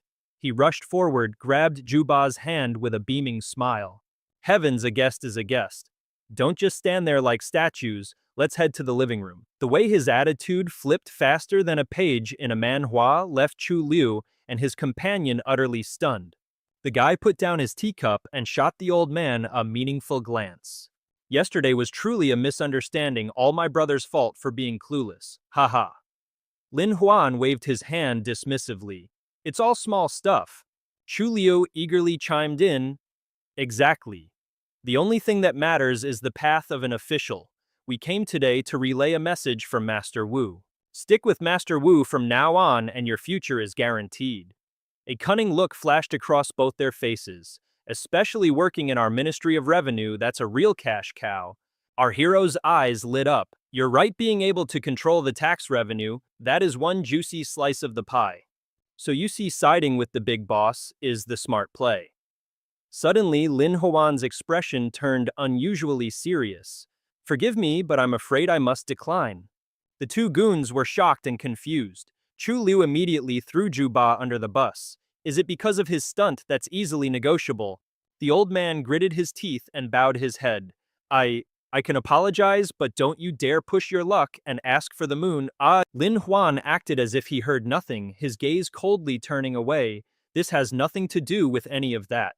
You people, you know full well I'm one of General Tong's guys, yet you're asking me to follow your master. Aren't you just trying to put me in an impossible spot, caught between a rock and a hard place? Juba, furious, slammed his cup on the table. Lin Huan, are you for real or just playing dumb? Lord Yu has the freaking Prime Minister backing him up. Every scholar in the kingdom is desperate to get into his circle, and you're throwing it all away to side with a bunch of eunuchs and make an enemy out of us. Ticking off our Lord the Prime Minister and basically every single civil official in the entire court, the old geezer continued, his voice dripping with menace. But one word from me to the Prime Minister and your career in this court is toast, Lin Huan. You'll be cancelled. Our boy nodded as if he totally agreed, an attitude that nearly made the two of them cough up blood from rage. You're not wrong, everything you said is spot on, but my answer is still no. In reality, Lin Huan was playing 4D chess in his head. If you're going to be a suck-up, you obviously pick the side that's the Emperor's favorite. The Prime Minister's faction is a tangled mess of complicated power dynamics and conflicting interests. There's simply no room for a guy like me to make moves. On the other hand, Eunuch Tong is the Emperor's pet. Plus, all his underlings are useless. Siding with him might ruin my reputation, but it's a first-class ticket to the top. A faint smirk played on Lin Huan's lips. I guess I'll take on the role of the eunuch faction's adopted son. After a brief thought, he turned his back and started to walk away. If there's no room for me among the civil officials, I couldn't care less. Juba burst out laughing, his face a mask of contempt. Ha ha, so short-sighted, what an absolute moron. Chulu quickly stepped in, trying to reason with him. Brother Lin Huan, you should really give this some more thought. If you're not a civil official, what's your plan B? Become a merchant, they have zero social standing. A cold smirk crossed his face. If I can't be a civil official, I'll just become a military official. He and Juba just stared blankly for a second before erupting in laughter. Ha ha, a scrawny little scholar like you wants to be a military officer? That's the funniest thing I've heard all year. Without another word, Lin Huan slammed his hand down on the table. The solid wood table instantly shattered into a million pieces. He shot the old man a dangerous glare. You fellas want to test me? Juba and Chulu's faces went ghost white with fear, and they scrambled out of there like their lives depended on it. Only then did our boy look down at his own throbbing, swollen hand and winced. Man, that hurt like a son of a gun. But Lin Huan quickly shook it off, his eyes now gleaming with newfound hope. The upcoming military exam was a big question mark, but he couldn't help but feel a little excited. By daybreak, the martial arts training ground was already packed with hopeful candidates. Yisang stepped forward to announce the details. The military exam was divided into 3 parts, starting with a test of individual martial arts skills, a classic Manhwa tournament arc starter. First, raw combat skills, second, pure brute strength, the stronger man wins, and third, mounted archery, slaying enemies on the charge after laying down the law. He bellowed, "Get hyped, you maggots, got it." The warriors below erupted in a unified roar, their fighting spirit through the roof. Roger that. Each contestant was given a ballot as Yi Xing's voice boomed again. Based on odd and even numbers, find your dance partner. Once you're done, report the results to me. Suddenly, a timid-looking guy shuffled over and tapped him on the shoulder. Are you, Brother Lin Huan? Our boy raised an eyebrow. And you are? Yan Yan nervously wrung his hands. It's me, General Tong sent me. Lin Huan's mind flashed back to what Tong Yi had told him. I've arranged your opponent for the first round. You just have to put on a show, he'll take a dive for you. A smirk crept onto his lips. Oh, so you're the stuntman. With that, he snapped into a fighting pose. All right then, make your move. Let's get this over with. Everyone present was on the edge of their seats, ready for the show. Everyone except Juju, that is. She was a blushing, conflicted mess, her eyes betraying her inner turmoil as she recalled Lin Huan's gentle side. He specially made glasses for my eyes. I should be rooting for him to win. The image of him training so diligently kept replaying in her head. But if he actually wins, wouldn't that be a total waste of a once-in-a-century scholarly talent for our Guanwen Chao administration to lose a potential titan? No, Lin Huan is much better off sticking to his books as a civil official. After a moment of internal debate, Juju clasped her hands and started praying, please don't win, please don't win. Don't become a military man, don't become a military man. Elsewhere, someone was scoping out the scene with a spyglass, like they were reading a live-action manhwa. You're telling me that scrawny bookworm Lin Huan can actually win? Ning Yu was still utterly baffled. A guy who can invent something as incredible as a telescope wants to get into a brawl. Isn't he just playing to his weaknesses? Lu Xing just shrugged reassuringly. Scrawny scholar sis, don't let Brother Lin's mild-mannered act fool you. Getting into the Mingyue society with his martial arts would be an absolute cakewalk for him. She looked surprised and a little flustered. Oh, is he really that strong? Her companion replied nonchalantly, just watch. Down below, Yan Yan struck a pose. Brother Lin, I'm coming at you. Our boy just chuckled. Come on, let's have a little stroll. The guy charged forward but didn't forget to whisper a friendly reminder. Watch out, I'm attacking now, dodge to the right. This caught Lin Huan by surprise. Now that's what you call five-star service. Whoa, hold up. Out of nowhere, a dagger materializes from his sleeve, and before our hero can even blink, Yan Yan lunges in for a nasty stab. Lin Huan dramatically crumples to the ground, while the other guy casually twirls the blade, musing, "Now what's the proper way to finish this?" The trio Liu Xing, Ru Yu, and Juju are all completely floored by this sudden turn of events. Yan Yan subtly turns, gives a sly wink to Chu Liu and Ju Ba, and mouths, "Mission accomplished, nicely done." But wait. In a classic manhwa twist, our boy suddenly teleports right behind him, his face radiating pure, unadulterated menace. Lin Huan calmly straightens his collar, giving his opponent a look dripping with sarcasm. Getting bribed for a second time, I guess for a businessman, profits really do come first. He then rips the lower flap of his tunic with his own hands, revealing a hidden guard underneath. Good thing I value my handsome waistline enough to give it an extra layer of protection.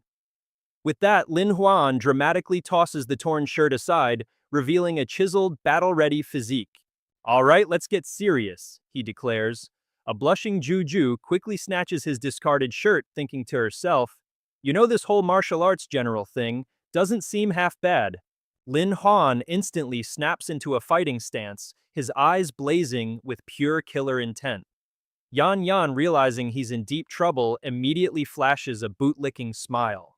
"Brother Lin, my sincerest apologies, I'm just a humble errand boy collecting a fee," but Lin Huan isn't having any of it and launches forward with a furious kick before the guy can even finish his spiel. Yan Yan is utterly stunned by Lin Huan's lightning-fast move. That single kick sends him staggering back a good few meters. Furious, Yan Yan whips out his dagger again, glaring daggers at our MC. Lin Huan's sneak attacks are for cowards. You're barehanded, you're bound to lose. Completely unfazed, Lin Huan charges in fist ready. You sure do run your mouth a lot. The hitman is a mix of shocked and livid. You paid me to throw the fight, and now you're actually trying to beat me. Lin Huan, cool as a cucumber, blocks the blade with just 2 fingers. A total manhwa protagonist move. Don't get it twisted, cheating is just a dirty tactic. Besides, he adds with a smirk, I'm just getting warmed up.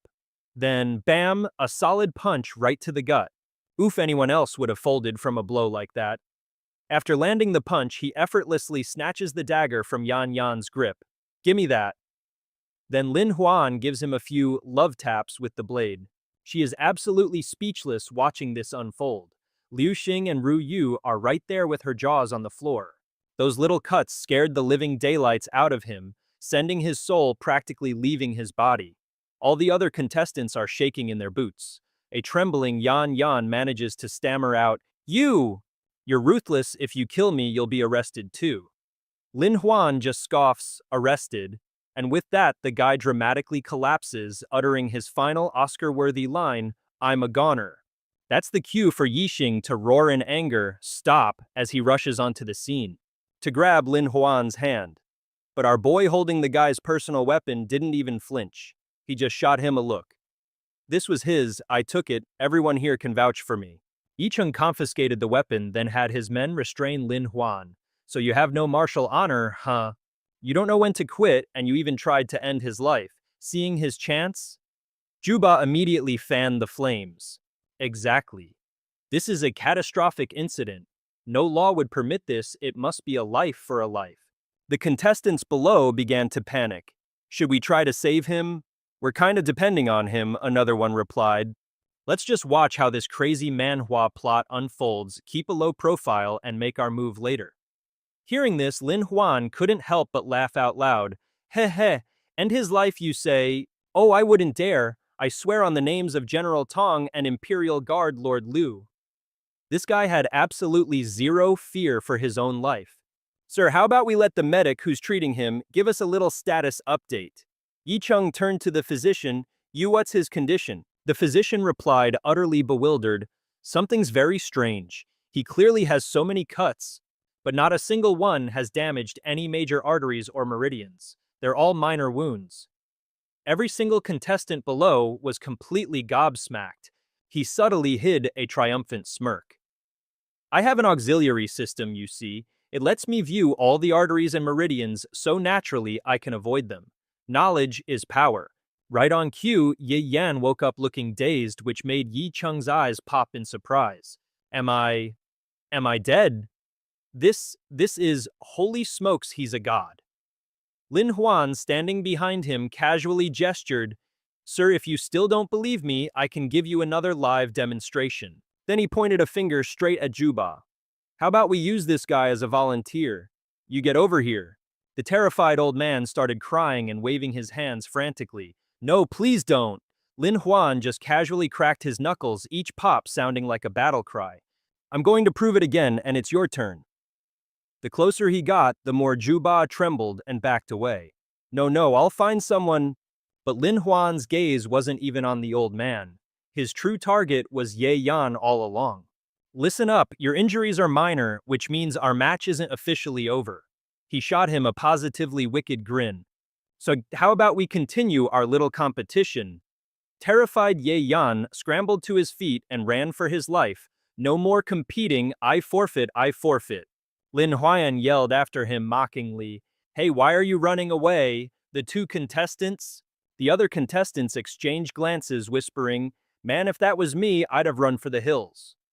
Another guy chimed in, "Seriously, a clean blade goes in. A bloody one comes out and he acts like it's a paper cut. He's just letting them use him for a bloodletting party."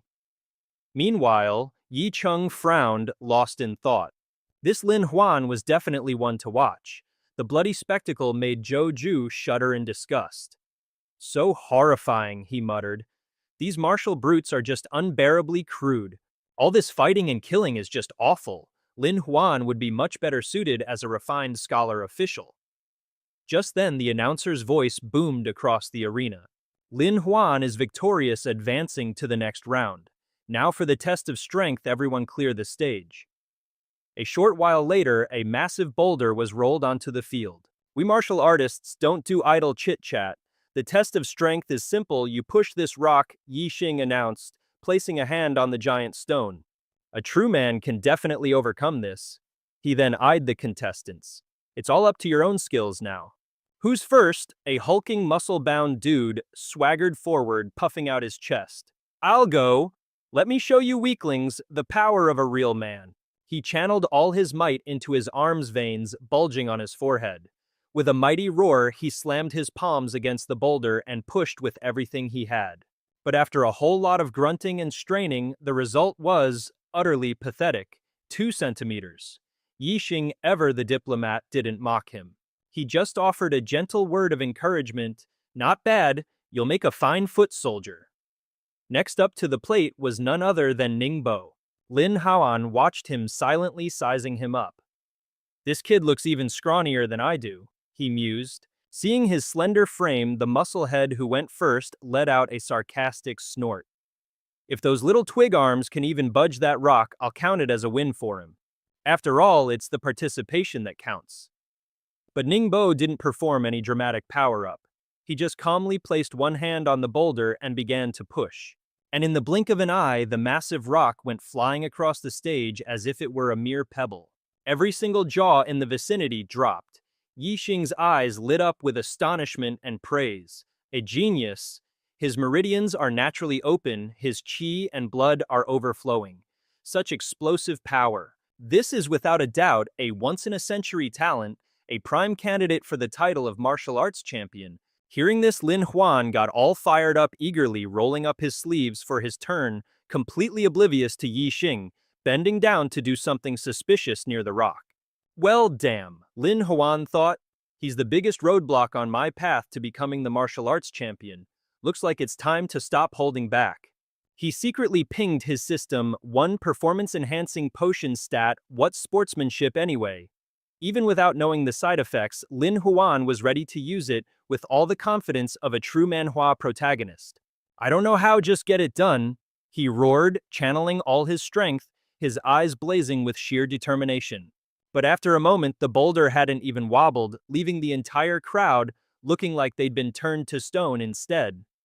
Lin Huan's lip twitched in annoyance. What's the deal? It didn't even budge an inch. Yi Cheng watched him with keen interest. This Lin Huan kid had guts, brains, and skills. He was definitely a top contender for martial arts champion, which was precisely why he wanted to put him through a little pop quiz. Yicheng glanced at the tiny pebble he'd wedged under the massive boulder. He then thought about his little act of sabotage. If the kid manages to pass this test, he'd personally pour all his resources into training him. He watched with a smirk. All right, Lin Huan, let's see the true extent of your potential. Lin Huan huffed and puffed, but the stone remained stubbornly in place. This is bad. If I can't even clear this hurdle, doesn't that make everything I did back in Jia Prefecture sound like a total lie? He stared at his own hands in confusion. Was that potion a fake? But I swear I felt my blood and qi surge through my veins. It was definitely working. Yicheng offered a helpful reminder. Lin Huan, you've got one final chance, better make it snappy. But deep down, he was already thinking. Whether he can move it or not, the sheer force he just displayed is more than enough to qualify. Lin Huan frowned, an idea brewing. If one bottle isn't enough, then 10 it is. Whether I can defy fate and become a martial official all boils down to this moment. He took a deep breath, deciding to go all out and use everything he had. Ningba and Yicheng were utterly dumbfounded. What in the world is that technique? How can he instantly amplify his own blood and qi like that? Seeing him move the rock from a distance was enough to earn Yicheng's complete and utter respect. This was some next-level manhwa protagonist power. Lin Huan, that kid has given me way too many surprises. Just what is his power level by now? Lin Huan was completely zoned in on moving that boulder. He had to focus every last drop of his blood and qi into his hands, even if it meant getting seriously injured. The title of martial arts champion, I will definitely claim it. He suddenly unleashed a ferocious push, severely injuring his hands in the process. But Lin Huan stood back up and calmly collected himself, much to the astonishment of the gaping crowd. The first guy who went up nudged Ningba and asked, "Brother, why is everyone dead silent? Did this Lin Huan guy do something so absurd that he left everyone speechless?" He answered the man's question simply, "It's because, look over there. The boulder is cracking apart." With all eyes on him, Ningba calmly narrated, everyone was terrified of him. And just like that, the stone block exploded into bits, leaving Yi Xing completely floored. He glanced at Lin Huan's hands and whispered in disbelief, "So this is the true power of a peak-level martial artist." Yi Xing then spun around, shouting, "Guards! Medic! Where's the royal physician? Get him treatment stat." A short while later, Lin Huan was already chilling with Liu Xing, sipping on some fine wine. "Brother Lin, you nearly gave me a heart attack back there." Liu Xing said, his lips twitching as he eyed Lin Huan's two completely bandaged hands. "Little Liu, I'm genuinely injured. The force was just too much. Even my arms couldn't handle it." Liu Xing then gave Lin Huan a hearty, clueless smack on the shoulder. "Brother Lin, about tomorrow's mounted archery competition, don't sweat it. I can pull a few strings, guarantee you'll pass the test safely." Right on cue, Ru Yu appeared, radiating a murderous aura. "Plotting to cheat right in front of me, are we?" He quickly raised his glass, trying to sweet-talk her. "The Empress is right. Little Liu is just being an overprotective friend. I won't cheat. Besides, the judges will be watching my every move." Just then, Yicheng approached with a look of admiration. "Lin Huan, I've got high hopes for you. I'll be keeping a very close eye on you." Lin Huan broke into a cold sweat. Great, another pair of eyes on me, just peachy. But then a brilliant idea sparked in his mind. "No problem," he thought, "I've already prepared a genius method. I guarantee I'll ace tomorrow's mounted archery test." This whole scenario is getting as dramatic as a manhwa. Ruyu gave him a skeptical look, her lips slightly parted. Later, back in the Empress's chambers, she was completely lost in thought when Ru asked, "Sister Yaya, what's on your mind?" Ruyu was still deep in her own world, wondering, "So, is this what a real man is like?" Ru puffed her cheeks indignantly. "What are you thinking about? How could you just ignore me like that?" Ruyu quickly turned away, her face blushing furiously. No, it's nothing," she stammered, then suddenly ordered, "Ru, go to the royal physician and bring me several bottles of the highest grade healing medicine." Ru was baffled. It's so late. What do you need medicine for? Sister Yaya, are you hurt?" Ruyu shot her an irritated glare. "What's this? Are you starting to disobey my orders now? When I tell you to get it, you just go get it." Though disgruntled, Ru complied. Fine, I'm going. No need to be so bossy, she muttered as her figure disappeared down the hall. A curious thought popped into Ru Yu's head.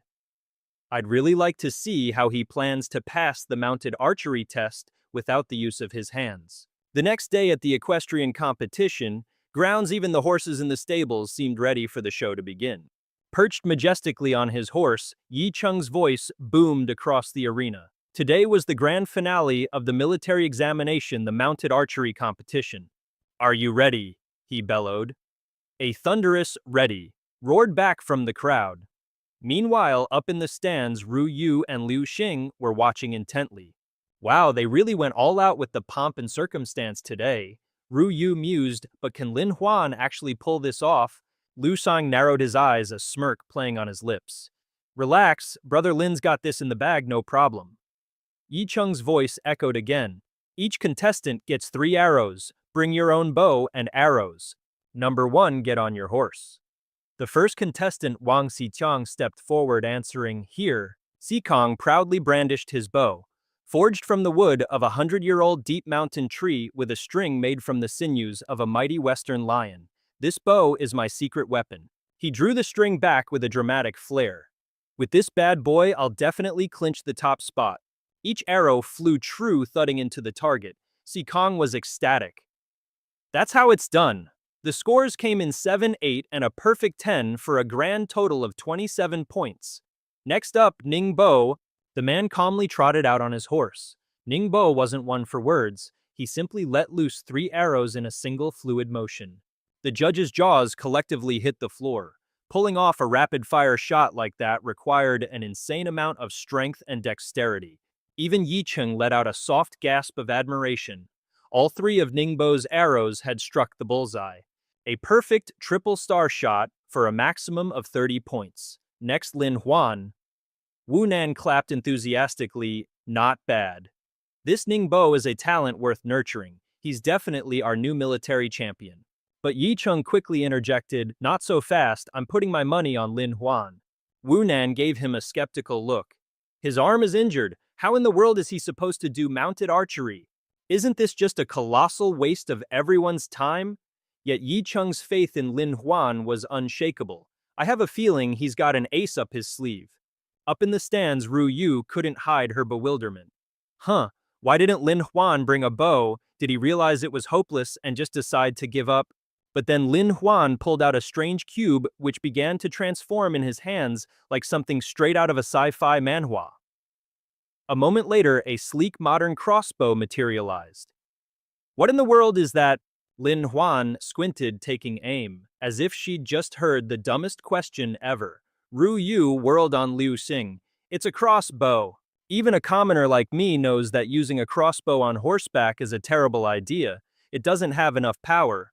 And its stability is garbage, making it super easy to miss the target. Little brother, you better start explaining what's going on here. Panicked, he guiltily averted his gaze. Elsewhere. What in the world was that? Honestly, your guess is as good as mine. The entire place fell into a dead, awkward silence. The other candidates could only gawk, their knees knocking in fear at the sight of Lin Huan's results. He coolly put away his crossbow and casually announced, all done, you can tally the scores now. Everyone was floored to see just a single arrow sticking out of the target. Yup, just one arrow right in the 10-point bullseye. Ru Yu face-palmed in sheer disappointment. The stability and power are completely off. Look, 2 of the shots missed the target entirely. Liu Xing also sighed, dejected. You really messed up. I'm disappointed. Yi Xing, however, lost his cool, completely slamming the table as he shot to his feet. No way, that's impossible. How could this happen? He roared. Wu Nan shot him a subtle glance, a silent plea to calm down. Old Z, the kid Lin Huan, wouldn't fail that spectacularly. But Yi Xing refused to back down, launching into an analysis. Think about it carefully. How long is a crossbow bolt, and how long is a longbow arrow? What's the difference in length? Wu Nan quickly did the mental math. A crossbow bolt is roughly 1/3 the length of a proper arrow. The other contestants quickly caught on to the anomaly, which made Yi Xing burst into laughter. Could it really be? They all squinted at the arrow on the target. One arrow was in the board and the other two were perfectly embedded in the tail of the first one. Lin Huan strolled back to Liu Xing and Ru Yu with a casual air. "See, I told you it would be absolutely no problem." The guy gave him a thumbs up, his eyes gleaming with pride while the girl simply blushed, a strange, nameless feeling fluttering in her heart.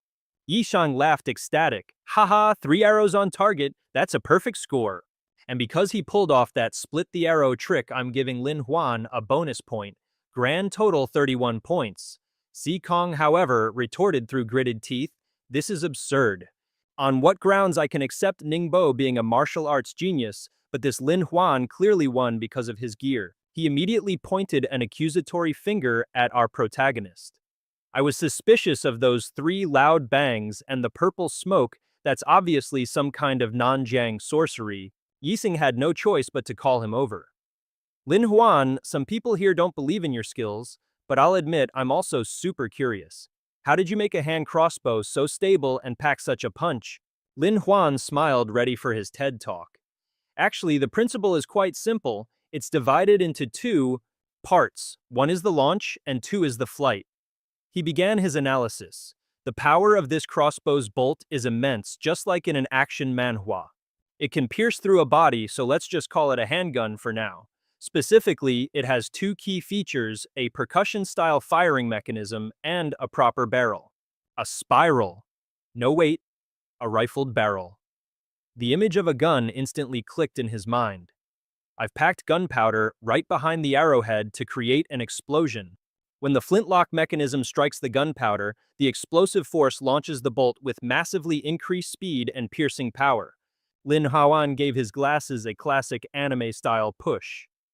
"Then, unlike a regular crossbow bolt that just flies straight, it travels through the rifled chamber, which forces it to spin. The projectile exits the barrel in a tight spiral. You see, a rapidly spinning projectile is far more stable and isn't as affected by external forces like wind resistance. This is some next-level manhwa protagonist engineering." At that moment, Lin Huan looked exactly like a professor giving a lecture. "And that's the gist of it, class. Any questions? Did you all get that?" The other contestants just stared back with blank, confused faces. Yixing, however, found it fascinating and clapped him on the shoulder. "I'll just ask one thing, is this little handgun any good?" His eyes were gleaming with determination. "If all our soldiers were equipped with these handguns, what would we have to fear from foreign invaders? Lin Huan, you have to give me the blueprints for this thing." But Lin Huan deftly passed the buck over to Liu Xing. "Whoa there, it's not my call to make. This pistol was a joint R&D project between me and Imperial Guard Liu, so what happens with the blueprints is entirely up to him." Liu Shang was caught off guard. "Huh?" Lin Huan shot him a subtle wink, mouthing, "Quick little Liu, help me jack up the price." Yixing immediately clasped his hands and bowed. "Imperial Guard Liu, I Yixing have always held you in high regard. I wonder if you would be willing to part with this precious design." Inside, Liu Xing was practically exploding with glee. "Ahem, ahem. He thought this praise is music to my ears. Brother Lin actually gave me such a golden opportunity to shine. He's seriously my lucky charm." Then a light bulb went off in his head. "Wait a minute, he thought if this thing is that revolutionary, then couldn't I?" He gave a slight nod. "I agree to your proposal. To tell you the truth," he began, "I plan on giving this handgun design to my dear older sister, the current Empress. She in turn will present it as a birthday gift to the Empress Dowager." At this, both Lin Huan and Ru Yu were completely gobsmacked. Lin Huan slapped his own forehead in exasperation, thinking, "Wow, talk about regifting. Is he really that terrified of his sister? All I wanted was for him to help me haggle a better price." But Ru Yu completely misunderstood Lu Xing's intentions. She turned to Lin Huan, her eyes filled with gratitude. "Little Liu isn't that clever," she thought. "This must be Lin Huan's doing. It's because I asked him for help with gift ideas last time." "A gift, you say?" Her mind instantly flooded with some rather spicy scenarios. For Lin Huan to be this considerate, surely he doesn't have any improper thoughts, right? Hearing this, Yi Chung just waved his hand dismissively, a hint of regret in his voice. "All right, if you can't reveal your methods, then let's just drop it." If this kind of invention is as good as it seems, it could at least help our soldiers live a little longer on the battlefield. Seizing the moment, our boy started showing off even more. Actually, I have a ton of inventions like this one. At that, Yi Cheng and Liu Xing whipped their heads around their eyes wide with utter shock. Yi Cheng threw an arm around Lin Huan's shoulder, his excitement palpable. Let's go, let's go. Lunch is on me. You have to teach me your ways. Lin Huan's face went blank. What but, my wound my hand? He stammered before suddenly bringing up Yi Cheng's own responsibilities. Hey, but the horseback archery competition isn't over yet. Are we just going to leave like this? Yi Cheng roared back in frustration. The competition. Screw the competition. Yi Cheng hereby declare you the martial arts champion. Everyone else can just whatever. The remaining contestants could only stare dumbfounded as the two figures walked off into the sunset. And just like that, the dual champion of literature and martial arts was born. Inside a bustling restaurant, the local folks were buzzing with the latest gossip. Did you hear? Did you hear? They just announced the new martial arts champion. The person next to him replied nonchalantly, "You're making a mountain out of a molehill. This martial arts champion thing happens every 2 years. Is it really something to get so worked up about?" They whispered conspiratorially, "Brother, that's where you're wrong. This martial arts champion is also Lin Huan." His companion was stunned. Wait, what? A dual champion of literature and martial arts. This is a legendary feat, the kind you only read about in a crazy manhwa. Meanwhile, at a nearby table, Ning Ba was grinding his teeth. His abilities are average and his foundations are nothing special.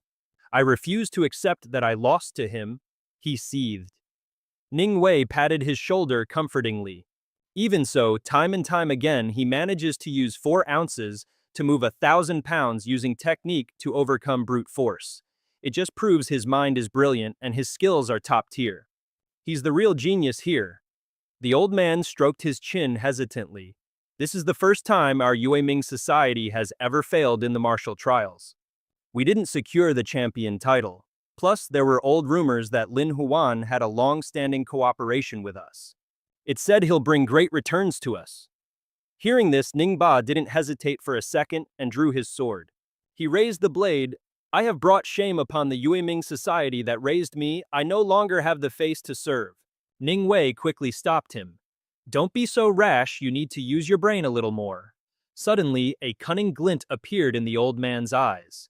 I foresee that in the future he'll definitely be a huge asset. Our Yueming society absolutely must get on his good side. Let's go, we'll pay him another visit. Ning Wei led the young man to a quaint old-fashioned village. The old man instructed, "Remember your manners, don't be disrespectful." Ning Bai lowered his head. Understood. After a short walk, they arrived at Lin Huan's doorstep. Ning Wei raised a hand to knock. Our boy opened the door. "Who are you looking for?" The old man offered a respectful congratulations. "I am Ning Wei of the Yueming Society. Congratulations, Lord Lin, on becoming the champion of the grand tournament." The young man followed suit, clasping his hands respectfully. "I am Ning Bai. It's an honor to meet you, Lord Lin." Lin Huan's face lit up. "Huh. I think I've seen you before. During the martial arts competition, your performance was absolutely brilliant, wasn't it?" Ning Wei followed Lin Huan inside. Ning Bai is hardly talented, but he is, indeed, one of the key prospects our Yueming society is nurturing. The old man thoughtfully began to recount a story from the past. "Back in the day, I was a messenger for the Yueming society roaming the world. I randomly stumbled upon a grim crime scene where several middle-aged beggars had been killed. And the one who had killed them was none other than this little beggar, Ning Bai." Ning Wei then quickly added, later on, "And I learned that those beggars had not only stolen his food, but had also viciously insulted his deceased family." The old man gushed about his natural-born talent. "I gave him the name Ning, as in, kill one to warn 100. He also displayed an incredible gift for martial arts, a true manhwa protagonist in the making." Ning Wei wanted Lin Huan to take his prodigy under his wing. "At this point, I have nothing left that I can possibly teach him. So besides offering my congratulations, I came here today to ask a favor. Lord Lin, you are destined for great things and resounding success. I beg you to let Ningbai follow you as an aide to give him a proper stage to showcase his skills. Ningbai played along perfectly, bowing to Lord Lin and causing our hero's face to go pale. This isn't a good idea. Lin Huan was completely torn and couldn't make up his mind. What a masterful move. On the surface, he's pledging loyalty, but in reality, he's planting a spy to keep tabs on me. Plus, it allows them to foster a good relationship with me. What a brilliant play. From every angle, both publicly and privately, you can't find a single thing wrong with it. So devious, I'm taking notes in my little black book for you. Ning Wei swiftly pushed the young man toward Lin Huan. Besides, with Ning Bai by your side, it'll be much more convenient for our Yue Ming society and you, Lord Lin, to communicate in the future. Lin Huan was basically forced to accept this new student. Very well, if the Yue Ming society thinks so highly of me, then it would be disrespectful to refuse. But then he clapped his hands, signaling for Xiao Zhou. Get in here. A figure immediately entered from the doorway. Yes, sir. Lin Huan then gave a quick rundown on who Xiao Zhou was. Since you've offered up one person, I'll offer one too. Just so you don't feel shortchanged, and I certainly don't want to owe you any favors. Lin Huan, I have plenty of men, so I'll gift you my right-hand man Xiao Zhou. His skills aren't half bad. From now on, let him deal with Ning Hai and handle some of the collaborative business with the Yue Ming society.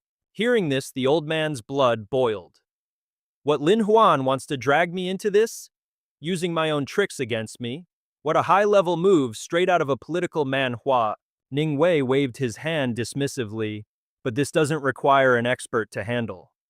What a shame you're still so stubborn. Lord Ning, handling matters isn't like kicking a ball around. This is merchant's business.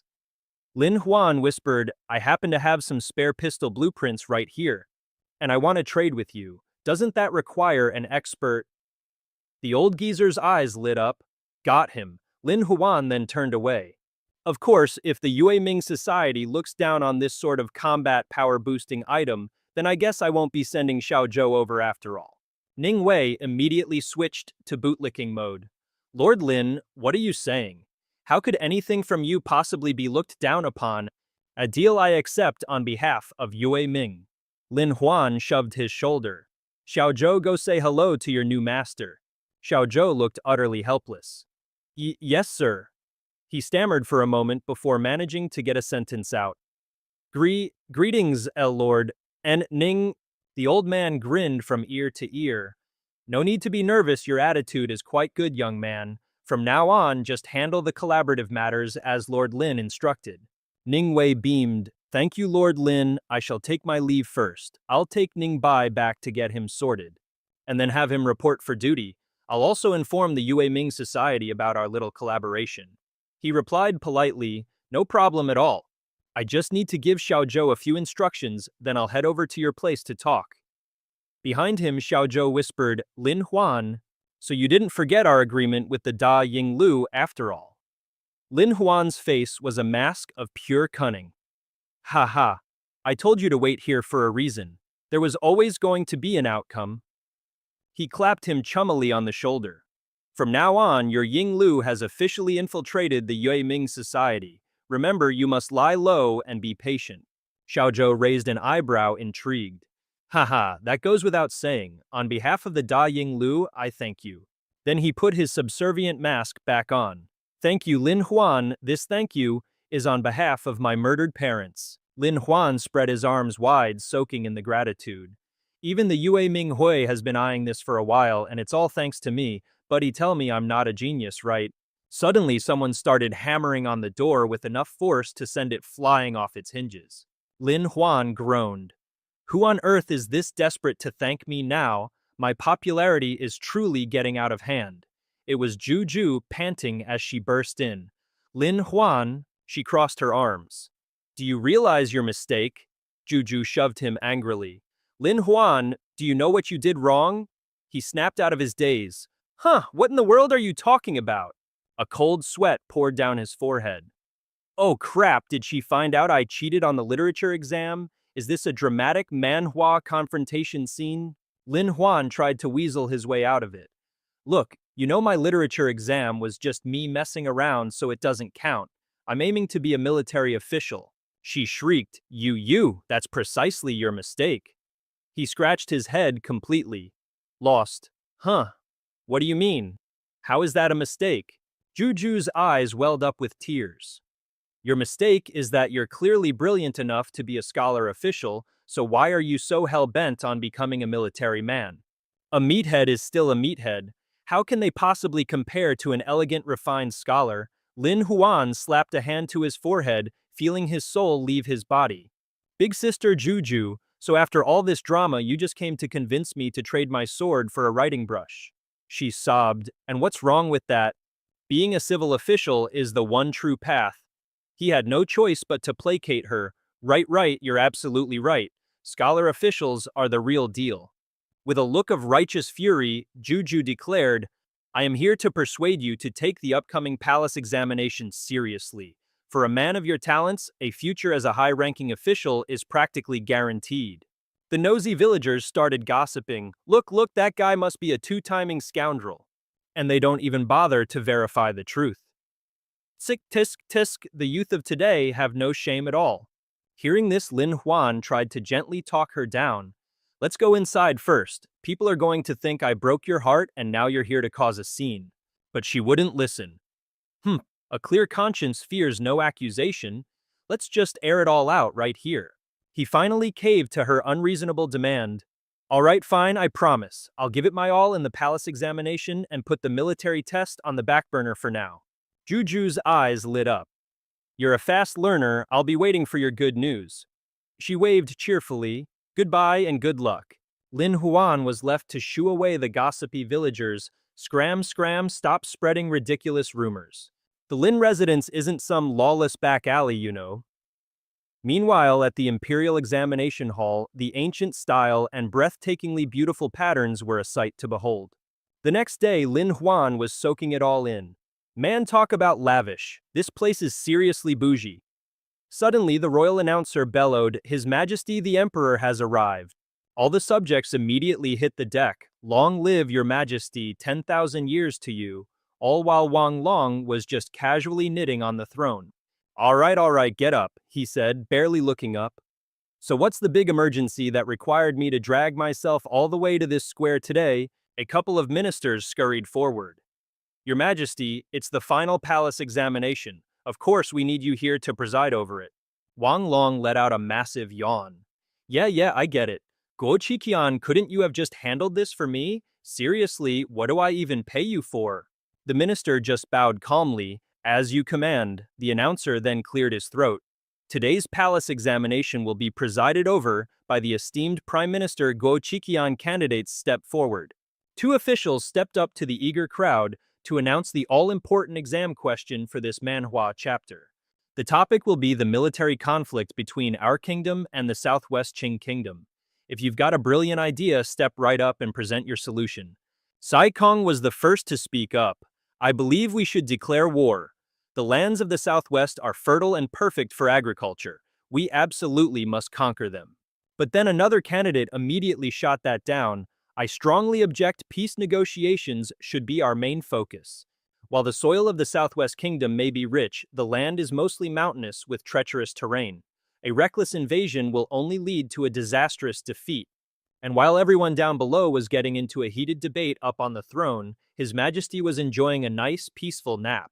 Lin Huan listened to all the arguments, stroking his chin thoughtfully. This is the perfect chance to stir the pot a little. I'll just go up there, say something completely non-committal, and then bounce. He clasped his hands respectfully. I believe that going to war has its advantages, but not going to war also has its advantages. We simply need more time to study the details before making a sound decision. A voice from the throne snarked, Fantastic, you've said a whole lot of nothing. Others in the crowd didn't hold back their scorn. Can you believe that guy? He's definitely going to fail the exam. Suddenly, Guo Qiqian materialized right behind him. Hold it right there. His eyes were as sharp as daggers. You're Lin Huan, correct before you go anywhere. Why don't you explain to me what in the world was going through your head? Lin Huan was flabbergasted, pointing at his own face in utter disbelief. Our boy froze on the spot, his face a mask of pure panic. with absolutely no clue what was happening. Guo Qiqian just stared him down. You're the one who broke tradition by becoming the top scholar in both civil and martial exams. Don't you want to show off that supposed talent of yours? Lin Huan clutched his head, thinking, what kind of messed up manhwa plot is this? What's the big deal? Is there a reason you're targeting me like this? Suddenly it clicked. No, that's not it. He remembered the utterly punchable face of Juba when he was snitching. Wait a minute, all I have to do is report you to the Prime Minister, and from this day forward there'll be no place in the court for a civil official like you, Lin Huan. The thought alone sent a cold sweat pouring down Lin Huan's forehead. It couldn't be right. The Grand General of a whole nation, could Long Yi really be that petty? He wouldn't hold a grudge over a mere tax official, would he? These villagers are all talk and full of snarky comments. They wouldn't dare say it to his face. He's probably just a parrot repeating things. Ha ha. The guy next to him sneered. A master of both pen and sword, all I see is a muscle-bound oaf who only knows how to memorize texts. Lin Huan was practically drowning in a sea of insults. Looks like it's time to finally show off a little of what he can do. Otherwise, this mob is going to eat me alive. He raised an eyebrow, feigning nonchalance. It's not that I'm trying to hide my skills.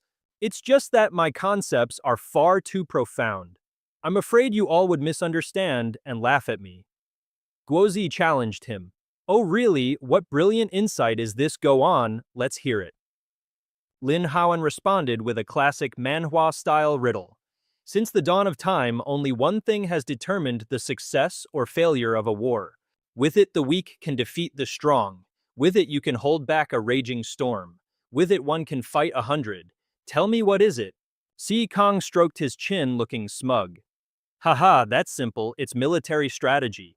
A master of strategy can pacify the 6 realms and conquer the 8 wastelands, awing the entire world. Hearing this, Guozi shook his head. If that's your answer, then you are 100% wrong.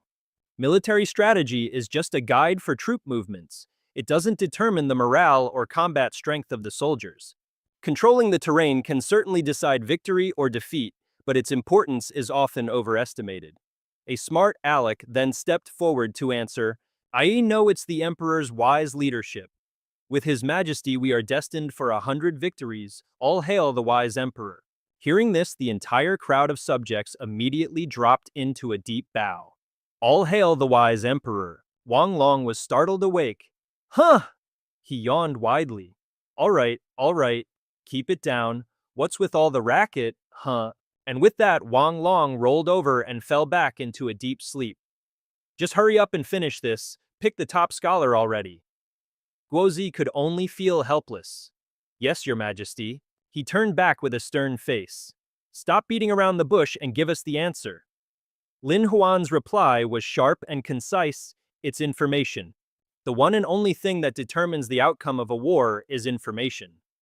Hearing that, Guozi's face lit up with joy. All right, excellent. That is a highly insightful concept.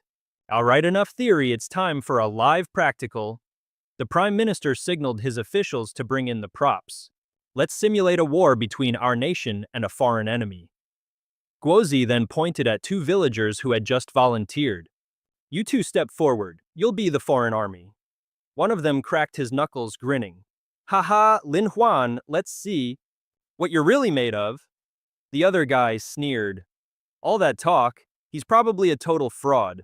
Lin Huan's eyebrow twitched. Your Excellency, that's not quite how information warfare works. He gestured to another villager. You come here. Lin Huan smiled as he explained, a while back I ran into a group of spies from the Yue Kingdom. They were too slippery to catch, so we'll just have this guy play the part. Let's have this brave warrior represent a compromised spy. I'll feed information to the enemy through him and show you all the magic of controlling the narrative. Guozi waved his hand invitingly. Excellent, you may begin. The crowd of scholars buzzed with excitement. The real show was starting. They were dying to see what kind of scheme he would cook up.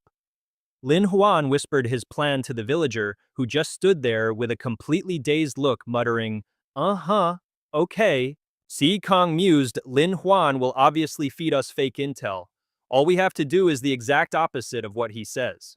His companion argued, but that's not a given. What if he knows we'll think that and deliberately leaks the real information as a double bluff? Lin Huan gave his villager a pointed look. Go. As planned, the man scurried over to Si Kong and his friend and whispered something in their ears. After listening, their expressions changed drastically as their minds raced with conflicting theories. They immediately broke into a fierce argument. One of them declared with absolute certainty, Lin Huan is definitely attacking from the east. The other instantly shot back, no, he's moving west, you idiot, don't fall for his trick. Si Kong retorted, you're the real idiot. Guozi watched this little play unfold calmly. So how will you advance your troops? The man could only stammer, well, the Prime Minister glanced at them before turning to Lin Huan for a proper answer. And what about you? What is your army's decided course of action? Our hero presented a sealed paper he'd prepared earlier. It's all been written here from the start and it has not changed. When Guozi opened the paper, he couldn't help but gasp in admiration. Ha ha ha, it seems a top scholar who's a master of both pen and sword, also knowing the art of war, isn't so strange after all. This is turning out to be a great manhwa plot. Weird. The official didn't hesitate for a second, declaring Lin Huan the undisputed winner. The guy had masterfully spread intel that was a cocktail of truth and utter bulls, tricking the enemy into focusing all their attention on a single attack route. Zhuang Yuan and his crew were left slack-jawed, realizing Lin Huan's real target was a sneak attack on their provisions all along. Si Song groaned, unable to believe the war reports were getting this bizarre, like something straight out of a crazy manhwa plot. You couldn't trust it, but you couldn't ignore it either. It was a maddening loop. The guys sighed in defeat. All right, this round goes to Lin Huan. We bow to his superior trolling. But then Guozi dropped a major reality check. The combat simulation was impressive, I'll give you that. And the theory is deceptively simple, but we're facing a massive efficiency problem. He then went on a rant about how outdated and slow the Central Plains horses were. Relaying intel, maneuvering troops, and especially launching surprise attacks, all of it demands insane speed and efficiency. Our Central Plains horses are basically snails compared to the steeds from Yue country. There's just no fixing that. Without a solution, this is all just empty talk. But Lin Huan just smirked and whipped out a whistle. Oh, I've had a fix for that up my sleeve for ages. So how about a little demonstration? If you'll excuse me, I just need to call my guy. Gutsy gave him the go-ahead. Be my guest. A piercing whistle shrieked through the air, jolting the snoozing emperor wide awake. He roared, "What in the world was that racket? Didn't I specifically tell you guys to keep it down?" Lin Huan bowed respectfully. "Your Majesty, if I may, I'd like to present a groundbreaking invention. Think of it as a grand gift for you." The Emperor Wang Long perked up. Ooh, is it a rare gem or some exotic treasure? Just then, from outside the palace gates, a strange object zoomed past in a blur. It was A Qi riding a bicycle, leaving the crowd completely bewildered. What in tarnation is that? What a bizarre steed. The Emperor's eyes, however, lit up like a Christmas tree. Whoa, that's sick. A Qi brought the contraption to a halt with a slick drift that nearly gave everyone a heart attack. What even is that thing? It's crazy fast, the guards muttered in absolute awe. With this little baby, Lin Huan said, crossing his arms smugly like some overpowered manhwa protagonist, we can guarantee lightning-fast troop movements and intel delivery. I call it the bicycle. He pointed out the meticulously crafted parts. We've got the wheel hub, a rudimentary suspension system, and even saddlebags for marching. Its design is compact, lightweight, and ingenious. It's fast, safe, and easy to conceal. But the Emperor wasn't listening to the sales pitch. He bolted forward, shouting, "Don't move, I call first dibs." Gutsa scrambled to intercept him. "Your Majesty, that's military equipment, it's dangerous, is a bit unorthodox, not something you can just enjoy willy-nilly. The Emperor's sacred body must be protected." He cheerfully reassured them, "Prime Minister, don't you worry, I've prepared a special upgraded version, custom-made for His Majesty." His words brought the entire room to a screeching halt, silencing the chatter instantly. Lin Huan and Ah Qi gestured dramatically to the box on the vehicle. The moment Wang Long saw it, his face lit up like a festival lantern. He eagerly hopped onto the bicycle, ready to experience this newfangled amusement. Brilliant, absolutely brilliant. Our protagonist felt a wave of helplessness. With a simple-minded emperor like this, the country was doomed. His Majesty sat on the modern bicycle, grinning like an absolute fool. Ha ha ha, how amusing, this is a blast. He then zipped away, leaving his court officials frozen in place. You all carry on, I'm just going for a quick spin and we'll be right back. Guizi cleared his throat. So what are your thoughts on this bicycle? Let's hear it. A civil official clasped his hands and offered his 2 cents.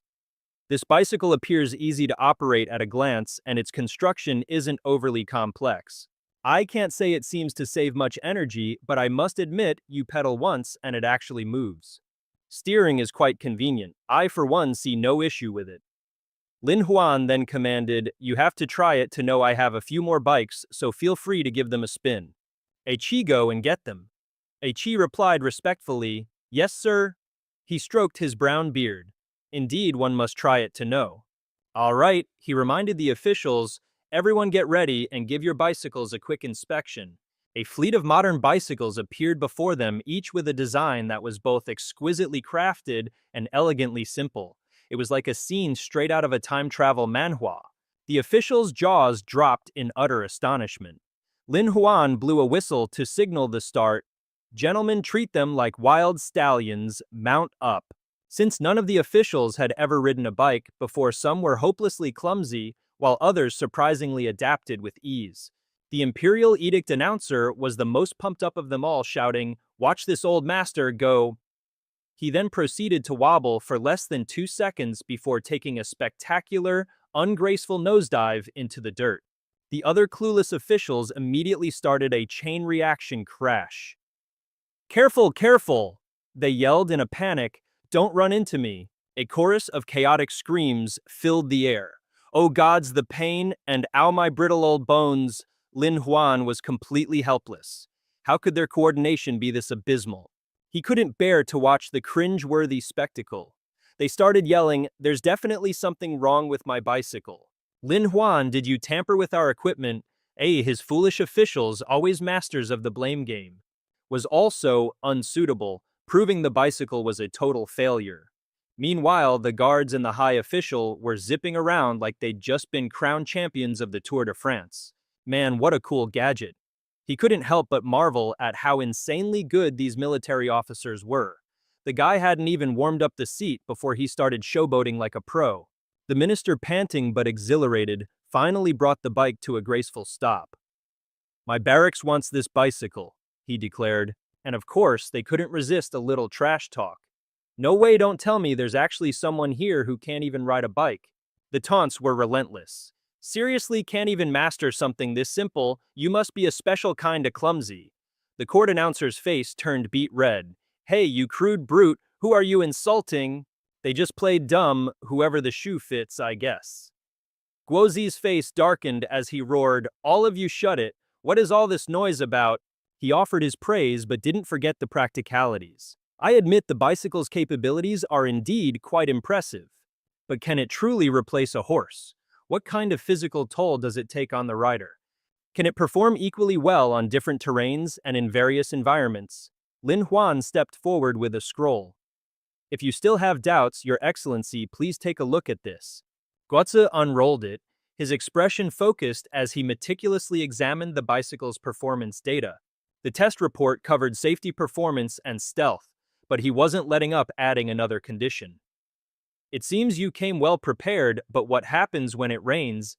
But our guy was not one to be easily defeated. I have one more thing for you to see. Guozi read every single word on the second scroll, an upgraded bicycle design. The improvements included shock absorbers, rain tires, mud tires, a sunshield, and even a taillight. This was some next-level Manhwa tech. In the meantime, Lin Huan seized the moment to pitch his creation to the soldiers and senior officers.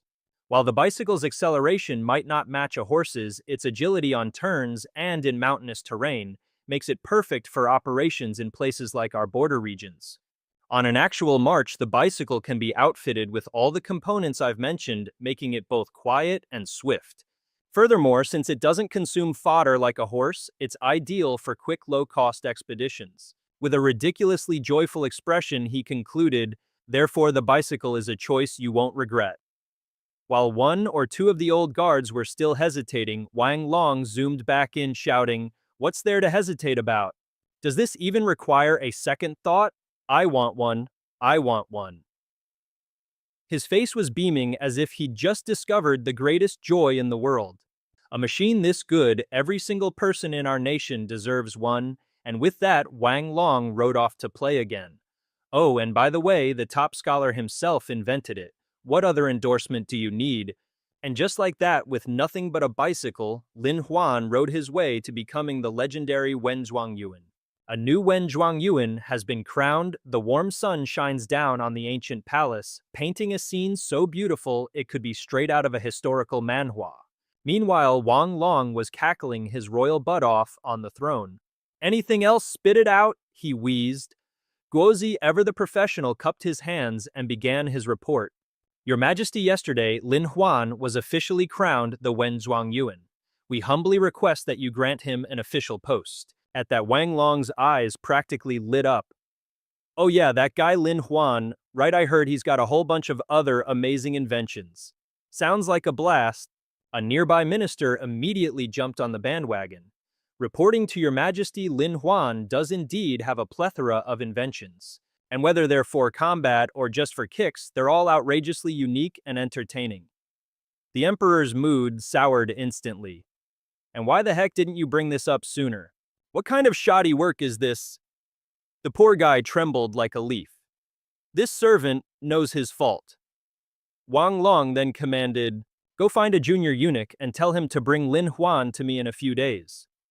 The minister bowed low. "Yes, your Majesty," already daydreaming about all the cool new toys Lin Huan would bring. "A talent like this, I must personally have a word with him." And with that, Wang Long bounced off to play. "Court dismissed, I haven't had my daily bike ride yet," he declared, completely ignoring Guozi's desperate cries. "Your Majesty, you still haven't assigned Lin Huan a position." The court officials immediately descended into chaos. "His Majesty favors Lin Huan, so much a minor post would be an insult. He should come to our Ministry of Works." A military official shot him a nasty glare. "In your dreams, why shouldn't he join our Ministry of Justice? With an inventor like Lin Huan, we could finally upgrade our interrogation tools." A top-ranking official frowned. "You ask on what grounds? That's what I'd like to know." "Lin Huan is a prodigy. He's practically a Wu Zhuangyuan in the making. He absolutely must join the military." The officials behind him roared in agreement. "Exactly. He still hasn't been assigned a post, this is beyond a joke." The old man stroked his beard. "Silence. If that's how it is, then let's have Lin Huan come to my manor for a chat. We'll just ask him what he wants to do." And scene change. A massive sign reading Guo Manor appears. A servant from the manor greets him with a wide smile. "Scholar Lin, please wait in the reception hall. Lord Guo will be with you as soon as he finishes his official duties." Lin Huan crossed his legs, his eyes darting around nervously. He thought, "Inviting me here now? Could this be Guozi's version of the banquet at Hongmen, a classic manhwa setup for a trap? Oh, is that you, Qian? Don't tell me you're getting jealous just because I'm famous and basking in glory. Wow, the Prime Minister is way more small-minded than I imagined." He arched a brow deep in thought. "Know thyself, know thy enemy, 100 battles, 100 victories. Right time to do a little recon and see if there are any goons lying in wait." So Lin Huan started hopping around the courtyard like a rabbit on a mission, searching for clues, all in the name of reconnaissance. Out of nowhere, a black blur shot towards him, making him jump. "Well, well, looks like there's an ambush party in the flower garden." Lin Huan freaked out, realizing the shadow was moving at lightning speed. "What? That's insanely fast. That's gotta be superhuman speed. Is it even possible to dodge this?" The shadow rammed right into him, sending his brain on a roller coaster. And just like that, Lin Huan was kissing the dirt. "What kind of assassin?" Hong Shui sat up, rubbing her eyes and clenching her jaw in annoyance. She gasped, Who are you, and what are you doing in my house?" The moment he saw a girl, his eyes practically lit up. "Aha!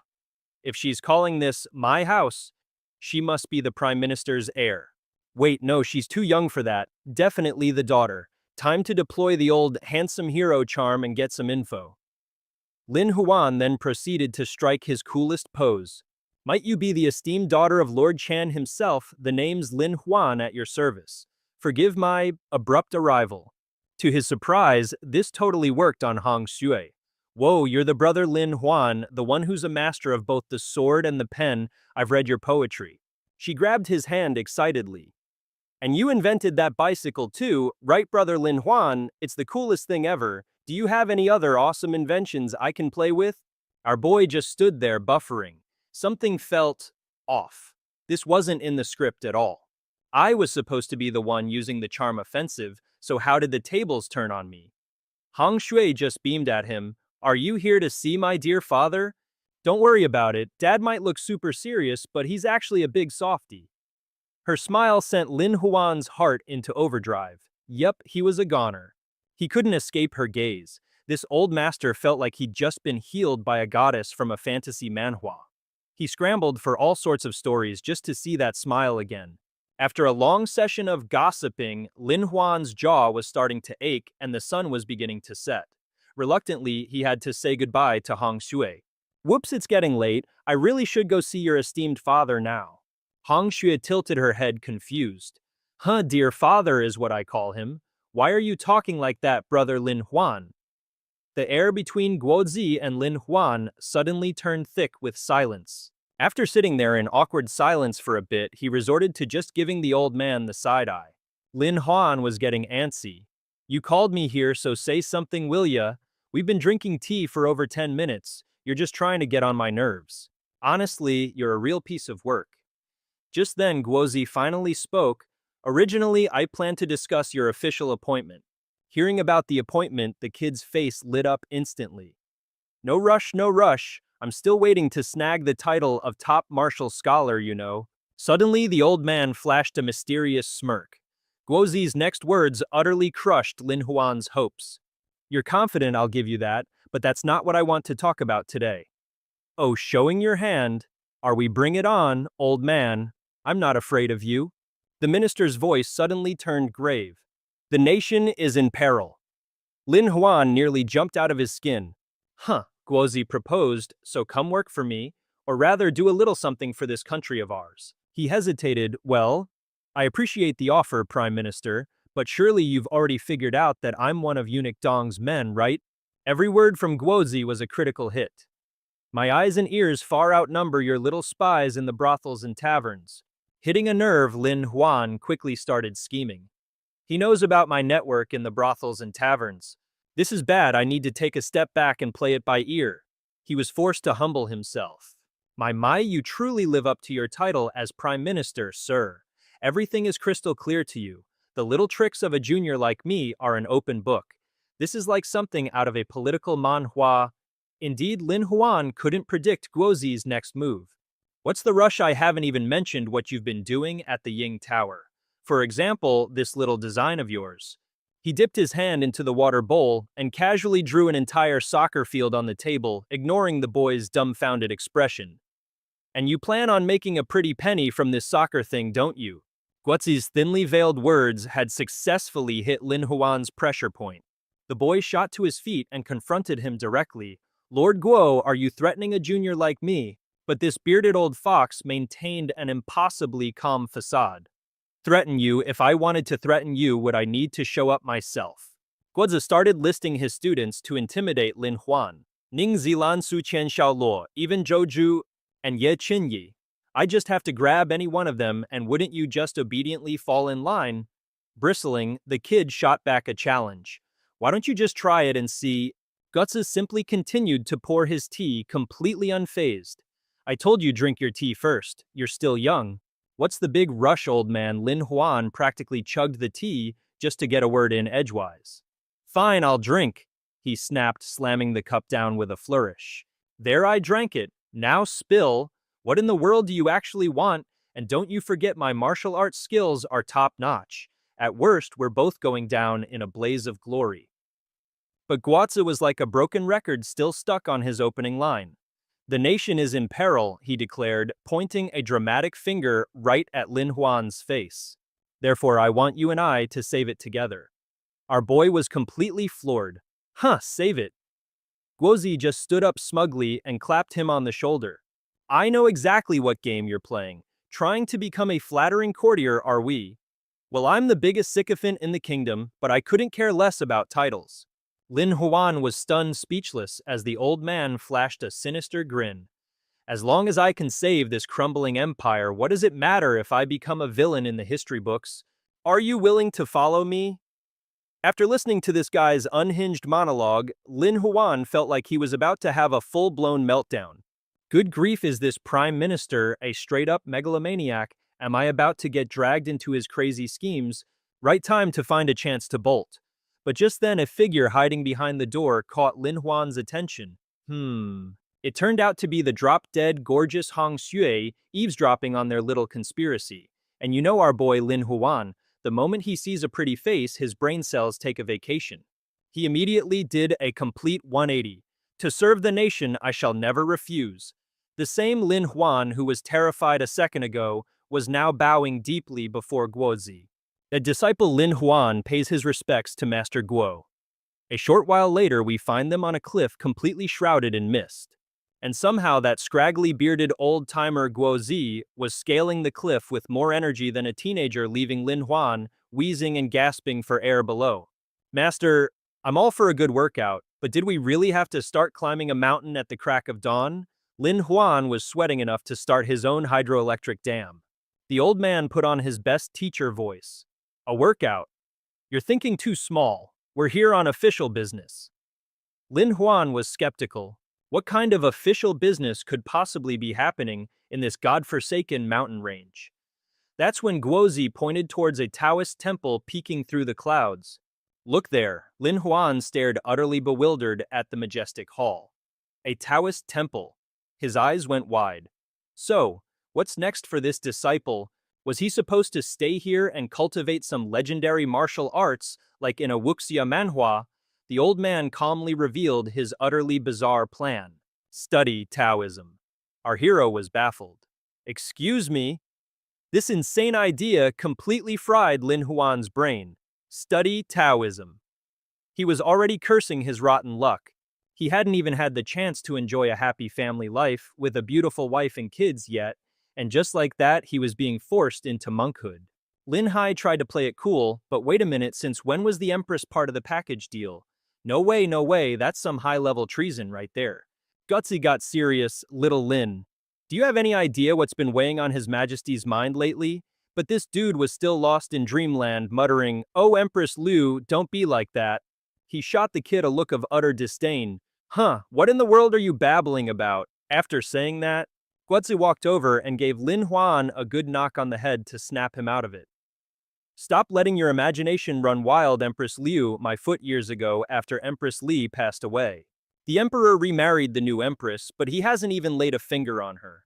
His Majesty couldn't care less about all that romantic drama. A clueless Lin Huan clutched his head. Wait, that's a thing, he hasn't done the deed. Is the emperor blind or something? Back at Tianmu Temple, he warned this lovesick puppy to watch his mouth before it gets him killed, and then finally got down to business. The thing the emperor cares about most right now is immortality. Lin Huan's expression immediately turned serious. I understand, I have to be both a government official and a Taoist scholar. Build up some fame, then cater to the emperor's interests and become his favorite bootlicker. On the surface, I'll oppose you, Mr. Guo, but behind the scenes we'll be working together. Guozi proposed, not bad, think you can handle it. Do you need me to find an old Taoist master for you? To teach you a thing or two about Taoism. The kid puffed out his chest smugly. Absolutely not necessary. Let's put it this way, if the imperial examinations tested Taoist knowledge, I'd absolutely ace it and take first place. Lin Huan was both frustrated and delighted. Right after he got transported to this world, he thought he could become an immortal cultivator, just like in a manhwa, so he memorized a mountain of Taoist scriptures. Finally, all that cramming is about to pay off. He looked confused. I just don't get it. I could practice Taoism at a temple in the city, which would be way more flashy and attract a lot of attention, but out here. Guotzi then probed, do you know why I gave you such a hard time on so many occasions before? This little rascal immediately scurried over to massage Mr. Guo's back, trying to curry favor. Tough love, right? It's clear you hold me in high regard, sir. He held up a Chinese chess piece. You silver-tongued devil. In reality, I had two objectives. First, to test your true abilities. As for the second, let's use a game of chess as an analogy. Then Guozi posed a tricky question. In your opinion, what's the most crucial part of playing chess? If there were a single move that could guarantee a 100% victory, what would it be? Lin Huan was stumped. A 100% victory. But our boy Lin Huan was a clever one. A second later, he blurted out without a second thought, I know it has to be. Hiding your skills, you mean you're saying I should tank the palace exam, lie low, and wait for the perfect moment to strike? Old Fei just chuckled. Wrong on all counts, kiddo, Guozi gloated. Hiding something is the right idea, but not your moves, you hide an extra piece. For example, what if I suddenly whip out another chariot? Boom, instant win. The boy was aghast. Isn't that just blatant cheating? Nobody has 3 chariots in a game. And what's with the size of this thing? It's completely out of proportion. No wonder you have a 100% win rate, you old cheat. The old geezer slammed the piece onto the board, teaching the young punk a lesson. No matter how well you hide your trump card, someone with a sharp mind will always sniff it out. Then Guozi put on his best, wise master voice. But if you possess a piece that others can't even fathom exists, then there's absolutely no way for them to counter you. The light bulb finally went on in Lin Huan's head. What a shame, what a real pity. You've just been too darn good, my boy. There's no hiding that kind of talent now. Lin Huan's praise had just inflated the old man's ego to the size of a planet. Despicable, utterly despicable. If this were a villain's origin story in a manhwa, I would have drop-kicked him by now. He could only grit his teeth and watch the old coot show off. I already set everything up for you yesterday. You're to go and become a disciple of Taoist Tianmu. This way you can politely refuse any high-ranking official positions. A true gentleman protects himself from getting dragged into the court's political drama, Guozi reminded him. I'll be pulling the strings behind the scenes. From now on, in public, we are political enemies. Don't you dare blow our cover. As he left, he repeated, we are political enemies, don't forget it. Lin Huan bowed with a smirk. This disciple understands perfectly. He then confidently strode into the Taoist temple. Lin Huan grabbed the door handle, feeling smug. Today, the great demon-slaying Taoist Lin Huan will finally ensnare this little vixen. Lin Huan knocked dramatically on the door. Excuse me, is Taoist Tianmu in the temple? The fool then realized the door was never locked to begin with. Lin Huan pushed the door open and stepped inside, and his eyes immediately went wide. He was completely captivated by the breathtaking scenery before him, frozen on the spot for a moment. And then his face suddenly clouded over. Well, it seems like Taoism in this world is really getting the short end of the stick. I kind of remember asking Ning Zilan about this before. Lin Huan stood there like a dope lost in his own world. He wondered if cultivation was even possible in a world like this. He was so preoccupied that he didn't notice Zilan frowning at him from behind a screen. Cultivation. How is that possible? She pushed the screen aside, and Zilan shyly stepped out like a ray of white light. You with your clumsy third-rate martial arts, you can't even win a regular fistfight, so don't even think about cultivation. She complimented him. You should just stick to your inventions, seriously. I have to admit, this towel you invented is pretty comfy. With that, Zilan hopped onto the bed. She purred at her hubby. Come on, give me a massage. Use that same set of moves from last time that felt so good. This sent shivers of delight down Lin Huan's spine. My lady, I'm on my way. He smartly scurried over to give his wife a good rub-down. Zilan warned, it's best if you stay away from all that Taoist mumbo-jumbo. Lin Huan's eyes went wide with surprise. Oh, why would you say that? She grimaced, recalling that scoundrel A. Shu. 100 years ago, an evil Taoist wreaked havoc in the imperial court. He was always pulling off some kind of weird esoteric magic. He managed to manipulate the entire court. But he didn't stop there. His ambition grew, and soon he was eyeing the emperor's throne. Using all sorts of dirty tricks, the guy successfully took control of the government. He smoothly replaced the emperor and declared himself the new ruler. Zilan paused, lost in thought. Back then my imperial brother was far away on the frontier. The man who is now the revered great founding emperor. He led his army back to the capital for a little chat. She mused for a long moment. Of course that evil Taoist knew nothing about warfare. He was no match for the great founding emperor and was promptly executed in the capital. That's also when our Ning clan began to thrive on the frontier. The turmoil in the court left a nasty hangover, though. Ever since then, all the Taoist sects have been caught in the fallout, their fortunes taking a massive hit. Lin Huan lamented, "Man, it's been 100 years, and Taoism has only recovered this much. How pathetic." Suddenly, a voice from behind made him jump. "Who are you?" He immediately spun around on guard. "Whoa, who's there? I didn't sense their presence at all." Lin Huan stood there, dumbfounded, his mind racing. Someone who can come and go without a trace must be a true master, like a protagonist from a cultivation manhwa. The person sized him up. "Are you a pilgrim?" Then Ailing's tiny foot came down imperiously on his, and somehow a big dude like Lin Huan found himself wincing and yelping in pain. The little girl, still mid-yawn, demanded, "Hey, why aren't you answering me?" He had no choice but to crouch down and gently pat the little tyke's head. "Hey there, little one. I came here looking for Taoist Tianmu to become his apprentice. Do you happen to know where he is?" Hearing this, Ailing puffed out her chest proudly. "My master is Taoist Tianmu." Lin Huan seized the opportunity to press on, "Well then, where is your master?" A Ling quickly chirped up, "Master had to leave on urgent business yesterday, so he can't make it back right now." The little girl's face lit up as she pointed a finger at him. Oh, I remember now. They said a new disciple was coming, and that must be you. The crafty." A Ling puffed out her chest, ready to throw her weight around. "Today I'll be accepting you as a disciple on Master's behalf. That makes me your senior sister from now on. You can call me A Ling. Starting right now, you have to listen to your senior sister and I'll totally have your back, got it?" And what could he do? Lin Huan had no choice but to play along with his pint-sized senior, "Your wish is my command, senior sister. Give her an inch and she'll take a mile." The girl immediately hopped onto his shoulders and shrieked, "Giddy up, junior brother, I'll give you the grand tour of the temple first. Let's move out." Lin Huan reluctantly agreed, "As you command, senior sister A Ling." A little while later, back in his room, Lin Huan was sprawled out, snoring loud enough to shake the very earth. Out of nowhere, A Ling marched over and gave his forehead a solid thwack. Grinning from ear to ear, she bossed her new disciple around, junior brother, get up and make breakfast." The poor, unfortunate Lin Huan, whose sleep was so rudely interrupted, had to drag himself up to wash his face.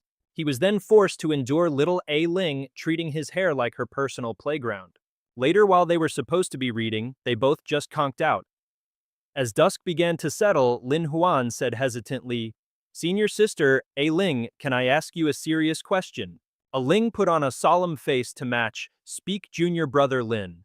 He glanced at the utterly desolate temple and asked awkwardly, "Does our temple ever get visitors who come to offer incense?"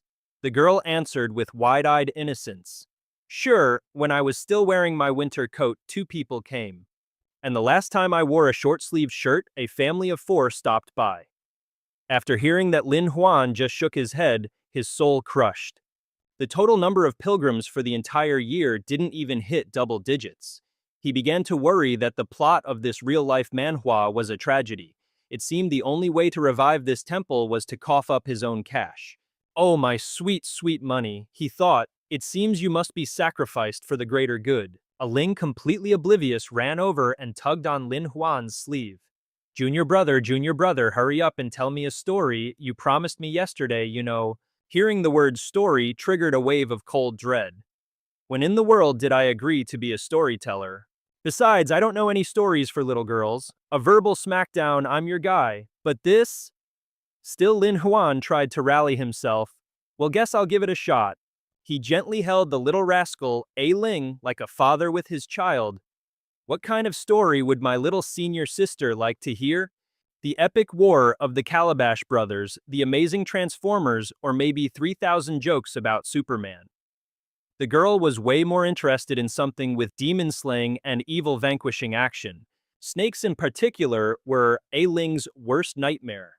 Then it hit Lin Huan like a bolt of lightning. Wait a second, telling a story about a snake to revive the Taoist temple. Genius. Lin Huan asked sweetly. Little senior sister, I wonder if you've ever heard this tale before. It's called The Legend of the White Snake. The very next day at the Taoist temple, a Ling came scampering towards her junior brother. She squealed with delight. Junior brother, we've got pilgrims. Actual pilgrims are here. Liu Shang dragged his feet heavily up to the temple, panting for breath. Brother Lin, he gasped. Your place is a real pain to find. You know that I'm absolutely exhausted. Liu Shang boasted, I've brought everything you asked for, all of it. Now you totally owe me a big meal for this. Pleased with his friend's efforts, Lin Huan promised without a second thought, Rest assured, my friend, today I'm treating you to something truly one of a kind. Suddenly, the mischievous A-Ling wriggled out of his grasp and darted over to several chests overflowing with toys and snacks. The sheer temptation before her was too much for the little tyke to handle. Her jaw practically hit the floor. She scrambled over, grabbing at all the delicious goodies. A cloth doll. A-Ling whispered in awe, Junior brother, have we somehow become immortals and ascended to the heavenly realm? Just then Ru Yu materialized out of nowhere, looming right behind the two of them. Oh my goodness, she cooed, completely charmed. This little one is just too adorable for words. Even little A-Ling was utterly captivated by the ethereal beauty of the fairy-like Ru Yu. The woman gently sat down and tenderly stroked the little girl's head. You must be A-Ling, right? You're so precious. Next time you want any snacks, just tell Big Sis and I'll buy them all for you. The moment she heard the word snacks, A-Ling practically launched herself into Ru Yu's arms. She's a fairy, Big Sister is a real fairy, A-Ling exclaimed. Meanwhile, Liu Xiang cut to the chase. So you dragged me all the way out here in such a hurry. What's the big idea? Lin Xiaowen replied without a hint of hesitation. I've got a huge business proposition for you. How about you start by being my very first audience member? A moment later, he strolled forward with a mysterious grin, then slammed a wooden block onto the table with the swagger of a domineering CEO from a popular manhwa. Lin Huan's voice turned grave. Today I shall recount a legendary tale, the legend of the white snake. His small audience leaned in, listening with rapt attention. He began, The tale begins long ago on a certain Mount Qingcheng. Lin Huan's own emotions began to dictate the entire atmosphere, his voice shifting from cheerful to furious as if seething with resentment, then to weary resignation, leaving his audience completely enthralled and bewildered. But just as he got to the good part, he stopped cold. To find out what happens next, you'll just have to come back for the next installment. Having been completely sucked into the story, Liu Xiang was now fuming. That two-faced charlatan Fa Hai? So that's how it is those Buddhist monks are more twisted than a pretzel. And of course, this was all part of Lin Huan's grand scheme. Exactly. Stir up a little rivalry, prop up the Taoists, and kick the Buddhists down a peg. These stories are the perfect weapon for the job. The warm morning sun bathed the Taoist temple in a golden glow as a procession carrying Lady Hong Xue rushed forward. They were in a total panic, shouting, Step on it, we're gonna miss it, the show's about to start. This commotion naturally drew a crowd of curious onlookers. Intrigued, Hong Xue peeked through the curtains of her carriage. She looked completely clueless. Xiao Bei, what in the world is going on up there? Her attendant was just as baffled. I'm not sure, my lady. It looks like they've got someone cornered in that tea house. Hong Xu's curiosity was officially piqued, seeing the massive crowd swarming the tea house like bees to honey. Unable to contain herself, she bolted out to get the tea. I'm going to take a look. Xiao Bei nearly had a heart attack, failing to stop her in time. My lady, you can't just run off like that. Your father will have my head. Meanwhile, some old geezer with a magnificent beard was on a stage spinning a yarn for the crowd. He was recounting the tale of how the waters flooded the Golden Mountain, all because of that bald-headed fraud Fa Hai. As Hong Xue, a bit dazed, squeezed her way into the crowd. What's this play about? The whole town is here. A bystander turned around. You don't know, little miss? This is the legend of the white snake. It's the hottest story going around, like a trending manhwa series. Mao Liu chimed in. That's right. This is our third time listening and it still slaps. Hong Xue just stood there looking as confused as a chameleon in a bag of Skittles. What story could possibly be this good? Seriously, what's all the fuss about? Just then the old storyteller slammed a wooden block on the table and delivered a line that sounded eerily familiar, almost exactly what Lin Huan had said a few days prior. To find out what happens next, you'll have to wait until the next installment.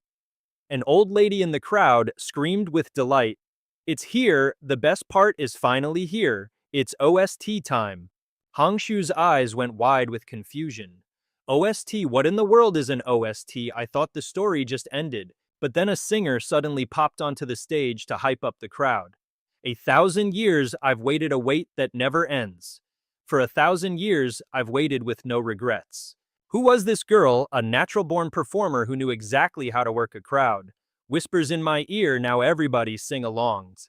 The singer lost herself in the melody, and the crowd below roared back in unison, your love for me will never change. Some of the grannies in the audience were more hyped than a K-pop stan. The waters of Westlake are my tears, I'd willingly turn to burning ash for you. She felt a bit shy, thinking, okay, the song is a banger, but this crowd is a little intense. Just then, Hong Xue suddenly, just as she spotted something, her eyes darted upstairs in surprise. Well, look who it is, Liu Huangwei and Lin Huan, chilling on the second floor. Lin Huan was all smiles chatting with Liu Xing. Looks like our little plan is a smashing success. Just keep doing what you're doing. The mere sight of you lights up Hong Xue's world. So that was the master plan. Honestly, who else but Lin Huan could cook up a story script this brilliant? Just then, the mischievous little A Ling popped her head out. The sight struck her like a bolt from the blue. Whoa, hold on. Since when does Lin Huan have a kid? Hong Xu's face turned a shade of red that would make a tomato jealous. Whether he has a child or not has nothing to do with me, she stammered, making a swift exit. Let's hurry home. We'll come back tomorrow. Hong Xu turned on her heel and scrammed, completely ignoring the buzzing gossip mill she left in her wake. Xingbei shot a nasty side eye. This story script ain't half bad. What do you lot think? Wei Yun chimed in.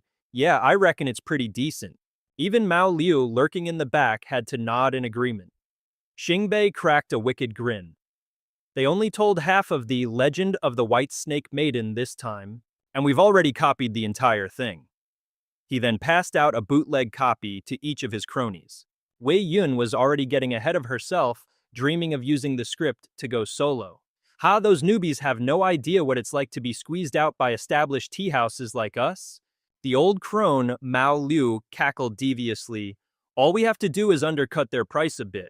The very next day, the sedan chair carrying Lady Hong Shui zipped over to the tea house. She couldn't help but wonder, will I get to see Lin Huan today? Suddenly, Xiaobei's face scrunched up in confusion before turning to announce, my lady, we've arrived at the tea house. But she was just as baffled. What's the matter?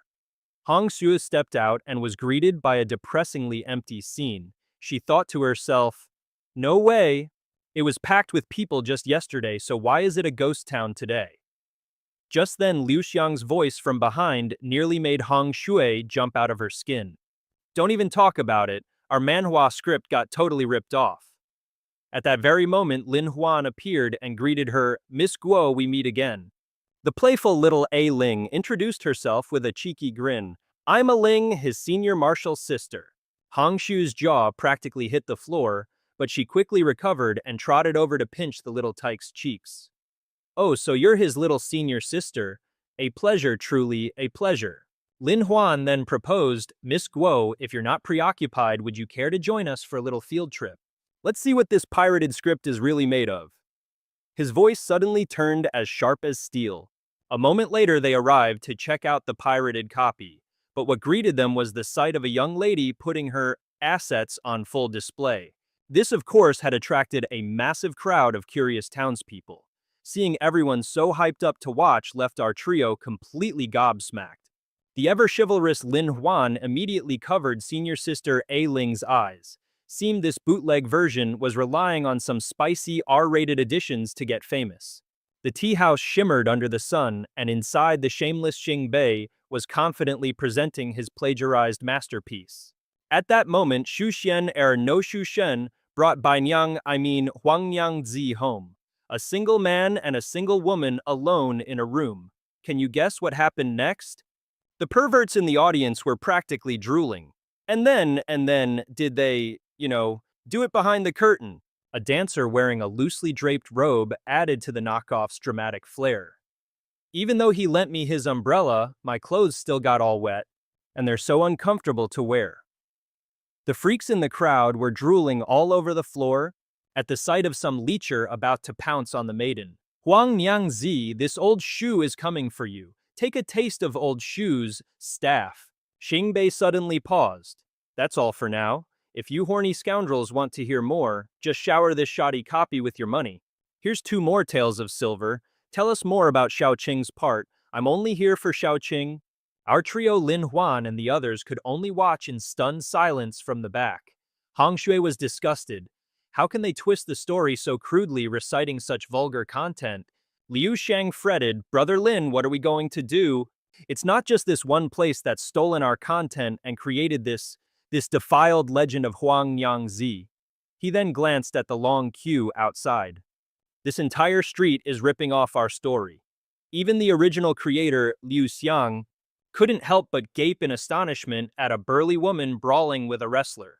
Look, brother, that tea house's legend of Huang Niang Zi. They've turned our original manhwa script into a high-stakes action thriller. Then he froze, spotting a young woman, playing He Niang, who was completely dominating some old geezer. And there's that other place's legend of He Niang Zi. They've completely flipped the heroes and villains, swapping their entire dynamic.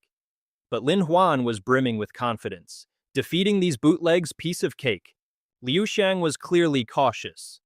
These tea houses don't have business guilds or anything. Trying to establish some kind of copyright is going to be...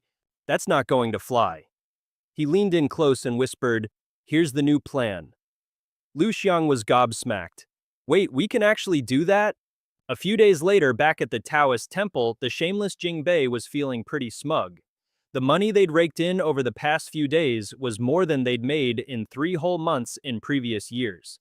Wei Yun, equally delighted, added, if we keep this up, I'll have enough spare cash to buy my son a high-ranking government post. Suddenly, old Mao Liu tensed up like a violin string. Something was off. They were completely stunned when they saw the temple was utterly deserted. The local townsfolk were all scrambling about. Hurry up, the Yakshuan tea house is starting its storytelling. If you don't get a move on, you'll miss it. They shouted loudly, tell me again why you dragged me to listen to this second-rate knockoff when we could be at the fantastic Yakshuan tea house. It was only then that Jingbei started to get furious. The Yuxuan tea house again, Wei Yun was just as steamed. The legend of the White Snake Maiden. We've twisted it into every possible genre. They should have run out of material to tell by now. Those shameless old geezers have the nerve to go check it out. Let's go see what's happening.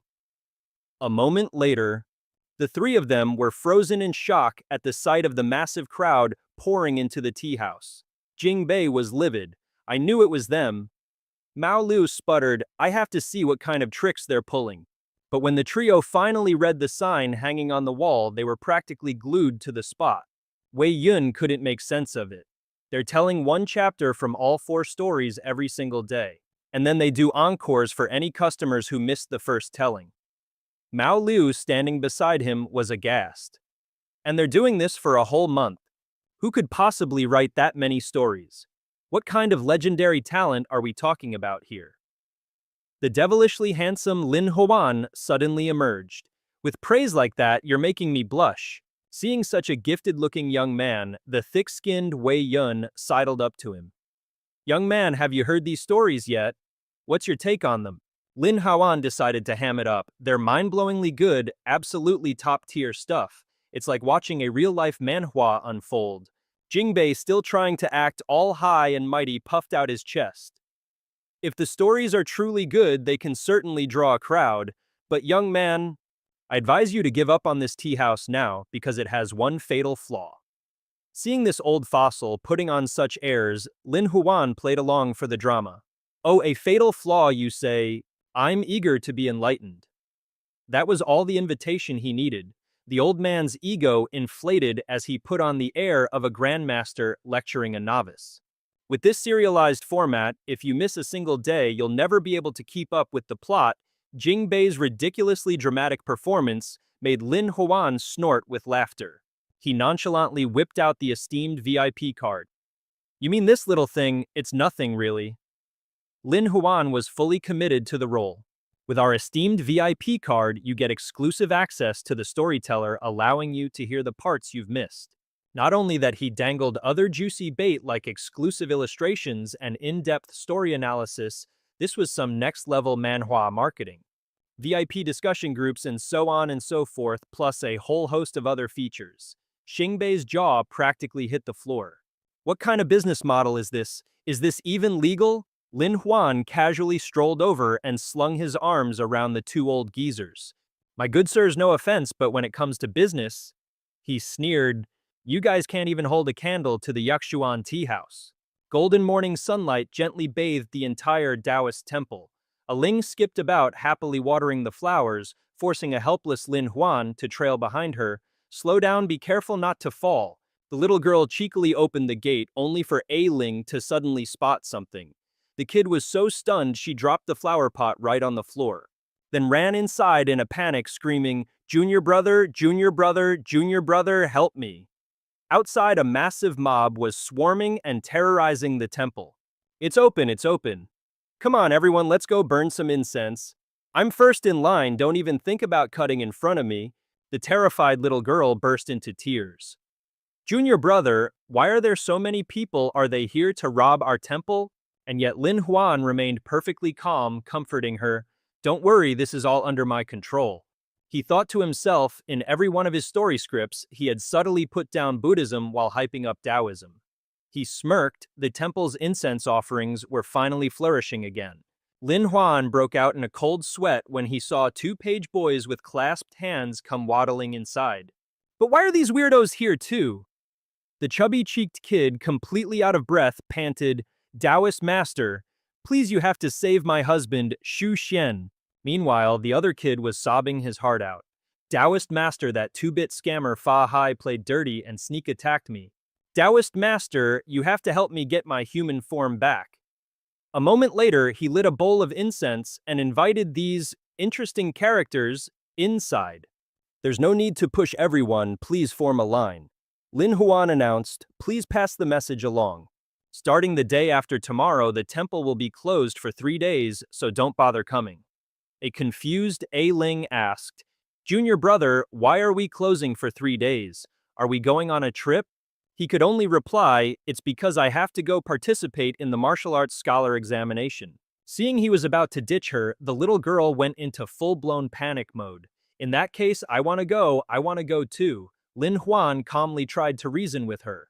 A Ling, don't cause a scene. The emperor himself is going to be there. 3 days later, guess who had to reluctantly piggyback his little junior sister